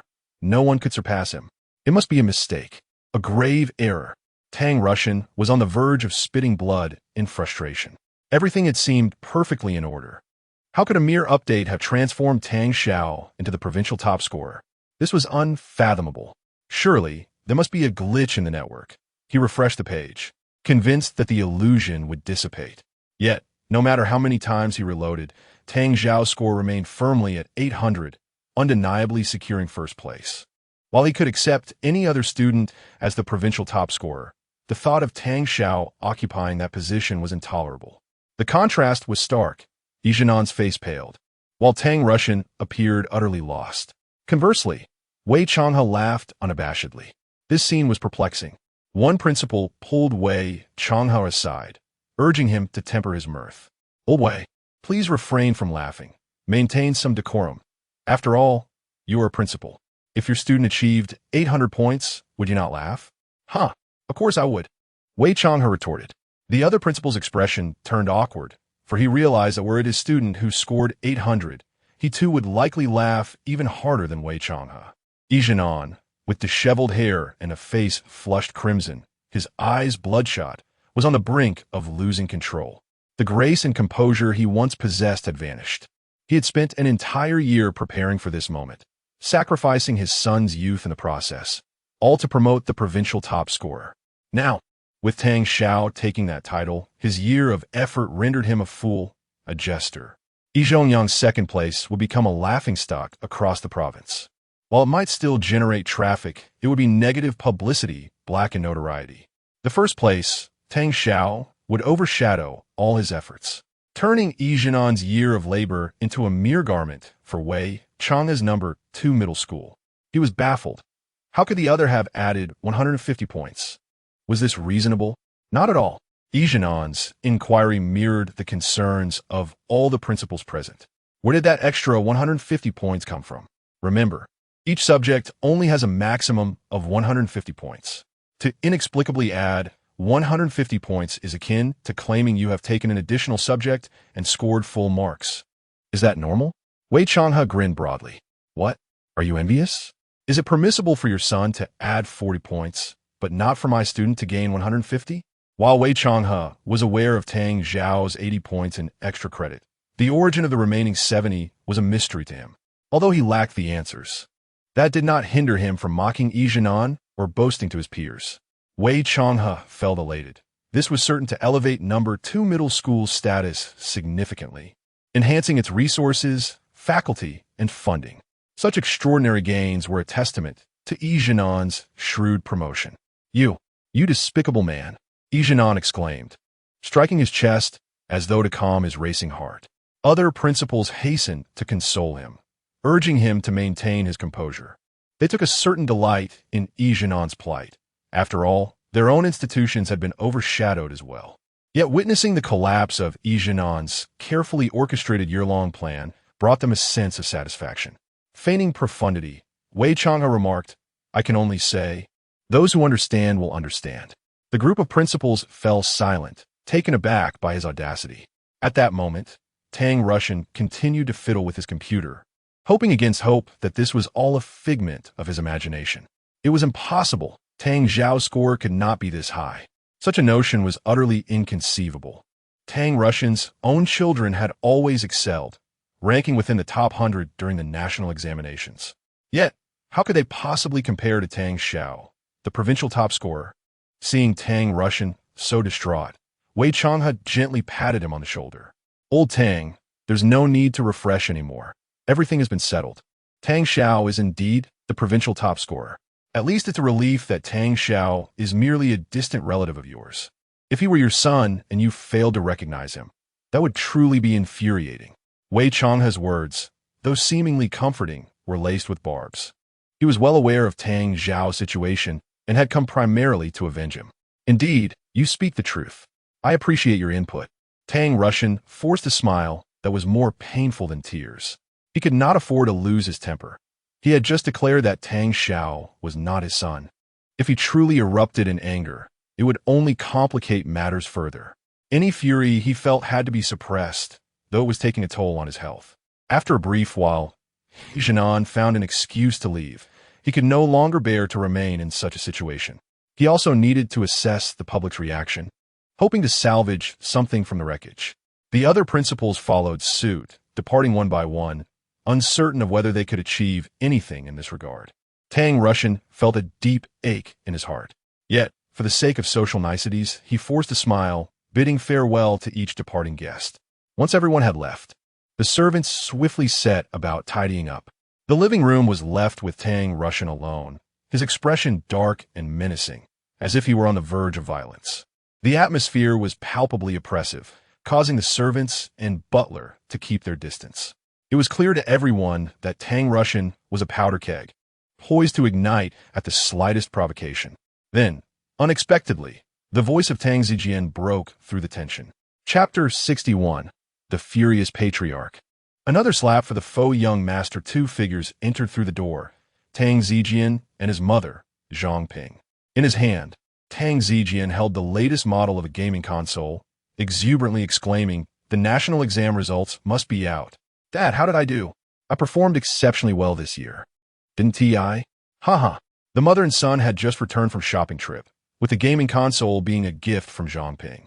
Tang Zijian joyfully dashed over to Tang Russian, his expression innocent and carefree, brimming with confidence about his results. In truth, Tang Zijian's academic performance was merely average. He had toiled immensely to prepare for this year's examination, nearly exhausting himself in the process. He had gone to great lengths, even resorting to bribing fellow candidates to assist him in cheating during the test. Although he had spent a considerable sum, the outcome seemed to justify his actions. Zhang Ping looked at her son with a motherly affection, acknowledging his efforts. This child truly worked hard this year. Russian, you must not treat him unfairly. Knowing Tang Zijian's frail health, she was exceedingly indulgent. Even if he fell short compared to his sisters, she was still quite content. Tang Zijian, in a playful manner, clung to Tang Russian's arm, a tactic he often employed to win favors, knowing it usually worked wonders. Anything he desired, he would get. "Dad, what about the reward you promised me?" Tang Zijian gazed up with his adorable big eyes, filled with anticipation. However, Tang Russian's expression darkened. He had been harboring an inexplicable rage throughout the night. Tang Zijian's incessant tugging at his arm only served to heighten his irritation, causing his anger to spiral. Suddenly, Tang Russian sprang to his feet. "Reward? How dare you even ask for a reward?" He delivered a heavy slap across Tang Zijian's face. The already frail boy was sent sprawling, crashing into a large flower vase with a loud thud, shattering it into pieces. "Tang Russian, have you lost your mind?" Zhang Ping exclaimed, a mix of urgency and anger flooding her as her heart ached for her son. She hurried to support Tang Zijian. "Zijian, are you all right?" Let me see. The slap had left Tang Zijian's face red and swollen, blood trickling from the corner of his mouth. The pain felt like fire coursing through him. Tang Russian's strength, especially when fueled by rage, was overwhelming. Bewildered, Tang Zijian struggled to focus his eyes, each darting in different directions. "What? Why did I get slapped again? What is the reason for this?" Zhang Ping's heart shattered for her son as she turned to scold Tang Russian. "You, Tang, have you gone mad? How dare you strike my son? This is all your fault. You're always playing around. His studies are poor, and you never encourage him like you do with Tang Yuan." Tang Russian, consumed by fury, lost all rationality, directing his ire at Zhang Ping and Tang Zijian. Both were left in stunned silence, having only witnessed Tang Russian's wrath directed at Tang Xiao before. It was a first for them to be on the receiving end. Tears began to stream down Zhang Ping's face as she felt utterly wronged. Bewildered by her husband's irrational behavior, she grasped Tang Zijian's hand, intent on leaving the Tang household. Upon seeing Zhang Ping's tears and Tang Zijian's swollen face. Tang Russian finally regained some composure. No, my dear, it's all my fault, my mistake. I've been under a lot of stress at work, and I lost control of my emotions just now. Zhang Ping retorted through her tears. You lost control of your emotions and took it out on our son? What kind of person are you? I truly regret it, Xiaoping. I never intended to strike our son. Please, can you forgive me? Dang Zusen Polit, filled with remorse and frustration. He had been bottling up his anger, and in that moment, Tang Zijian had inadvertently triggered his outburst. After hours of coaxing, Zhang Ping's emotions began to settle, though Tang Russian felt utterly drained. He summoned a servant to tend to Tang Zijian's injuries. In the midst of this, he shared the news that Tang Xiao had achieved the highest score in the province. Tang Zijian and Zhang Ping were left speechless. The top score in the province? Tang Xiao scored 800 points? They thought Tang Russian must be delusional. Such a feat seemed impossible. I can hardly believe it myself. But I verified it on the national exam website multiple times. It must be true. Perhaps it will even appear in the news tomorrow. Tang Russian sighed. Could she have cheated? I can't believe Tang Xiao has that capability, Zhang Ping replied skeptically. I don't know. Tang Russian shook his head, feeling helpless. The family fell into silence, unsure of what to say.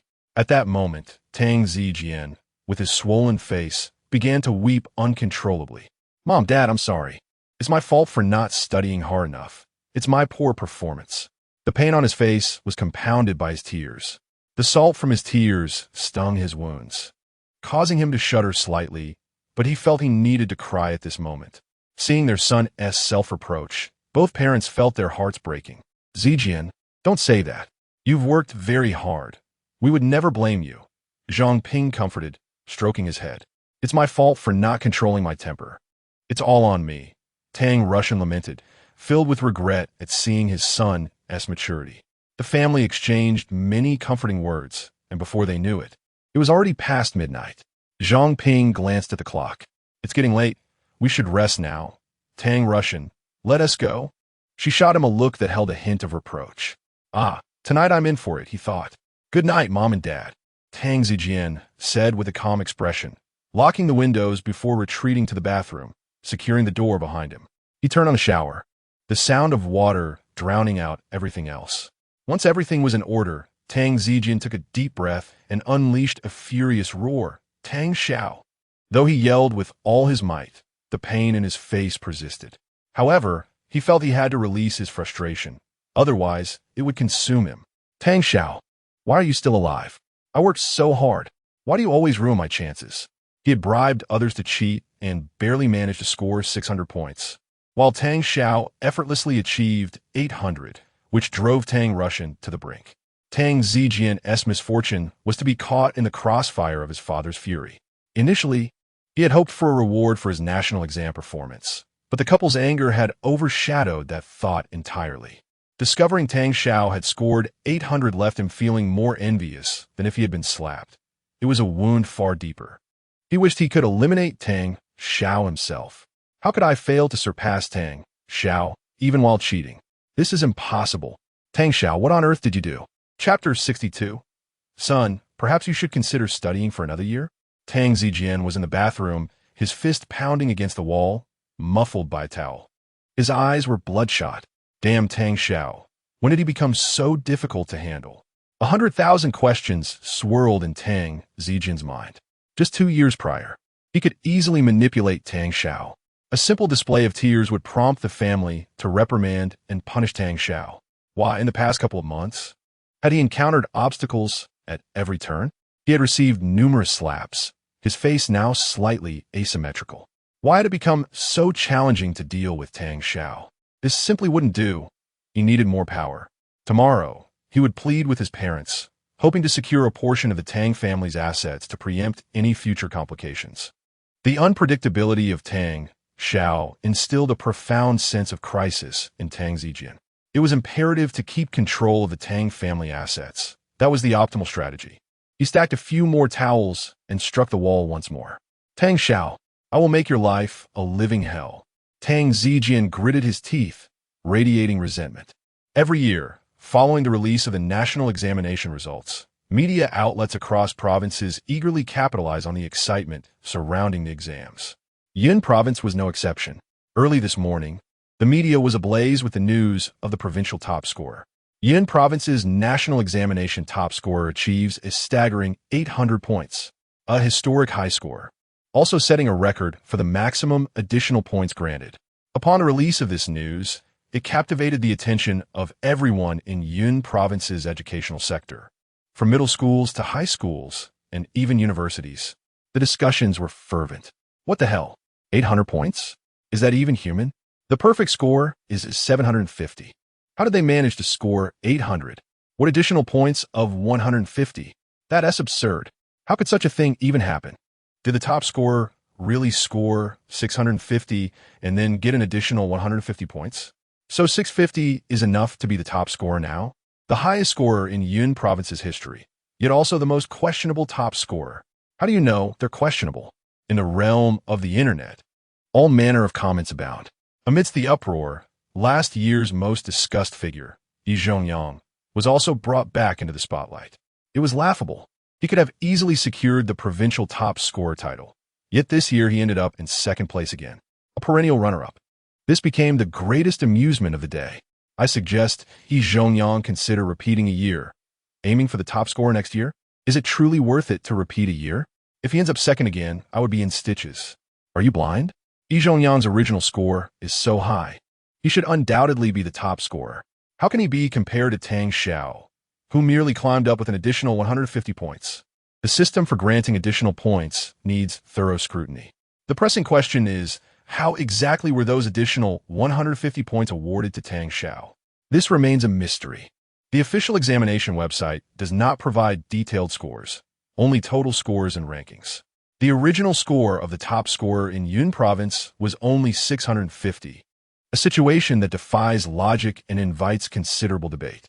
Coupled with the previous year's sensationalism surrounding Yi Zhongyang, the discussions about this year's national examination in Yun Province reached unprecedented heights. There were supporters of Tang Xiao, supporters of Yi Zhongyang, and those simply reveling in the spectacle. The arguments were heated, but there seemed to be slightly more support for Yi Zhongyang, as his original score was indeed more impressive. At this moment, in the principal's office of Yun Province's first international high school, Yi Zhongyang sat at his desk, making a phone call. What? 200,000? Why has the price gone up? He sighed. Fine, 200,000 it is. Let us dampen the heat. Yi Zhongyang hung up, exhaling deeply. Damn it. The cost for online manipulation had suddenly increased this year. His eyes were slightly puffy, and his hair disheveled. He knew that today's news would undoubtedly spark discussions about the provincial top scorer. He had begun hiring online influencers yesterday to mitigate the heat, attempting to steer public opinion in his favor and diminish the negative impact of Yi Zhongyang's second-place finish. However, this year the cost for such services had skyrocketed, and he had already spent over $1 million. The money felt burdensome, and he regretted spending it foolishly. The more he spent, the more he felt like a fool. Sitting in his office was a high school student, slightly plump and resembling Yi Zhongyang to some extent, with a bit of fuzz on his lip. Though dressed in a school uniform, he appeared somewhat older. This was Yi Zhongyang, one of the current hot topics. Yi Zhongyang was also feeling distressed. He had become a laughingstock online, with everyone referring to him as the runner-up. Dad, have you found out? Where did that 150 points come from for the one named Tang Xiao? Is there any issue with it? Yi Zhongyang frowned. I've inquired with many people. Tang Xiao participated in 4 subject competitions a month prior to the national exam and secured first place in all of them, thus earning 80 points. Yi Zhongyang had consulted various contacts in the education sector, including Guan, and finally traced the source of Tang Xiao's 80 points to these competitions. What? For first places in subject competitions? Yi Zhongyang was astonished. He was also quite capable, yet he understood that the difficulty of subject competitions was exceedingly high. The types of questions differed from those on the national exam and consumed a great deal of energy. Learning that Tang Xiao had achieved first place in 4 such competitions made him realize that this individual truly possessed remarkable talent. If he had such capability, why did he only score 650 on the national exam? I'm not sure, but where did the remaining 70 points come from? Yi Zhongyang pressed eagerly. Yijian shook his head. I don't know. No matter how I investigate, I cannot uncover the origin of those 70 points. Everyone I ask is equally baffled about how those points were awarded. The 80 points are accounted for through competitions, but the 70 points remain a mystery. Yijian grew anxious. Dad, what about my engagement to Tang Shui? Our families had agreed that if I became the provincial top scorer, we would be betrothed. Tang Shui was an exceptionally proud individual, which is why she had made such a demand. Initially, both families believed this arrangement was a foregone conclusion. The problem now was that Yijian was not the provincial top scorer. He was uncertain whether the agreement still held. Yijian's expression fluctuated, adding to his agitation. He shook his head helplessly. That was a request made by Tang Shui herself. Son, you are not the provincial top scorer now. I still need to discuss the matter with the Tang family. Oh dear, Dad, what should I do? Tang Shui is awaiting my response. Yijian was becoming anxious. Tang Shui was particularly beautiful, and he was quite pleased with the prospect of their union. However, he had not met her expectations, which created an awkward situation. Yijian was also troubled. After some thought, he tentatively suggested, how about, son, you consider repeating a year? I'm confident we can secure the top scorer title next year. Chapter 63. Utilizing the internet to ruin Tang Xiao. In a precarious situation, Yijian's promotional plans for this year had not succeeded, prompting him to consider another attempt the following day. Yijian's expression shifted dramatically, as he was suddenly beset by a splitting headache. He was visibly displeased. What do you mean another year? Dad, do you think it's easy to repeat senior year? I could choose any university, so why must I retake it? The anguish faced during the final year of high school was overwhelmingly immense. Even though Yijian excelled academically and had endured 2 senior years, he had no desire to experience that torment again. Had it not been for his father's ambitions and his promise to Tang Shui, he would rather die than endure another senior year. If you want to study again, you do it. I'm certainly not going back. Yijian was adamant in his refusal. Even with the chance to attend the nation's top university, Yin University, he questioned why he should have to repeat a year.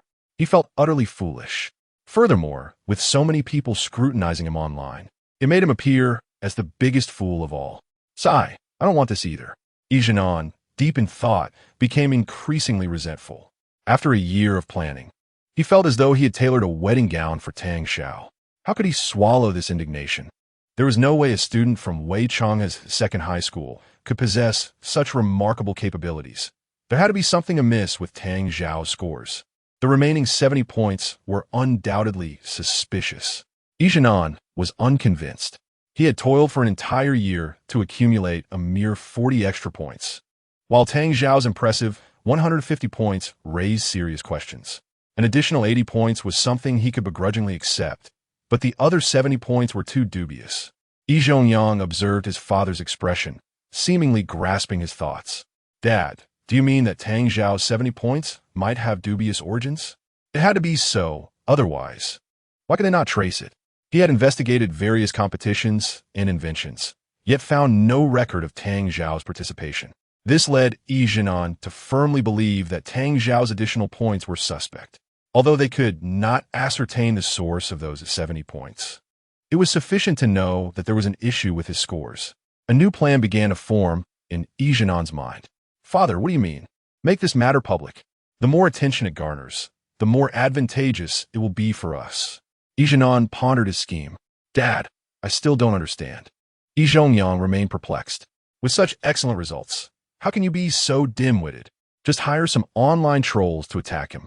Yijian was exasperated by his son's response. But it was understandable. Yijian was merely a high school student, lacking the depth of experience. As long as we tarnish Tang Xiao's reputation, you will still be the top scholar. Yijian, an expert in media manipulation, resolved to hire trolls once more to amplify the scandal surrounding Tang Xiao's extra points. With a fierce determination, he declared, Tang Xiao, Wei Changhe, and second high school, I will ensure your disgrace. He made up his mind to wield the internet as a weapon to annihilate Tang Xiao. If this endeavor succeeded, his son's engagement with the Tang family would be secured. Yijian stared at his father in bewilderment. Dad, is what we are doing even legal? Shut up, you bookworm. You know nothing. Yijian was frustrated beyond measure. Meanwhile, online, the local media in Yun province began to produce peculiar trending topics. Is there an insider story behind the national examination's top score? Is the extra points system justifiable? A man undergoes a vasectomy for love, only to break up a month later.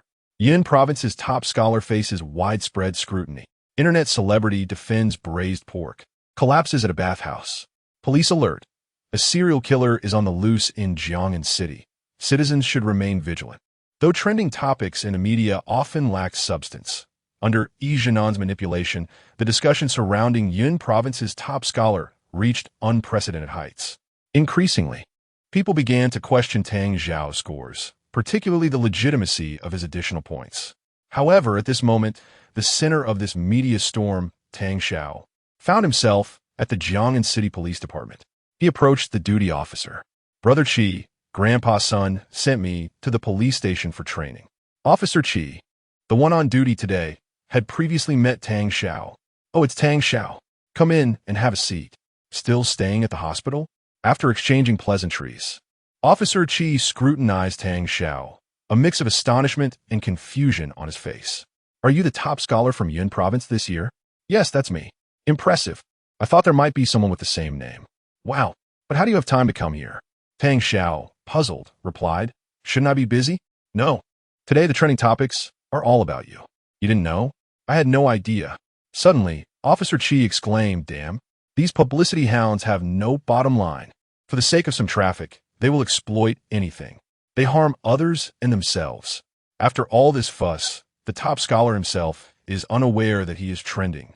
Despite being professionally trained, Officer Qi's temper flared.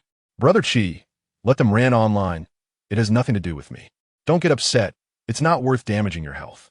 Tang Xiao tried to comfort him, even as he stood at the center of an online storm. As long as he stayed offline, he could avoid the brunt of the backlash. Officer Qi, filled with indignation, replied, "Because these bastards are shamelessly monopolizing the trending topics, they might end up causing real harm." Tang Xiao, confused, asked, "How can trending topics harm anyone?" "Brother Qi, what happened?" Just then, footsteps echoed as several officers and a woman emerged from the registration room. Leading the group was Director and XIN. His eyes were bloodshot, revealing fatigue, and his hair was disheveled and greasy, clearly a sign of inadequate rest. He appeared irritated and troubled. The other woman, to Tang Xiao's surprise, was Lan Xin, the owner of Jian Huxuan.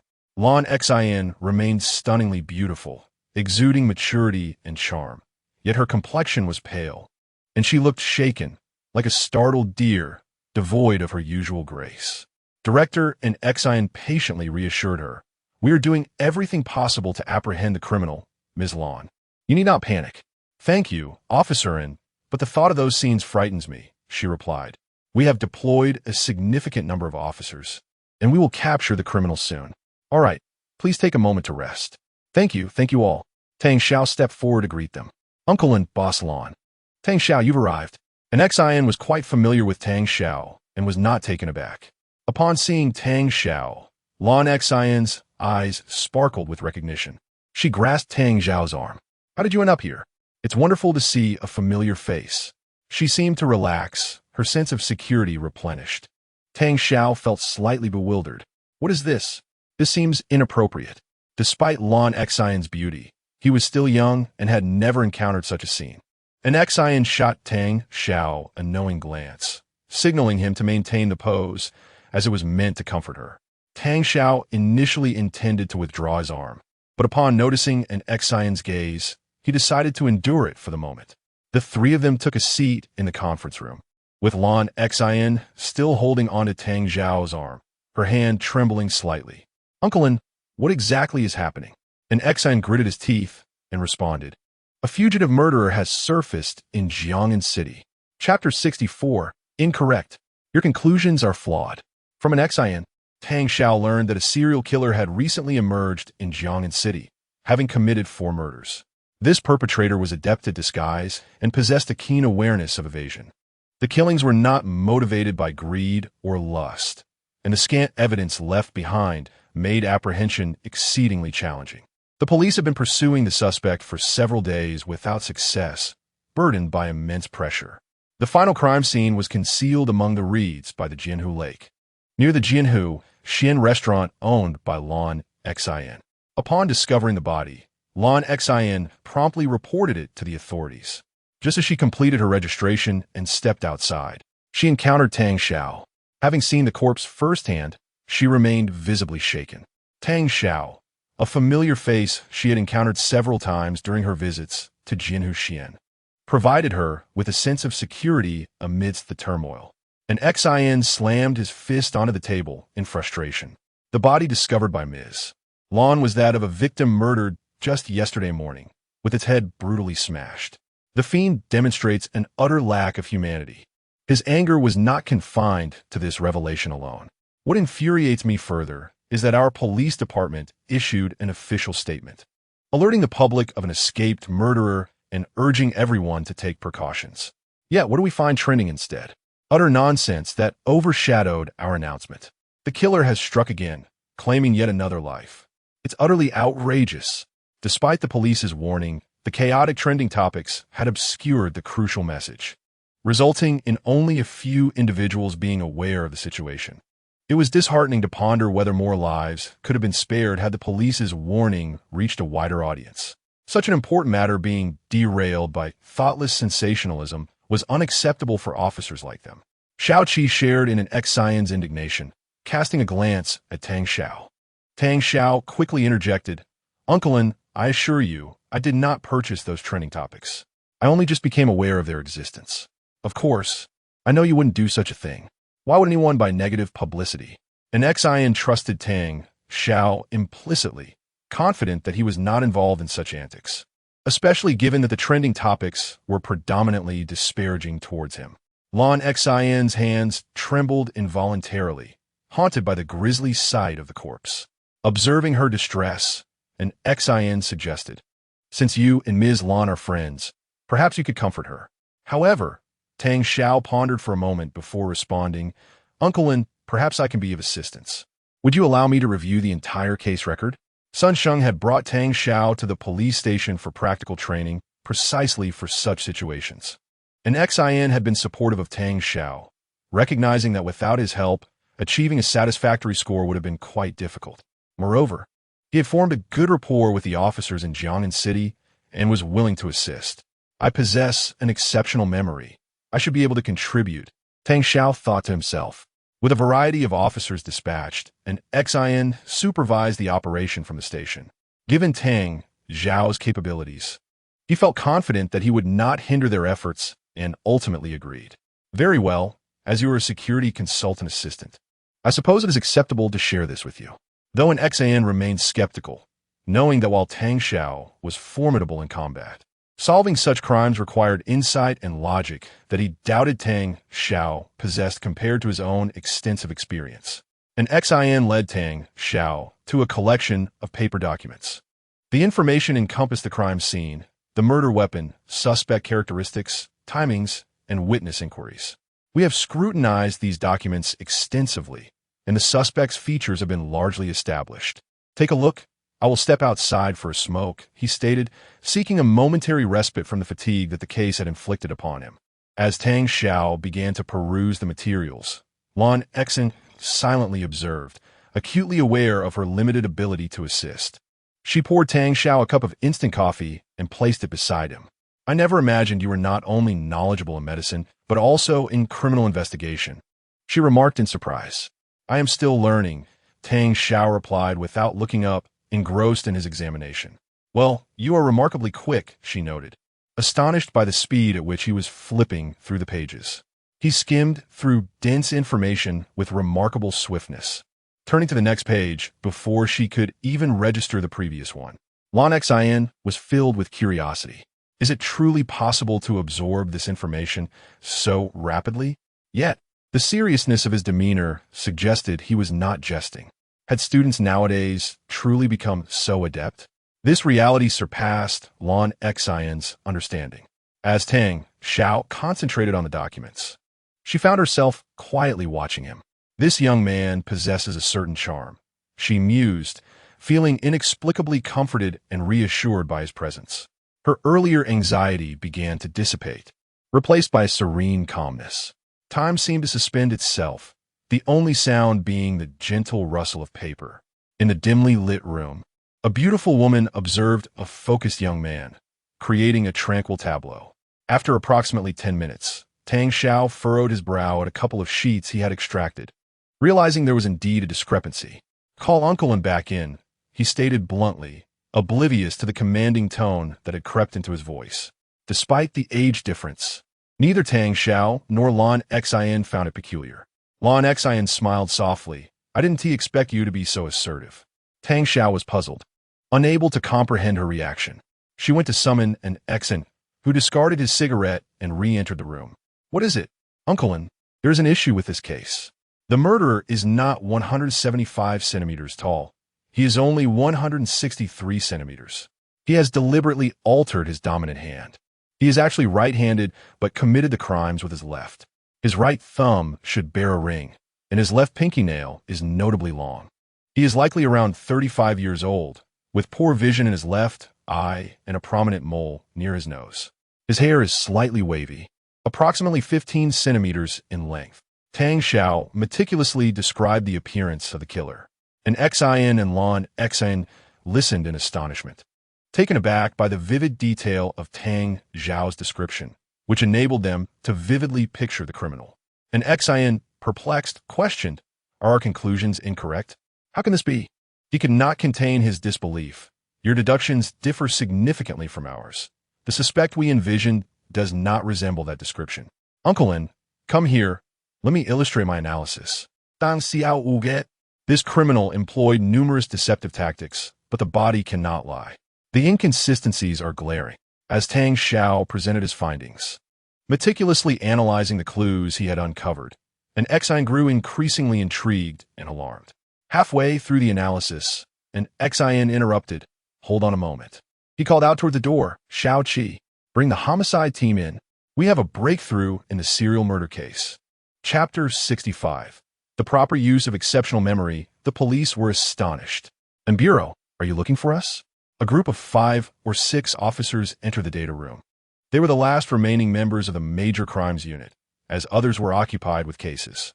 These officers bore expressions of fatigue, worn down by the relentless serial murder investigation. "Huh? Little Tang Xiao, what brings you here?" "Hello, police uncles." The officers were surprised. They all recognized Tang Xiao, who was currently holding the case files they had perused numerous times. "This is..." An Xin interrupted their confusion. "Let us skip the small talk. Time is of the essence. Tang Xiao, please share your findings with them." Without hesitation, Tang Xiao began to explain. "Look here, these locations don't quite match up. I suspect..." He meticulously articulated his observations to the officers. Initially, they were skeptical of Tang Xiao's assertions, but as he elaborated, it became clear that he was entirely correct. They were seasoned detectives, having worked on numerous significant cases. As Tang Xiao explained, comprehension dawned upon them. "Damn, this bastard is too cunning. No wonder we couldn't catch him." The officers grumbled resentfully. "But how did you figure this out, Tang Xiao? Have you studied criminal investigation before? How could a high school student have so much time to gather these clues?"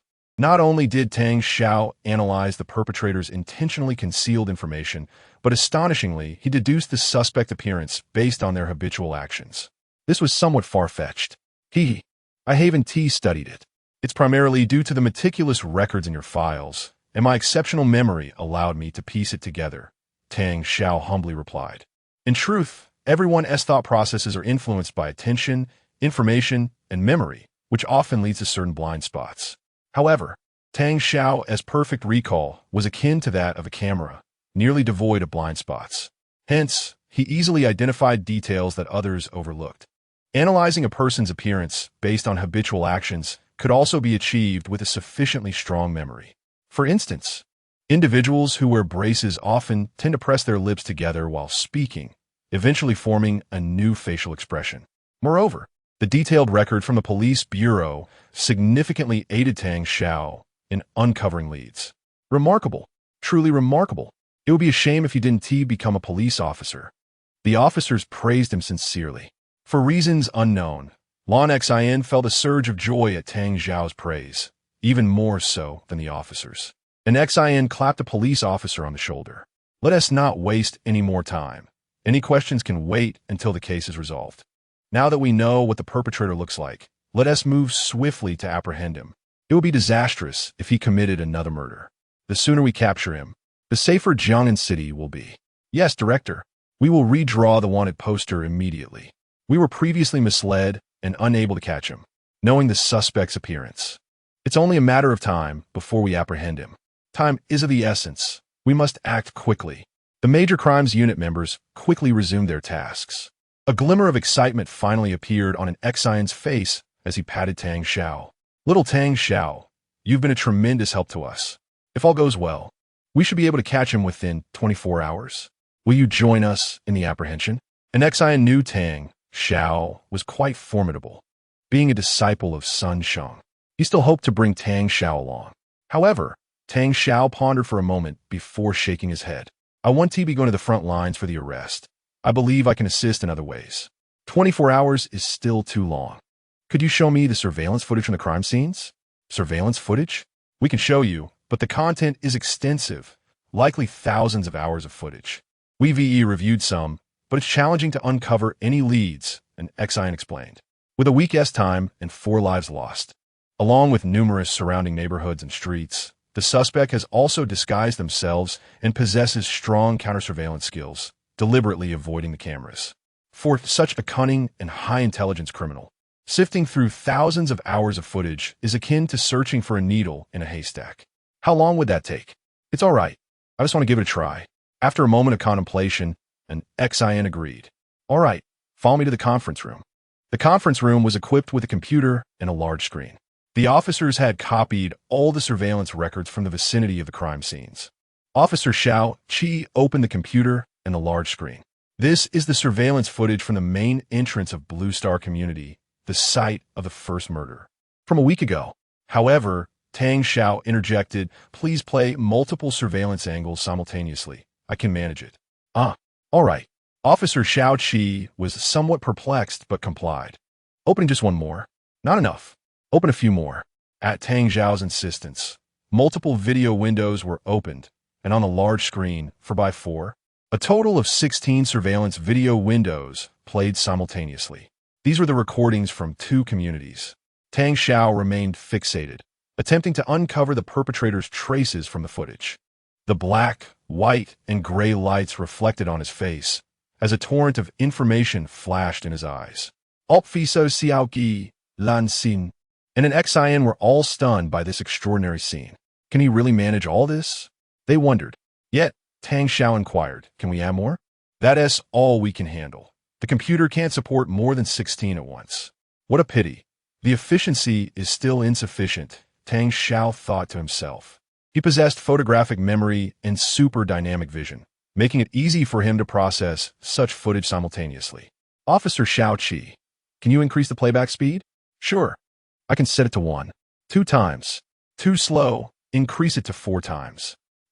Officer Xiao Qi was left speechless. Is that even possible? That is 16 recordings. I can't keep up with 2, and you want to play them at 4 times speed? Just do as he says quickly. An XIN's eyes sparkled with excitement as he gazed at the scene unfolding before him. His fists clenched unconsciously, exhilarated. As a veteran officer, an XIN had cultivated a calm demeanor over the years. Yet, the fervor and madness exhibited for a case reminded him of his youthful days. Tang Xiao ignited a fire within this composed, old detective.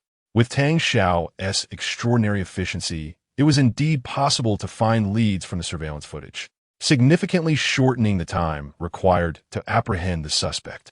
After setting the playback to 4 times speed, Tang Xiao still felt it was insufficient. No, it's still not fast enough. Set it to 8 times speed and include the surveillance from the other communities as well. Okay. Officer Xiao Qi was dumbfounded.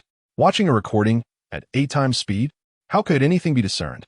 The images would flash by in an instant. Could Tang Xiao truly see anything? As Officer Xiao Qi clicked to play at 8 times speed, Tang Xiao grew impatient once more. 8 times speed isn't fast enough. It's not possible, Tang Xiao. The computer can't handle more than 8 times speed. Officer Xiao Qi was at his wit's end. His nerves were frayed. This is beyond human capacity. It's almost divine. Chapter 66. The criminal is captured. Trending topic. Lon Xin stared in astonishment at the unfolding scene.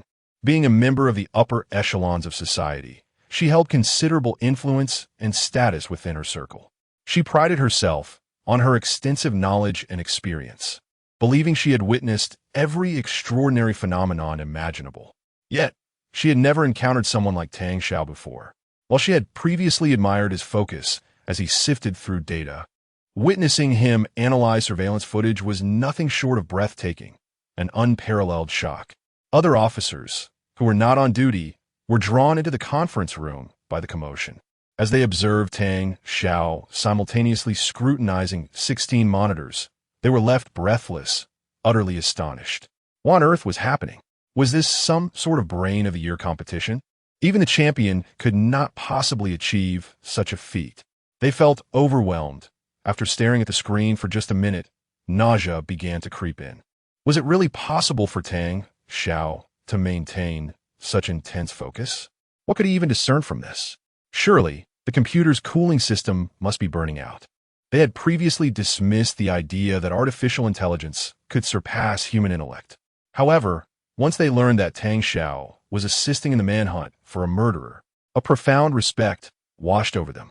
They fell silent, awaiting further instructions. Suddenly, Tang Xiao commanded, "Listen up, remember these." An Xian shouted, "What are you all waiting for?"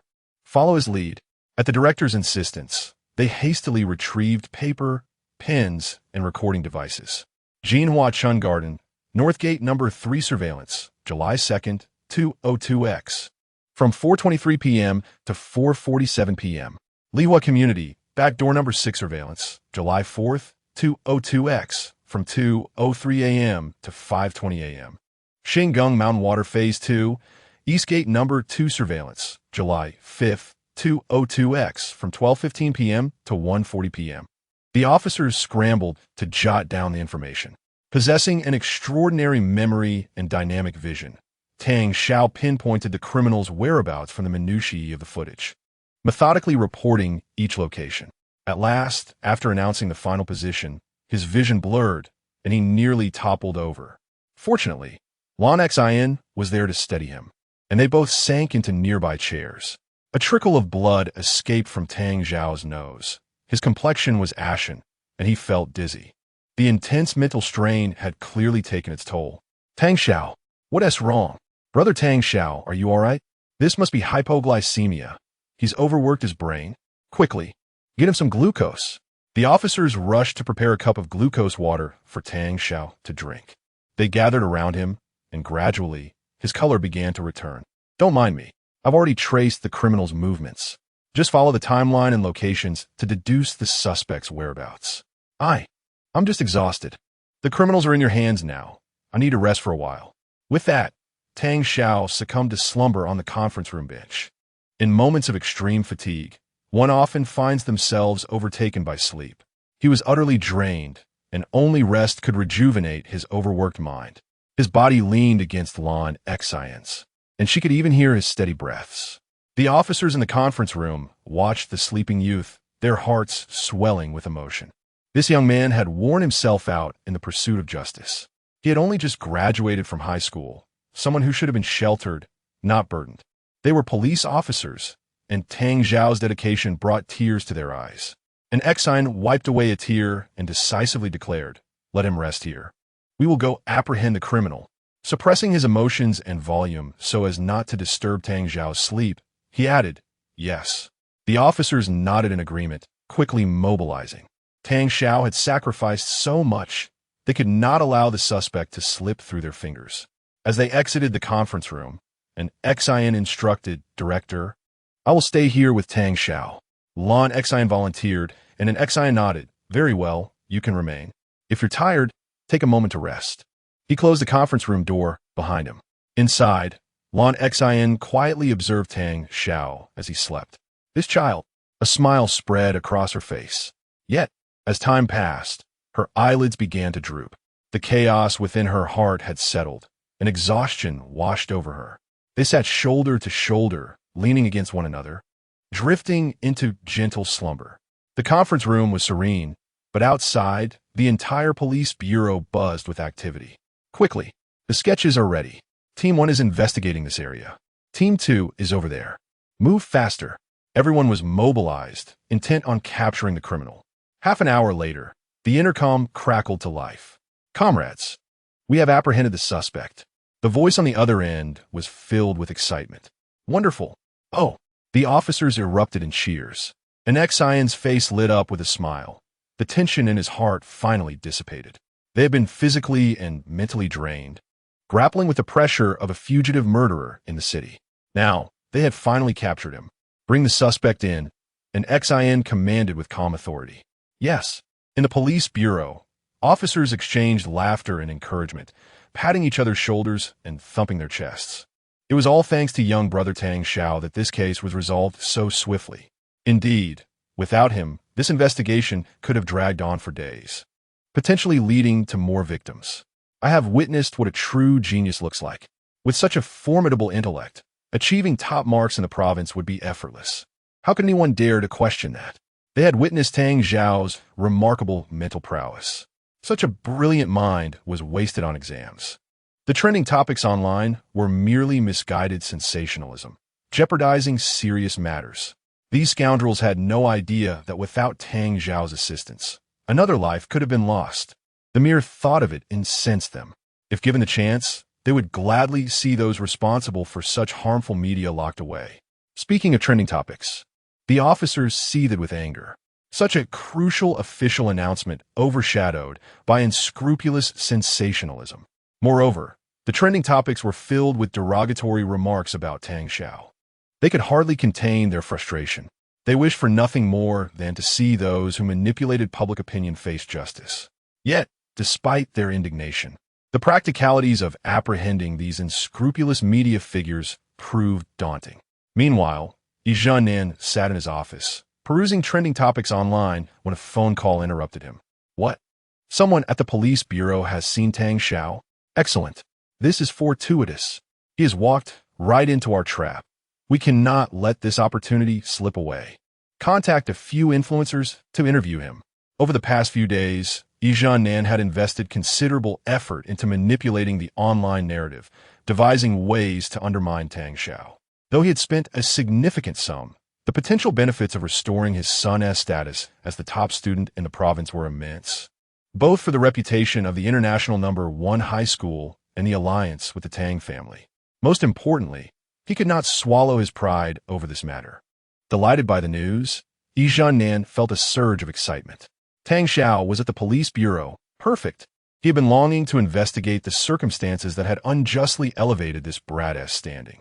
However, after a moment's reflection, he grew wary of entrusting everything to others. He made another call. Wait, tell those influencers to hold off. I want to go to the police bureau myself to confront Tang Xiao. Nan declared with fierce determination. Chapter 67. All of them were handcuffed, not one allowed to escape. Half an hour later, at the Jiangnan City Public Security Bureau, the notorious murderer Zhang Xiao was escorted to the police station and confined to the detention room. Zhang Xiao's appearance closely resembled the description provided by Tang Xiao. An ex-IN and a group of officers finally breathed a sigh of relief. Since the criminal had been apprehended, those not on duty were free to rest, an ex-IN instructed. The team had tirelessly worked day and night on this case over the past few days, with dark circles under their eyes. As the officers yawned and contemplated taking a break, a group of 7 or 8 individuals burst into the police station's reporting hall, brandishing smartphones and cameras, with others providing lighting. They were live-streaming the event, with Nan at the forefront. Nan appeared distraught before the live-stream audience. Netizens, can you believe the scandal surrounding the national examination results? Even the provincial top scholar was fabricated. What talk of fairness and justice is there? How should the diligent students and their hard-working parents perceive this? What about the schools that strive to provide quality education for their pupils? Nan passionately delivered his speech, expertly stirring emotions. One internet celebrity, holding a smartphone, seized the moment to shout, Principal International #1 High School is the finest in Jiangnan City. As its principal, You are a leader in the educational sector here. We believe in you. Yes, we trust Principal E. Please save our education system, echoed several other influencers. Yi Zhennan nodded approvingly, pleased with the reliable influencers he had recruited for this occasion.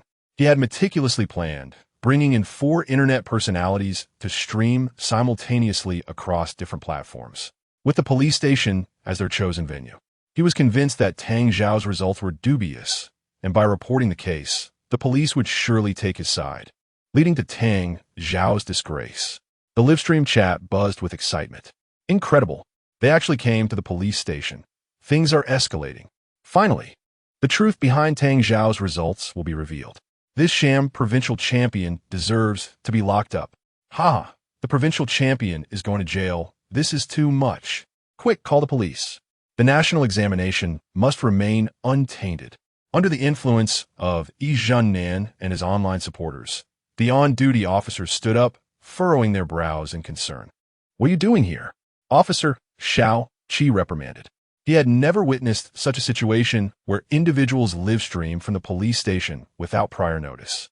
This coercive behavior made the officers uneasy. Yet Yi Zhennan stepped forward confidently. Officers, I wish to report a crime. I have heard that Tang Xiao is here in the police station. Please arrest him. Upon hearing Tang Zhao's name, Xiao Qi paused momentarily. What has happened to Tang Xiao? Just then, an XIN emerged from the break room, flanked by other officers. What is all this commotion? Director, they want to file a report. Xiao Qi quietly informed an XIN. Upon hearing Xiao Qi address an XIN as director, Yi Zhennan's eyes brightened. He directed the cameras towards an XIN, placing all the attention on him. Director, I wish to file a report. I accuse the provincial champion Tang Xiao of engaging in illegal transactions regarding his national examination scores. Officers, you must uphold justice. Several influencers chimed in, echoing his sentiment. Yi Zhennan grew increasingly fervent. Director, look at the current online discourse. Everyone is focused on this matter. If justice isn't served, who will ever trust the national examination again? Who will believe in you, the police?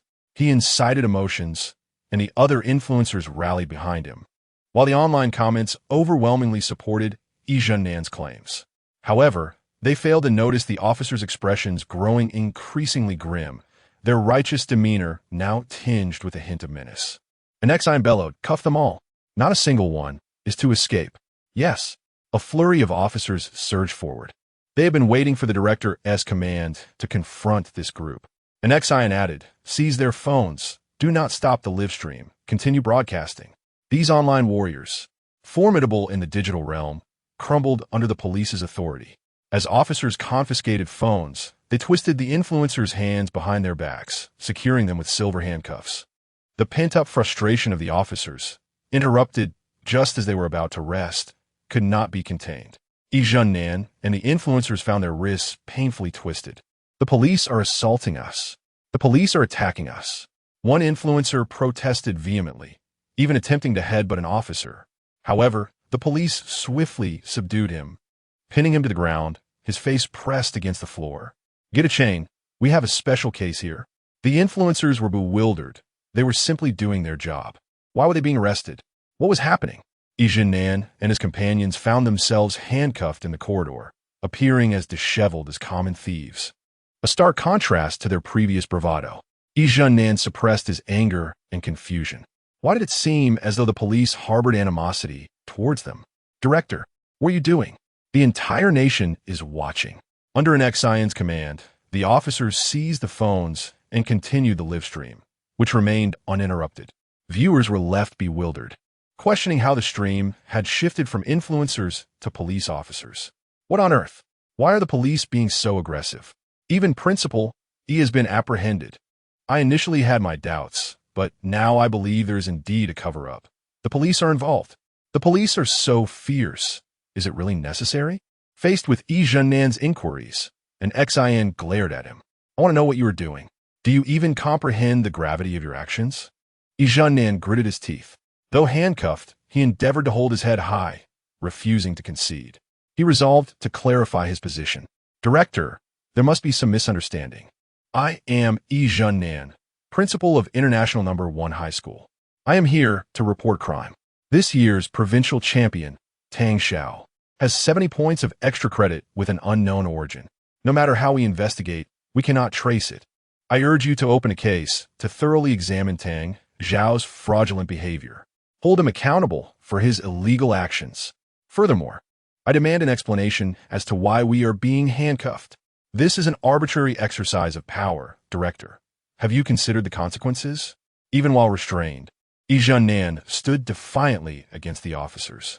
An XIN's eyes reddened with fury. He shouted, pointing at Yi Zhennan, "Do you want to know where Tang Xiao's 70 points came from? I'll tell you. I added them. It was I, the director of this public security bureau, who granted them." Chapter 68. Is 70 points too much? A life for a life. Aside from the police who were already privy to the details, Yi Zhennan, the internet celebrity, and the viewers in the live stream were all left dumbfounded. The hall of the Public Security Bureau, along with the live stream, fell silent. Everyone was astounded. They could not fathom that the elusive 70 additional points would actually be awarded by the director of the Jiang'an City Public Security Bureau. Yi Zhennan was initially taken aback, but then joy surged within him. "Aha, you've exposed yourself. You dare to shackle me. It turns out the corruption stems from you." "The director," Yi Zhennan shouted into the camera. "Did you all hear that? It was the director who gave Tang Xiao those points. 70 points. Is this what you call fairness? Is this what you call the law?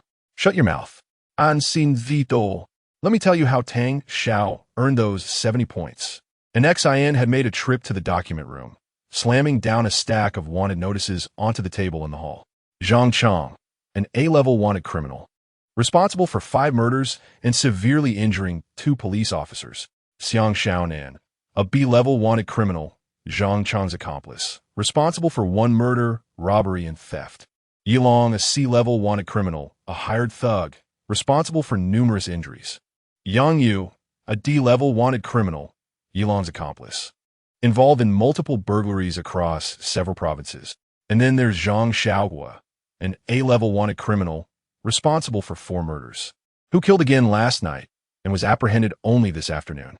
As an XIN spoke, he opened the door to the detention room, bringing Zhang Xiaohua out for everyone to see. Zhang Xiaohua appeared bewildered by the crowd surrounding him. With reddened eyes, an XIN declared, "These criminals were almost all apprehended by Tang Xiao alone. Do you realize the immense danger he faced each time? A moment's carelessness could cost him his life." An XIN produced his phone, revealing 2 photographs of severely injured individuals lying unconscious in hospital beds. His heart trembled at the sight of those images. Had it not been for Tang Xiao, they would have perished. An XIN shouted at Yi Zhennan and the live audience for all that Tang Xiao has done. "I merely awarded him a recognition for bravery, a title of a heroic citizen. Please tell me, is 70 points excessive? Is it too much?" The truth was unveiled. A profound silence enveloped the crowd. No one dared to question an XIN. Those wanted notices were publicly accessible on official websites. Furthermore, this evidence was presented directly from the Public Security Bureau. How could anyone challenge it? They simply could not fathom that Tang Xiao's 70 points were earned through life-threatening endeavors. Those points were not merely justified. They were insufficient. No one would willingly risk their life for 70 points. Such individuals are either fools or heroes. Tang Xiao was currently resting in the conference room, having fainted from exhaustion after helping us apprehend Zhang Xiaohua earlier that morning. An XIN spoke calmly. Upon hearing this, some police officers discreetly wiped their eyes. They stood tall, glaring at the onlookers, committed to protecting Tang Xiao from any harm while he rested inside. An XIN fixed his gaze on the live stream. While you question this and that online, I want to remind you that the person responsible for all this, Tang Xiao, is still just a child. Yet, he possesses far more courage and responsibility than you. His voice resonated powerfully. He did not resort to insults, but the truth struck everyone like a slap to the face. They felt an overwhelming shame for their foolish actions. They had been howling on the internet, questioning the integrity of a hero, an 18-year-old boy hero. Yi Zhennan and his internet trolls were busy fabricating sensational headlines, while some were quietly sacrificing behind the scenes. An XIN was right. They lacked any sense of responsibility. Yi Zhennan's face fluctuated between red and pale. He had never anticipated that Tang Zhao's 70 points were earned in such a manner. He realized how foolish he had been. He had tried to disparage a hero. In this battle of public opinion, he had been utterly defeated, with no hope for redemption. Regret washed over him. Why had he chosen to provoke Tang Zhao? Now, he found himself in a predicament. However, Yijian was intelligent enough to understand that arguing at this point would be foolish. The only option was to concede, to leave this scene, and then devise a plan. I'm sorry, Director, I had no idea Tang Zhao earned those points this way. I see my mistakes now. I apologize. Please forgive us. An Xian scoffed. An apology? If apologies were effective, why would we need to do anything else? Yijian's expression shifted again. Director, I've apologized.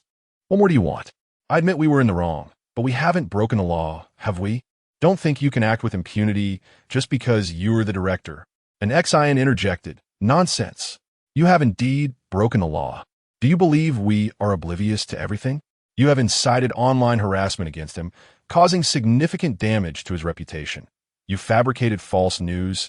You manipulated public opinion, suppressing crucial official information, nearly resulting in a major incident. As a principal, misusing your authority and breaking the law, you have committed an even graver offense. You could face a sentence of 3 to 5 years. As for your accomplices, they may receive 1 to 3 years. This is the sentence we, the police, have determined for you, but the final ruling rests with the judge. However, Principal, you will not escape this prison sentence. An Xian's enumeration of charges was factual and backed by solid evidence. Each statement landed like a hammer on Yijian's very soul. He was left terrified, his body cold, trembling in fear. How could the police have gathered all the evidence against him? They were not foolish. Collecting evidence online was quite simple. It was merely cumbersome to apprehend individuals in person. Yet, he had delivered himself right to their doorstep, and he could not escape. No, this is impossible. You cannot arrest me. I am the principal. Yijian was stunned. He had not anticipated that his attempt to recruit some online trolls could lead to such a disaster. He tried to resist, but the police had extra chains ready to bind him. Several internet celebrities began to weep openly. Police officers, we understand our mistakes. Please give us another chance. We'll speak to the judge. The police had been stifled by a surge of pent-up frustration, having been pressured by unscrupulous media and witnessing Tang Zhao's defamation online. They had all been seething with anger. Now, their frustrations were finally unleashed. The audience in the live stream was equally astonished. What's happening? Is Yijian going to prison? Is this scripted? Stop talking. We were wrong. Tang Zhao is the true man. I apologize to Tang Zhao. I will slap my own face. The tide of public opinion had shifted dramatically. Yet, an Xian was not about to let these individuals off the hook. Xiao Qi. Yes. Director. Go. The other officers were elated. They were fed up with the chaotic online trends that had suppressed official announcements. Jiangnan City lacked a cyber police department, allowing local media to run rampant. But this time, an Xian was determined to take action and rectify the online environment in Jiangnan City. Damn it. Let's see who dares to suppress official announcements in the future. An Xian exclaimed. Chapter 69. Father, let's file for bankruptcy for the new company.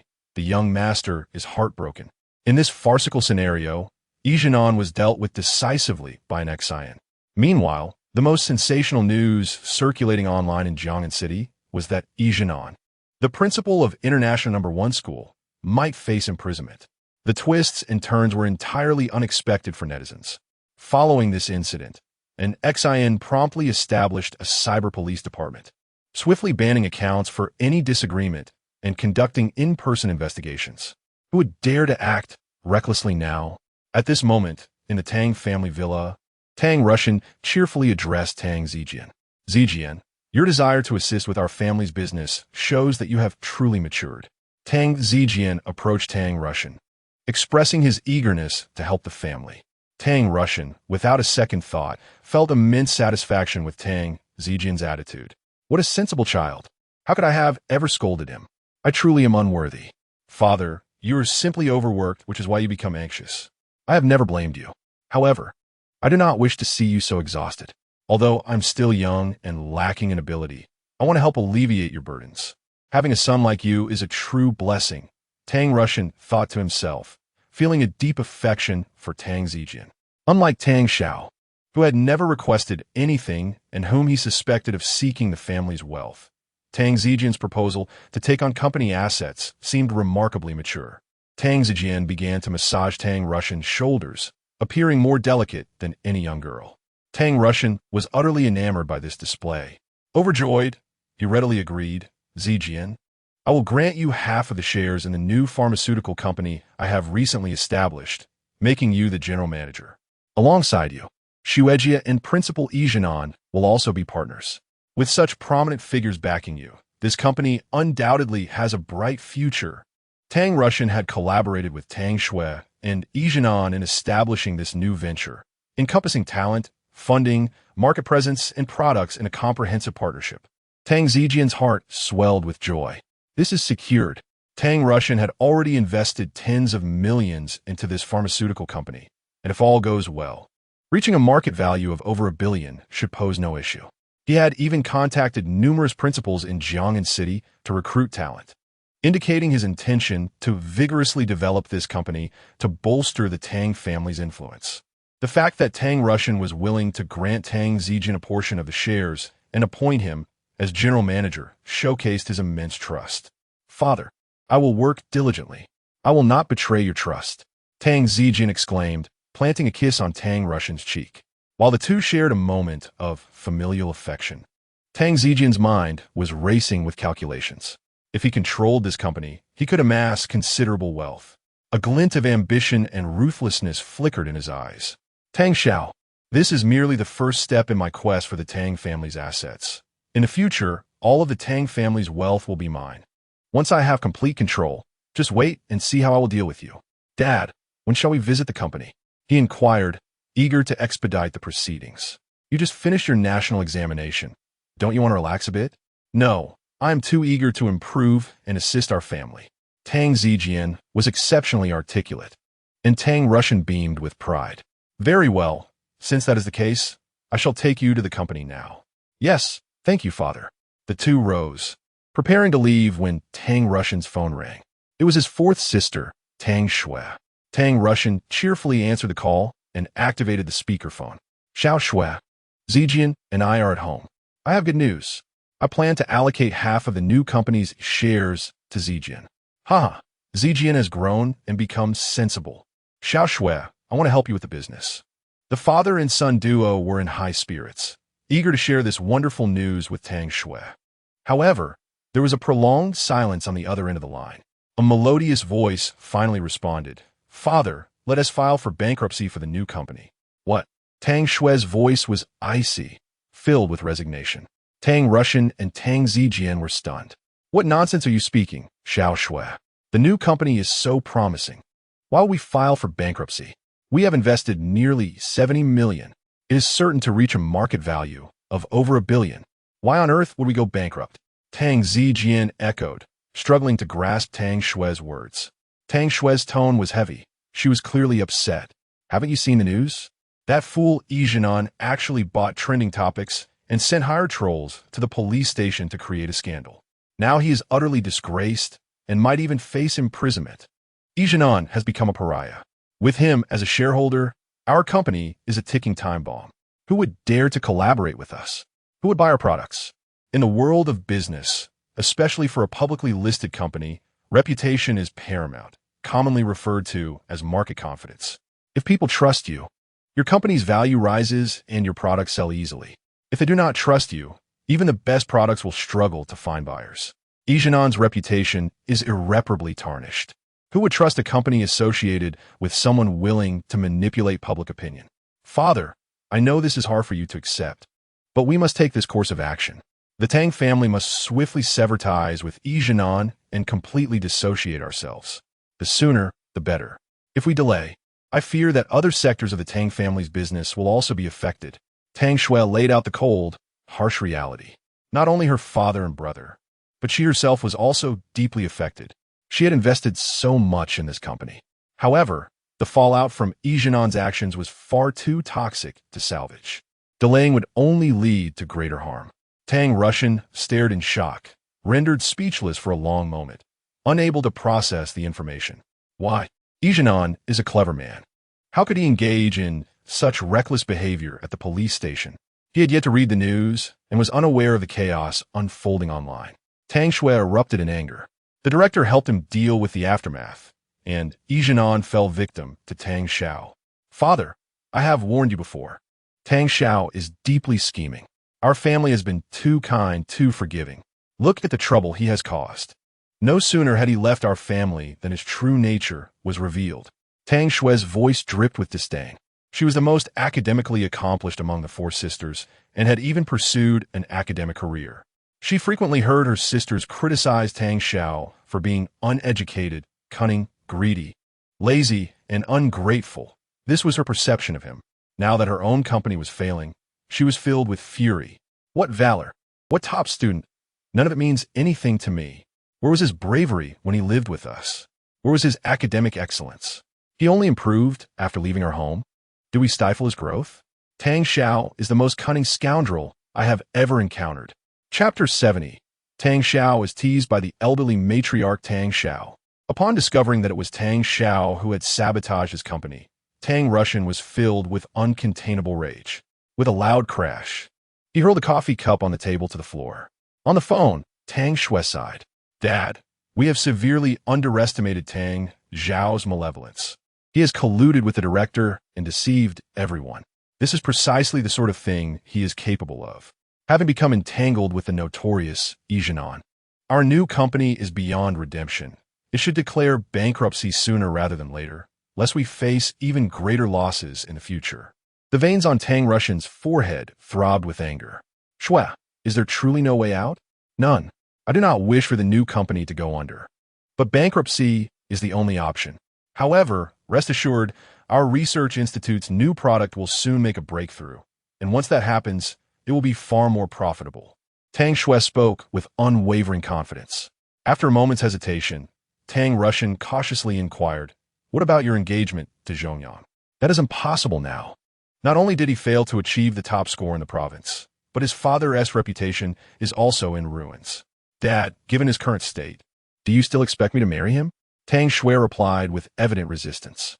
I certainly do not wish for you to marry him. I was merely asking.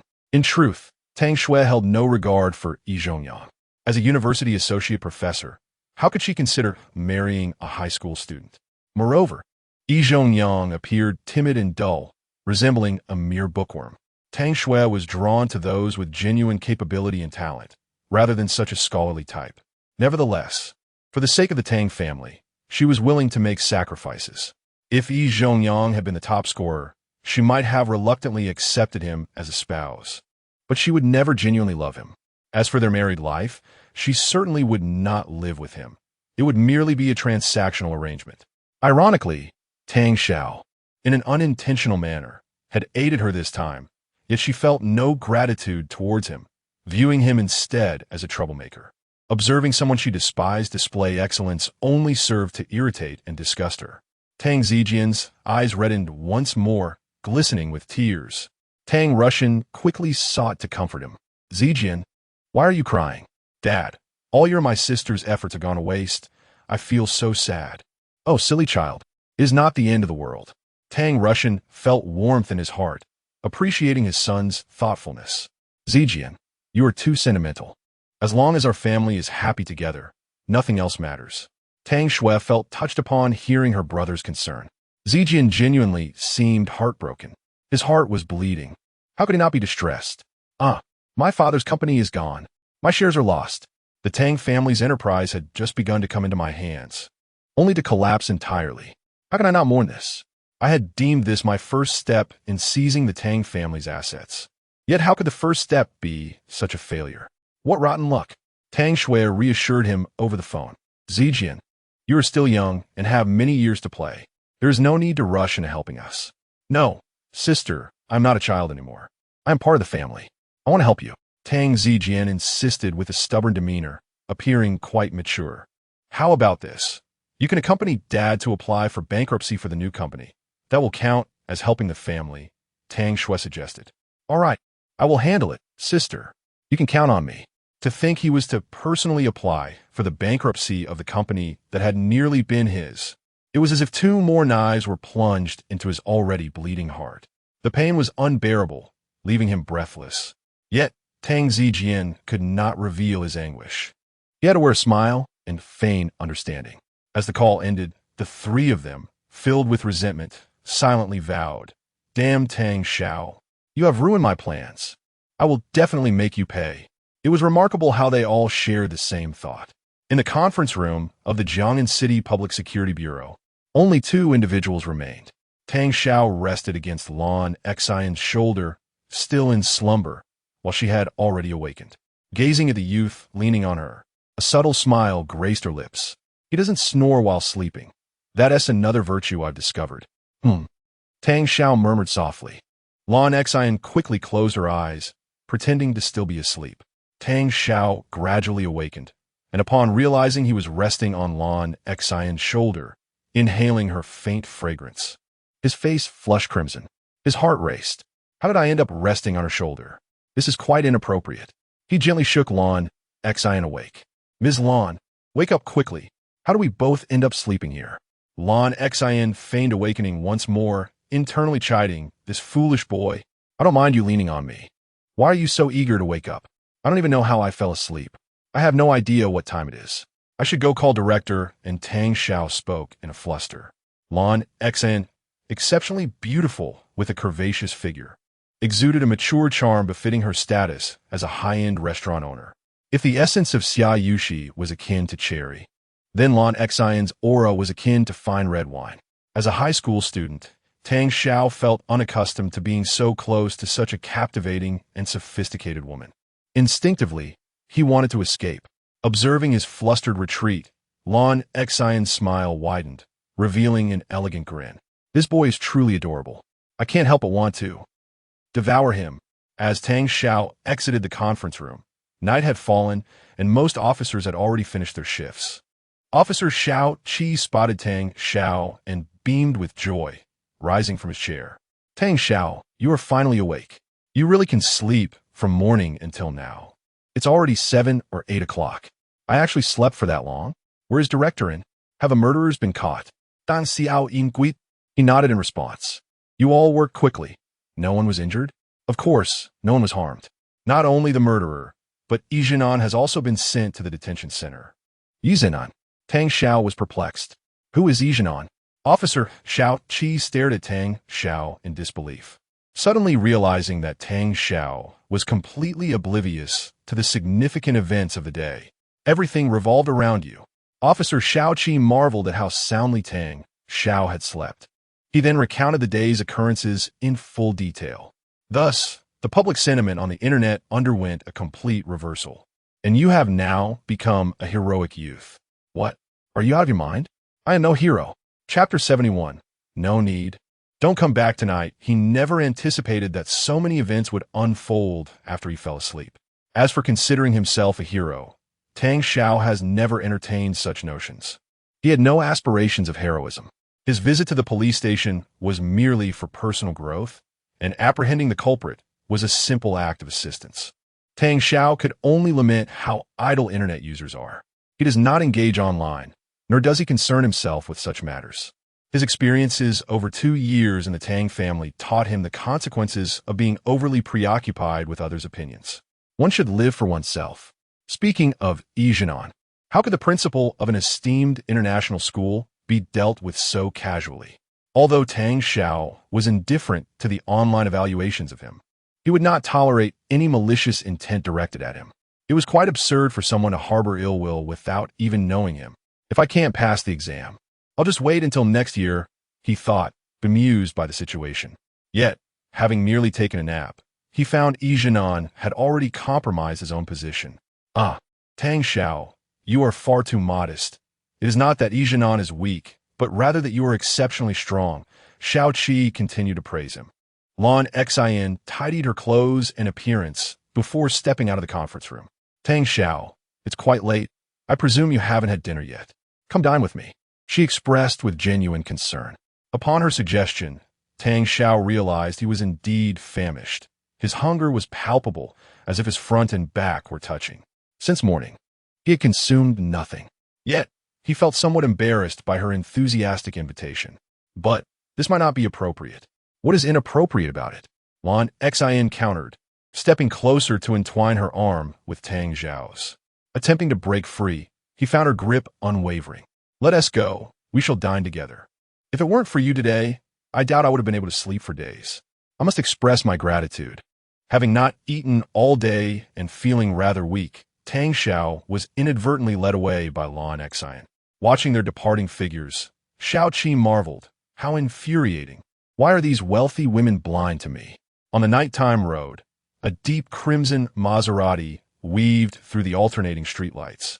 Soon arriving at the luxurious villa district of Lidao, Jin, Lan Xin guided Tang Xiao into her opulent residence. Here's some slippers. The staff has left for the day. I'm the only one home, she mentioned, placing a pair of fresh slippers on the floor. Ignoring the bewildered Tang Xiao, she casually removed her outer garments and hung them on the wall. Tang Xiao was taken aback. Ms. Lan, aren't we dining out? Why are we at your home? His mind was still struggling to catch up. He had thought they were headed to Jian Huxuan, but had somehow ended up at her house. With a smile, Lan Xin replied, dining out lacks intimacy. Of course, we shall eat at my home. She produced an array of tea cakes, mango milfei, and various desserts, placing them on the table. Have a bite while I freshen up. I'll have the food from Jian Huxuan delivered. Before Tang Xiao could react, she had vanished into the bathroom. Alone in the lavish villa, he inhaled the faint fragrance in the air, accompanied by the sound of water cascading. His nerves heightened, yet his hunger prevailed, prompting him to sample a piece of milfei. This is delicious. His eyes sparkled with delight. Tang Xiao devoured the treats, relishing the experience as though he were quenching a long-standing thirst, savoring the joy that sweets can bring after an exhausting day. Before long, Lan Xin emerged from the bathroom clad in a pale pink bathrobe that accentuated her figure, with her hair tied back and adorned with a pair of demure glasses. She exuded elegance and maturity. Tang Xiao stared, momentarily dumbfounded, his gaze fixed upon her. Stop staring and come eat, she urged. Oh, thank you, Ms. Lan. Foolishness. Just call me Lan Jia, she corrected him playfully. Au richt. Lan Jia. Tang Xiao felt the atmosphere shift to something peculiar. The term Lan Jia felt akin to addressing peers like Li Jia or Wan Jia, stirring an internal conflict within him. He reassured himself, I'm merely here for a meal. Lan Jia likely harbors no ulterior motives. Soon, a lavish spread arrived from Jian Huxuan. Boston lobster, Wellington steak, roasted lamb chops, among others, all ordered by Lan Xin. Tang Xiao feasted heartily. The desserts had merely whetted his appetite for the robust fare he cherished. Recently, with increased physical activity and growth spurts, his craving for meat was insatiable. Observing him eat, Lan Xin sipped her red wine, her eyes twinkling with amusement. You have quite the appetite. You must possess great stamina. After a while, Tang Xiao, feeling rejuvenated, pondered, strange, why hasn't my phone rung at all? He fished out his phone, but it wouldn't turn on, completely drained a battery. Lan Jia, my phone is dead. Do you have a charger? There's one over there. She indicated toward the socket. Ah, thank you. Tang Xiao approached and plugged in the charger, finally able to power it on. Upon activation, he discovered dozens of missed calls and 100 messages. What on earth? So many messages. Lu Ziheo, Xia Yushi, Xian Ling, Gu Xiaoxi, and Wei Changhe had all reached out, expressing their concern after witnessing the trending news. They had anxiously tried to contact him, only to be thwarted by his dead phone. In times of difficulty, these individuals cared for him deeply. Feeling warmth in his heart, Tang Xiao replied to each of their messages, reassuring them of his well-being. Realizing he had been distracted by his phone, he turned to Lan Xin with an apologetic expression. Don't worry. Feel free to do as you wish. She replied just as her phone buzzed with an incoming call. The screen read mingling. How coincidental. I have a call to take as well, she said, excusing herself to the balcony. The glass door separating the balcony from the living room allowed him to glimpse her as she answered the call. Sis, are you okay? Came the urgent voice from the other end. Lan Xin chuckled lightly. I was quite frightened yesterday, but I'm feeling much better today. Phew, what a relief. I was terrified. That incident was too alarming. I'm glad you're all right. To Tang Xiao's astonishment, this voice belonged to Lan Meng. It turned out that Lan Xin and Lan Meng were sisters, sharing a deep bond and relying on one another. Moreover, Lan Xin had consistently supported Lan Meng in her pursuit of the arts.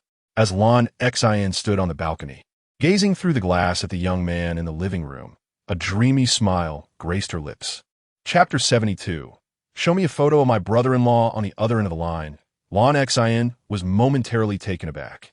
She had yet to comprehend her sister's intentions. Sister, you must be scared alone at home. As your younger sister, I should accompany you. I am quite all right here.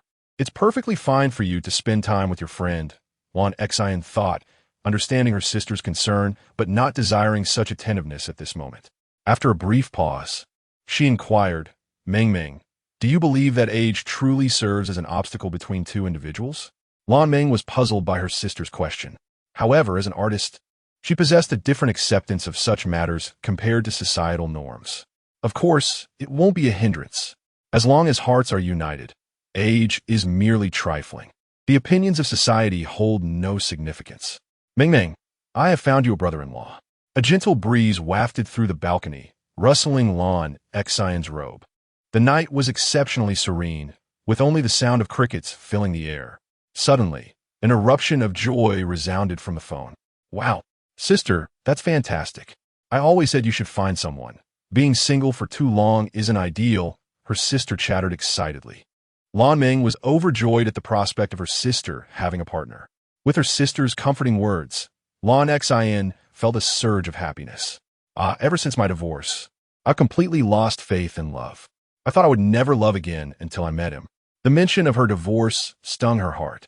A painful chapter of her past. Lan Xin was beautiful and successful, with many suitors, yet she had always declined their advances. The scars of her past had left her feeling as if she would never love again. Yet, gazing at Tang Xiao in the living room ignited a warmth within her. Though they had not known each other for long, they had already shared countless thrilling experiences. Despite his youth, Tang Xiao's composure, steadiness, and capabilities captivated her. Sister, stop. You shouldn't blame yourself for the past. It was not your fault. Now, tell me about my brother-in-law. We haven't established our relationship yet. He might be a tad younger than me, and I worry you may not accept it, Lan Xin cautiously replied. But Lan Meng was quite forthright. With a sister as stunning as you, who would dare object? As for being a few years younger, what does that matter? You're not old. Finding a younger partner is even better. Lan Meng was brimming with joy. So, sister, is my brother-in-law at home tonight? Lan Xion's face flushed slightly. Yes, he is. We're all adults. We understand. Then I won't disturb you any longer, but could you send me a photo of my brother-in-law? That shouldn't be a problem. All right, I shall hang up now. Enjoy yourselves, sister. Lan Xion smiled knowingly. This silly girl was worth the affection. She was sensible. Quietly, Lan Xion snapped a side profile of Tang Xiao and sent it to her sister.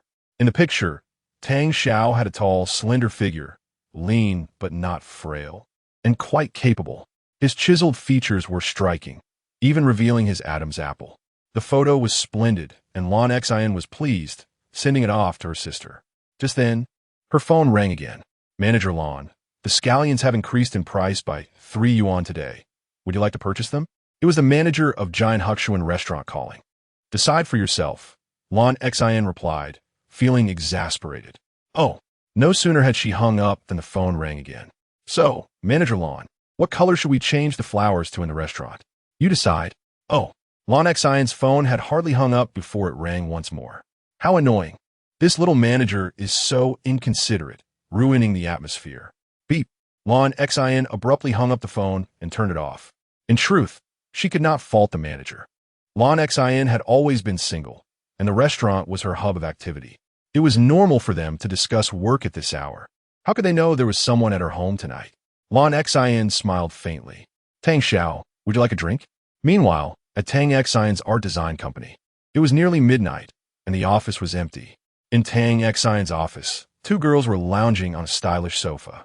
Tang Xion was consumed with regret over Tang Xiao's matters, feeling quite despondent for the past 2 days. As a good friend, Lan Xion had been by her side. Lan Meng had just hung up with her sister and was so elated that she jumped up. Tang Xin, forget about Tang Xiao for a moment. I have wonderful news. My sister has found a partner. I now have a brother-in-law. My sister has been alone for so many years, and finally, she has someone. It's been quite a journey. With a sister as exceptional as Lan Xin, finding a brother-in-law is surely not a concern. Tang Xin was well aware of Lan Meng's sister, a woman she deeply admired. Unlike herself, who relied on the Tang family's influence, Lan Xin had built her empire from the ground up, even nurturing her sister's talents. Tang Xin was a proud individual, and her admiration for others was rare. Lan Xin was undoubtedly one of them. Lan Meng excitedly clapped on the sofa. Wait, my sister just sent me a photo of my brother-in-law. I want to see what kind of man can win her heart. Ding! Image. Lan Meng eagerly opened the photo, gazing at the handsome side profile. Wow, my brother-in-law is quite handsome. Wait, he looks a bit familiar. Lan Xin Fu Dao He Bo Dao. Leaning closer to the screen for a better look. Tang Xin, too, was intrigued and leaned in to see Lan Meng's phone. Lan Meng shrieked, her features contorting in shock as if she had seen a ghost. She quickly pressed the phone against her chest to prevent Tang Xin from seeing. In a panic, Lan Meng stammered, "Why you can't look?" Tang Xin was startled by Lan Meng's sudden outburst. "You scared me. I thought something was wrong. I want to see my brother-in-law. Why can't I?" It's not that you can't see. It's just. Lan Meng's eyes darted around in a fluster. Oh, right. The signal is poor. The image hasn't loaded yet. Lan Meng scrambled for a flimsy excuse. Usually quick-witted and intelligent, Lan Meng found herself utterly overwhelmed by the shocking revelation of the photo sent by her sister. Tang Xin sensed her friend's odd behavior, but was more curious about the brother-in-law. Meng, didn't you just say your brother-in-law looks familiar? Show me. What brother-in-law? I already told you the signal is bad. The image hasn't come through yet. Without a picture, how could there be a picture? Lan Meng stubbornly insisted it was due to the poor connection. Tang Xin, we haven't finished discussing that painting from last time. Let's talk about that instead. Please. Don't pressure me. This was absurd. How could Tang Xiao be my brother-in-law? Chapter 73. The Thoughts of the Affluent Dream. What has happened to you? Why have you suddenly begun discussing paintings again? I can hardly keep pace with your thoughts. Tang Xin gazed at her dear friend in confusion. Lan Meng murmured in a voice only she could hear, "Don't mention it. I can hardly comprehend my sister's thoughts either. Let's talk about the painting. I cannot sleep until we clarify this matter tonight." Lan Meng continued to urge Tang Xin. Very well, if you're so eager to know, Tang Xin conceded. And under Lan Meng's persistent coaxing, they finally began discussing the painting. Tang Xin took a piece of art and began to explain it to Lan Meng. However, Lan Meng's mind was divided. While she engaged in the conversation about the painting, an endless stream of doubts filled her mind. Why? What on earth? Who can tell me what to do? How did Tang Xiao become my brother-in-law? What is happening? Lan Meng recognized Tang Xiao in the photograph, feeling as though she had encountered a ghost.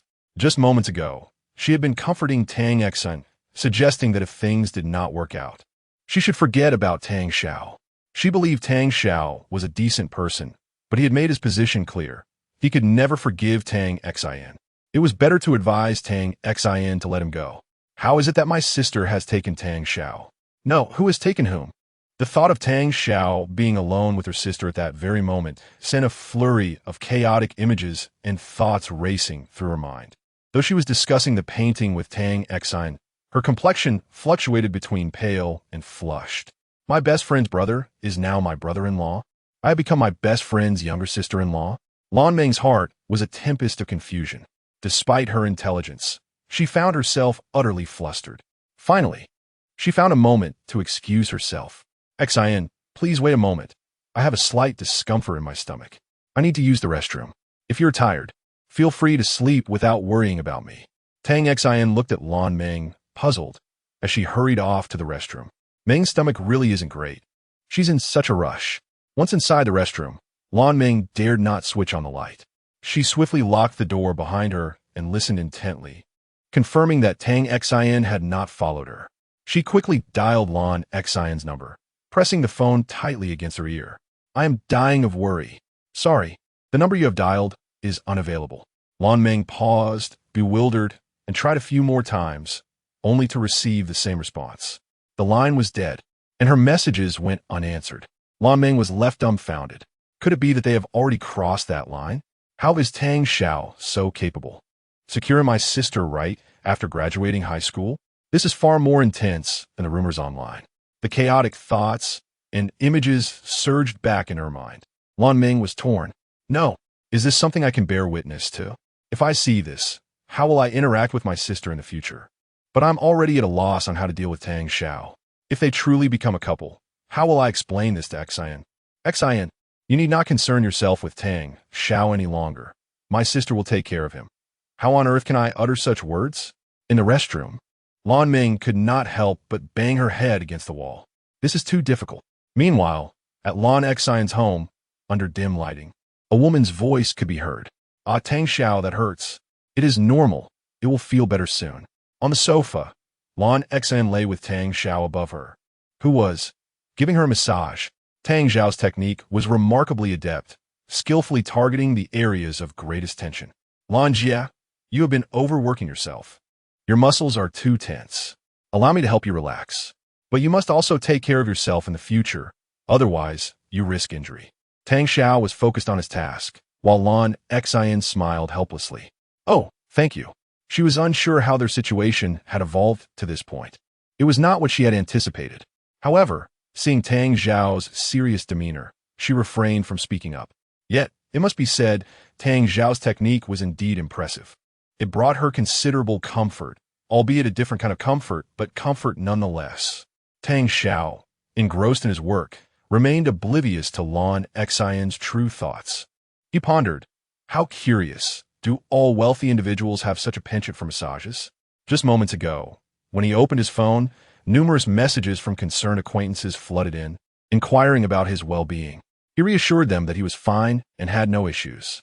He did not venture online, as he was impervious to online harassment. Many had asked where he was at that moment, and whether they should come to keep him company. Am I at the home of a single wealthy woman? He hesitated, realizing that stating this could lead to complications, so he refrained from mentioning it. However, he could not fathom Lan Xian's true intentions. After all, he was merely a high school student. Expecting him to possess the experience to navigate such situations was asking too much. Such matters were not ones he could discuss with female friends or elders. He decided to consult his good friend Lu Zihao. Tang Xiao withheld most of the critical details and simply told Lu Zihao, I have a friend who was invited to a single wealthy woman's home. What does this mean? He believed that confiding in a close friend would facilitate the conversation. Yet, Tang Xiao forgot that Lu Zihao's experience was not much greater than his own. After a thorough analysis from the astute Lu Zihao, he concluded, Tang Xiao, I think you are overthinking this.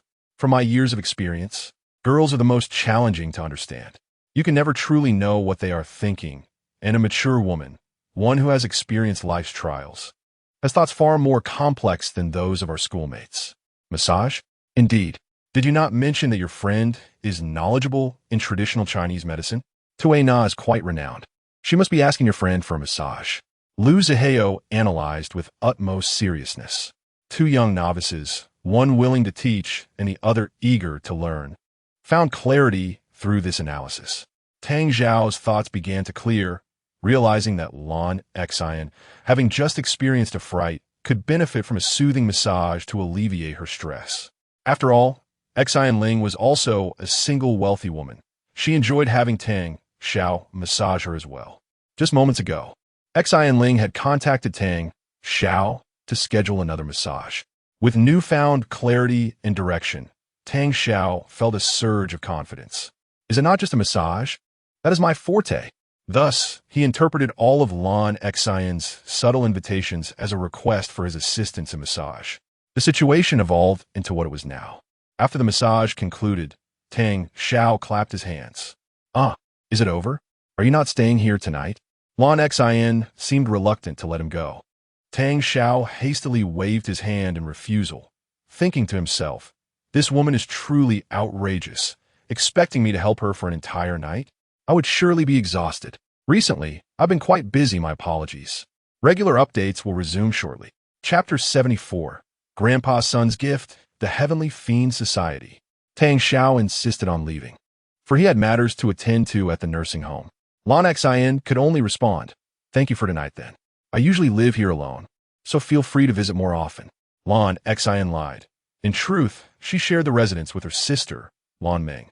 However, at this moment, the presence of a sister was quite unnecessary. Tang Xiao smiled in agreement. "No problem.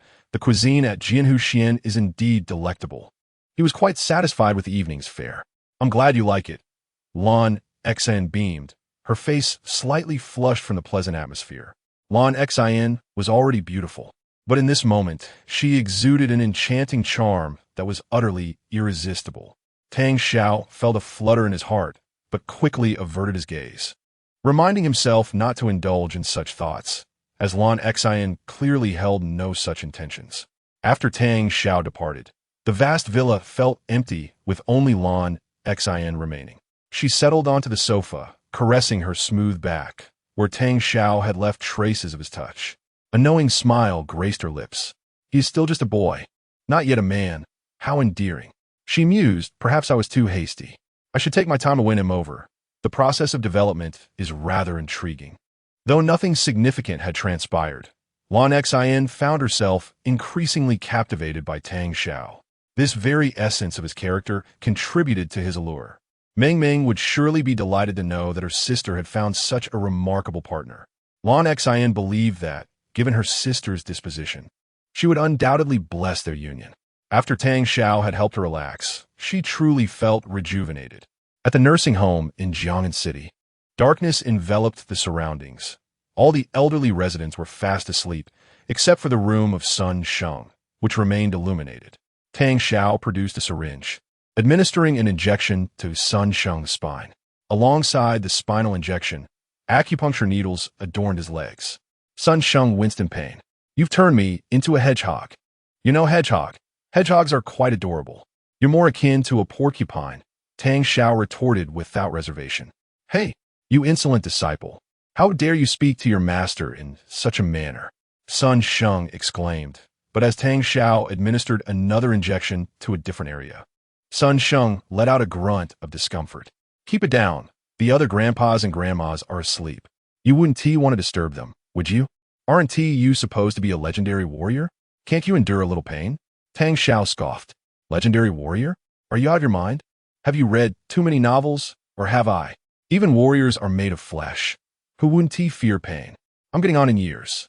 Can't you show a bit more compassion toward us older folks?" Sun Sheng protested, leaning on his age for sympathy. All right, a flesh-and-blood warrior.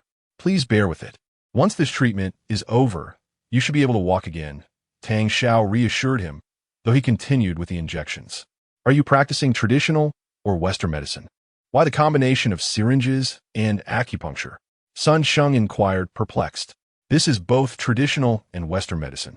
I don't care what kind of medicine it is, as long as it can heal. Besides, your condition is too complex for a single approach to be effective. Combining both yields the best results. The medicinal agents aren't cheap. I procured them from Grandpa Gu's friends, costing over 100,000. Tang Xiao had studied both forms of medicine. Although Gu Weigua had taught him traditional methods, many of his theories had Western origins, hinting at an academic background. Regardless, Tang Xiao had a good memory and absorbed knowledge from both disciplines. The cost of medical education was indeed substantial. Gu Weigua had aided him greatly, providing many learning tools and medicinal materials, and it was only recently that he began purchasing them himself. Once the treatment concluded and the needles were removed, Sun Sheng steadied himself against the wall and took slow, halting steps. Though unsteady, he was filled with elation. I can walk. Ha ha ha. Sun Sheng exclaimed joyously, nearly bursting with excitement. Tang Xiao wiped the sweat from his brow, packing away the medical equipment. The process of treatment had required intense focus. It was no less demanding than watching surveillance footage. You haven't walked in so long, your muscles have atrophied, and your nerve control is weak. It will take a few months to fully recover. Amazing, truly amazing, Sun Sheng marveled. He was overwhelmed with joy, having thought he would never regain his mobility. The sensation felt akin to being reborn within the confines of the nursing home. After exerting himself, Sun Sheng finally slumped onto the edge of the bed to rest. Tang Xiao extended his hand. Hand it over. Huh? What? Don't play coy. You promised me a gift if I cured you. He understood that in the realm of adults, one must possess a thick skin. When it was time to ask for something, one must not be shy. Having been bullied in the Tang family, he recognized that a lack of assertiveness was also a contributing factor. Ha ha ha, you rascal. Is being my disciple not gift enough? Sun Sheng laughed heartily. Tang Xiao countered, this is merely interest, not a gift. Tang Xiao was aware of Sun Sheng's distinguished identity, yet he maintained that this was a separate matter. Indeed, your boldness today will serve you well in your future endeavors. A thick skin is a survival skill. Sun Sheng remarked, not only unfazed but also appreciating Tang Xiao's demeanor. To him, this was a sign of growth. Sun Sheng removed a unique silver ring from his finger. The craftsmanship was exquisite yet simple, and inscribed on the inner side was a small character for general. He tossed the ring to Tang Xiao, who inspected it closely and weighed it in his hand, forming a judgment. Fake silver. It's worthless, Tang Xiao declared confidently, having seen real silver at the Xinling household. And this material did not resemble it. You fool. This is an alloy material. What silver are you talking about? Are you going mad from poverty? Sun Sheng retorted, exasperated, as he lightly slapped Tang Xiao's head. Tang Xiao had always been impoverished, particularly during his time with the Tang family. Only recently had he acquired a bit more financial freedom. His instinct to assess value was ingrained in him. This alloy is of the same material used in aerospace rockets. Even if you lost the ring, it could be preserved. You couldn't even replicate it. This is the identity ring of the Heavenly Fiend Society. Many dream of possessing one, and this is merely the lowest rank. Do you have any idea how valuable this is? Sun Sheng said proudly. Heavenly Fiend Society? Such a juvenile name. Is it a legitimate organization? Let me tell you, I'm quite friendly with Director, and Sun Sheng rolled his eyes, thinking to himself, Director and is someone I introduced you to. The Heavenly Fiend Society is legal in some countries and illegal in others. In Huagua? Quite legal. Oh, hearing that it's legal, I feel reassured. So how powerful is this Heavenly Fiend Society? Well, it once overthrew a country. Grandpa's son, please share the novels you've been reading. I'm curious to see which ones are so extraordinary. Chapter 75. The well-fed know not the hungry's hunger, be gone. Who has been spouting nonsense to you? If you don't want it, return it to me. Sun Sheng was displeased. Alas, how'd it get stuck on my finger? I can't take it off. Tang Xiao had already slipped the ring onto his little finger. Strangely enough, when Tang Xiao wore this ring, he emanated an alluring charm. Sun Sheng wanted to chuckle. When you were with an Xin and the others, you seemed quite honest. Why are you not so with me? Aren't you just mimicking what you learned from him? Tang Xiao, however, was perplexed as to why he felt so at ease with Sun Sheng. Some individuals, when engaging with girls, are utterly clumsy, yet when it comes to flirting with brothers and friends, they are quite skilled. Nevertheless, you handled today's matters exceptionally well. Sun Sheng commended. Clearly, he was aware of the events that transpired online today. An Xin told me he wishes to invite you to be a special consultant for the Public Security Bureau with an annual salary of 200,000, along with 6 insurances and 1 fund, plus various benefits and allowances. Moreover, since you helped capture Zhang Xiaogu today, there should be an additional reward of 500,000. You will also receive the title of Top 10 Youths of Jiangnan City. In just a few days, you have achieved so much, quite impressive. When Tang Xiao awoke, an Xin had already departed. Evidently, an Xin had reported all these developments to Sun Sheng, including the rewards intended for Tang Xiao. He hoped Sun Sheng would persuade Tang Xiao to accept the position. Is it really that easy to make money? Tang Xiao felt numb. Previously, back at the Tang family, he nearly exhausted himself for a mere scholarship and earned little. However, since leaving the Tang family, from selling houses to villas and the 2 million from Tang Rahai, not to mention various smaller amounts, money had been flowing in too swiftly. As for the consultancy, Tang Xiao had yet to make a decision, considering his limited social experience. He wanted to seek Sun Sheng's opinion. What do you think? What do I think? I'm sitting in a wheelchair, watching. Is there any need to ask? Of course, you should choose to join. The benefits of being a special consultant aside, do you not comprehend who holds the greatest power in Huagua? It is the Huagua authorities. Although the rank of a special consultant is not high, at least you will be one of their own. Su Chen possessed a simplistic philosophy of survival. Even if the Heavenly Killers were a powerful organization, could they possibly rival Huagua? What does it matter if they are elite warriors? Don't be stubborn. Just join. Tang Xiao chuckled.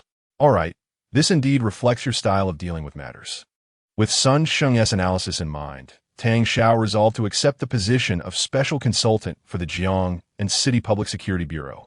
Setting aside other considerations, capturing criminals does bring in money rather swiftly. The two of them chatted idly for a while longer. Just as he was about to leave, Tang Xiao suddenly recalled a question that had been troubling him throughout the night. He asked, Grandpa Sun, I wish to consult you on a matter. You are an experienced individual. You should understand. Go ahead, Su Chen replied, resting his hands behind his head, lying comfortably on the bed, his mood exceptionally good. If a single wealthy woman insists on inviting me to her home for dinner, and even wishes for me to stay over, what do you think she means?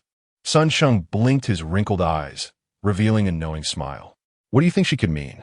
I analyzed it with my friends. She must be interested in my skills. She wants me to massage her an all-night massage, Tang Xiao declared firmly. Su Chen was taken aback, staring at Tang Xiao for a full minute, as if trying to extract something from his mind. Tang Xiao felt quite uneasy under his gaze. What's wrong? Is there something amiss? Su Chen sighed. Cut ties with that friend of yours. A brain as sharp as yours has somehow managed to bring your IQ into the negatives. In this small Jiangnan city, there is no shortage of talent. So what does she really mean? Damn it, think for yourself. The well-fed know not the hungry's hunger. Leave me be. I want to sleep. Go away. Su Chen suddenly grew angry, urging Tang Xiao to leave. Tang Xiao remained bewildered. What does she mean? Just tell me. Su Chen ignored him, insisting he wanted to sleep. Trends on the internet come and go swiftly. Within just a few days, news about provincial top scorers drew little attention. Tang Xiao had also become a special consultant for Jiangnan City. Due to the unique nature of the position, there was no need for him to clock in. The police would only seek Tang Xiao's assistance for cases they could not resolve. One day, Tang Xiao was at his old factory, performing pull-ups, managing 3 to 4 dozen in one go. His physique had become increasingly impressive. Muscular yet not bulky, he embodied a beautiful blend of speed and strength. Tang Xiao's power and agility had strengthened.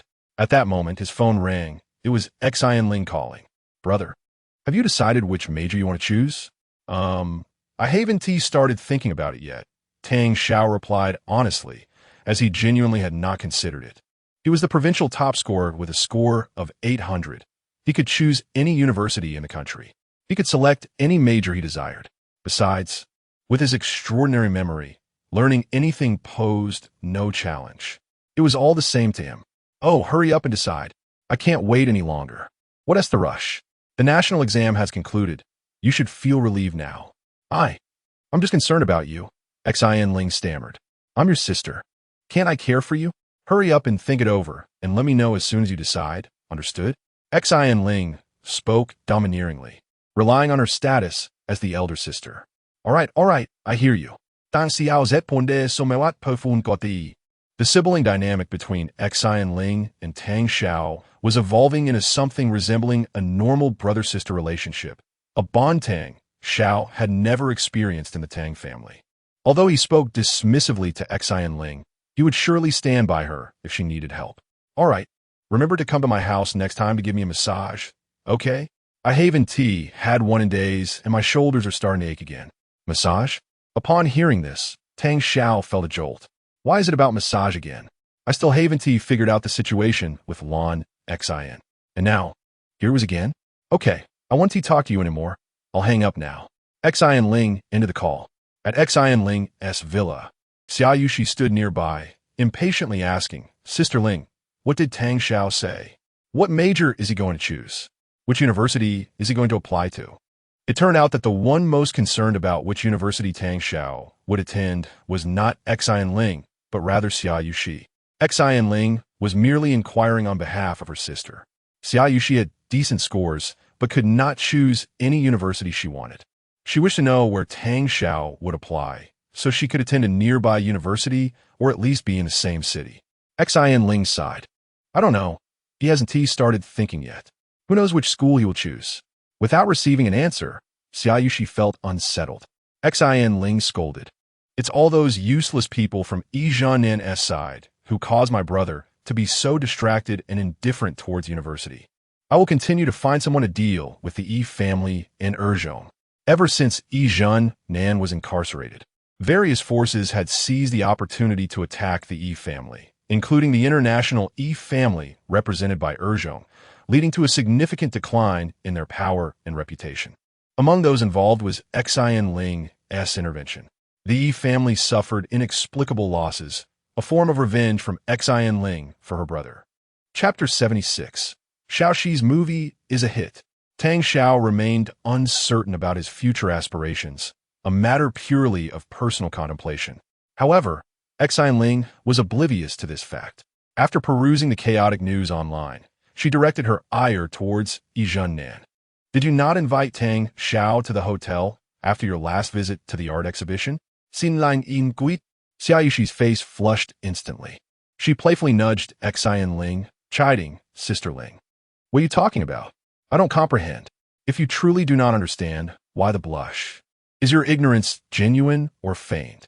Xin Ling delighted in teasing Xiaoyushi. Witnessing her embarrassment was simply exhilarating. You missed a golden opportunity last time. Never mind. When he visits my home again, I shall assist you further. I refuse to believe I cannot facilitate a high school romance. But Sister Ling, you have never been in a relationship. Do you genuinely believe you can win over Tang Xiao?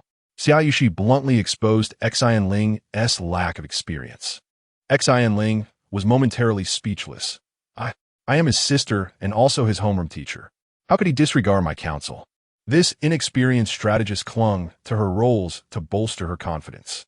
Xin Ling truly found Tang Xiao's obliviousness exasperating. Is he truly so daft? My beautiful sister has been patiently waiting by his side, yet he remains utterly unresponsive? Both Xin Ling and Xiaoyushi felt a wave of frustration over Tang Xiao's wooden demeanor. At that moment, Tang Xiao had just finished a shower and received a call from Gu Xiaoxi. Dang Xiao, have you seen the news? I am famous. What? There is a bit of buzz about my act of bravery, but I recently finished filming a movie, you know? This film is a hit. I am famous now. Tang Xiao was taken aback. So soon? It's only been a month or two. Oh, you don't understand. Nowadays, movies first promote the actors, then the film itself. The movie can gain traction even before its release. Though I cannot fathom the reason behind this phenomenon, I am undeniably in the limelight. Gu Xiaoxi's voice brimmed with excitement over the phone. All right, I confess my ignorance regarding such promotional tactics. Among the people I know, Zhannan is the most knowledgeable, but he is currently unavailable. I've arrived in Jiangnan City. I shall send you the location of a barbecue restaurant shortly, where I will introduce you to the actress playing the second female lead. She is a star, and I am bringing you to meet a celebrity. Impressive? Isn't it? Haha. Splendid. Treating me to barbecue with a star? You truly are remarkable. All right, I shall see you shortly. After hanging up, Gu Xiaoxi texted him a location, prompting a smile from Tang Xiao. It had been nearly a month since he last saw Xiaoxi, and he was astonished by her meteoric rise to stardom. Growing up together, she was one of the few who genuinely cared for him. Tang Xiao was genuinely delighted by Gu Xiaoxi's success. He set down his phone, intending to change his attire for the meeting with Gu Xiaoxi. Meanwhile, at a discreet barbecue restaurant beside the second ring road of Jiangnan City, two exceptionally beautiful girls sat in an inconspicuous corner. Their stunning appearances were rarely seen in such a modest eatery. Patrons occasionally glanced over at the two girls, one carefree and the other pensive. They were, of course, Gu Xiaoxi and Tang family's third daughter, Tang Jia. After ending her call, Gu Xiaoxi beamed with joy. My amazing friend will arrive shortly. You should smile. Your current expression is rather unappealing. My friend might not mind your looks, but a bit of decorum wouldn't hurt. Gu Xiaoxi was always straightforward, and Tang Jia had long grown accustomed to her candor. Tang Jia held her phone anxiously. Xiaoxi, what should I do? My best friend still isn't answering my calls. She truly forgive me, with tears welling in her eyes. Tang Jia was on the verge of crying, but Su Long Dai completely ignored her, denying her even the chance to speak. Ah, Who told you to be so foolish? Those who act unjustly will inevitably face repercussions, Gu Xiaoxi advised in her typical blunt manner. Please, don't speak of me anymore. I know I was wrong. Tang Jie pleaded. Fine, I shall refrain from discussing you today, but tomorrow is another story. Could you not offer me some comfort? Comfort is not my responsibility. If you seek solace, turn to Weibo, where you will find plenty of praise. You do not need my reassurance. Gu Xiaoxi found Tang Jie as predicament tiresome and encouraged her to handle it on her own. That makes sense. Tang Jie complied, pulling out her phone to check the online reviews about her. On Weibo, the film crew had purchased numerous trending topics. The Empress and Her Guardian, daughter of the Jianghu, is set to premiere soon. The director's decade-long endeavor culminates in this year's most captivating action film. The courageous heroine makes her film debut. Why do the second and third female leads exhibit such undeniable chemistry? Tang Jie and Gu Xiaoxi, the story of a queen and her guardian. Tang Jie is beautiful, and Xiaoxi is handsome. This pair is a match made in heaven. The internet was awash with accolades for Tang Jie and Gu Xiaoxi. While the film crew's marketing played a significant role, the duo's performances had outshone even the leading actors, rendering them highly topical. Naturally, the crew's efforts were aimed at leveraging Tang Jie and Gu Xiaoxi's burgeoning popularity. Gu Xiaoxi ceased her commentary, noting the fervor surrounding the brave heroine online, while Tang Jie benefited from the financial support of her family to boost her visibility. Across the internet, particularly on Weibo, both girls had garnered a modicum of fame. As they sat in the barbecue restaurant, several patrons approached, requesting autographs and photographs. Witnessing such widespread admiration, who wouldn't feel flattered? Tang Jie had spent the past few days perusing the compliments directed towards her online. After indulging in her phone for a while, Tang Jie felt her spirits lift considerably. Xiaoxi, you were right. I am now a notable figure. I should not wallow in despair. I've already apologized to Lung Dai, and if she still ignores me, that is her loss. I must continue to strive to excel. Tang Jie seemed to have an epiphany. Gu Xiaoxi observed her and candidly remarked, not to criticize you, Tang Jie, but you are quite prone to arrogance. What? I'm not. Tang Jie replied, feeling embarrassed. Only Gu Xiaoxi, besides her sister, would dare to speak so candidly. You should learn from my friend. He remains humble despite his accomplishments. Though young, he has always been steadfast. Even after being let down by his biological parents for 2 years, he persevered. He treats them with kindness, yet they take him for granted and bully him. Nevertheless, my friend remains resilient and full of zest for life. Gu Xiaoxi generously extolled the virtues of a childhood companion from their neighborhood. Though she never publicly praised Tang Xiao, she fervently lauded him behind his back. This was the essence of Gu Xiaoxi's character. Tang Jie blinked her large eyes, feeling indignant on behalf of Gu Xiaoxi's friend. Wow, your friend is truly remarkable. I aspire to learn from him. You are right. His biological parents are truly despicable. Chapter 77. The one Tang Jie has always admired has appeared. The work on the film set is monotonous and arduous. Moreover, due to Su Lengdi's indifference towards Tang Jie, she has been burdened with stress and distress. The carefree and resilient Gu Xiaoxi has provided Tang Jie with tremendous motivation. It can be said that Tang Jie admires Gu Xiaoxi and has even become reliant on her. She readily absorbs Gu Xiaoxi's words because they remind her of her sister's admonishments. Gu Xiaoxi particularly enjoys sharing stories about her childhood friend. Over time, Tang Jie has also developed admiration for that childhood friend from Gu Xiaoxi's tales and even feels sympathy for their misfortunes. Today, upon arriving in Jiang'an City, Gu Xiaoxi expressed her intention to introduce this childhood friend to Tang Jie. Tang Jie felt both moved and grateful. How wonderful it would be to finally meet someone whom even Gu Xiaoxi admires. If Gu Xiaoxi admires this person, they must be extraordinary. In the stories Gu Xiaoxi narrated, this childhood friend fervently sought familial affection, enduring humiliation for it, only to be betrayed by their biological parents. Ultimately, they achieved enlightenment, severed ties with their birth parents, and embarked on a new life. Such a person commands respect, does they not? Tang Jie was deeply touched by this narrative, even joining Gu Xiaoxi in condemning the biological parents for their inhumanity. She remained oblivious to any inherent flaws in the story. No one would identify with the villains, especially since Tang Jia has always considered herself gentle and kind-hearted. I'll go order some food. Remember, you promised a treat this time, Gu Xiaoxi said with a cheerful smile. Of course I'll treat.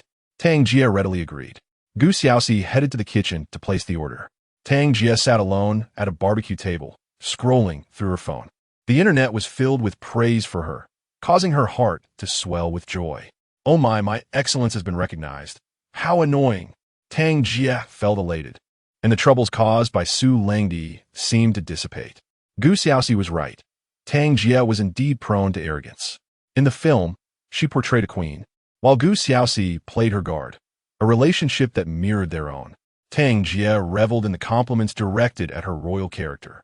As she looked up, she noticed someone glancing her way intermittently. Oh no, not again. Have I been recognized? Should I wear sunglasses? Though identified, Tang Jia relished the attention. At that moment, a tall, slender boy entered the barbecue restaurant, standing not far from Tang Jia and seemingly searching for someone. Tang Jia recognized him immediately, her pupils dilating. Dan Xiao. And coincidentally, Tang Xiao spotted her as well. He frowned, muttering, "What a nuisance." Despite the barbecue restaurant's secluded location, it was small, with only 4 or 5 tables. As such, the two quickly noticed each other. After recently basking in the adulation online, Tang Jia felt immensely inflated with confidence. She stood up, crossed her arms, and regarded Tang Xiao with a frosty demeanor. "Tang Xiao, you dare come here? Are you seeking my forgiveness? Let me tell you, that's impossible. You see me thriving now and want to ingratiate yourself? It's too late. You meddled in my relationship with Lingdi, and she's ignoring me now. Even if you came all the way here, I won't forgive you." After scrolling through countless praises online, she subconsciously believed that Tang Xiao had come to curry favor with her because of her newfound popularity. Tang Xiao frowned, casting a glance her way, and retorted with 2 clear, forceful words. "Fool. You." Tang Jia's face reddened with anger. How dare he call her a fool? She had just seen all those compliments online, while in reality, Tang Xiao showed her no courtesy. It felt as if she had plummeted from heaven to hell, and her fury was about to explode. "Tang Xiao, you ungrateful wretch. How dare you insult me? Do you know who I am now? You dare to insult me." Tang Xiao would not indulge her. That was simply impossible. Having unexpectedly encountered her, and with Tang Jia initiating the confrontation, he was bound to retaliate. You're infuriating." Tang Xiao. Tang Jia felt her temper flaring. "What is wrong with cursing you? I want to hit you." Tang Xiao stepped forward, his broad shoulders towering at nearly 6 feet 3 inches, exuding an intimidating presence that made Tang Jia back against the wall. "Why are you going to hit me?" In truth, Tang Xiao only intended to intimidate her. Sun Sheng had taught him to blend reality with illusion, a strategy he now employed. "Ah, you finally arrived." At that moment, Gu Xiaoxi burst onto the scene, approaching the two. With Gu Xiaoxi by her side, Tang Jia felt a surge of security. "Xiaoxi, this ungrateful wretch is trying to provoke my relationship with my best friend. He wants to hit me. Let us call the police and have this scoundrel arrested." Encouraged by Gu Xiaoxi's straightforwardness, Tang Jia instinctively relied on her. She felt certain that Gu Xiaoxi would help her confront Tang Xiao. After all, wasn't he Gu Xiaoxi her guard? "Tang Xiao, you're done for. My Xiaoxi is incredibly strong." Tang Jia glared menacingly at Tang Xiao. Meanwhile, Tang Xiao and Gu Xiaoxi exchanged glances. "Tang Xiao, Xiaoxi." Gu Xiaoxi seemed oblivious to Tang Jia's words and instead stepped forward to punch Tang Xiao lightly in the chest. "Well, look who has grown stronger in the month since we last met. Your chest muscles are impressive. Haha, you've even tanned a bit." Tang Xiao returned the gesture, playfully patting Gu Xiaoxi's arm. The two shared an easy camaraderie that resembled that of close friends. Witnessing this scene, Tang Jia was utterly dumbfounded, her mouth agape as if she had seen a ghost. No way. How does Xiaoxi know Tang Xiao?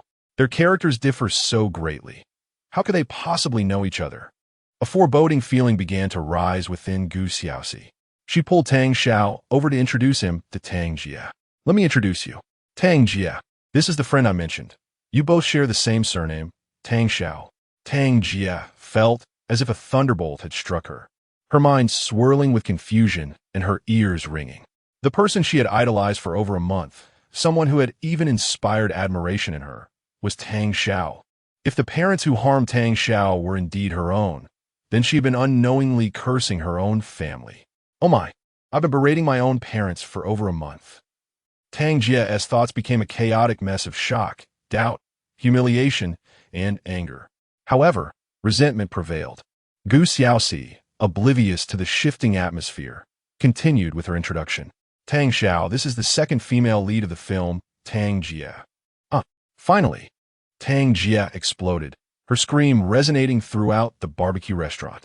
Xiaoxi, how could you be friends with such a scoundrel? Chapter 78.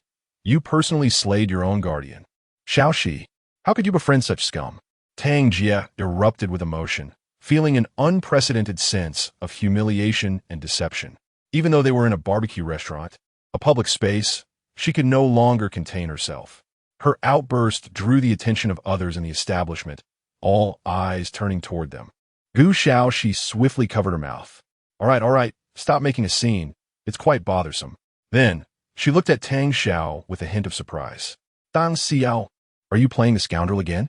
Tang Xiao wore a helpless expression, clearly taken aback by Gu Xiaoxi's knack for reading the atmosphere. Ignoring Herr Navitots. Tang Xiao remarked, please, do not insult me. Even without your introduction, I am familiar with this esteemed individual. It's the star, Tang Jia. He spoke in a tone as if discussing an outsider. Tang Xiao. Tang Jia gritted her teeth in anger. How dare he address her by her name?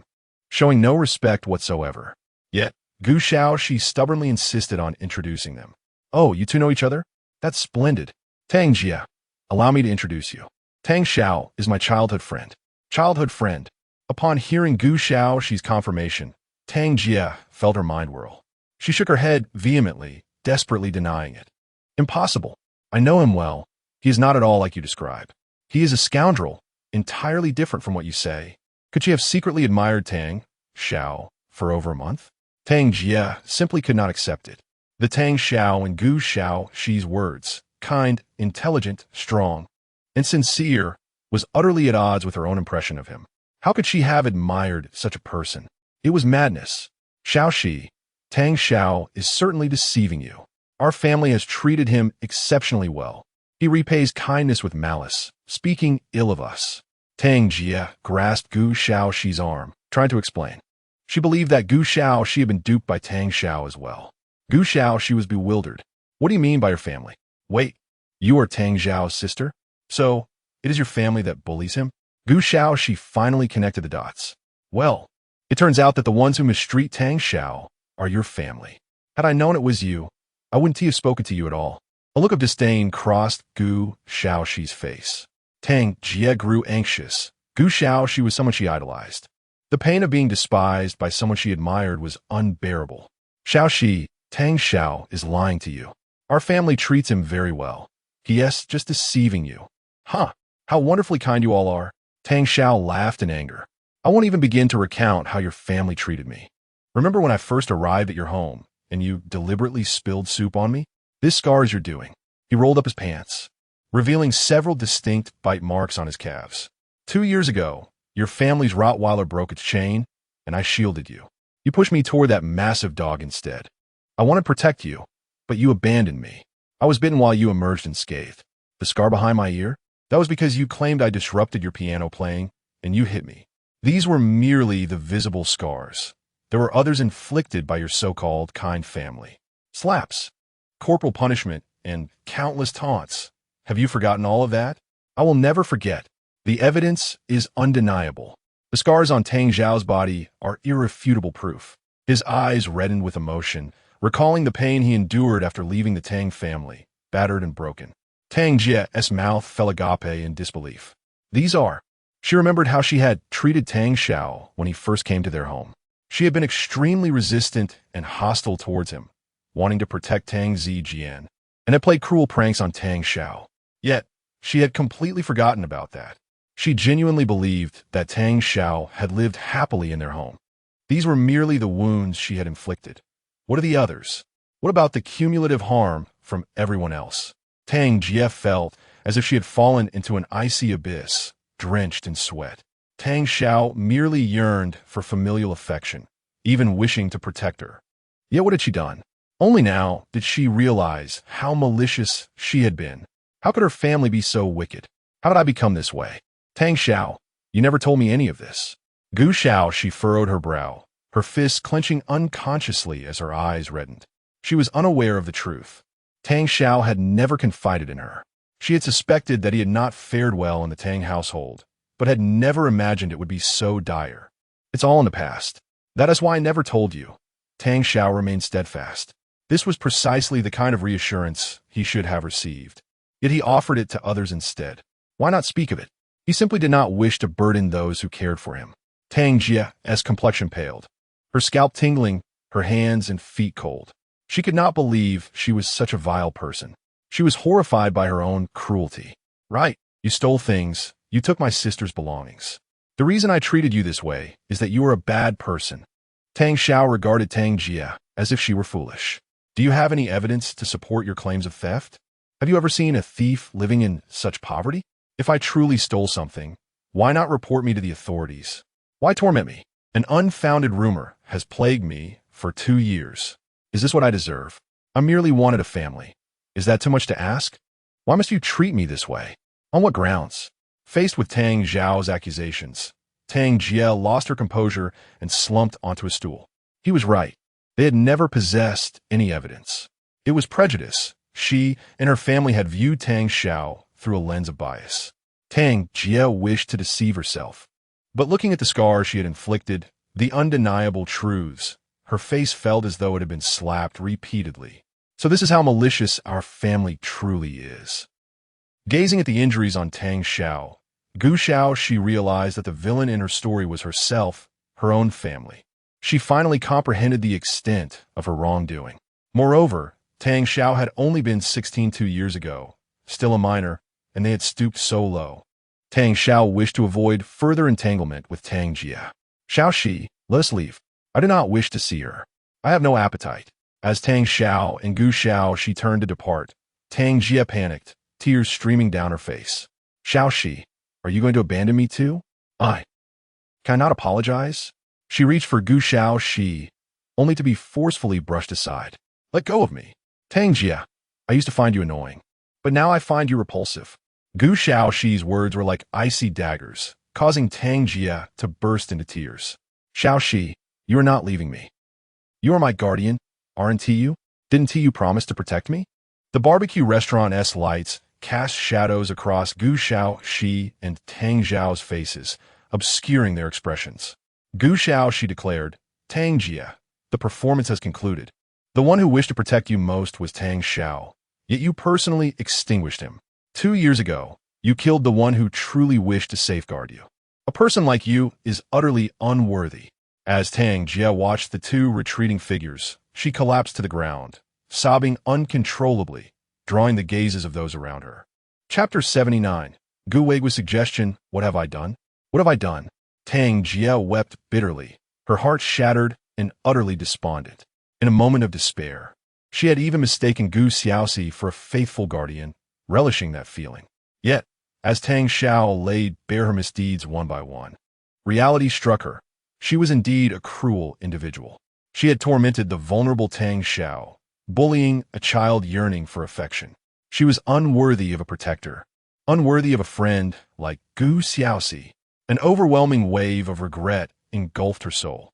At that moment, the barbecue shop owner approached, carrying an array of grilled delicacies and placing them on the table.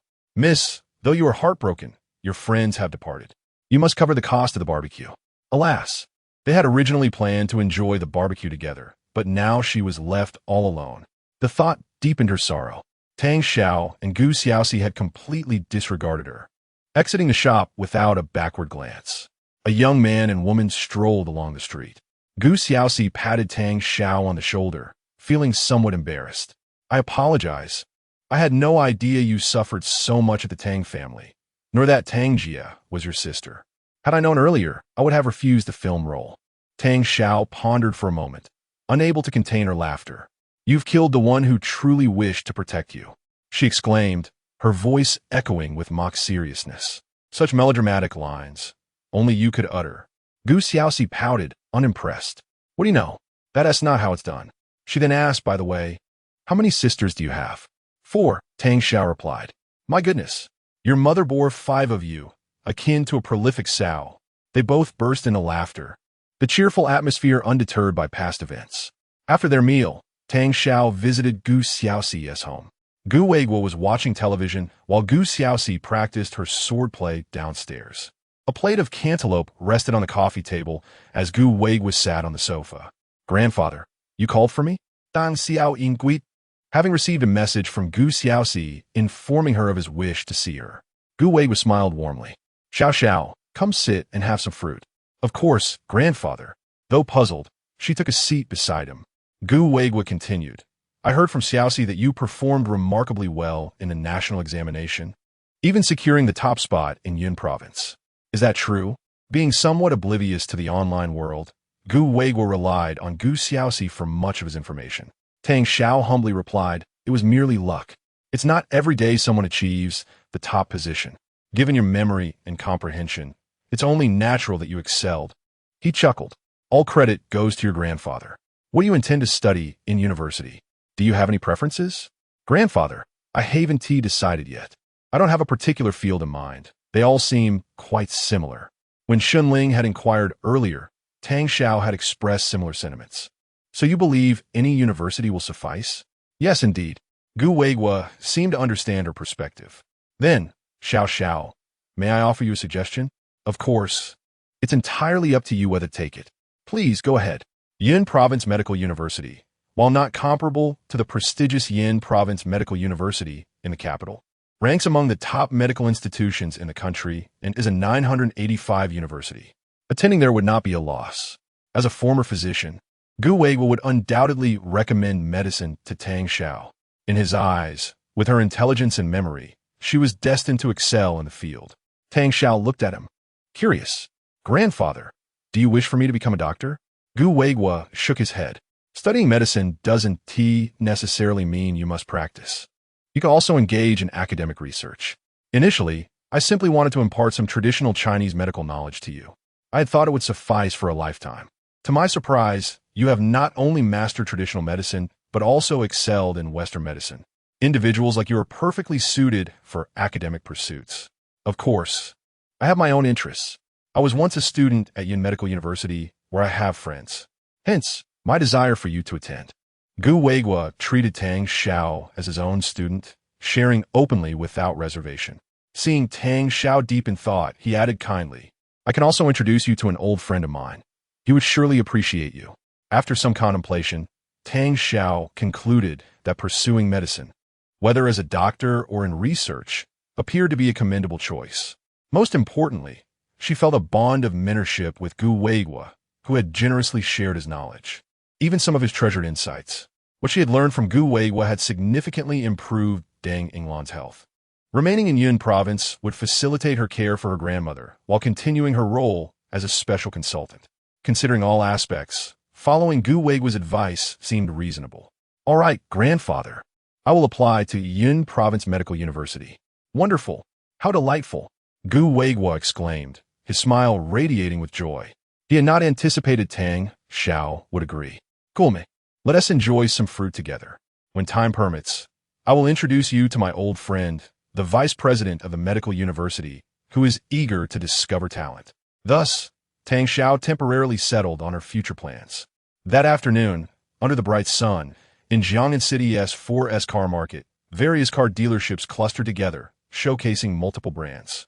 2 young men, one tall and thin, the other plump, were wandering among the 4S shops. They were Tang Xiao and Lu Zihao. Tang Xiao remarked, I never thought you would enjoy browsing 4S stores. Didn't you used to prefer thrift markets? Occasionally, one must change things up.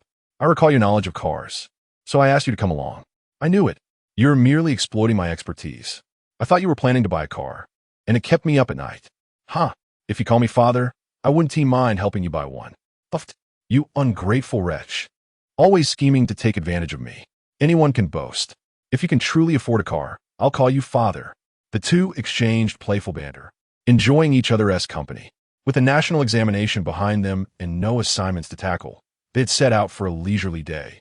It was Tang Xiao who suggested the outing to Lu Zihao, who had a passion for car culture, despite not owning a vehicle himself. Chapter 80. The Fear of Brothers Living in Hardship. And the greater fear of a brother driving a Land Rover, Tang Xiao and Lu Zihao shared a profound bond during their 3 years of high school. With Lu being Tang's closest male friend, Lu's family background was rather ordinary, neither particularly affluent nor destitute. On the surface, his situation was undoubtedly better than that of Tang, who lived a modest life with his grandmother. Aware of Tang's circumstances, Lu took great care of him, frequently inviting him over for dinner. Lu's family also held Tang in high regard, often using the excuse of today, Dad is treating to indulge him with meals and nutritious food. Although this approach was somewhat patronizing, Lu never looked down on Tang, preserving his dignity while also providing support. In a notable instance during a biology competition, Lu even sacrificed his own participation to help Tang seek assistance from Wei Changhe, the best in the field. Despite his often abrasive demeanor, Lu truly embodied the spirit of brotherhood towards Tang. This time, as Tang set out to explore cars, he invited Lu along. "Tang, did you ever have an interest in cars? How much do you know about them?" Lu inquired. "I recommend the Wuling Hongguang. My dad drives one. It's quite stylish. Do girls like it?" "Huh, I wouldn't trust your judgment. But if it turns out to be good, I might just buy one." As they strolled into the Mercedes-Benz showroom, they were greeted by the striking presence of a Maybach S, a luxury car priced over $3 million. Illuminated beautifully, it captivated Lu's attention. "This car is stunning. It embodies understated luxury. My dream car," he exclaimed. "Is it really that good?" Tang asked, genuinely perplexed. "Absolutely. It's perfect for those of us who appreciate subtlety. Unfortunately, the drawbacks are glaring." "What drawbacks?" "It's exorbitantly priced. Over $3 million. I could never afford that. If I had that kind of money, I'd opt for a Mercedes A200 instead, just over $300,000. With the price of one Maybach, I could buy 10 A200s. Now that's a bargain." Lu calculated the math. But Tang replied, "I'm not considering the A200. It's too cheap. Let's just look at the Maybach." "Wow, you've really inflated your ego since scoring the provincial top spot. Haven't you? Dare to even consider a Maybach? I've never heard of anyone buying a car with their scholarship." Lu scoffed. "Let's take a look, shall we?" "Excuse me, miss. We'd like to see this Maybach," Tang said. The salesperson, perceiving the two young men as potential wealthy clients, greeted them with enthusiasm. Those who dared to inquire about a car of such caliber either had substantial wealth or an audacious demeanor. "Gentlemen, would you like to take a look at this Maybach?" the salesperson asked. "Please, let us step inside," Tang replied. The salesperson led them into the vehicle, enthusiastically detailing its interior features. She even adjusted her collar, leaning closer to Tang, enveloping them in a cloud of perfume, attempting to charm him into making a sale. However, Tang remained unfazed. He was accustomed to such attention. This salesperson, while attractive, paled in comparison to those in his circle. "What about the insurance? What's the fuel consumption?" "Dang in guit." "Here's how it works," the salesperson elaborated, and Tang listened intently, pondering the vehicle's merits. Lu, observing from the sidelines, was taken aback by Tang's serious demeanor. "Let me fetch you a brochure," the salesperson said, stepping away. Once she was out of earshot, Lu leaned in. "Tang, you're quite the actor. If I didn't know better, I'd think you were genuinely interested in buying. Who knew you'd become so adept at pretending right after graduation and sending the salesperson away to facilitate our escape? Impressive. Enough banter. Let us leave before we draw any more unwanted attention," Lu suggested. "Those who dare to look at the centerpiece cars are either genuinely wealthy or incredibly bold," he remarked, clearly believing Tang fell into the latter category. Tang found his friend's perspective amusing. "Who said I'm pretending? I'm genuinely interested in this car and plan to buy it." Having recently earned some money and feeling financially stable, Tang was ready to make a purchase. Now that he had graduated from high school, owning a vehicle was a necessity, especially with his new villa and the proximity to the police academy and Yunnan Medical University. "Right, your act is convincing. I'd give you a perfect score. Let us go before the salesperson returns," Lu urged, tugging at Tang to exit the vehicle. "Wait, I'm interested in this car." Tang insisted. "Are you out of your mind? If you don't get out, I'm leaving first. It's uncomfortable sitting here. Fine. Let us just say I'm lucky to have a father who tolerates your antics. If you want to keep pretending, go ahead. I'll help you save face later. Lu teased. Enough already, Tang retorted. I'm buying this car. Can I make the payment via bank transfer?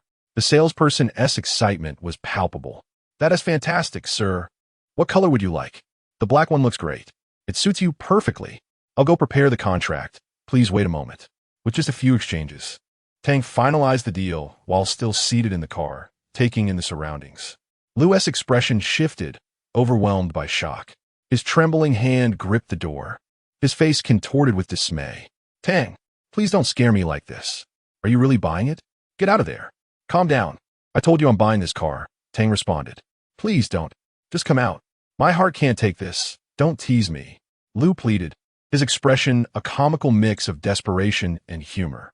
While it saddened him to see his brother struggle, witnessing Tang's newfound fortune brought him even greater distress. Tang, amused, replied, stop being dramatic. Keep it together in public. Deep down, Lu wasn't truly envious. The emotions among young men can be complex. The salesperson returned, a stack of contracts in hand, her enthusiasm soaring. Sir, please come this way to fill out the contract. Her joy was evident. This was a significant sale. She even opened the car door for Tang, closely walking beside him, anxious not to let him trip. Tang, wait for me. I'll be over there to sign the contract, he said, leaving Lu in a state of stunned disbelief. Goodness, he is really going through with it. Meanwhile, in the manager's office of the dealership, a middle-aged couple sat across from each other at a table. The man, in his 40s with a prominent belly, donned an expensive tailored suit, while the woman, dressed in a cheapao of deep blue, adorned with a jade bracelet, exuded an air of sophistication. This couple, unmistakably affluent, were none other than Tang Russian and Zhang Ping. Chapter 81. If you are Tang Zhao's father, then who am I? Before Tang Russian and his wife sat the owner of the 4S dealership, Yi Peiji. In his 30s or 40s, Yi Peiji was clad in a professional suit, his face adorned with a fawning smile. The Tang family has been our esteemed client for years, he assured them. We can certainly resolve this repair issue. Mr. Tang, Mrs. Tang, rest assured. I am terribly sorry. My son is frail and timid, which led to this incident, Zhang Ping said apologetically. Thankfully, Zijian was unharmed. It was merely the car that had sustained damage. They had purchased a Mercedes SL worth over $1 million for their son, Tang Zijian. Just a few days ago, while driving, he had accidentally collided with a large tree by the roadside. Fortunately, he was unscathed, but the vehicle was wrecked. It was rare for Tang Russian and his wife to have a day off together, so they decided to bring the car to the 4S dealership and discuss the repairs. They were exceedingly indulgent towards Tang Zijian, forgiving any transgressions he committed. Mr. Tang, Mrs. Tang, your matters are my personal concern. We will spare no effort in repairing your vehicle to ensure it matches the original factory condition, Yi Peiji continued, eager to cater to such high-profile clients. Zhang Ping was quite satisfied with Yi Peiji's demeanor, thinking to herself, indeed, for us distinguished families, this is the attitude one should have. The manager's office was separated from the main hall by a glass wall, allowing visibility from both sides, a design choice made for convenience. The three of them shared light banner. Please, take a moment to rest while I inquire about your car's status, Yi Peiji said. Thank you, Manager Yi, Tang Russian replied, as the couple sipped water from paper cups. At that moment, Zhang Ping inadvertently glanced up and, through the glass wall, caught sight of someone outside. Her expression shifted abruptly, and she quickly pulled Tang Russian's arm, urging him to look in the same direction. Russian, look, it's Tang Xiao. Indeed, through the glass, they saw Tang Xiao conversing with a chubby boy and a sales representative. Tang Russian's anger flared upon seeing his son, whom he deemed a disobedient child responsible for numerous troubles in his life. Just days prior, Tang Xiao's actions had caused Yi Jianan to be imprisoned, resulting in substantial losses for Tang Russian. What infuriated him further was that this ungrateful child had achieved the provincial top scholar status, which made Tang Russian seethe with rage. The sight of Tang Xiao ignited a deep-seated jealousy within him, a desire to eliminate this disobedient son. Zhang Ping also harbored disdain for Tang Xiao, yet she felt puzzled. What was he doing here? Surely, He couldn't afford to buy a car. Could it be that he was using her stolen money to purchase a vehicle? The couple exchanged glances, realization dawning upon them. Tang Russian gritted his teeth in anger. This little scoundrel had indeed stolen money from their home, and now he had the audacity to come here to make a purchase. How shameless! How can I, Tang Russian, be so upright and yet have such a wretched offspring? The couple's ire grew as they recalled how Tang Xiao had always been treated poorly within the Tang family. The incident where Tang Yuan had lost $1 million necklace had only solidified their negative perceptions of him, leading them to believe he had pilfered from their wealth. Ah, no wonder he wants to sever ties with us. It turns out he has absconded with our money. The more Tang Russian pondered, the angrier he became. Yuan had once told him that if they caught Tang Xiao in the act of wrongdoing, they should report him to the police. Previously, due to Tang Xiao's cheating, they had missed the opportunity to alert the authorities, which had left them regretful. I'm calling the police right now. However, Zhang Ping hesitated. But Russian, do we really need to involve the police? Although we often quarrel, he is still our son. It's just over $1 million. It's not that much. Zhang Ping, known for her indecisiveness, couldn't help but think of Tang Xiao as her son. Yet, Tang Russian was resolute. Do not be overly compassionate. Do not dismiss the small evil and neglect the small good. Reporting him is for his own benefit. It is a lesson he needs to learn. He grew up in a poor household without proper upbringing, which has led him to this thieving nature. The police can educate him. We are doing this for his sake. Although he was filled with hatred towards Tang Xiao, he believed he was acting in his son's best interest. All right, I hope he understands our intentions, Zhang Ping said, her heart heavy as she picked up the phone to report the crime. Hello, officer? I would like to report a theft.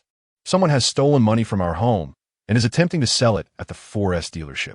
We suspect they're trying to dispose of it here. Yes, over $1 million. We're keeping an eye on them. Please hurry. I fear they may escape. The location is the Mercedes 4S dealership on Linfeng Road. Please come quickly. After hanging up, Zhang Ping nodded to Tang Russian. The police said they would arrive shortly. However, just as they finished reporting, they saw through the glass that Tang Xiao and the sales representative were leaving behind the seemingly bewildered chubby boy. Tang Russian deduced. They must be going to sign a contract that only leaves the chubby boy. We need to keep him occupied until the police arrive. We cannot let Tang Xiao escape. Yes, let's find out who he is. He might be an accomplice. We must not let anyone slip away.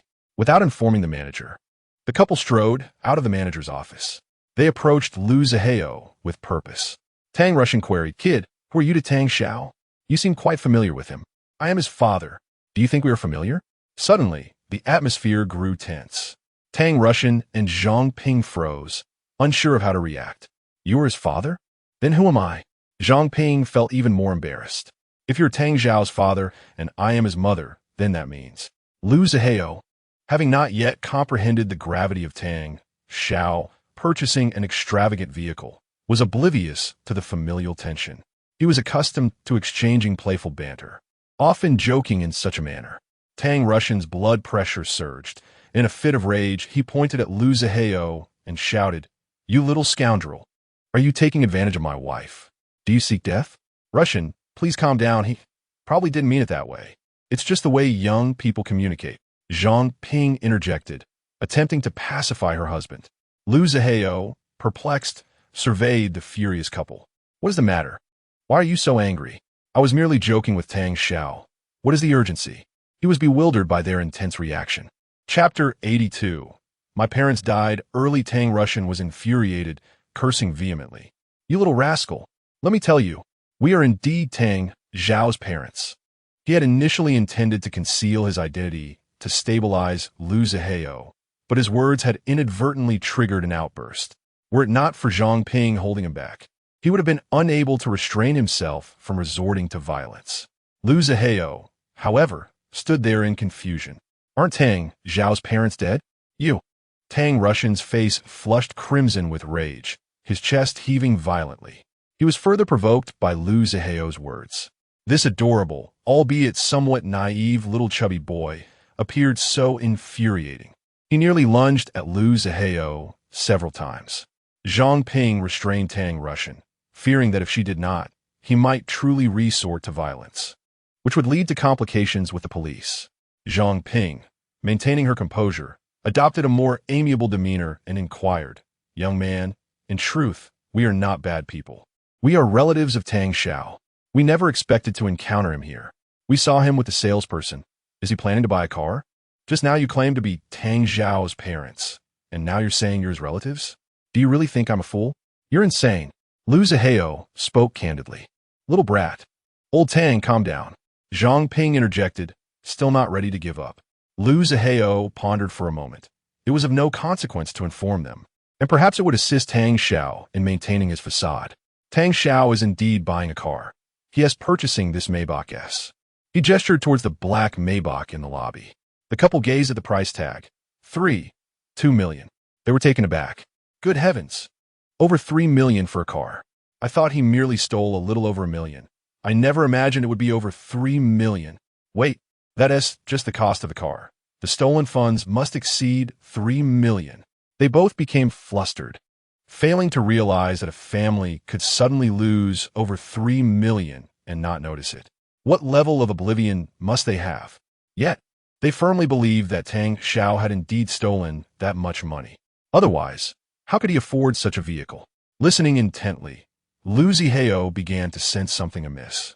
Why were these two harboring such animosity towards Tang Xiao? He scrutinized Tang Russian and his wife with vigilance. "Who are you really? Don't speak nonsense. Tang Xiao is my brother, and I know him well enough to assert he would never steal." Tang Russian chuckled. "Brother? Merely an accomplice. What sweet words you weave. I have already contacted the police, and neither of you is leaving here today." "Nonsense. You are the accomplice, and your entire family are accomplices," Lu Zihao retorted vehemently. He was unaware of where these two lunatics had emerged from, but that did not hinder his counterattack. The commotion drew the attention of numerous onlookers, who began to converge. "What is happening over there?" Zhang Ping, noticing the gazes upon them, grew anxious. She tugged at Tang Russian's sleeve. "Russian, there are so many people watching. Lower your voice." But Tang Russian only raised his voice further. "What is there to fear? The more spectators, the better. They want to escape." The atmosphere was charged with tension. The uproar in the hall caught the attention of Tang Xiao and Yi Peiji, along with several salespeople and security personnel from the dealership, who approached the scene. Upon encountering Tang Russian, Tang Xiao exclaimed, "Tang Russian!" Tang Russian momentarily froze before erupting. "Damn it, don't hold me back. How dare this insolent child call my name? Just watch me not beat him to a pulp." Tang Xiao showed no regard for his dignity, addressing him directly in front of so many people, which only fueled Tang Russian's anger. Tang Xiao furrowed his brows and maintained a safe distance. "Another member of the Tang family? Jiangnan City is too small. I seem to run into them every few days." But upon reflection, considering the size of the Tang family, it was only natural to encounter them frequently. He could only lament his misfortune. Yi Peiji and his entourage quickly restrained the uncontrollable Tang Russian. "Mr. Tang, please calm down. Let us clarify the situation first. We cannot resort to violence. It is illegal." The scene was somewhat chaotic.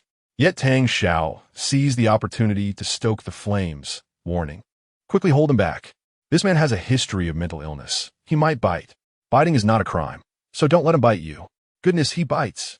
On one side stood a volatile, out-of-control middle-aged man, and on the other, a composed university student. Anyone would find it easier to believe Tang Xiao. The security personnel, attempting to restrain Tang Russian, seemed to be treating him like a criminal, as if they intended to pin him to the ground. "Stop it. Don't listen to this little beast-s nonsense. My husband is not mentally ill, nor would he bite anyone. Let go of my husband." Zhang Ping hurried to intervene with the security, flustered and anxious. Watching Tang Russian in discomfort only heightened her distress. Simultaneously, she felt angry. Previously, when Tang Xiao was in the Tang household, he was meek and submissive, enduring their scolding. How had he transformed into someone so cunning and difficult to deal with? She was oblivious to the fact that these clever tactics were learned from that old scoundrel, Su Chen. Yi Peiji also hastily intervened with the security's actions, insisting, "Let him go immediately. This is Mr. Tang, our esteemed client. No one is to treat Mr. Tang with disrespect. Anyone who disrespects Mr. Tang will have their salary docked." Yi Peiji was genuinely anxious. Tang Russian had purchased numerous vehicles from him, making him a significant client. Offending Tang Russian would lead to considerable losses, complicating his future sales performance. Tang Xiao, meanwhile, remained in the safest position, having carefully maintained his distance, ensuring that Tang Russian could never reach him. Since the adversaries harbored ill intentions, he was determined to retaliate. Lu Zihao observed Tang Xiao's provocative maneuvers with admiration. Tang Xiao, don't be deceived by their seemingly respectable appearance. They are both lunatics. One moment they claim to be your parents, and the next your relatives. They even threaten to call the police on you. Don't you think they're insane? Tang Xiao nodded in agreement. They are indeed lunatics. Lu Zihao sighed in relief. It turns out my assumptions were correct. I thought they were genuinely your parents. My parents have both passed away. I only have a grandmother left, Tang Xiao replied nonchalantly. Hearing Tang Xiao utter those words, Zhang Ping could no longer contain her fury. She pointed at Tang Xiao and scolded, Tang Xiao, you ungrateful wretch. It's one thing not to recognize us, but to curse us to death. Is there anyone more malicious than you? Indeed, that would be your entire family. Tang Xiao promptly countered, holding his ground. You. Zhang Ping's hair was disheveled with rage, her temples throbbing. The grace and composure she initially displayed had vanished. She was on the verge of being driven mad by Tang Xiao. Fine. Tang Xiao, you were the one to sever ties first. Zhang Ping turned to Yi Peiji, declaring, Manager Yi, this person just purchased a vehicle worth over 3 million from you. I will reveal the truth. That 3 million was stolen from our family. It's ill-gotten gains. Zhang Ping glared fiercely at Tang Xiao, as if she wished to consume him whole. This thief is using stolen money to buy a car from you. He is laundering money. But rest assured, I have already contacted the police. So this is not your fault. You're also victims in this matter. However, I ask for your cooperation in sending these two individuals to prison. Chapter 83. The arrival of the police. Familiar faces. Tang Xiao's words rendered Zhang Ping feeling that he was devoid of loyalty and compassion. With evidence of Tang Xiao's wrongdoing now in her possession, she resolved to sever all ties decisively. Manager Yi, kindly instruct your security personnel to detain him until the police arrive. Zhang Ping glared at Tang Xiao with malice. Yi Peiji and the other staff members at the 4S dealership regarded Tang Xiao and Lu Zihao with wary eyes. What? It's embezzled funds. They were astonished to discover that the two were indeed criminals, their youth betraying their true nature. One should not judge by appearances. They had disguised themselves well. And just moments ago, she had felt a pang of sympathy for them. To dare use stolen money to purchase a vehicle was sheer arrogance. The young salesperson who was about to finalize a contract with Tang Xiao was so frightened that she could hardly utter a word. She had thought her luck had turned. But how had the situation spiraled into this chaos? Upon hearing Zhang Ping's declaration, Yi Peiji calmed himself. If Tang Xiao had indeed utilized stolen funds to buy a car from his dealership, while he would not be culpable, the ensuing rumors would tarnish his reputation. Such repercussions could jeopardize his position as a manager. Assessing the situation, Yi Peiji commanded security release Mr. Tang and encircle the two of them. The security personnel moved in closer around Tang Xiao and Lu Zihao. Shut your mouth. You are the thief. Your entire family are thieves. Tang Xiao could never steal anything from you. Lu Zihao bellowed, standing resolutely beside Tang Xiao. This woman has malicious intent. Zhang Ping, incensed by Lu Zihao's insult, felt a vain throb on her forehead. As a member of the affluent Tang family, she had never endured such humiliation. Grinding her teeth, she exclaimed, Tang Xiao, and you, the accomplice, prepare for the consequences when the police arrive. Manager Yi, apprehend him. Yes, seize him. Why are you apprehending me? Tang Russian wrenched himself free from the security guard's grasp. Yi Peiji, firmly aligned with the Tang couple, showed no hesitation in his support. Despite his tailored suit, he barked at the security guards. What are you fools dawdling for? Arrest him. I truly do not understand what purpose you serve. Yi Peiji catered to the wealthy and often mingled with high society, considering himself part of that elite circle. He held no respect for the menial security guards, viewing them as easily replaceable. Hence, His disdainful attitude towards them was palpable. The guards, simmering with resentment, dared not speak out. If given the choice, they would have relished the opportunity to strike the pompous Yipeji. However, they were bound by their employment and had to earn a living. Reluctantly, they advanced towards Tang Xiao. Lu Zihao stepped back, feeling inexplicably anxious. Though he firmly believed in Tang Xiao's innocence, he had never been in such a situation before. Having never reported a crime in his life, apprehension was inevitable. Tang Xiao observed Yipeji, then the gleeful Tang Russian couple, and the bystanders relishing the spectacle. He furrowed his brow, maintaining a composed demeanor. Manager Yi, do you truly believe my money is ill-gotten? What if Tang Russian and Zhang Ping are mistaken? Have you considered the ramifications? Tang Xiao's audacity was evident as he directly addressed both Tang Russian and Zhang Ping. Infuriated, they were momentarily at a loss for words. Yipeji sneered, "Boy, do not feign innocence with me. I have seen all sorts of situations as a distinguished manager. Do you think the Tang family could possibly be mistaken? The police are on their way. You can explain yourself to them." Aware of the Tang couple's status as prominent clients, he was astute enough to know where to align himself. Manager Yi, are you truly willing to stoop so low for the Tang family? Tang Xiao retorted without hesitation. Yipeji could have waited for the situation to unfold before making his remarks. Yet he was the type to exploit the weak while fawning over the powerful, a true sycophant. Therefore, he was eager to ingratiate himself with the Tang family at this moment. Tang Xiao's words irked Yipeji, prompting him to rush the security guards. Nonsense. I am merely stating facts. Who am I fawning over? Get moving, security. Why are you still hesitating? Arrest him. The security guards, with steely resolve, approached Tang Xiao. In hushed tones, one of them said, "Hey, young man, we're just workers here. Money is hard to come by, and we don't want to be caught in this." Just as the guards were about to make their move, the sound of police sirens pierced the air. A flash of red and blue lights illuminated the scene, accompanied by the rhythmic thud of footsteps. 5 or 6 officers entered the dealership with grave expressions. "We are here to investigate. Please make way." They advanced directly into the crowd, led by a competent female officer. "We received a report concerning the suspected trafficking of stolen goods amounting to millions. Please cooperate with our investigation." "Who made the call?" "Officer, it was him." Yipeji was about to speak when he was interrupted. It was the same officer who had been involved in the previous apprehension of Zhang Chong, only to be injured by him. Officer Duan Shui's eyes lit up. "Tang Xiao, it's you. I can't believe we meet here. You are Tang Xiao. Quite impressive. Why haven't you been visiting the station lately? Everyone has been missing you." "Oh, I've been busy, but I'll definitely come by next time." Tang Xiao's exploits had become well known within the police community of Jiang'an City. Even those who had never met him had heard his name and were well aware of his deeds, holding him in great esteem. Observing the jovial interaction between Tang Xiao and the officers, both Tang Russian and Zhang Ping were taken aback. Prior to the police's arrival, tensions had been high, but now it seemed as though they were conversing as old friends. What is going on?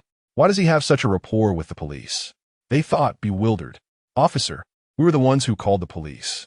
"Very well," Officer Duan nodded. "Then tell me, who stole your money?" "It was Tang Xiao." Tang Russian pointed an accusing finger at him. "Officer, you might know him, but with so many witnesses, I hope you will act according to the law. Arrest him." "What? Tang Xiao?" The officers exchanged glances, filled with skepticism. Officer Duan was particularly incredulous. However, as a professional officer, she was committed to upholding the law. "Is it indeed you, Tang Xiao? Is the evidence irrefutable?" "Absolutely. He is using stolen money to buy a new car. We caught him in the act." Tang Russian and Zhang Ping regarded Tang Xiao with smug satisfaction. "So what if you know him? He has committed a crime and must face the consequences." Chapter 84 now. It is my turn to settle your grievances. Tang Xiao has embezzled at least 3 million from us, perhaps even more. I urge you, police officers, to act in accordance with the law and deal with this matter sternly. Zhang Ping stated. They were eager to avoid any further trivial conversation between Tang Xiao and the police, thus interjecting to hasten the arrest of Tang Xiao. They thought, fortunately, they had caught Tang Xiao in the act, with so many witnesses present. What did it matter if Tang Xiao knew the police? Duan Shui and the officers frowned as they scrutinized Tang Xiao. Is what he claims true? Duan Shui asked. I did not steal anything. Not only that, but I will also sue them for defamation. Tang Xiao declared, standing tall. What evidence do you have to prove that I stole money? Tang Xiao countered, accusing Tang Russian and the others of slander. Tang Rushan scoffed. Ah, defamation? How amusing. You want evidence, do you? Your ability to afford luxury cars is evidence enough. If you didn't steal from us, how could you possibly have the funds to buy such vehicles? Even a Maybach? Better than what Zijiang drives. If you've stolen, just confess and it will mitigate your sentence. Tang Xiao, I never imagined your character could sink this low. It's clear your mother failed to educate you properly. Perhaps the police should take over. Zhang Ping pretended to be righteous. Both Zhang Ping and Tang Russian firmly insisted that Tang Xiao had stolen money to purchase a car. Officers, please arrest them at once. Yi Peiji quickly echoed their sentiment. The two sides were at an impasse. Duan Shui furrowed her brow, sensing something amiss. She turned to Tang Xiao. Tang Xiao, would you mind if we investigate you? Though she felt grateful to him as a police officer, she had to uphold evidence and facts. Go ahead. I have nothing to hide. Tang Xiao waved dismissively, displaying his confidence. Excellent. Immediately, a laptop was procured and placed on the coffee table. In the lobby, they began to examine Tang Xiao's bank transactions. Tang Xiao felt a surge of curiosity and inquired, I'm from the Economic Investigation Department. I was merely involved in the arrest of Zhang Chong. Duan Shui chatted with Tang Xiao while perusing the financial records. Tang Russian snorted derisively. Humph, trying to cozy up to the police at death's door. Tang Xiao shot him a glance and calmly uttered, clown. Tang Russian was infuriated. He pointed at Tang Xiao. I absolutely refuse to settle. I want to witness your imprisonment. Yes, we will not accept a settlement. Zhang Ping supported Tang Russian, resolutely standing by his side. Tang Xiao shrugged. Rest assured, I too refuse to settle. Lu Zihao stood beside Tang Xiao, perplexed. These two are truly deranged. But Tang Xiao is quite audacious. The police continued their investigation. Aside from Tang Xiao and Tang Russian, everyone else grew tense. Although they could not discern the words on the screen, merely rows of tables, they couldn't help but gaze intently at the laptop. The anticipation for the truth felt interminably lengthy, even if brief. Tap, tap, tap. Duan Shui's fingers skillfully danced across the keyboard. After a little over 10 minutes, she raised her head, her expression one of incredulity. Everyone fixated on her, eager for the outcome. What is the verdict? Dan Zusen Godin Se Mu Li. How much money does he have that is unaccounted for? How much did he steal from us? Duan Shui pondered momentarily before responding. Well, Tang Xiao's account does contain a considerable sum, but all of it is legitimate. The sources of the funds, including taxes, are entirely lawful. There are no unexplained funds. Silence enveloped the room once more. Tang Xiao was well aware that his finances were above reproach. Setting aside his scholarship and rewards for apprehending criminals, the 20 million from Tang Ruohai had been meticulously handled by his accountant. He intended to keep his dealings discreet, ensuring that the money was seamlessly transferred to him through legitimate channels, with all sources verifiable and taxes duly paid. If not handled properly, the repercussions could be dire. Duan Shui was astonished, having discovered that Tang Xiao possessed over 20 million. She had not anticipated that he was a millionaire. If Tang Xiao had stolen money, such a large sum would be difficult to explain. Yet, there was nothing suspicious about Tang Xiao's funds, some of which had even been transferred from the school and police department, further reflecting his character. What? No issues, how can that be? Tang Russian and Zhang Ping's mouths hung agape, unable to close. A chill settled in their hearts. Zhang Ping incredulously pressed, impossible, it can't be. Officers, have you verified this? How can there be no issues? What is the competence of your work? You can trust my expertise. I've checked multiple times, and there are absolutely no problems. Duan Shui could only relay the results. However, the information regarding Tang Xiao's accounts was private, and she could not disclose it. Impossible. I refuse to believe it. If he hasn't stolen, where do you get the money to buy luxury cars? Tell me, where did the money come from? Yi Peiji was drenched in cold sweat. How could Mr. Tang and Mrs. Tang possibly be mistaken? As he faced this outcome, he began to panic. continuously wiping the sweat from his brow. The three of them were indeed making baseless accusations.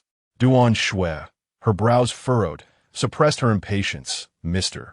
Tang Xiao's funds are all legitimate. How he chooses to spend his money is his personal affair.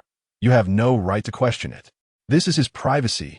The other officers adjusted their hats, casting disapproving glances at Tang Russian and Zhang Ping, though they remained silent. They had presented the investigation results. You were still met with unreasonable disputes. Anyone would feel aggrieved. Other onlookers exchanged glances, astonished by the outcome. Wow, this kid is really wealthy and so young. One should not judge a book by its cover. Hey, weren't you the one who just said not to judge by appearances? You didn't mean that earlier. Oh, well, it's still true. I admit I was mistaken, all right? Who could have imagined that this seemingly refined, university student-like individual actually had the means to purchase luxury cars? Tang Xiao, indeed, I understand you. I knew you were innocent, but my goodness, you are truly wealthy. Lu Zihao felt a mix of joy and envy. He was delighted for his brother's integrity, but troubled by his brother's affluence. Tang Russian's eyes reddened, his hair disheveled, and his tie askew. He remained unconvinced. Tang Xiao, where did you acquire the funds to buy luxury cars? How did you conceal the stolen money? He refused to believe it.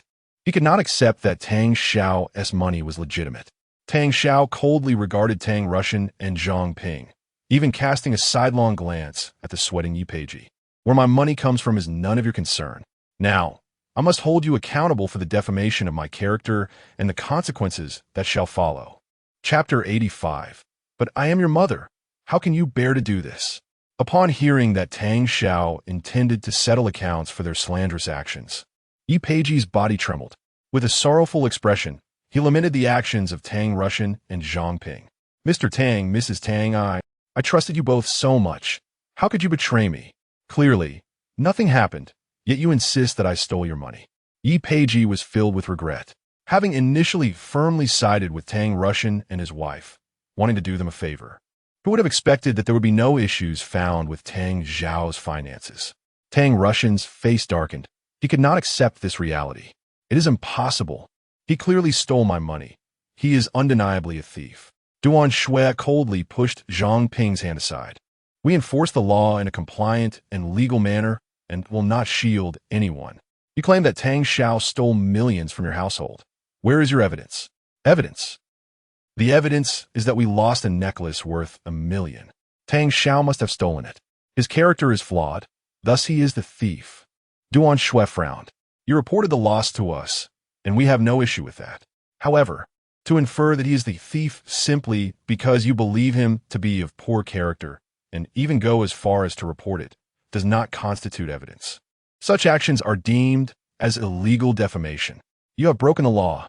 Duan Shui's voice was stern and formidable, her words serving as a judgment that directly characterized the actions of Tang Russian and Zhang Ping. As Tang Xiao stated, their actions were indeed defamatory. Tang Russian and Zhang Ping began to break into a cold sweat, wiping their foreheads with handkerchiefs. Duan Shui continued, furthermore, Mr. Tang Xiao is a hero citizen of our Jiangnan city, and he is also one of our 10 outstanding young figures. His reputation reflects that of Jiangnan City. To defame such a hero is to tarnish the reputation of our city, which is a graver offense. Tang Xiao stood quietly, earning the respect of those present. What? This young man is a hero citizen? One of the 10 outstanding youths. So young, setting aside the hero citizen status. Every city's 10 outstanding youth must have made significant contributions to be recognized. In Jiangnan City, with its millions of inhabitants, only 10 are selected each year. This young man is extraordinary. Such individuals are the guardians of our city. How could anyone defame him for theft? That is utterly inhumane. The Tang family must be blinded by power. Today, they have kicked against an iron plate. Lu Zihao, upon hearing these words, could not help but puff out his chest, inching closer to Tang Xiao, filled with pride. This is my brother. When you praise him, you are praising me. Tang Russian and Zhang Ping felt as if they had fallen into an ice cave, witnessing the scorn directed at them. They dared not express their anger. How had Tang Xiao become one of the 10 outstanding youths? Was this still the Tang Xiao they remembered? The couple looked at Tang Xiao, their familiar faces now feeling utterly alien. They were overwhelmed by a sense of powerlessness, realizing that they had never truly understood Tang Xiao. Duan Shui spoke again. Although you have caused significant defamation against Tang Xiao, it has not resulted in substantial losses. According to regulations, we will impose a 15-day detention and a fine of 5,000. Of course, since this is a matter between you and Mr. Tang Xiao, if you can gain his forgiveness and reach a settlement, the detention can be waived. A 15-day detention is the highest penalty aside from imprisonment. Exceeding 15 days nearly amounts to incarceration. Duan Shui addressed the matter strictly. This is what is colloquially known as settling privately or reconciliation. As long as the couple can obtain Tang Xiao's forgiveness and sign a reconciliation document, they would only need to pay the fine of 5,000, and the 15-day detention would be lifted. Tang Russian, Zhang Ping, and Yi Peiji understood the implications. The fine of 5,000 was a minor issue, but the 15-day detention was quite serious. Both Tang Russian and Zhang Ping were members of a wealthy family and placed great importance on their reputation, which was paramount to them. Being detained for 15 days would be an incredible embarrassment. Moreover, during their absence, the Tang Group's business would undoubtedly suffer. Living a life of luxury, indulging in gourmet meals, and residing in opulent villas, the reality of detention was akin to imprisonment. The only difference was a hairstyle and a prison uniform. It would be a dual torment, both mentally and physically, for a full 15 days. How could they endure such a fate? Yet, the police had stated that as long as Tang Xiao agreed to sign a reconciliation document, the detention could be avoided. The initiative now lay in Tang Xiao's hands. Yi Peiji slowly approached Tang Russian and Zhang Ping from behind. Mr. Tang, you have truly brought about my demise. Fortunately, there is a solution. You should apologize to Tang Xiao and seek his forgiveness.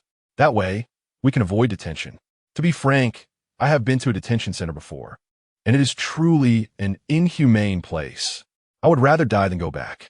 While no one mistreats you, you cannot use your phone, and you simply sit there all day long. It is dark, cold, filled with mosquitoes, and surrounded by all sorts of strange people, including deviants. It feels like a year in there, devoid of light. Once was enough. I never want to go again. Yi Peiji, now in a dire predicament, had lost the arrogance he once possessed. He felt utterly wronged. Initially intending to do a favor, now he himself was facing detention. As the manager of the store, if he were to go to the detention center, he would undoubtedly lose his position. His future employment at the Mercedes-Benz company would also be in jeopardy. As he glanced at the security guard he had scolded earlier, he noticed their gleeful expressions, which infuriated him. How dare these lowly individuals mock him? Yet, thankfully, if Tang Xiao were willing to relent, there could be a turning point. Hearing Yi Peiji's terrifying description of a detention center, Zhang Ping's complexion paled, and her heart sank. She became fearful. As a pampered, rich woman, the thought of such a place was unbearable. She tugged at Tang Russian's sleeve. Russian, I do not wish to go to the detention center. Tang Russian gritted his teeth, his face darkening. He too did not want to face detention, but begging Tang Xiao was more painful than eating feces. Mr. Tang, please, just plead with him. You are family, and your plea will surely be effective. Yi Peiji hastily urged.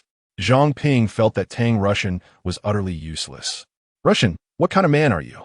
At a crucial moment like this, you are of no help, she scolded resentfully. Yet, she ultimately accepted the reality.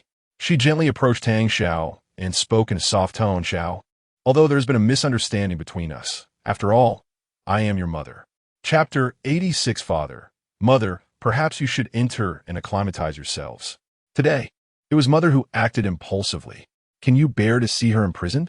After all, raising you is no easy feat. Is a detention center truly a place for human beings? Have you really become so heartless?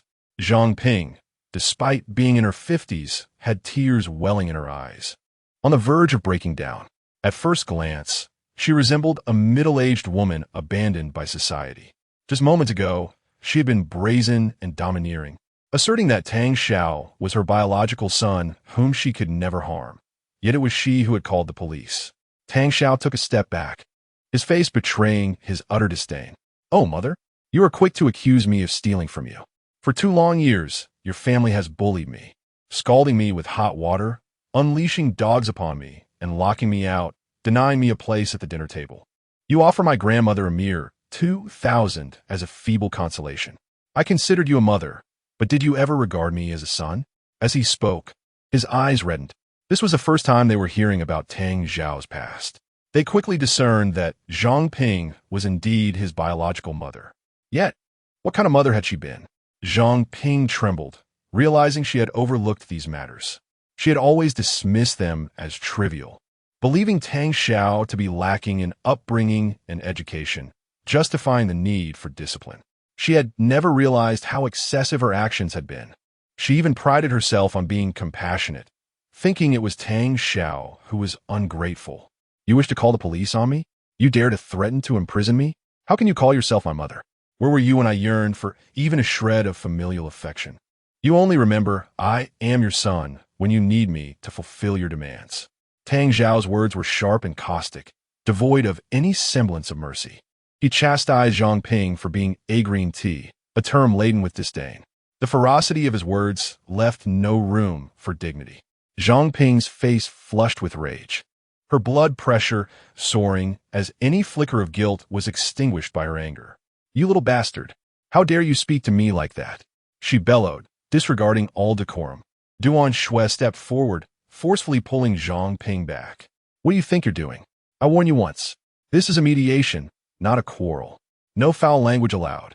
She admonished. Zhang Ping, stunned and furious, retorted, Why can he use foul language and I cannot? He insulted me, calling me a green tea. Is that not foul language?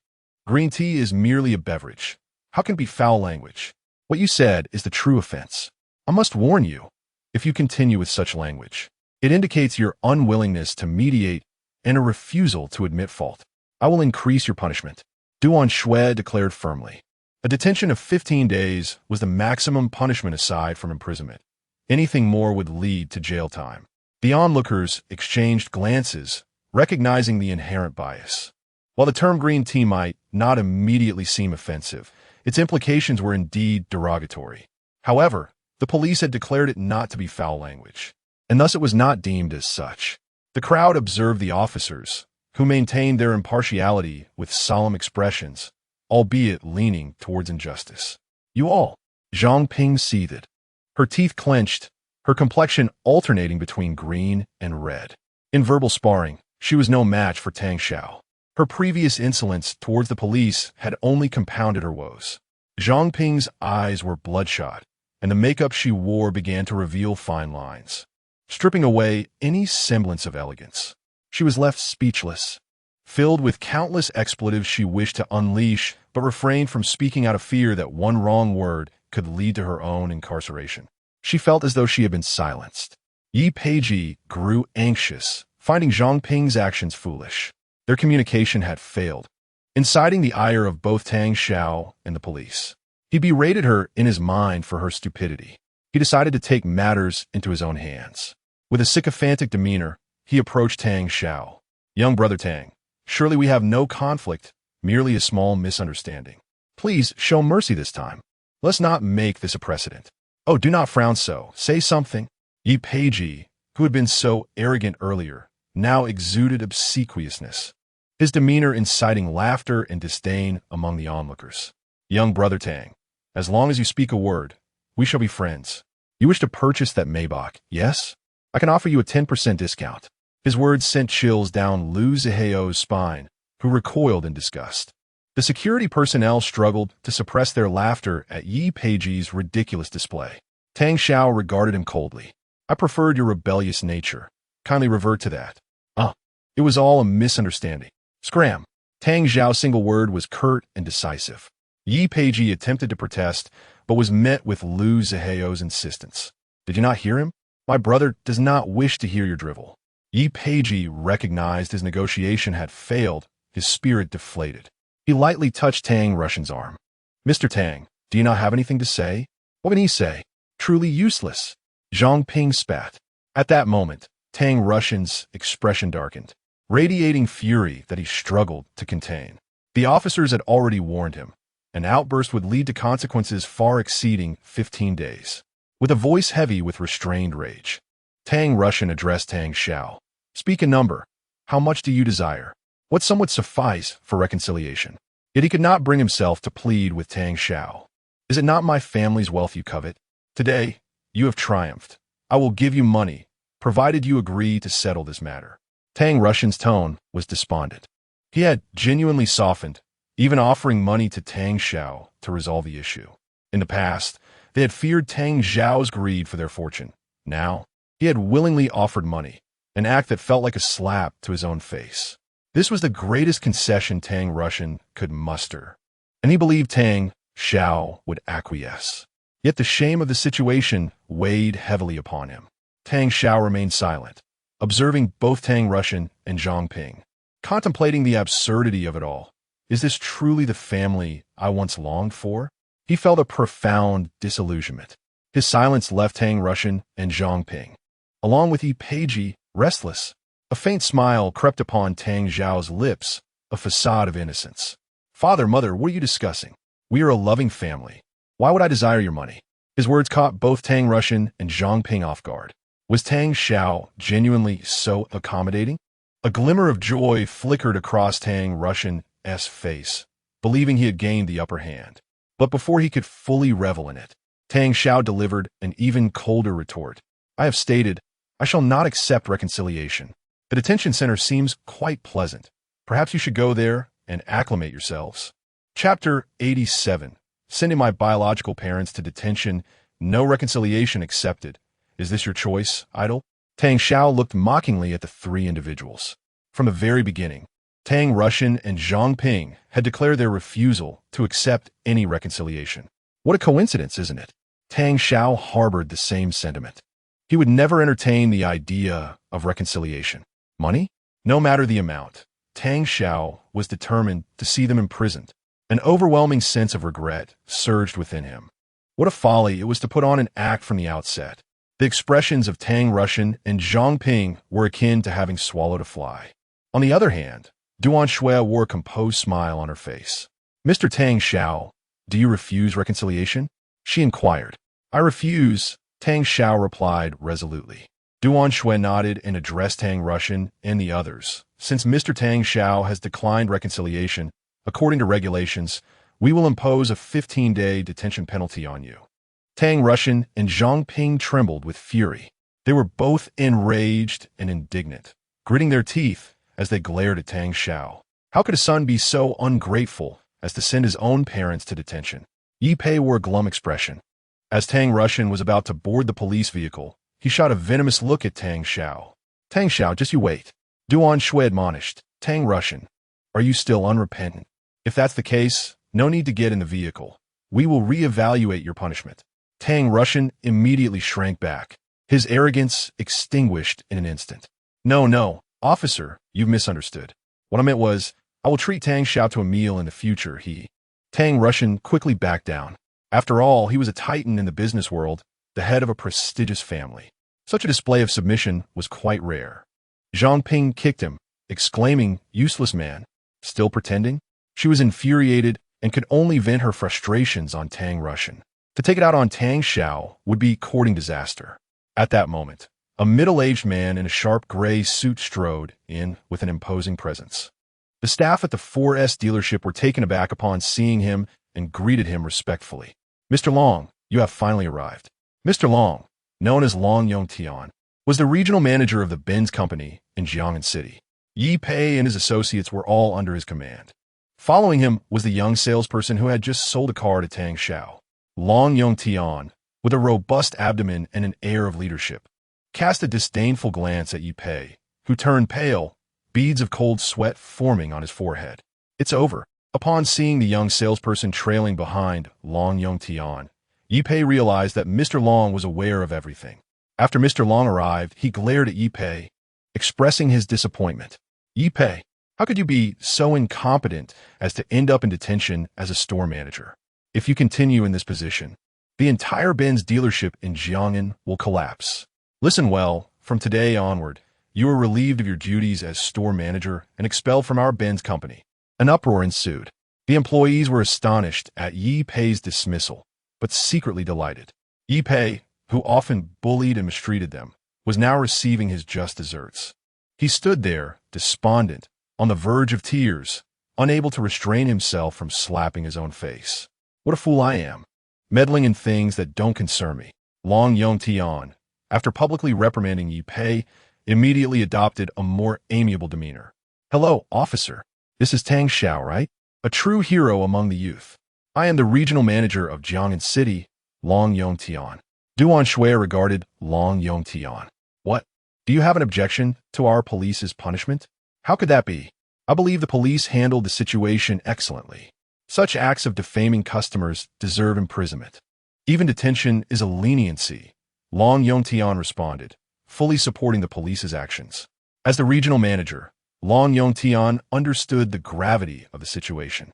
If mishandled, the negative repercussions could resonate nationwide, jeopardizing his position and causing significant losses to the Benz company. His decisive actions against Yi Pei were aimed at salvaging the reputation of the brand. Internally, he chastised Yi Pei for his foolishness, unable to comprehend how someone could be so dim-witted as to defame customers. Duan Shui said, "All right, officer, please take care on your way." As she departed, she turned to Tang Xiao and said, "Tang Xiao, let us grab a meal one day. I owe you my gratitude." She had not forgotten how Tang Xiao had saved her life. Long Yongtian observed this exchange, his thoughts unknown. After the police left, they took Tang Russian, Zhang Ping, and Yi Pei away. Following the procedure, Tang Russian and Zhang Ping were about to commence their 15-day stay in detention. The spectators exchanged glances, having witnessed quite a spectacle. The 4S dealership returned to its initial tranquility. Long Yongtian warmly invited Tang Xiao and Lu Zihao into the manager's office. He poured coffee for them and took a seat at Yi Pei's former desk. Just moments ago, it had been occupied by Tang Russian, Zhang Ping, and Yi Pei. But now it was theirs. Young brother Tang Xiao, I sincerely apologize for the conduct of our employee. It reflects poorly on us. I heard from Xiao Yang that you were interested in that Maybach. If you still wish to purchase a vehicle, I can offer you a 30% discount. However, if you no longer intend to buy, that is perfectly all right. Consider this an opportunity for friendship, Long Yongtian expressed earnestly. As the regional manager, he rushed over to mitigate the fallout from Yi Pei's actions. A 30% discount was the highest he could offer within his authority, a privilege rarely extended. Long Yongtian aimed to cultivate a relationship with Tang Xiao, ensuring that no future mishaps would arise from offending him. Tang Xiao hesitated, while Lu Zihao eagerly shook his shoulder. Wow, a 30% discount means nearly $1 million saved. That's a Maybach, Tang Xiao, you must agree. It's too good of a deal. As an automobile enthusiast, Lu Zihao understood the value of such an offer. At just over $2 million, acquiring a Maybach S was an exceptional bargain.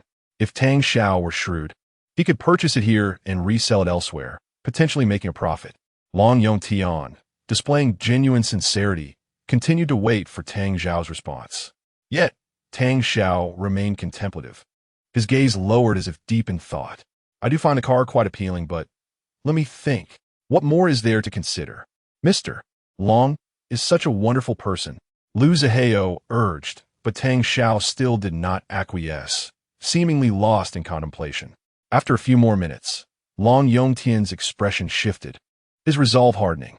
Very well, I will also include a premium interior package and 3 years of insurance. Lu Zihao was taken aback. A premium interior package was worth hundreds of thousands, and 3 years of insurance added several more. Finally, a smile graced Tang Xiao's face. Mr. Long is indeed a generous man. I will purchase this vehicle. Tang Xiao finally relented. Lu Zihao's face lit up in astonishment. Wow, incredible. Chapter 88. Is this the play of the affluent? After Long Yongtian made yet another concession, Tang Xiao finally acquiesced. Lu Zihao was taken aback. What was happening? How had they managed to save over 100,000 in just a few minutes?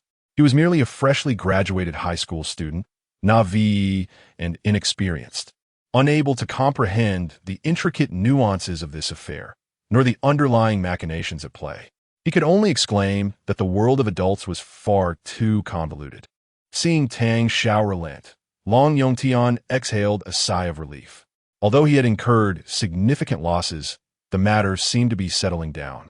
From Tang Zhao's various behaviors, he discerned that this young man was quite exceptional. Young, affluent, and acquainted with law enforcement. No wonder he was a top 10 youth. Yi Peiji had fallen victim to Tang Xiao, and it was entirely deserved. Did he not have the discernment to recognize such a person? Long Yongtian then summoned the young salesperson, Xiao Yang. You will draft a new contract with Mr. Tang, applying a 70% discount. Along with premium interior fittings and 3 years of insurance, he instructed meticulously. Mr. Tang is still purchasing a vehicle? Xiao Yang exclaimed, her excitement palpable. Her emotions had been a roller coaster. She was elated when Tang Xiao initially expressed his intent to buy a car, only to be disheartened when the Tang family accused him of misappropriating funds. Now that he was buying again, how could she not feel joy? Long Yongtian had a knack for managing relationships. It was thanks to Xiao Yang that he was informed of the situation. Had he not intervened to assist Yi Peiji, he would have remained oblivious to how the situation unfolded. Before long, the contract for Tang Zhao's vehicle was finalized. The black Maybach now belonged to him. In the hall, Lu Ziheo's pudgy fingers caressed the Maybach, marveling, is this truly my son's first car? It is absolutely stunning. Nonsense, I am your father, Tang Xiao retorted playfully. Do you think that just because you have become wealthy, you are no longer my son? Fear not, whether in poverty or riches, in sickness or health. A father will never abandon his child. The two mischievous friends resumed their playful banter, igniting a spectacle of juvenile antics that left Long Yongtian and Xiao Yang speechless, caught between amusement and disbelief. Ignoring their astonishment, Tang Xiao continued, You are my son. You are my son. Huh? Are you forcing me to reveal my ultimate move? As I mentioned earlier, if you call me father, I might just buy you a car. Tang Xiao grinned mischievously. Lu Ziheo was momentarily taken aback before suddenly embracing Tang Zhao's arm. Father, I am your beloved eldest son. I shall honor you for a lifetime. Your son is not greedy. Just buy me a Wuling Hongguang. A second-hand one will suffice. He jested. Tang Xiao waved dismissively. Why settle for a Wuling Hongguang when you adore the A200? I shall get you an A200 instead. In truth, purchasing a vehicle for Lu Ziheo had been Tang Zhao's intention all along. Throughout their 3 years of high school, Tang Xiao had faced financial hardships. Yet Lu Ziheo had consistently supported him. The growth Tang Xiao experienced was partly due to Lu Ziheo's assistance, a kindness he would always cherish. Today, as he bought a car, he intended to extend the same favor to Lu Ziheo, promising to include him in future good fortunes as well. He turned to Yi Peiji, saying, Manager Yi, please purchase an A200 for my friend as well. My beloved eldest son, go choose a color. Lu Ziheo was momentarily stunned, staring at Tang Xiao for a full minute. Wait, Tang Xiao, are you serious? I was merely joking. You need not buy from me. Your money is your own. Even if I feel envy, it is still your wealth. Since you have called me father, I must honor my word. Now, quickly select a color, Tang Xiao insisted. Lu Ziheo felt a lump in his throat. He had never intended to take advantage of Tang Zhao's generosity. Tang Xiao. No, it is Father Tang. You are truly magnificent. Lu Ziheo, abandoning pretense, went to choose his vehicle. He had long regarded Tang Xiao as a lifelong brother, willing to sacrifice for him if need be. Yi Peiji and Xiao Yang were left astounded. Was a mere call of father enough to procure a car? Was this truly the play of the wealthy? Xiao Yang, blushing slightly as she glanced at Tang Xiao, tentatively inquired, Mr. Tang, do you desire a daughter? If so, how do you find me? Both Yi Peiji and Tang Xiao were equally taken aback by Xiao Yang's proposition. She was over a decade older than Tang Xiao. Was she truly choosing to join this affluent play? Meanwhile, within the villa of Lan Exine, she was in high spirits, humming a tune and swaying gracefully as she tidied her home, even adjusting the tulips on the balcony. With her eyes closed, she inhaled deeply, savoring the beauty of life. In contrast, on the living room sofa, Lan Ming and Tang Exine observed the jubilant Lan Exine. While Lan Exine radiated happiness, Lan Ming wore a frown, her mind heavy with thoughts. Look at my elder sister. She's been in this state for days, singing and dancing. even cleaning the house herself. Our housekeeper is positively idle, Lan Meng whispered to Tang Xin. Of course, Lan Xin is joyful. She must have found someone special. Women in love behave this way, Tang Xin replied, genuinely pleased for her friend's happiness. Clearly, her brother-in-law was a good man to evoke such joy in Lan Xin. However, Lan Meng felt conflicted. But my brother-in-law is her younger brother. Her face flushed crimson as she struggled to voice the truth, which felt far too explosive to articulate. Tang Xin, her best friend with whom she shared everything, seemed an impossible confidant for this revelation. Lan Xin, Meng, do have some fruit. Don't just sit there. Okay, thank you. Sister. Lan Meng's movements were stiff as she attempted to spear a piece of watermelon, struggling to focus. Oblivious to Lan Meng's discomfort, Tang Xin curiously asked, Sister Lan Xin, could you tell me more about my brother-in-law? We are quite intrigued by him. Lan Meng's eyes widened in shock, and her watermelon slipped, landing on her chest. It's fine. I'll handle it. She hurriedly picked it up and discarded it in the trash. Honestly, at this age, I should be more graceful. Lan Xin chided gently, brushing off the crumbs from Lan Meng's attire. He. Lan Meng could only chuckle awkwardly. The typically aloof artist now appeared endearingly silly. Feeling flustered, she decided to forego fruit, opting for a glass of water instead. As she raised the glass, Lan Xion's expression softened in reminiscence, a knowing smile gracing her lips. Well, as for my brother-in-law, although he isn't entirely my brother-in-law yet, sharing my impressions of him is harmless. He is remarkably strong, exceedingly robust. Moreover, he understands me quite well. Lan Meng sprayed a mouthful of water onto Tang Xion's face. Chapter 89. Sister, I am so confused. Tears behind iron bars, oh dear. Meng, what are you doing? Lan Meng splashed a face full of water onto Tang Xion. Startled, Tang Xion's body froze, allowing the water to cascade down her face. Lan Meng hurriedly grabbed a tissue to help wipe Tang Xion's face, which had become contorted from the rough handling. I'm so sorry. I just recalled something joyful and couldn't help myself. If you remember something happy, you shouldn't spray it all over my face. Tang Xion pouted in reproach. I'm really sorry, my bad. Lan Meng's clumsy actions only made Tang Xion's hair more disheveled. After the flurry of activity, Tang Xion's makeup was further in disarray. Lan Xion looked at her younger sister with a mix of exasperation and amusement. Meng, why don't you try to be a bit more graceful? I truly wonder how you manage to call yourself an artist. He. Lan Meng could only chuckle awkwardly. In her heart, she thought, Sister, how can you criticize me when you speak such outrageous words? What do you mean by having strength? What do you mean by understanding my points? How can you even utter such things? Older sister, you really don't treat us as outsiders at all. A flood of images once again filled Lan Meng's mind. Little did she know that when her sister referred to having strength, she meant that Tang Xiao had a strong presence. Not in the way one might think. Points refers to the acupressure points during a massage.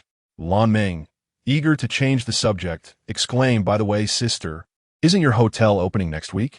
Why don't you tell me more about it? She swiftly diverted the conversation, fearing her sister might continue down a path she wished to avoid. Tang Xion's thoughts were already muddled by Lan Meng's chatter. Weren't we just talking about brother-in-law? How did we end up discussing Lan Xion's hotel? Meng, your thoughts have become quite erratic lately. I can hardly keep up with you. Oh dear, I just suddenly remembered it. Lan Meng insisted on steering the topic. What else there to discuss? You all already know. I've opened a 6-star hotel, and I've completed the work. It will officially open next week, Lan Xion said with a beaming smile. But sister, that hotel is designed by you, and you've been so dedicated to its construction. Lan Meng exclaimed in admiration. Lan Xion had been in this industry for many years. 2 or 3 years ago, she purchased a plot of several thousand square meters beside Jianhu. After excavating the foundation and erecting a towering structure, a magnificent 20-story hotel rose from the ground. The hotel features a swimming pool, hot springs, gym, and office spaces, luxurious and stunning. Lan Xion solely owns this hotel. At the age of 28, she has accomplished the remarkable feat of owning her own 6-star hotel, earning her respect from many in the industry who view her as an exemplary figure among the affluent youth. I've invited Xiao Xin and your family to come to the hotel next week for the grand opening. Lan Xin warmly extended her invitation. Tang Xin, already in awe of this strong woman, felt elated at the invitation and eagerly agreed. Of course, Sister Lan. I will definitely bring my parents and my sister to support you, as Tang Xin is a friend of Lan Meng. It was only natural for Lan Xin to invite her family as well. Then I will extend my regards to Mr. and Mrs. Tang when the time comes. Lan Xin replied. You are too polite, Sister Lan. With the topic successfully shifted, Lan Meng felt a sense of satisfaction. Suddenly, Tang Xin asked, inappropriately, Sister Lan, will brother-in-law be there too? Lan Xion's face flushed slightly. I've mentioned he is not technically your brother-in-law yet. I haven't told him about this yet, but I will be sure to invite him. That's wonderful. Finally, I will get to meet brother-in-law. Lan Meng shuddered as if stepping on a tail. Oh no, I had hoped to divert their attention, but now they are set to meet. Panic surged through Lan Meng at the thought of impending exposure. She pondered, I must think of a way to handle this. While Lan Meng and Tang Xin laughed and chatted, her thoughts drifted elsewhere. Just then, Tang Xion's phone rang. But I sold my car and my heart. Oh, my dad is calling. Let me take this call. Tang Xin answered the phone. Hello, Dad. I'm at Sister Lan's house. What? Oh. Tang Xion's eyes widened, her expression shifting from calm to shock. All right, I'll come right away. After hanging up, Tang Xin appeared anxious. Lan Xin en Lan Meng et Jan Gudio Gelang. Xiao Xin, what is wrong? Tang Xin hurriedly stood, preparing to leave in haste.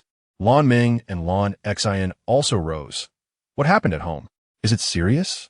Do you need help? Tang Xin seemed anxious and unable to disclose the details. Although the Lan sisters were curious, they felt it was inappropriate to pry. As she was leaving, Lan Xin said, All right, you handle your family matters first. Remember to bring Mr. and Mrs. Tang next week. Tang Xin hesitated, her face revealing distress as she replied, Sister Lan, I will certainly come, but as for my parents, well, we'll see. I'm not sure if they can make it. I must go now, goodbye. Tang Xin insisted that Lan Meng not accompany her. Leaving in a hurry, the Lan sisters exchanged glances. Lan Xin asked, Meng, do you know what happened at Tang Xion's home? Huh? What do you mean by what happened? What is so chaotic? Lan Xin was taken aback. Oh dear, sister, just don't ask. I'm so confused, my head is spinning.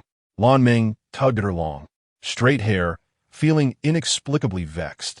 At the Jiang'an City Detention Center, in the visiting room separated by a pane of glass, Tang Rushan and Zhang Ping sat inside. Both appeared disheveled, their clothes wrinkled and grimy. Their eyes were clouded and somewhat swollen. Zhang Ping's makeup had long since run. The couple had lost the refined air they once possessed, resembling ordinary elderly people from the streets.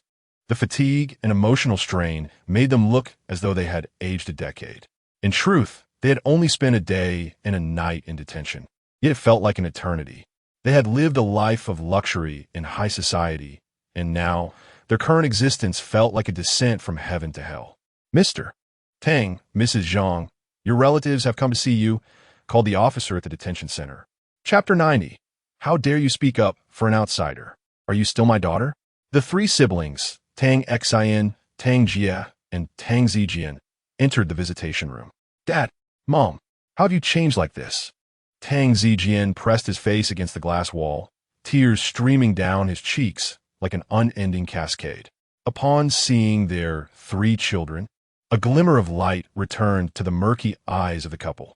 Xin, Jie, Zijian, you've come. Zhang Ping's voice quivered, while Tang Rushan let out a heavy sigh.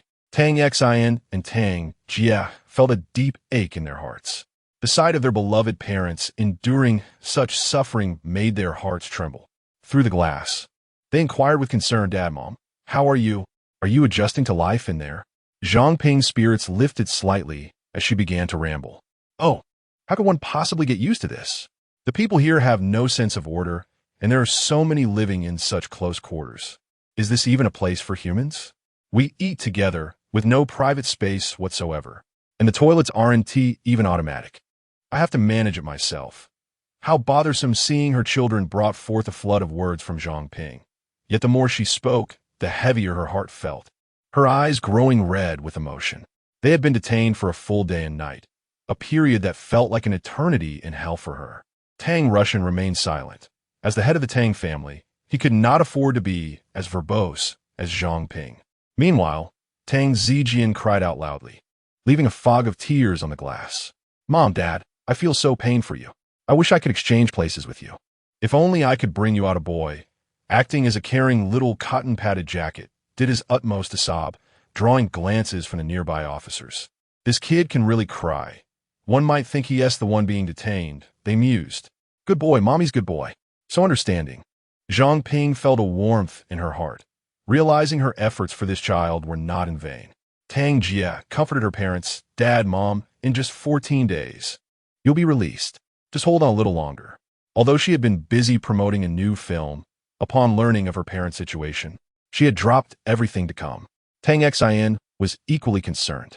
She received the call while at Lan Xian's place, and upon hearing that her parents were in detention, worry and anxiety gripped her. Despite Lan Meng being her closest friend, she could not confide in her. Family shame must not be aired, especially the disgrace of a wealthy family. They had hidden Tang Zhao's identity for similar reasons, believing that the son of a poor family was a family disgrace.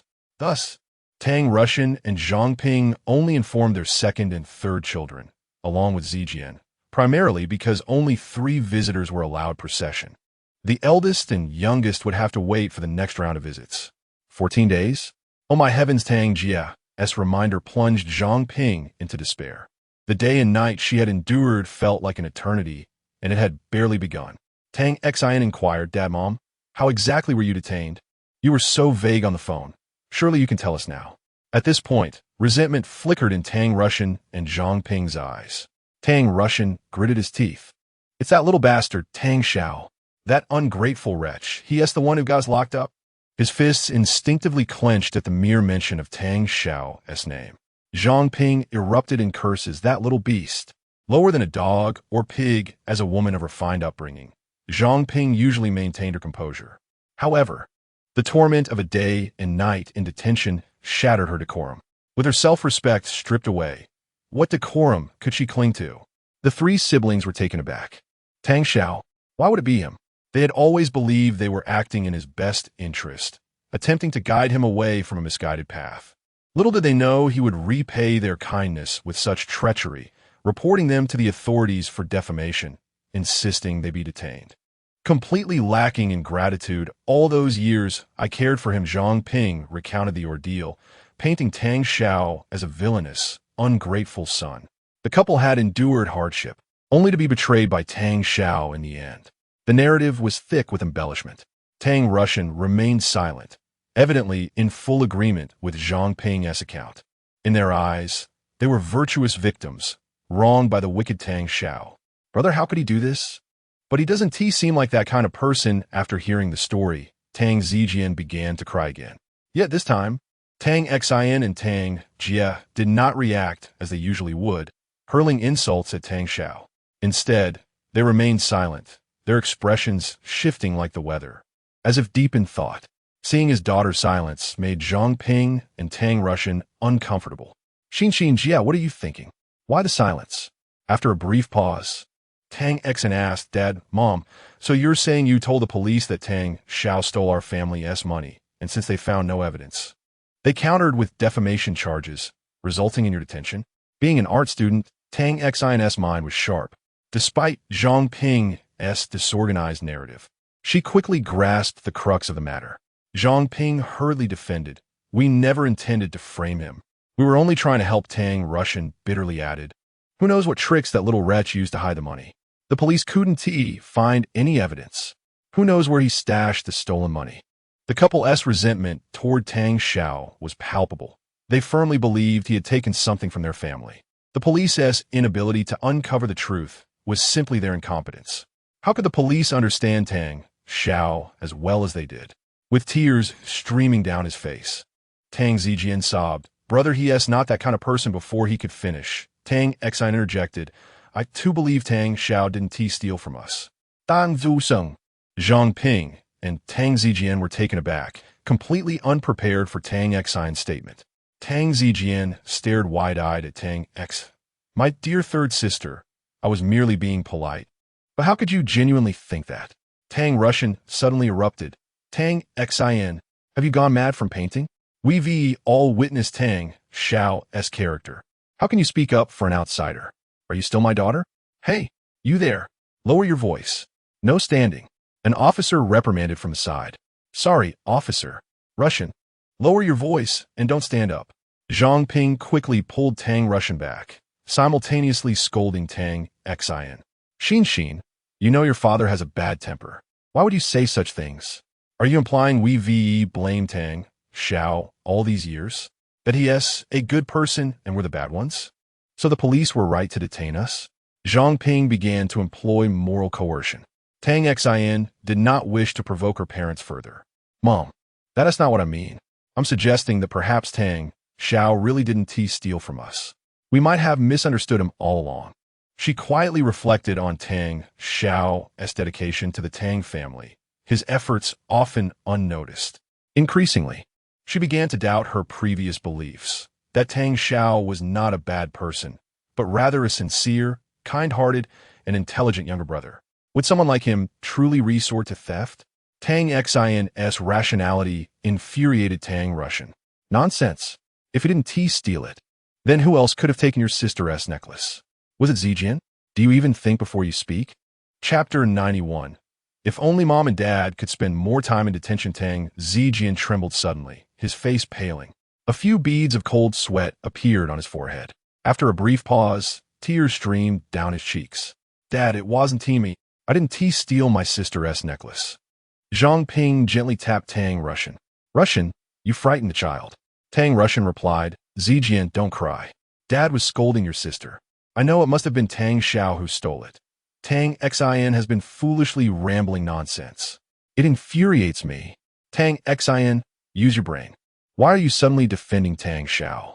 At that moment, the usually silent Tang Jia interjected, Dad. I also think that Tang Xiao probably didn't steal the necklace from home. Everyone was taken aback, including Tang Xin. Tang Jia despised Tang Xiao the most. How could her perspective have shifted? Unlike Tang Xin, Tang Jia had different experiences. Although she still disliked Tang Xiao, both Su Lengdi and Gu Xiaoxi regarded Tang Xiao as a good person. Even if Tang Xiao was foolish, she would ponder whether she might indeed be mistaken. Tang Russian erupted in fury. Nonsense. Are you both foolish? Supporting Tang Xiao? Tang Xin, you lack sense. Tang Jia, don't you lack sense too? Look at your mother and me. We are currently in detention. Who put us here? It was that little beast, Tang Xiao. You two actually defend the one who harmed us. Are you still my daughters? Tang Russian's voice was filled with rage as he berated his two daughters. He had intended to explode in anger, but the police officer beside him was glaring, disapproving of his loudness. He feared that if he raised his voice any further, they might forcibly terminate the visit. Tang Jia and Tang Xion's faces flushed red and pale under their father's scolding. They had never seen such fury from him before. Although they suspected Tang Xiao hadn't stolen anything from home, the fact remained that it was Tang Xiao who had sent their parents to the detention center. Dad, please don't scold my sister. She didn't mean it. Dan Zidian Polit Gling. Zhang Ping also reproached the sisters. Your father may have been a bit too harsh, but you two have never been in detention and don't know how difficult it is here. There are no innocent parents. Regardless of whether Tang Xiao stole something or not, he is at fault for sending his biological parents to detention. You shouldn't defend someone like him. Tang Russian and Zhang Ping earnestly counseled their daughters, which left Tang Xin and Tang Jia feeling embarrassed and ashamed. Indeed, no matter what kind of person Tang Xiao was, their parents had been sent to the detention center because of him. In that regard, Tang Xiao was utterly excessive. No matter how close they were, could he ever replace their own parents? Finally realizing her misjudgment, Tang Jia spoke up, Dad, I'm sorry, I understand now. I shouldn't have defended Tang Xiao. You're right. He is the one who sent you to the detention center. He is the real jerk. Though Tang Jia appeared bold, her character mirrored that of Zhang Ping. She lacked resolve. After being chastised by Tang Russian and Zhang Ping, she concluded that Tang Xiao was in the wrong. Although her parents might have been incorrect, disregarding the facts. Could Tang Xiao truly be innocent? Seeing that his second daughter had finally been awakened by his scolding, Tang Russian's emotions began to ease. He turned to his youngest daughter, Tang Xian. If Tang Jie has recognized her mistake, what about you?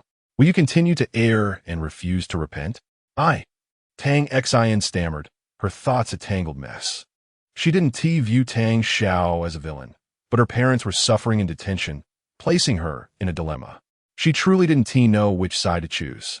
Observing Tang Xian's hesitation, Tang Russian's anger flared, his face turning crimson. All right, Tang Xian, since you insist on defending Tang Xiao, then I shall consider you no longer my daughter. Leave, never return to see me again. I, Tang Russian, will act as if I never had you as my child. The Tang family is no longer your family. Go, leave. Tang Russian was so enraged that he felt he had wasted his affection on her. If it weren't for the glass barrier, he would have slapped Tang Xian. Russian, say a few less words. Dad, Xiao Xian didn't mean it. Xiao Xian quickly apologized to Dad. Say you were wrong. Sister, Dad. Tang Russian was on the verge of expelling them, while the others urged him to reconsider. Tang Xian was struck with shock, her face paling. Throughout her life, she had always been the pride of the Tang family. Tang Russian had always doted on her. This was the first time her father had spoken to her so harshly. Was he truly going to send her away? Tang Xian pressed her forehead against the glass, urgently apologizing. Dad, I was wrong, I understand. Please don't send me away. I will never defend Tang Xiao again. You are my father, and we are a family. As she spoke, tears streamed down her face. Witnessing this, Zhangping and Tang Jie could no longer hold back their own tears. Apart from Tang Russian, Zhangping, Tang Xian, Tang Jie, and Tang Zijian all wept. Hey, I told you to keep your voices down. Don't disturb others. This is your last warning. If you continue to be loud, I will terminate your visitation immediately. Do you understand? The police officer issued one final warning. He cared not for the emotional turmoil of the Tang family. To him, they were merely a nuisance. Feeling rebuked by the officer, the family shrank back. I'm sorry, officer, Zhangping said, lowering her head. Xiao Xian, Jie, listen closely. The humiliation your father and I endured today will never be forgotten. It's all because of Tang Xiao that our once loving family has turned into this. If we ever have the chance, we must seek revenge. Do you understand? We cannot let this go. Zhangping appeared gentle, yet her eyes brimmed with hatred. Tang Jie nodded. Don't worry, Mom and Dad. I will help you get revenge. Tang Xian felt conflicted but still agreed. Tang Russian remained silent, clearly acquiescing to Zhangping's sentiments. Tang Russian stated, Your mother and I have discussed it and decided to transfer the cosmetics companies to Zijian. He has always wanted to help the family. Since we will be in detention for another 2 weeks, we may be unable to manage the business. So it is better to entrust it to Tang Zijian. Mom and Dad, is that really possible? Tang Zijian could hardly contain his excitement. This was a stroke of fortune. He had coveted the Tang family assets for so long, never expecting that they would finally fall into his hands. Tang Russian looked at Tang Zijian with affection. Who else would I entrust such a dutiful and understanding son to? I want to help the family, but I'm afraid I won't do well. Tang Zijian feigned modesty. How could that be? You scored over 600 on the national exam. Doesn't that prove your capability? We believe in you, Zijian. We all will always believe in you. Tang Russian and Zhangping comforted him. I will definitely work hard. Dan Zidian vow it. Yet, in his heart, he secretly thought, since my parents have only been in detention once, and I have already acquired several companies, if they were to be detained more often, would I not gain even more of the Tang family assets? Chapter 92. The Revenge of Tang Russian. The Tang family's hatred for their own young master grows deeper. Tang Zijian pondered shamelessly the feasibility of his plan. The Tang family owned numerous companies across various industries.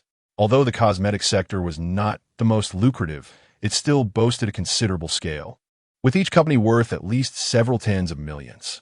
It was astonishing that it had indeed fallen into the hands of Tang Zijian. The anger directed at Tang Zio was intensified by the contrast with Tang Zijian's charming and sensible demeanor. The biological son seemed less favored than the adopted one. Entrusting the family assets to Tang Zijian was not solely for the purpose of nurturing him. It also provided a sense of vindictive pleasure against Tang Zio. Tang Russian seethed. Tang Zio, do you not enjoy stealing from the Tang family? Are you not coveting our wealth? I shall hand it all over to Zijian. Watch as I drive you to despair. This decision was made by Tang Russian and Zhang Ping.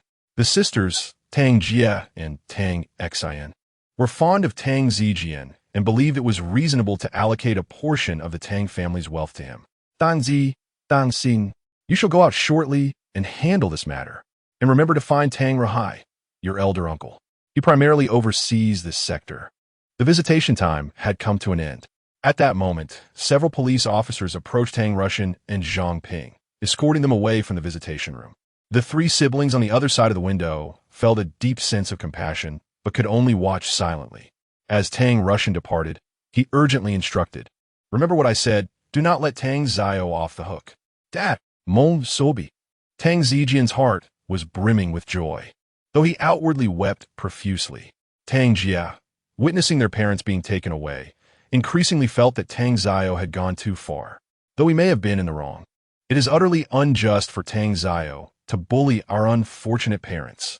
Meanwhile, Tang Xian sighed heavily, feeling a knot in her heart. Am I truly going to confront Tang Zio? Even knowing he is a good brother, my own brother. Are we really going to proceed with this? Tang Xian was beset by indecision. In her room lay a cherished family portrait painted by Tang Zio. She was becoming increasingly uncertain about the right course of action. After the visitation concluded, Tang Jie took Tang Zijian to seek Tang Rahai for the asset transfer, while Tang Xian claimed she felt unwell and opted not to accompany them. In the parking lot, Tang Xian sat in a luxury vehicle, her headlights off, watching cars come and go from the adjacent spaces. She felt a tightening in her chest. Perhaps I should go and find Ming Ming to distract myself. Tang Xian called Lan Ming, who replied, Tang Xian, I've been a bit busy these past 2 days and currently have no time. Tang Xian, puzzled, asked, what are you busy with? Oh, it's still about my sister's hotel business.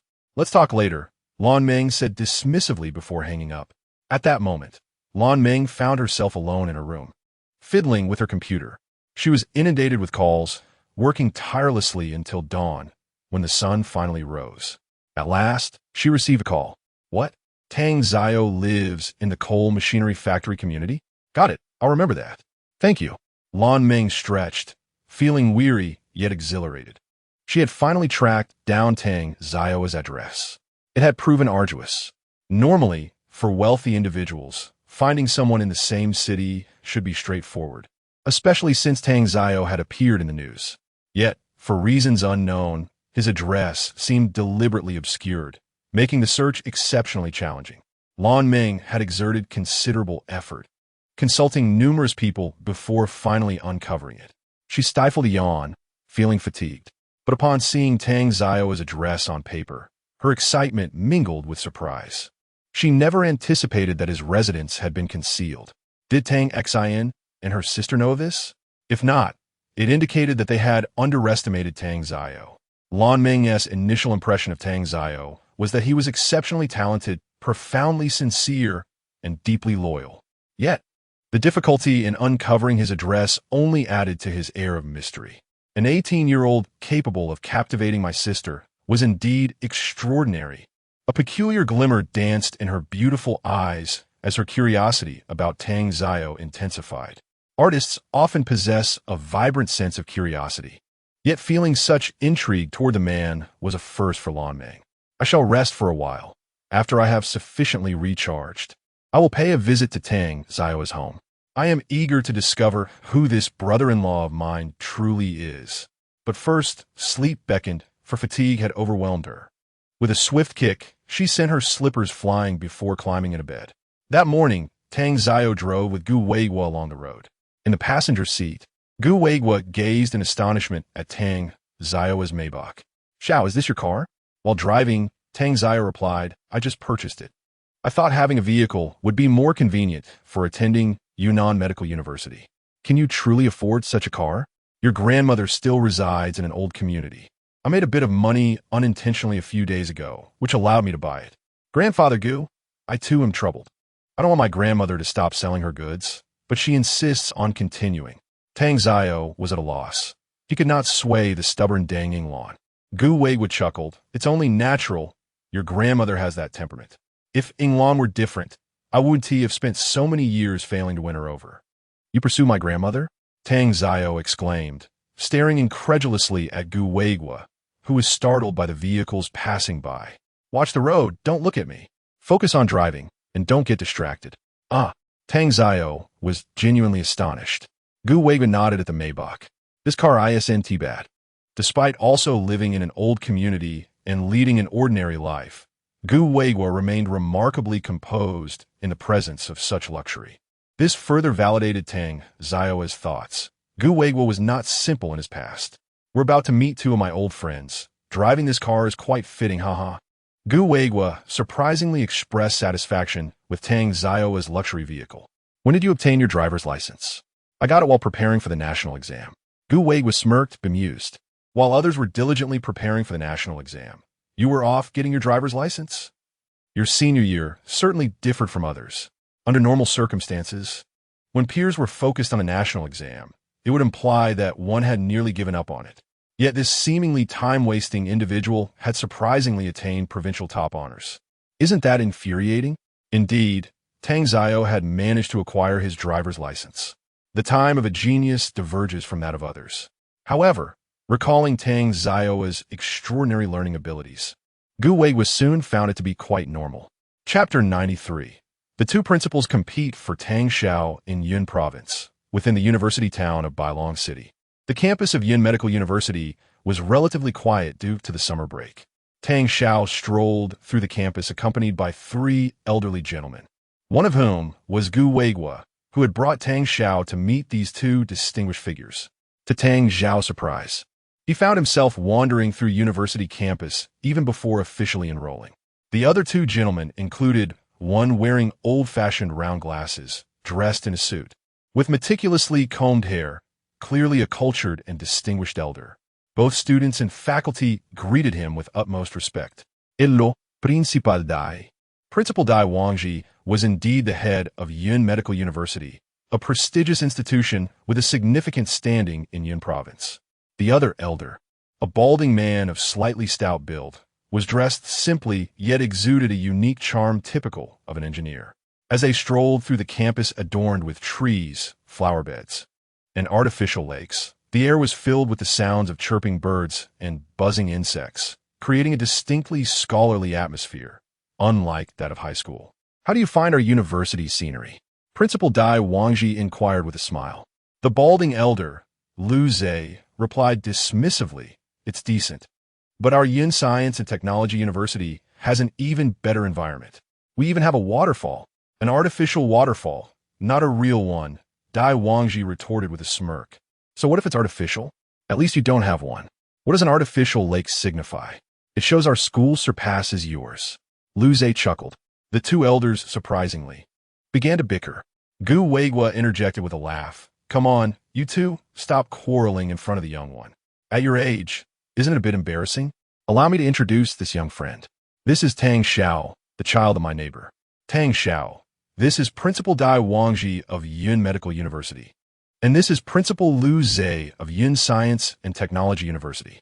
Both institutions are among the top in the nation, with Yun Medical University and Yun Science and Technology University being the best in Yun Province. While their fields of expertise diverge significantly as the finest universities in the region, they often engage in a subtle rivalry. Greetings, Principal Dai, Principal Lu, Tang Xiao expressed, astonished to learn that these two quarreling elders were such prominent figures. What further astonished him was Gu Weigua's apparent familiarity with them, indicating his own distinguished status. Upon hearing Tang Xiao's name, both Dai Wangji and Lu Zhe's expressions brightened. They scrutinized him closely. Tang Xiao, this year's top scholar of Yun Province? Impressive young man. Old Gu, your old house must have great feng shui. Having a provincial champion as a neighbor. My boy, you've been quite the topic in the news lately. Everyone in the circle has been discussing you. Ha ha. An 800-point scholar, a unique achievement nationwide. How fascinating.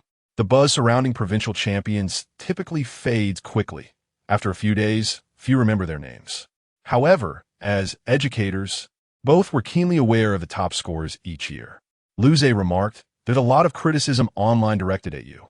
Facing such online harassment at a young age is quite remarkable, haha." This comment left Tang Xiao feeling awkward, as it seemed bad news traveled faster than good. Dai Wangji scolded, "Lu, you should be called Old Six instead of Old Lu. Do you even know how to converse? You're scaring the young one." "Don't worry, Tang Xiao. Have you filled out your application yet? Come to our Yin Science and Technology University. I can arrange extra scholarships for you. I'll place you in a major with more female students." Luze immediately began to entice Tang Xiao to enroll in his university, attempting to lure him with financial incentives and the promise of a more favorable environment. Tang Xiao was at a loss for words. Dai Wangji spat in disapproval. "Huh, you old rogue, resorting to such base tactics for recruitment? Besides, your Science and Technology University is like a monk's temple, where all the female students." This held some truth. Traditionally, engineering and technical fields had fewer female students compared to medical studies. In some classes, it was common for there to be no female students at all. Gu Weiguo watched his two old friends bicker with a smile, showing no inclination to intervene. Meanwhile, Tang Xiao awkwardly scratched the back of his head, offering a sheepish smile in response. These esteemed figures, who had just been arguing over which school was superior, were now squabbling over who could claim him. However, it was clear that every university desired a provincial champion, an undeniable talent. Fortunately, there were few people around at that moment. Had they witnessed these highly respected principals engaging in such shameless banter, they would have surely been taken aback. Of course, their playful rivalry was confined to private moments. They maintained a more dignified demeanor in front of students, as expected of principals. At that moment, Gu Weiguo interjected, "Enough of your squabbling. Tang Xiao has already made his choice. He intends to apply to Yun Medical University." Gu Weiguo's declaration brought joy to Dai Wangji. "Really? Young Tang Xiao truly has a discerning eye for esteemed institutions. Rest assured, our university will certainly not treat you poorly. Who would have thought we would attract a provincial champion? Thank the heavens for Yun Medical University," Dai Wangji exclaimed, patting Gu Weiguo on the shoulder. "Old Gu, you're quite something. Even outside of school, you're thinking about our alma mater. I'll treat you to dinner tonight." Gu Weiguo had previously worked at Yun Medical University, and Dai Wangji understood that Tang Xiao's choice was likely influenced by him. How shameless. "Gu Weiguo, we are friends, aren't we? Why didn't you recommend Tang Xiao to our university? The nation needs scientific talent." Luze huffed, glaring. Tang Xiao observed the three elders quarreling on his behalf, feeling somewhat out of place. He had no desire to intervene. Socializing with such eminent figures was overwhelming. Luze then suggested, "How about this, Tang Xiao? Cause some trouble at Yun Medical University. Burn a few dorm appliances, skip classes, get yourself expelled, and then come to our university. As long as you don't get into serious legal trouble, I can approve your admission. I'm the principal. I make the rules." Dai Wangji was not pleased. "Old Six, are you out of your mind? That's a terrible idea. Don't lead my good student astray." He then turned to Tang Xiao earnestly. "Tang Xiao, make sure to study hard and avoid associating with those unprincipled old scoundrels. It could land you in trouble." Chapter 94. A Blessing from Heaven. Tang Xiao astounds the esteemed elders. Is it merely a scholarship? The way it is spoken of suggests I cannot afford it. "Tang Xiao, you should earnestly attend Yin Medical University. My scholarship only increases." Although Tang Xiao has already resolved to join Yun Medical University, Dai Wangji still aims to solidify Tang Xiao's favorable impression of the institution. "Come to our school, and I shall provide you with an independent dormitory, a private restroom. You can even dine at the staff cafeteria. Haha, you are welcome to join my family for meals." The two elderly gentlemen continued their playful dispute. "Aha!" Tang Xiao could only manage an awkward smile, casting a pleading glance at Gu Weiguo. "Grandpa Gu, save me. This is so embarrassing." Gu Weiguo, stroking his beard, chuckled contentedly. "Isn't this rather splendid?" He was quite pleased with the antics of his two old friends vying for Tang Xiao's favor. Earlier, he had intentionally asked both friends to meet him at the parking lot, solely to let them witness Tang Xiao's luxurious Maybach, ensuring they recognized his wealth. Thus, if they sought to win over Tang Xiao, they would need to offer more enticing conditions. This was primarily to encourage Tang Xiao to negotiate for additional benefits with Dai Wangji, while also inciting some envy in Lu Zhe, aiding Tang Xiao's bidding. The three elders were well aware of this dynamic. It was a mark of respect for talent, as well as a shared amusement among three old friends. Moreover, Gu Weigua's willingness to introduce Tang Xiao to them indicated his deep fondness for the young man, which further attested to Tang Xiao's commendable character. Those whom Gu Weigua cherished deserve their attention. Before long, they arrived before a quaint white building, 3 stories in height. While not tall, it was remarkably spacious. A sign hung above the entrance proclaiming it as the Medical Product Research Institute. Upon entering, they encountered numerous individuals clad in white lab coats and experimental attire, bustling in and out. Each room was filled with an array of intricate instruments and various types of equipment. Tang Xiao was truly amazed. This was his first visit to a research institute. The staff hurriedly attended to their tasks, some greeting Dai Wangji with a nod, and even extending salutes to Lu Zhe. Dai Wangji inquired, "Is Director Tang not present?" "Principal, have you forgotten? Director Tang is also overseeing a portion of this year's admissions work.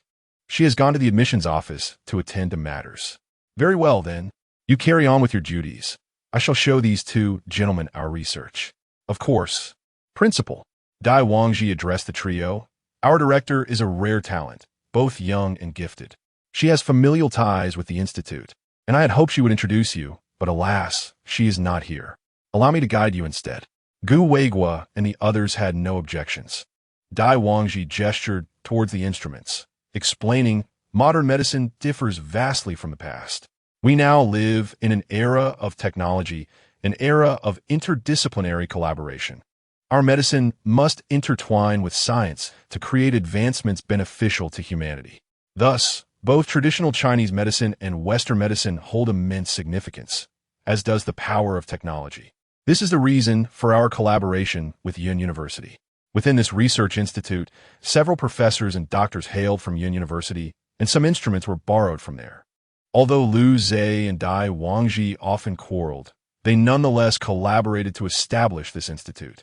Dai Wangji chuckled, "Old Gu, your research in traditional Chinese medicine has significantly aided our products. I am falling behind the times. I cannot comprehend your advanced technology," Gu Weigua replied with a laugh.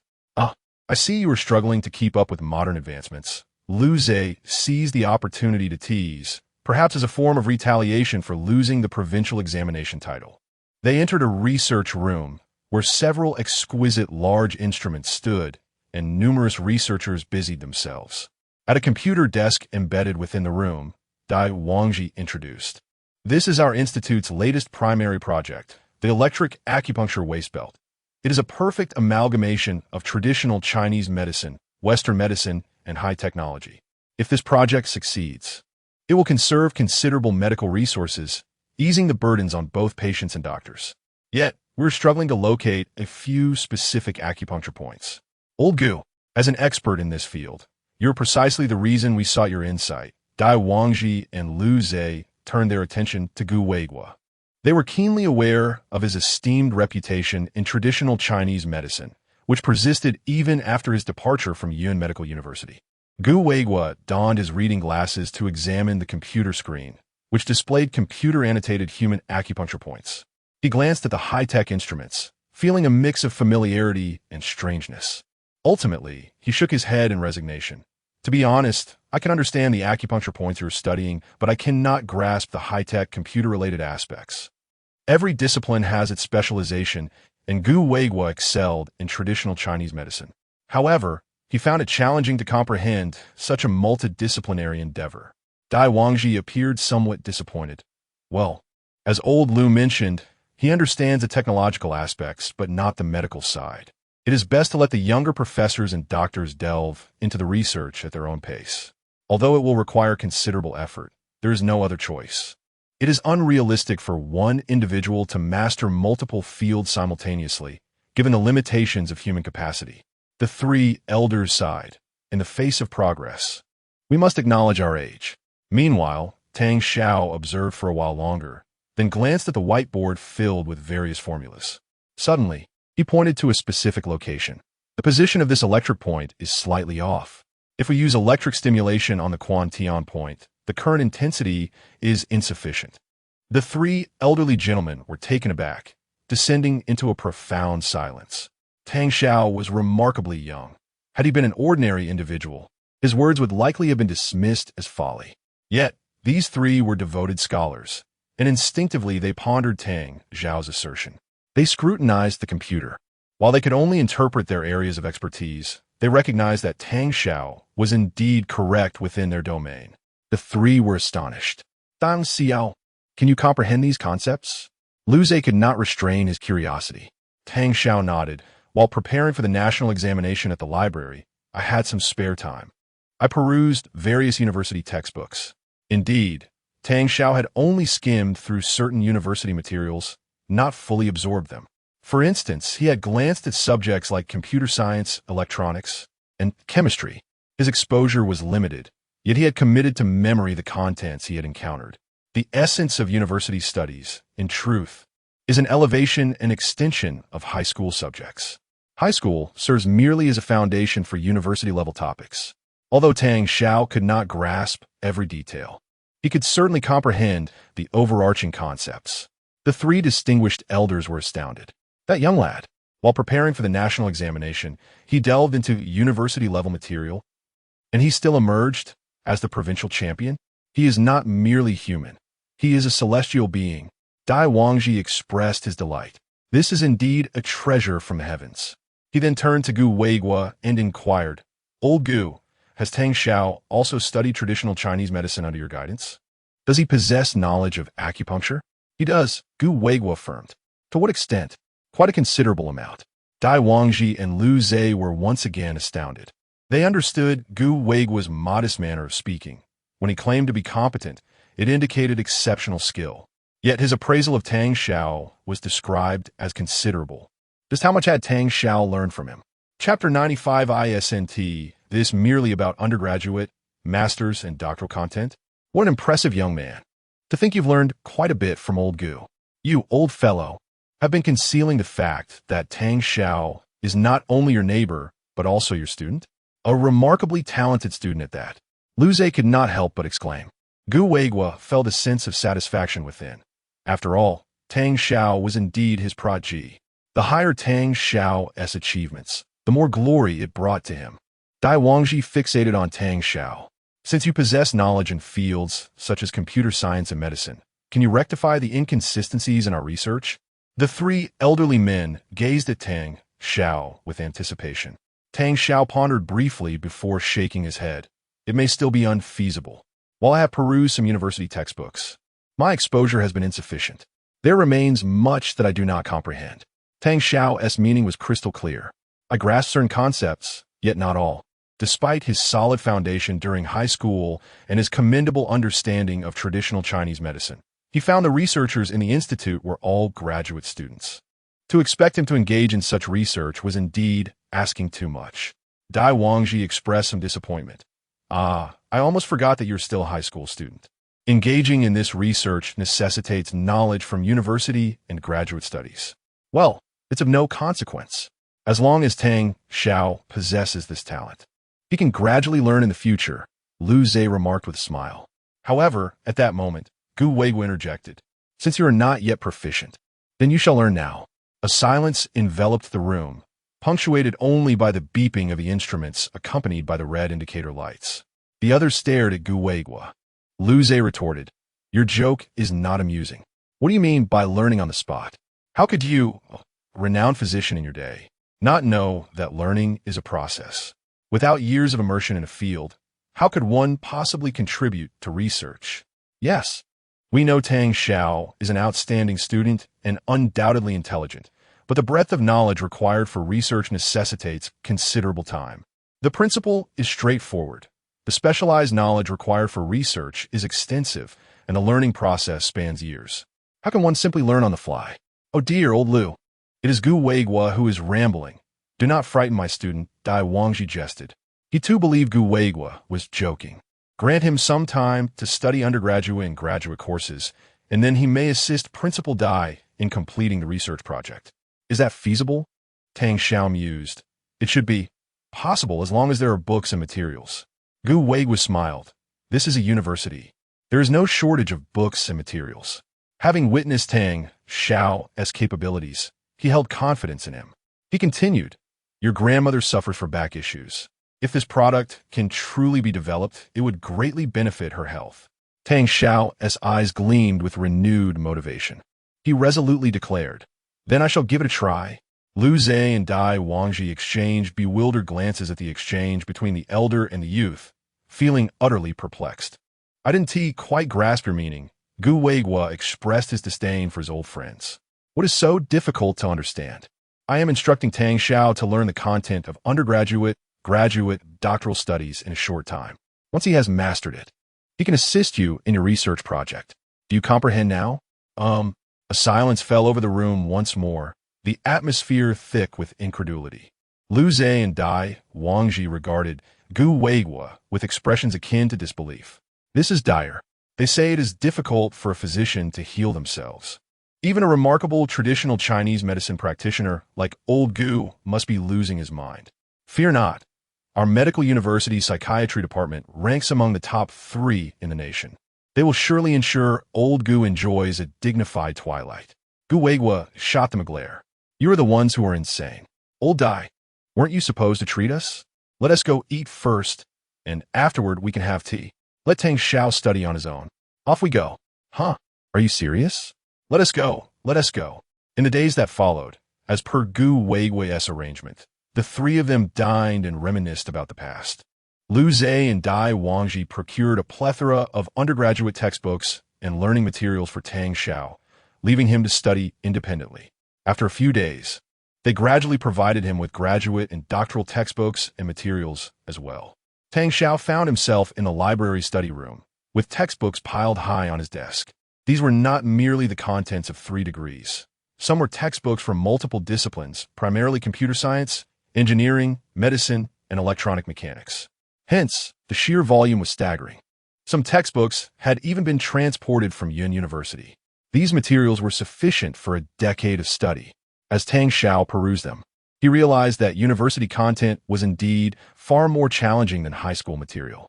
Nevertheless, he resolved to memorize everything first. If comprehension eluded him, he would revisit the material repeatedly until clarity emerged. After all, possessing an extraordinary memory, an extensive accumulation of knowledge posed little challenge for Tang Xiao. Lu Zhe and Dai Wangji became increasingly convinced that Gu Weigua had indeed lost his mind. In the principal's office, Lu Zhe shook Gu Weigua's shoulder. You are truly handing Tang Xiao undergraduate, graduate, and doctoral textbooks and expecting him to study them alone? Have you lost your senses? At your age, still watching cartoons? Wake up. Memory bread does not exist. Gu Weigua brushed Lu Zhe's hand away and leisurely sipped his tea. Just wait a few days and see. Thankfully, it is summer vacation, and the 3 old men have a bit more time on their hands. Approximately 2 or 3 weeks later, Tang Xiao approached Gu Weigua and the others. Grandfather Gu, I have completed my studies. Lu Zhe and Dai Wangji were taken aback, their expressions blank as they struggled to comprehend what they had just heard. Completed? What do you mean by completed? You finished in 2 or 3 weeks what others take decades to master. Tang Xiao stood there with a stack of materials under his arm, dark circles under his eyes. Even with his remarkable memory, the volume of content was overwhelming. It was far more difficult than high school material. During those 2 or 3 weeks, Tang Xiao dedicated himself solely to studying, engaging in nothing else aside from meals and sleep. He studied day and night, feeling utterly exhausted. He finally understood why some individuals emerge from graduate and doctoral programs with thinning hair. With such a vast array of content to learn, how could one avoid hair loss? Perhaps due to excessive reading, Tang Xiao now exuded an air of scholarly sophistication, resembling a young doctoral student. He was poised and articulate, yet his eyes sparkled with wisdom. The act of reading had transformed his very demeanor. Gu Weigua stroked his beard. Excellent. Are you now capable of participating in the Research Institute's project? Tang Xiao nodded. No problem. Very well, let us proceed. We shall visit the Research Institute. You two, do not dawdle. Let us go. Gu Weigua urged his two old friends. Although Dai Wangji was the principal of Yun Medical University, Gu Weigua strode ahead, exuding confidence as if he were in his own home. With assured strides, Tang Xiao followed closely behind Gu Weigua, resembling a professor accompanied by a student. Lu Zhe and Dai Wangji trailed behind, conversing in hushed tones. Old Dai, being in a medical field, I have a question for you. Can delusions be contagious? From a medical standpoint, delusions are not contagious. However, wild mushrooms have recently come into season in Yun province. If both of them consumed toxic mushrooms, they might concurrently exhibit delusional symptoms, Dai Wangji analyzed with conviction. Chapter 96. Tang Zhao's learning ability shocks everyone. Lu Zhe nodded, realizing it was a case of food poisoning. Fortunately, they were in a medical school where rescue efforts could be made. The two elderly men spoke with an air of seriousness. Gu Weigua turned around, scolding. Who are you calling insane? You are the ones who are insane. Your whole family is insane. The main issue was that when Tang Xiao claimed he had finished learning, who would believe him?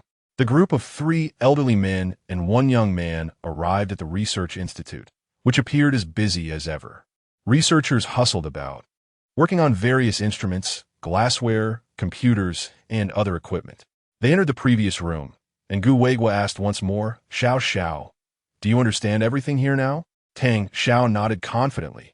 No problem, I have gone through all the relevant specialties. If there is anything I don't comprehend, I can learn it again. Good. Then take a look at this research project. Tang Xiao placed the stack of materials on the experimental table. I have already formulated some ideas regarding this project during my studies. Seeing Tang Xiao speak with such conviction, Dai Wangji and Lu Zhe were taken aback. Could it be true? Had this young man truly learned so much in just over 10 days? Regardless of the truth, this was a research institute. The experiments would reveal everything. Lu Zhe asserted, I can operate these instruments. I will take charge. He stepped forward to personally handle the equipment, which had been transported from their school. Being an expert in this field, he found it manageable. The other researchers were astonished. Why is Principal Lu personally operating the equipment? Dai Wangji instructed, you all help out later with the experiments. Record the results and parameters. Understood, Principal. The staff exchanged glances at the young, vibrant Tang Xiao, pondering. He must be a graduate student or doctoral candidate brought in by the principal. They gave it little thought. Tang Xiao gazed at the computer screen, which displayed a 3D human model annotated with various acupoints and parameters, including electrical charges. The breadth of knowledge required to fully comprehend these subjects, spanning medicine and computer science, was immense. The Institute's approach was to collaborate, each focusing on their area of expertise. No one had yet managed to master so many disciplines simultaneously. Looking at the computer, Tang Xiao noted, the location of the Yongquan point is slightly off. It could be adjusted upwards by 0.5 coordinates. The Guimin point needs to be deeper, otherwise the effect will be insufficient. Principal Lu, can this parameter be adjusted? The electrical charge is inadequate to achieve the desired acupuncture effect. Tang Xiao utilized all the knowledge he had acquired to refine this product. His remarkable memory and solid grasp of concepts allowed him to learn rapidly, even grasping new material on the spot, coupled with the vast amount of knowledge he had accumulated over the past few days. It was rather fortuitous that the current research project focused on an electric acupuncture waist belt designed for the elderly, an area in which Tang Xiao excelled. His concerns for Deng Yinglan's lumbar health had driven him to invest considerable effort in this domain. The acupoints for massage were all familiar to him, having observed many elderly individuals in the nursing home, including Sun Sheng, who suffered from peculiar lumbar ailments. Tang Xiao had delved deeply into the study of traditional Chinese medicine concerning the lumbar region. His extensive experience and knowledge, along with his exceptional memory and learning capability, made the research on this project exceedingly smooth. Yet, this endeavor was no simple feat. Achieving tangible results in a research project was quite challenging. Although Tang Xiao possessed an extraordinary intellect, some experimental data and results demanded time. In the following days, Tang Xiao, alongside the 3 elderly men, frequented the research institute. To Tang Xiao, it felt like merely lending a hand. However, The three elderly men were invigorated. Despite their esteemed status, they were deeply engrossed in research. Having aged or held high positions for so long, they had not enjoyed such a routine of daily visits to the research institute in quite some time. Those who love research and academia become easily addicted to such days filled with investigation, immersing themselves entirely in a single endeavor and awaiting the results. This sensation of losing track of time and space is profoundly exhilarating. The three elderly men had not experienced it in ages. They were astonished that, despite their advanced age, they were once again spending every day pushing the boundaries of research under Tang Xiao's guidance. A truly remarkable occurrence. Around a week later, the entire research institute gathered to review the latest experimental data, their excitement palpable. We did it. We succeeded. Hooray. Long live Yun Medical University. Long live Principal Dai. The jubilant cheers echoed throughout the institute, with everyone celebrating. For researchers, the greatest joy arises from their projects yielding the desired outcomes. Some female researchers, unable to contain their emotions, even wept with joy. They had invested so much time, energy, and resources into this project, with many having not seen their families for extended periods. Moreover, the success of this project meant their graduation certificates were secure, not to mention the opportunity to embellish their resumes. Tang Xiao sighed in relief. Finally, we succeeded. His hair was disheveled, and stubble adorned his face, giving him the appearance of a dedicated researcher. Dai Wangji's face flushed with excitement. It worked. It actually worked. Damn it. I need a drink. We must celebrate today. Normally composed and dignified, Dai Wangji had lost his restraint, overwhelmed by joy. Lu Zhe and Gu Weigua echoed his sentiments, insisting we must drink. Let's enjoy a good meal tonight. Tang Xiao hesitated. Wait, are we really drinking together? Feeling the pressure of being pulled along by his elders was quite daunting. The three elderly men paid no mind to age or decorum, dragging Tang Xiao off to a restaurant nearby Yun Medical University. In a private dining room, the four indulged in food and drink, their faces flushed from the alcohol. Lu Zhe, both frustrated and delighted, exclaimed, "Damn it, Tang Xiao. Did you really learn so much in just 2 weeks? Are you even human? Old Dai, you understand anatomy. Why not dissect him to see if his brain is functioning properly?" Tang Xiao's body trembled in fear at Lu Zhe's words. What? Are they going to dissect me for being too smart?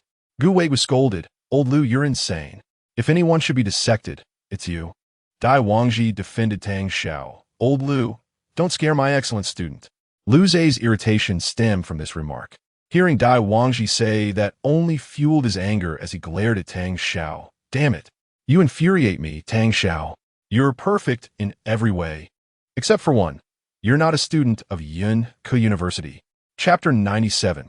What score did Tang Xiao achieve in the national examination? The learning ability of Tang Xiao is nothing short of extraordinary. If he were to maintain such a pace in any field, he would undoubtedly ascend to prominence with astonishing rapidity. Whether in medicine or engineering, he would surely be regarded as a prodigy. It is truly remarkable to witness such an exceptional student hailing from Yun Medical University. Lu Zhe, as the president of Yun Science University and a long-standing rival of Yun Medical, could only harbor feelings of envy and resentment. Dai Wangji, relishing Lu Zhe's discomfort, interjected, "Come now, Lu. What do you mean by not a typical student of Yun Science? That is clearly a virtue. In my view, Tang Xiao's greatest asset is being a student at Yun Medical University." Lu Zhe, in a fit of indignation, retorted, "You two from Yun Medical are colluding, a nest of snakes and rats." Enough, enough. Gu Weigua interjected, attempting to quell the escalating tension. Haven't I assisted you on numerous occasions? Without my help in treating your ailment, you and your wife would have divorced long ago. Dai Wangji perked up, intrigued by this revelation. What ailment? As a fellow medical practitioner, I'm all ears. Men, what ailments could there be? Gu Weigua began, but before he could finish his thought, Lu Zhe quickly covered his mouth. All right, no more of that. Let's concede that Tang Xiao belongs to you. I shan't dwell on it any longer. Lu Zhe appeared flustered, as if concealing something of great importance. Dai Wangji, with a mischievous grin, teased Lu. So you have that ailment? How's your marital life faring? As your brother, I'm here to help. Help? I need your assistance like a fish needs a bicycle. Lu Zhe shot back. I was referring to your medical expertise. Not whatever you're implying. The three elderly gentlemen engaged in their banter, while Tang Xiao, seated nearby, could only lower his head to eat, pretending not to comprehend or hear their conversation. As a younger generation, it was quite torturous to witness such exchanges without daring to interject. Lu Zhe hastily shifted the topic, directing his inquiry at Tang Xiao. Young Tang, with your remarkable learning ability, how is it possible that you only scored 650 on a national examination? Such carelessness. Dai Wangji also regarded Tang Xiao with curiosity. As prestigious university presidents, they placed immense value on student performance, particularly the raw scores, rather than the additional points that others might prioritize. A score of 650 is generally considered commendable, sufficient for admission to their institutions. However, it merely signifies mediocrity, falling short of the expectations set for a provincial top scorer. After contemplating the situation, Tang Xiao felt there was nothing to conceal. Well, the circumstances were as follows. He recounted the events of the examination day, explaining how he was obstructed by thugs, resulting in his late arrival and subsequent absence from the biology section. As Tang Xiao shared his story, the atmosphere in the room grew heavy, permeated only by the sense of alcohol and food. The three elderly men sat in stunned silence, their eyes wide with disbelief, even as wine spilled onto their trousers unnoticed. What? You didn't take biology and scored 0? Thus, your total was only 650? My heavens, that score is somewhat peculiar. Lu Zhe struggled to find the right words, finally exclaiming, "This is an aberration. A score of 650 under such circumstances is indeed abnormal." Dai Wangji, suppressing his excitement, chimed in exactly. Your national examination results are far too unusual. If you had performed normally, you would undoubtedly have scored 750. A perfect score? That achievement would surely be historic. Lu Zhe slammed his hands on the table, his emotions heightened by the alcohol. This is a true marvel. Dai Wangji gazed at Tang Xiao with shining eyes, his excitement surpassing the joy of encountering a beautiful woman. He found himself increasingly enamored, nearly succumbing to the urge to embrace Tang Xiao. The content of high school pales in comparison to that of university. However, high school performance serves as a foundational indication of one's innate talent.